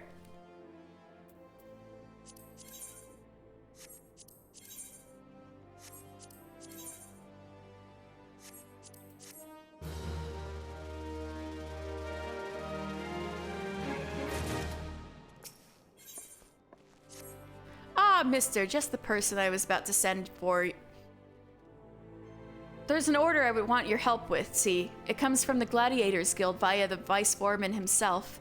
You recall the time I had you procure obsidian? Well, this time I need you to find Wyvern obsidian, which is a good deal rarer.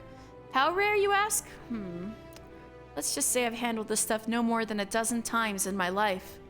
So yes, it'll be a bugger to find, but don't worry, you won't be working alone. Just so happens that one of your guildmates has volunteered for the task. And considering how difficult it's like to be, I've decided to have the two of you work together. Your partner's name is Wide Gully, and he's waiting for you on the far side of the stage. Go over and introduce yourself, and he'll tell you everything you need to know. Run along now. Oh, and good luck. The far side of the stage. You must be Mr. the Guildmaster's pet. I've heard much and more about you. They tell me you've got talent. Trouble is, you're an adventurer, and anyone with an ounce of sense knows adventurers can't be trusted. Adelberta's sorely mistaken if she thinks you're any different. Likewise, she's sorely mistaken if she thinks I'm gonna help you find 15 chunks of wyvern obsidian. I sooner fall on my own pickaxe than see you take the credit for my hard work. That said, I'm not about to risk getting kicked out of the guild for disobeying a direct order. Luckily, there are other ways to handle this. What do you say to a contest? It's nigh on as good as cooperating, and so long as the client gets what he wants, Adelberta won't have cause to complain, will she? So here's the deal. We mine for obsidian, wyvern obsidian separately, and whoever brings back the better haul, that is to say the purer haul, is the winner. Simple, yes? Now we both know I've been doing this a lot longer than you, and I won't have it said that I trounced a novice. So to make this more interesting, I'll give you as long as you want. For all the good it'll do you. Oh, and you can even go and talk to the client if you like. His name's Roger, and you'll find him outside the Gladiators Guild. Might be as he can tell you something useful.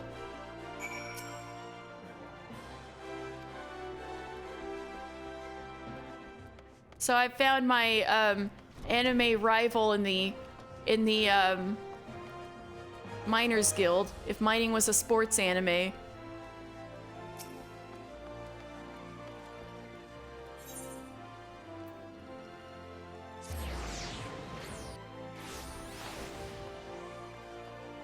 Roger. Hi, I'm Roger. What can I do for you? Got yourself into a contest with Wide Gully, you say? Oof, I don't envy you. I don't know as much about mining myself, but I do know that Wide Gully is good at his job. You can't be Deep Canyon's son without knowing a thing or two about being a miner. Yeah. Anyway, I have no idea whose idea this contest of yours was, but if it means I get goods of better quality, then you won't hear any complaints from me. Now, if you wanted to ask me about wyvern obsidian, didn't you? Well, I'll tell you what little I know, but remember, I'm a gladiator, not a miner. Saying that, I haven't graced the blood sands for a while. Took a nasty blow to the knee, you see? Rest assured, the fellow that dealt it got far worse. You'd rather watch a mining anime than a sports one? A mining anime sounds like it'd be pretty fun, actually. Anyway, I'm all mended and ready to make my return. I want it to be glorious, something that'll be sung by the bards. So I thought a shiny new sword was in order, and there's nothing like a plumed oak maquahuitl to draw a crowd. Why? Because it doesn't have a single piece of metal in it. Okay, help me with it. Maquahuime don't, as a rule. Not a speck of metal, but if you wield it right, the shards of wyvern obsidian embedded in the blade will cut armor like a hot knife through butter. But I'm rambling. You wanted to know where to find the stuff, not what I plan to do with it. I vaguely recall a conversation I had with a miner a while back. We were talking about maquahuime. Oh, did I mention that's what you call more than one maquahuitl? Oh my god, help. Well, it is. Where was I? Oh yes, we were chatting about the maquahuime. And the fellow said that he'd previously dug up wyvern obsidian around Thal's Respite in eastern Thanalan. That's all I know. Hope it helps. Okay. That's it. So let's try Limsa now. And I can do that little Moogle delivery while I'm at it.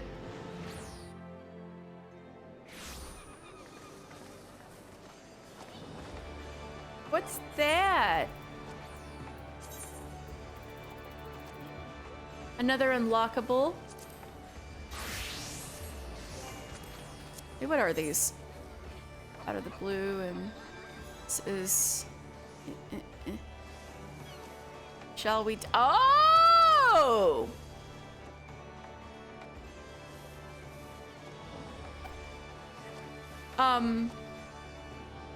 Hey! Why don't I start Dancer?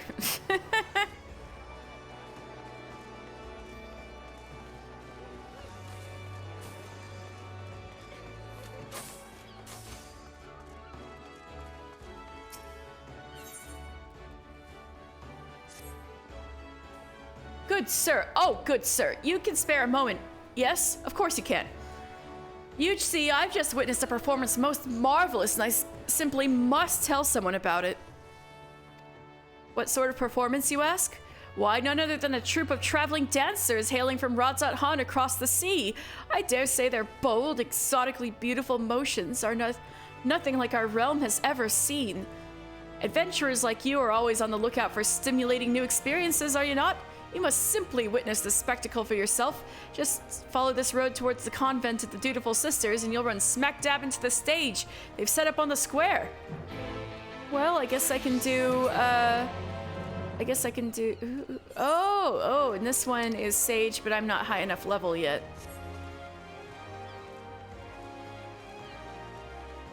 Wait. Down, right? Yeah.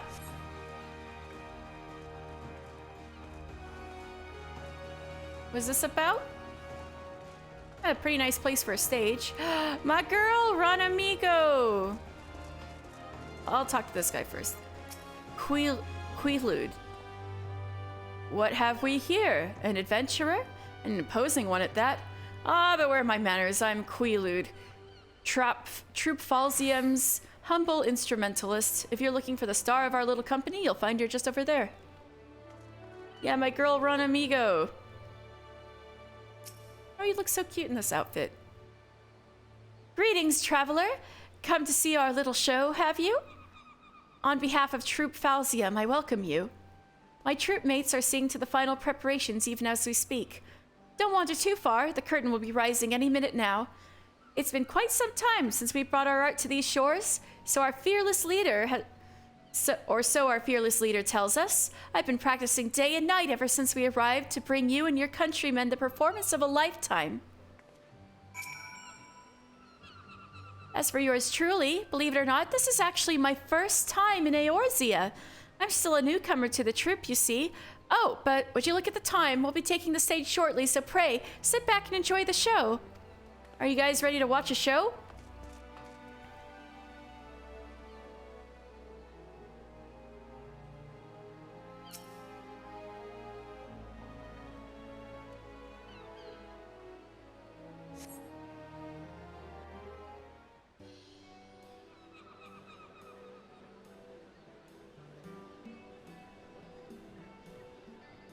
Oh, you really prettied up the stage.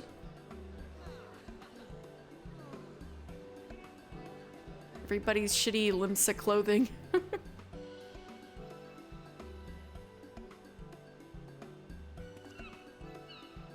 So close and yet so far.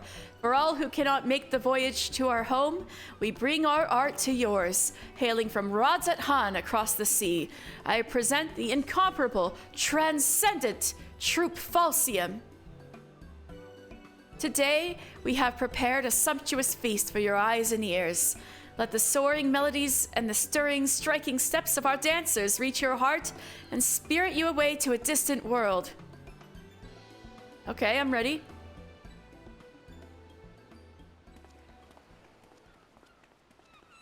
Rana.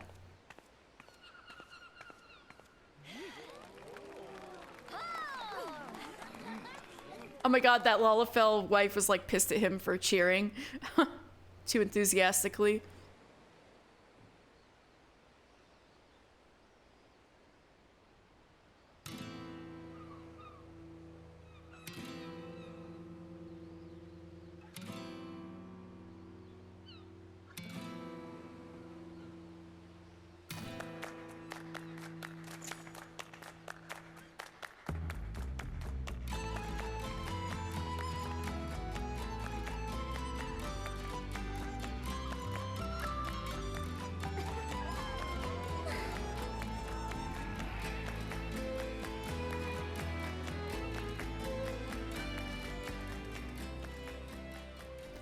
Yes, just so, Rana.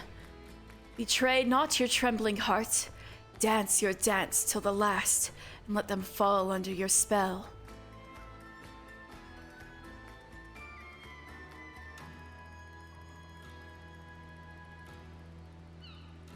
My apologies, I did not mean to intrude upon your experience. Pray ignore my mutterings and enjoy the girl's performance. She's trained quite hard for this day, after all.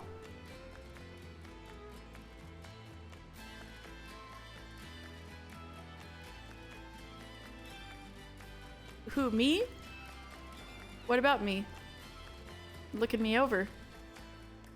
Oh? I must say, you carry yourself with a certain grace, don't you? I do? Ah, but do excuse me, I forget myself. He's like, huh?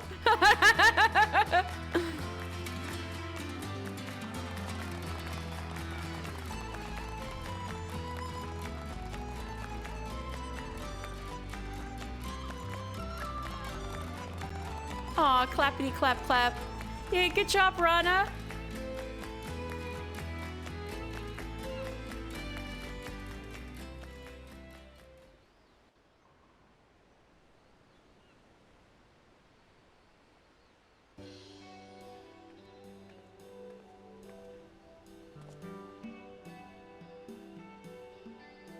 Forgive me for not having properly introduced myself. I am Nashmira, principal dancer and leader of Troupe Falzium.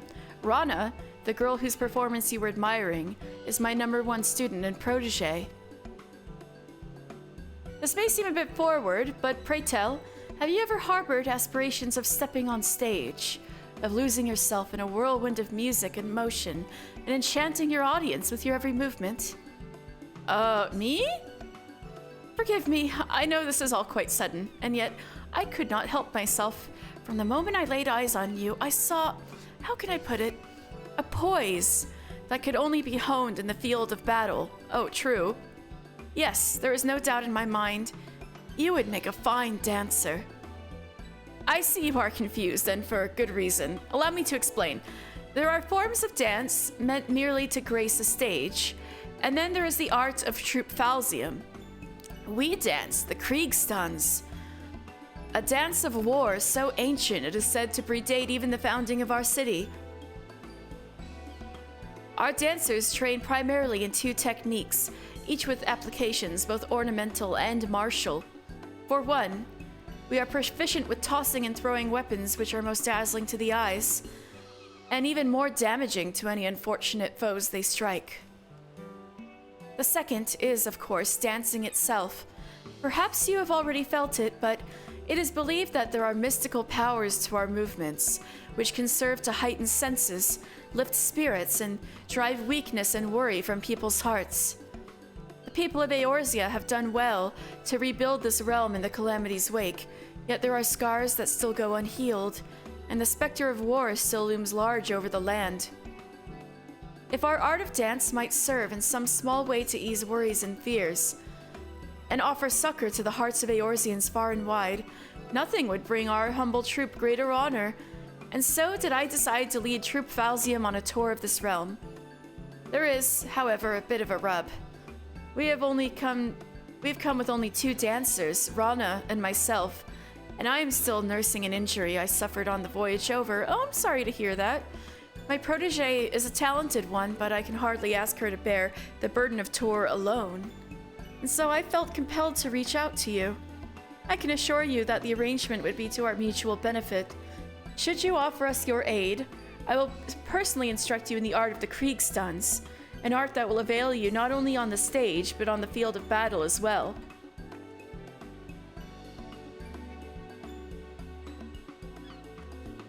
Worry not. I will not force you to rush your decision. We must begin rehearsal for our next performance. Do give some thought to my offer and seek me out again should you be so inclined.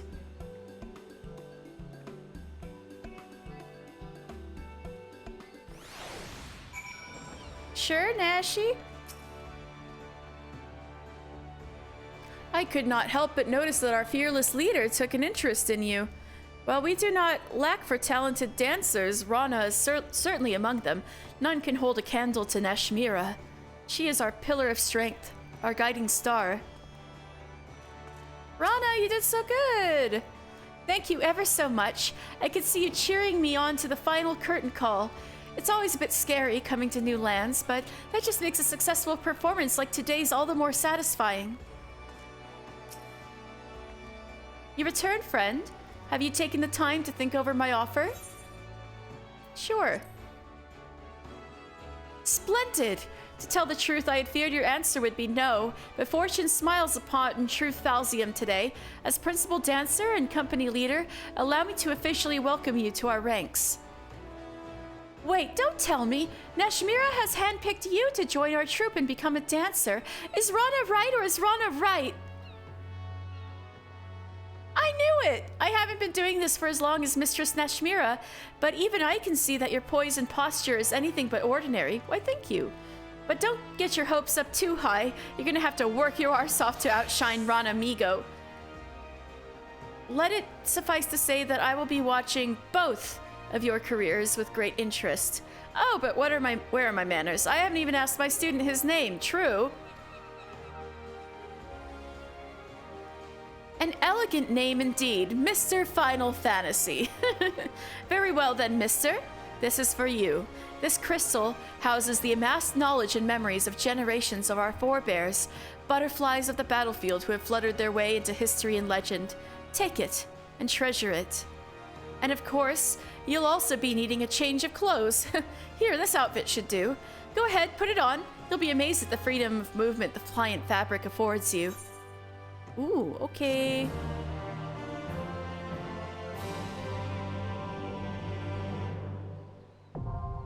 Dancer unlocked.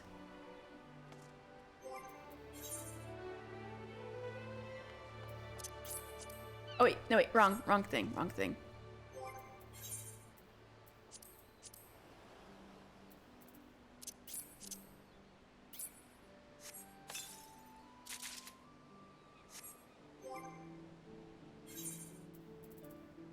Don't look at me.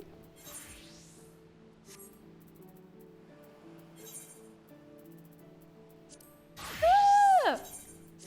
There we go. Hey, looking good.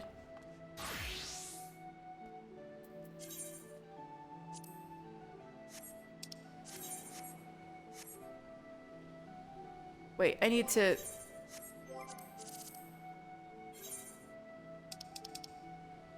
There we go. Excellent. Let's go. Here's Mr. the Dancer.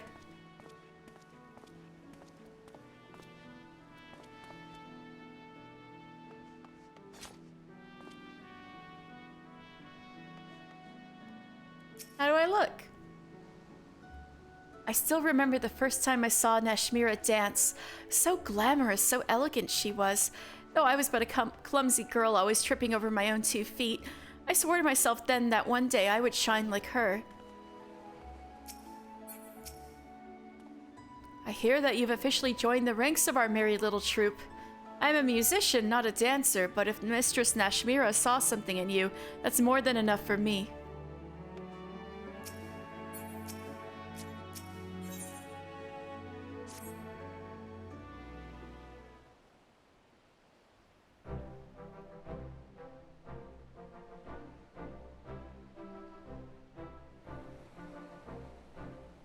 Yeah, here we go. I have trained many a dancer in my day, but I cannot recall ever having seen the crystal take to one of our new recruits so quickly. I hear that a lot about these job crystals. Truly, there is prodigious talent within you just waiting to be untapped. I've never seen anything like it either. Why, at this rate, he might even be able to challenge me for position of Troupe Falzium's Rising Star. I haven't even danced yet, even once. I haven't even learned any steps. Let's not get ahead of ourselves, Rana. But yes, with Mr. in our ranks, our ultimate goal might at long last be within reach. Before that, however, I should share with you the full details of our planned itinerary. As I may have mentioned, We have traveled to these shores with two purposes: to share our time-honored art with Eorzeans far and wide, and in doing so, to do our part to help heal any lingering scars left by the calamity. Limsa Lominsa here was the first stop in our tour of the realm. This leaves us with 4 destinations: Ul'dah, Gridania, Ishgard, and finally Ala-Mhigo. Well, I can't go to Ishgard or Ala-Mhigo yet, so let's just, Oh, yep, see, here we go. And yet, Ishgard's gates remain shuttered to the outside world, and Ala-Mhigo continues to struggle for freedom from its Garlean masters. Thank you! So they do change the dialogue when it's this early. Needless to say, we will be putting off our performances in those nations until such a time as we can be certain that our presence will be welcome. And so, by process of elimination, the next 2 destinations in our tour are all but decided. However, there is another important matter we must attend to before we set off. Finding ourselves a patron willing to sponsor our jaunt across the realm, yes? Precisely. With what little coin remains in our coffers after the long journey, we can scarce afford to put on humble productions like the one Mr. just witnessed. We must find someone who will spare no expense in helping us bring our art to every corner of Eorzea. Fortunately, I have learned of someone who might be suited to that role. An acquaintance of mine in these lands, a songstress no less, introduced me to an influential merchant who considers it his life's work to promote daring new forms of creative expression the realm over. Don't tell me, was this songstress named Flamine? The man in question has all but agreed to fund our tour on one condition. We must grace him with a private performance, and he must deem it to be a true artistic revolution unlike anything he's seen before. An artistic revolution? That sounds like an awfully tall order.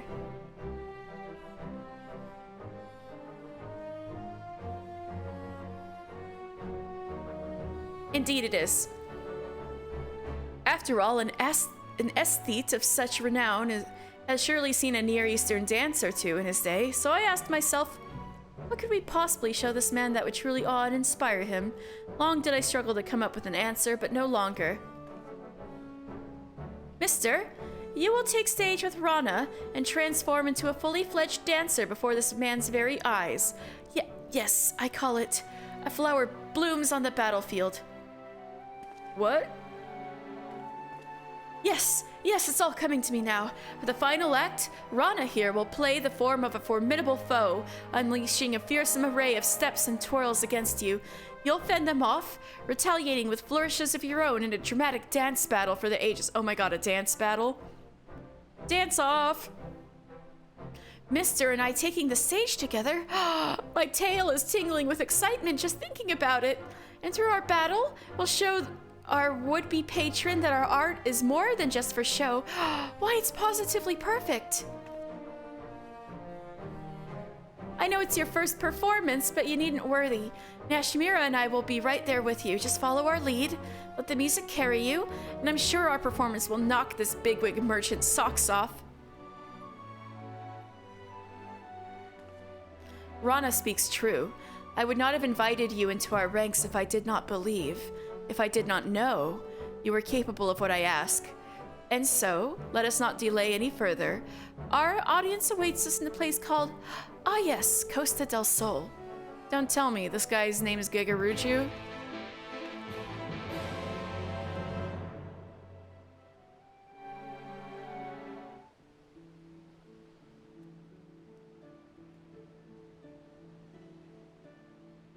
Alright, I'm a dancer, woohoo! I think I'll finish the other Limsa turn-ins and then call it in. So next, let's see.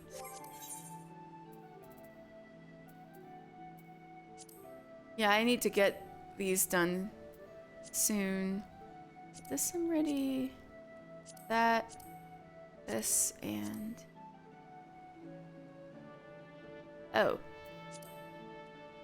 Oh, this.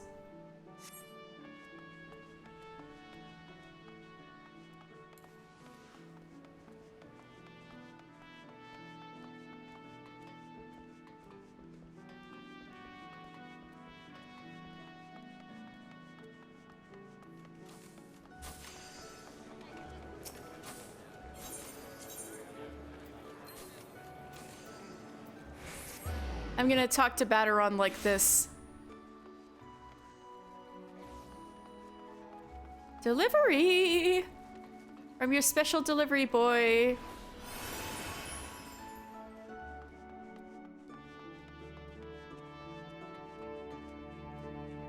Hello, Baderon. And now here's a face what always warms me heart to see. Ever a shining example to all the would-be heroes and heroines in these halls. You have a letter for me, you say? Letter to Baderon. The lettering on this envelope is so poorly done that it is only thanks to the keen eye of your Moogle supervisor that you know it is addressed to Baderon Tenfingers, Drowning Wench founder and proprietor. Would have figured out you'd have more pressing tasks on your plate than playing messenger boy, but who am I to... What's this? Oh, bugger me, of all times for him to show up. Hate to burden you, but I'd be much obliged if you could help me with a simple task. I knew I could count on you. Aye, for the moment I saw your face, I knew the Navigator had guided you back here for a reason. A reason? To help me settle a score with an old acquaintance of mine. Aye, the man's worked up quite the bill. It's past time for a reckoning. You're to find the guild and bring him here to old Baderon. I can trust you with that, aye? You'll find him out in the middle of Lenosha. A Rugadin fellow of his imposing stature and less than imposing brains, like is not up to trouble of some sort. Oh, and speak to Sidojbi before you set out. She's prepared a perfect welcome gift for my dear old mate. That doesn't sound good.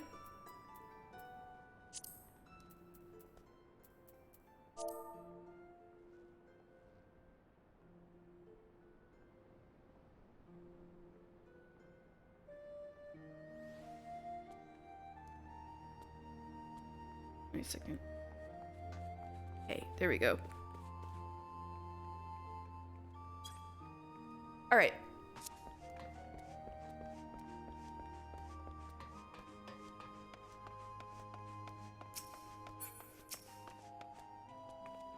So you're the adventurer going out to greet our guest of honor, are you? Baderon hasn't told me much about the man, but his steely gaze speaks volumes. As you know, Baderon was an accomplished sellsword in his younger days, made his share of friends and more than his share of foes. But in the latter are none too shy about bringing trouble onto the premises. Oh no. A Rugadin fellow in the middle of Lenosha, was it? But I'll pry no further. One thing I've learned in my time here is not to poke my nose in disputes that don't involve me. Here's the gift Baderon asked me to prepare. I trust that it will serve you well. What's that? Ice cold water. Oh great, I gotta pour it on him. All right.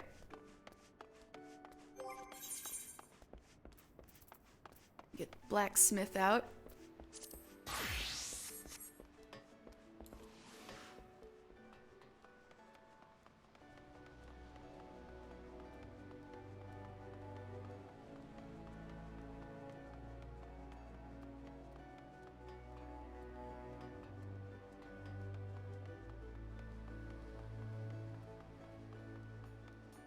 Oops, you're right. Oh right, Phasar is out there.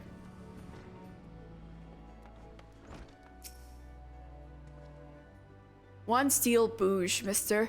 Make the greatest weapon you've ever made, then throw it away and make it be a better one. Okay, if you say so. Here. How's this?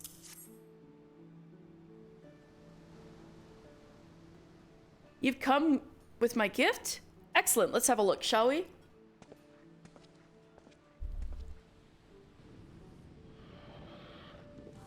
I demanded nothing short of perfection, and you have exceeded my every expectation, mister. A finer bouge I have never seen.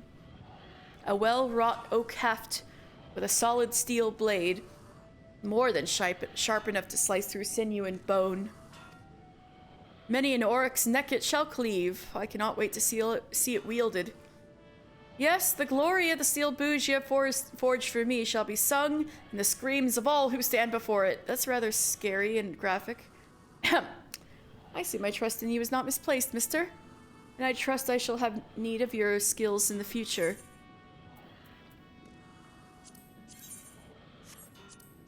Just checking, just checking. Oh.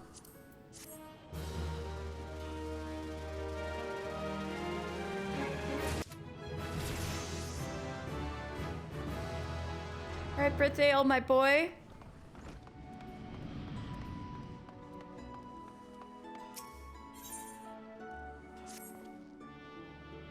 You know, mister, the contracts you've helped the guild secure ought to make us a fortune. If we can find the hands to keep up with demand, that is. Quite a name you've made for yourself in the process. You've got your head in the forge, so you don't hear what I do. All over the ports, I hear chatter of sailors and merchants extolling the fabled wares from Mister's forge. Mine? Oh, thanks. And I assure you, they ain't alone. Hells, it's gotten to the point where half your fellow smithies are asking that you forge their smithing tools. And if you've time to make them one by one. So I told him that the most they could hope for would be one wrapped crow's beak hammer, a true example of shining excellence from which all its kind would be held. What say you, lad? Reckon you can do your forge mates this favor? Okay. Ananza, here you go.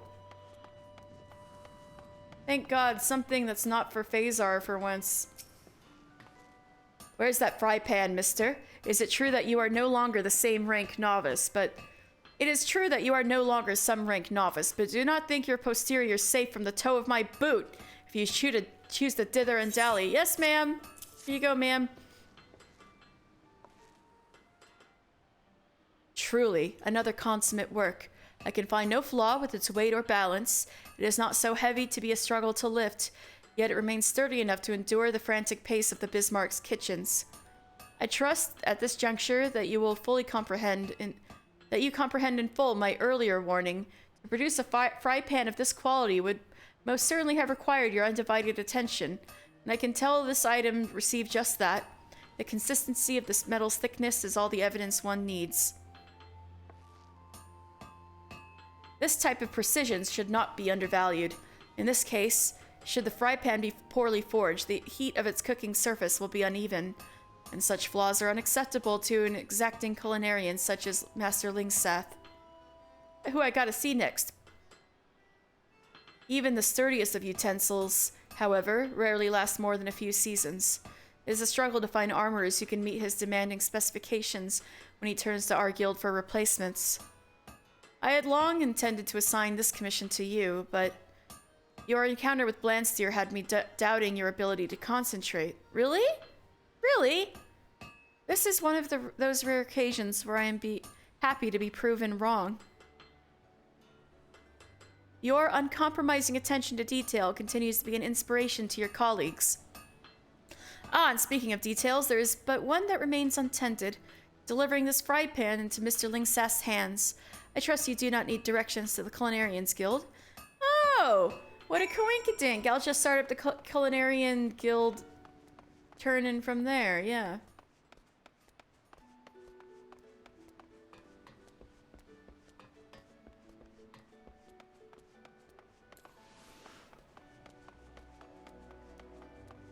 Yeah.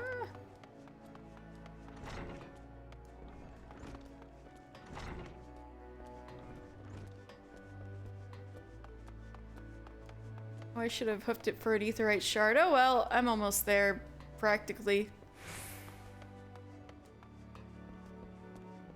Or not. The fuck am I? Oh, Drowning Wench. Okay.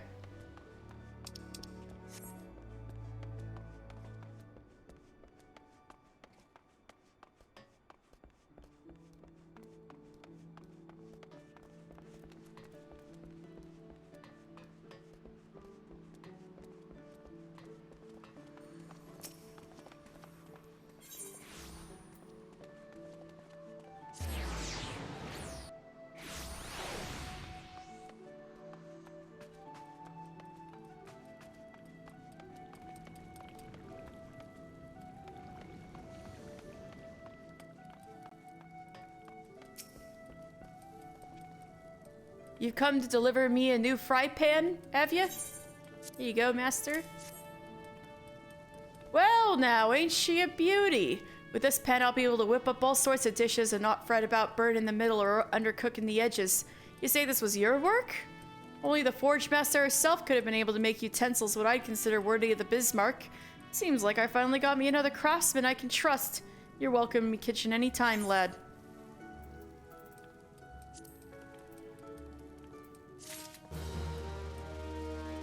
Meanwhile, I need to give the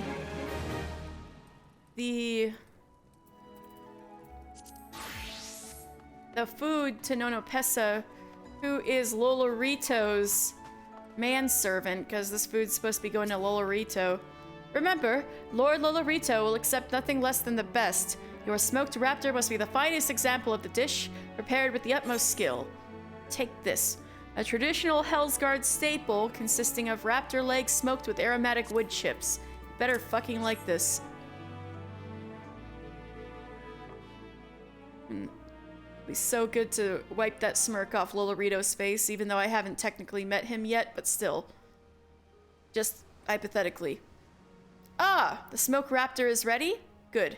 Now I trust you won't object to an inspection, lest you worry about your handiwork being defaced. My years at serving Lord Lolorito have taught me how to taste with sight and smell alone.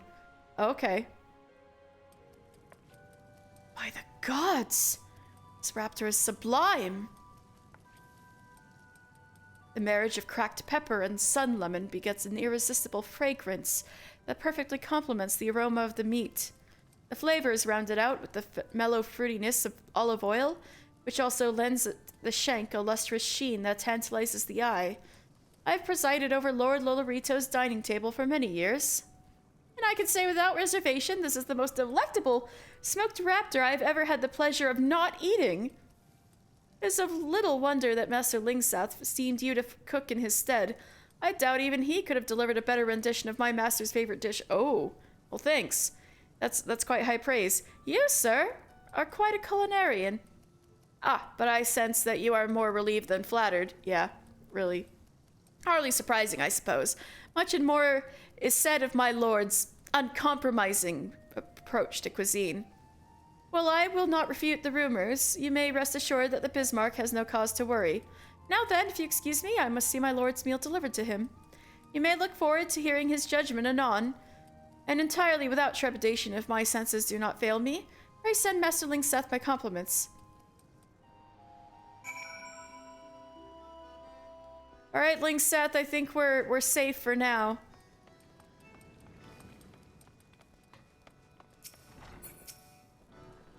You did it, mister. You impressed the pants off Lolorito's butler. Nonopessa knows his master's taste better than his own, and his approval is all the assurance I need. The guild's safe, and it's all thanks to you. You never cease to amaze me, mister. You came to us with nary any knowledge of cooking, and now you're like a second left hand. Well, that didn't come out right. What I meant to say was, you're as useful to me as the end I old me skillet with, somewhat no culinarian can do without. You've got it in you to be one of the finest chefs in the realm, and I would see you fulfill your potential. Promise me you'll keep at your cooking.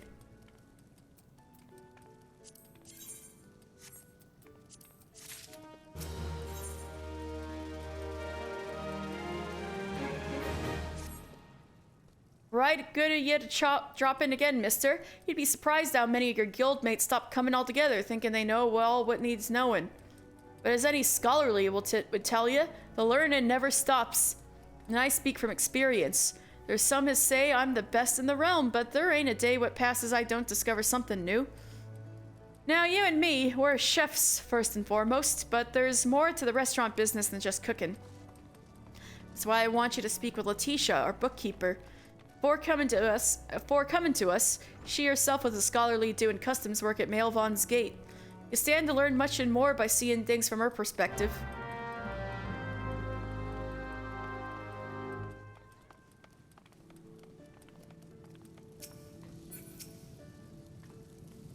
Ah, mister, the chef who prepared Lord Lolorito's meal in the Guildmaster's stead. Thanks to your heroics, the Bismarck's reputation came through unscathed. We all owe you for that. So, what brings you to my counter? Master Lingsouth would have you learn about the restaurant business at large, you say? Why, of course! It would be my pleasure to share with you such knowledge as I possess. Before we begin, I could do with a bite to eat. It's been a long and busy shift, and I haven't had the chance to sit down to a proper meal.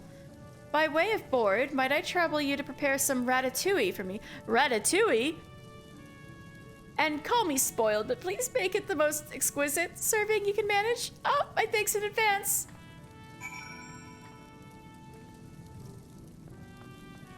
All right. So... yeah, I think that does it. That's everything in Limsa, I'm pretty sure. And I've got 2 slots open. Alright, alright. I've got enough slots open to accept Coils of Bahamut next time. So I think I will leave it here for now. Thank you guys so much. As far as I can tell, there's only about 2 of you. I don't know. Is it worth it to raid? Really? Well, thank you guys so much. I really appreciate it. So this is my last stream for a little while. Oh, well, you're here, PewkiePie. You can say hi to whoever I'm raiding with me. That's enough. Or good night. Yeah. Yes.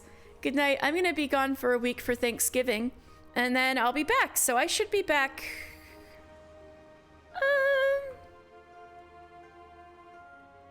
Maybe like a week and a half, like next Wednesday?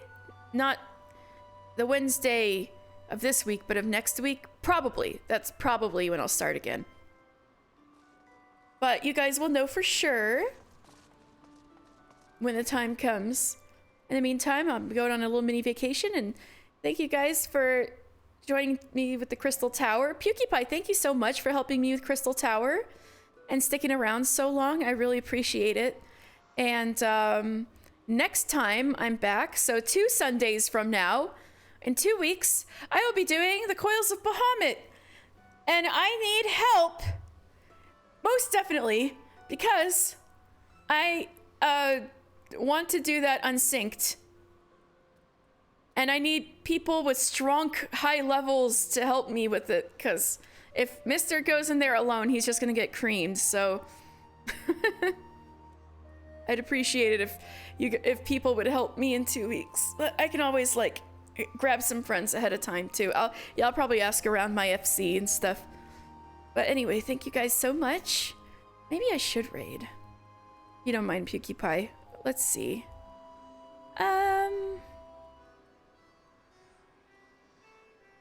Oh, Lobat and Owlin.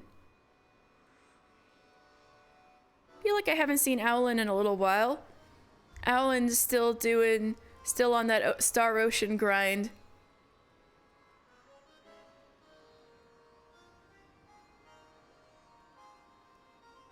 So I'm trying to reload her stream so I don't, so I don't have my usual giant pause. No pun intended. You'll raid, but you gotta go? Alright, that's fine. That's fine. Alright, I'm gonna send the raid out. Alright, raid. Come on, computer. Cooperate. Owlin. Thank you guys so much. I'll see you guys again after a week. And stay tuned for the Coils of Bahamut next time on Lore Sunday with Mr. Final Fantasy. Woo! All right, I'll see you guys. Wait, where's the raid coming out? I don't see the little thing. Oh, come on, please load. There it goes. There it goes. There it goes. All right, thank you guys so much. Have a great evening. Bye.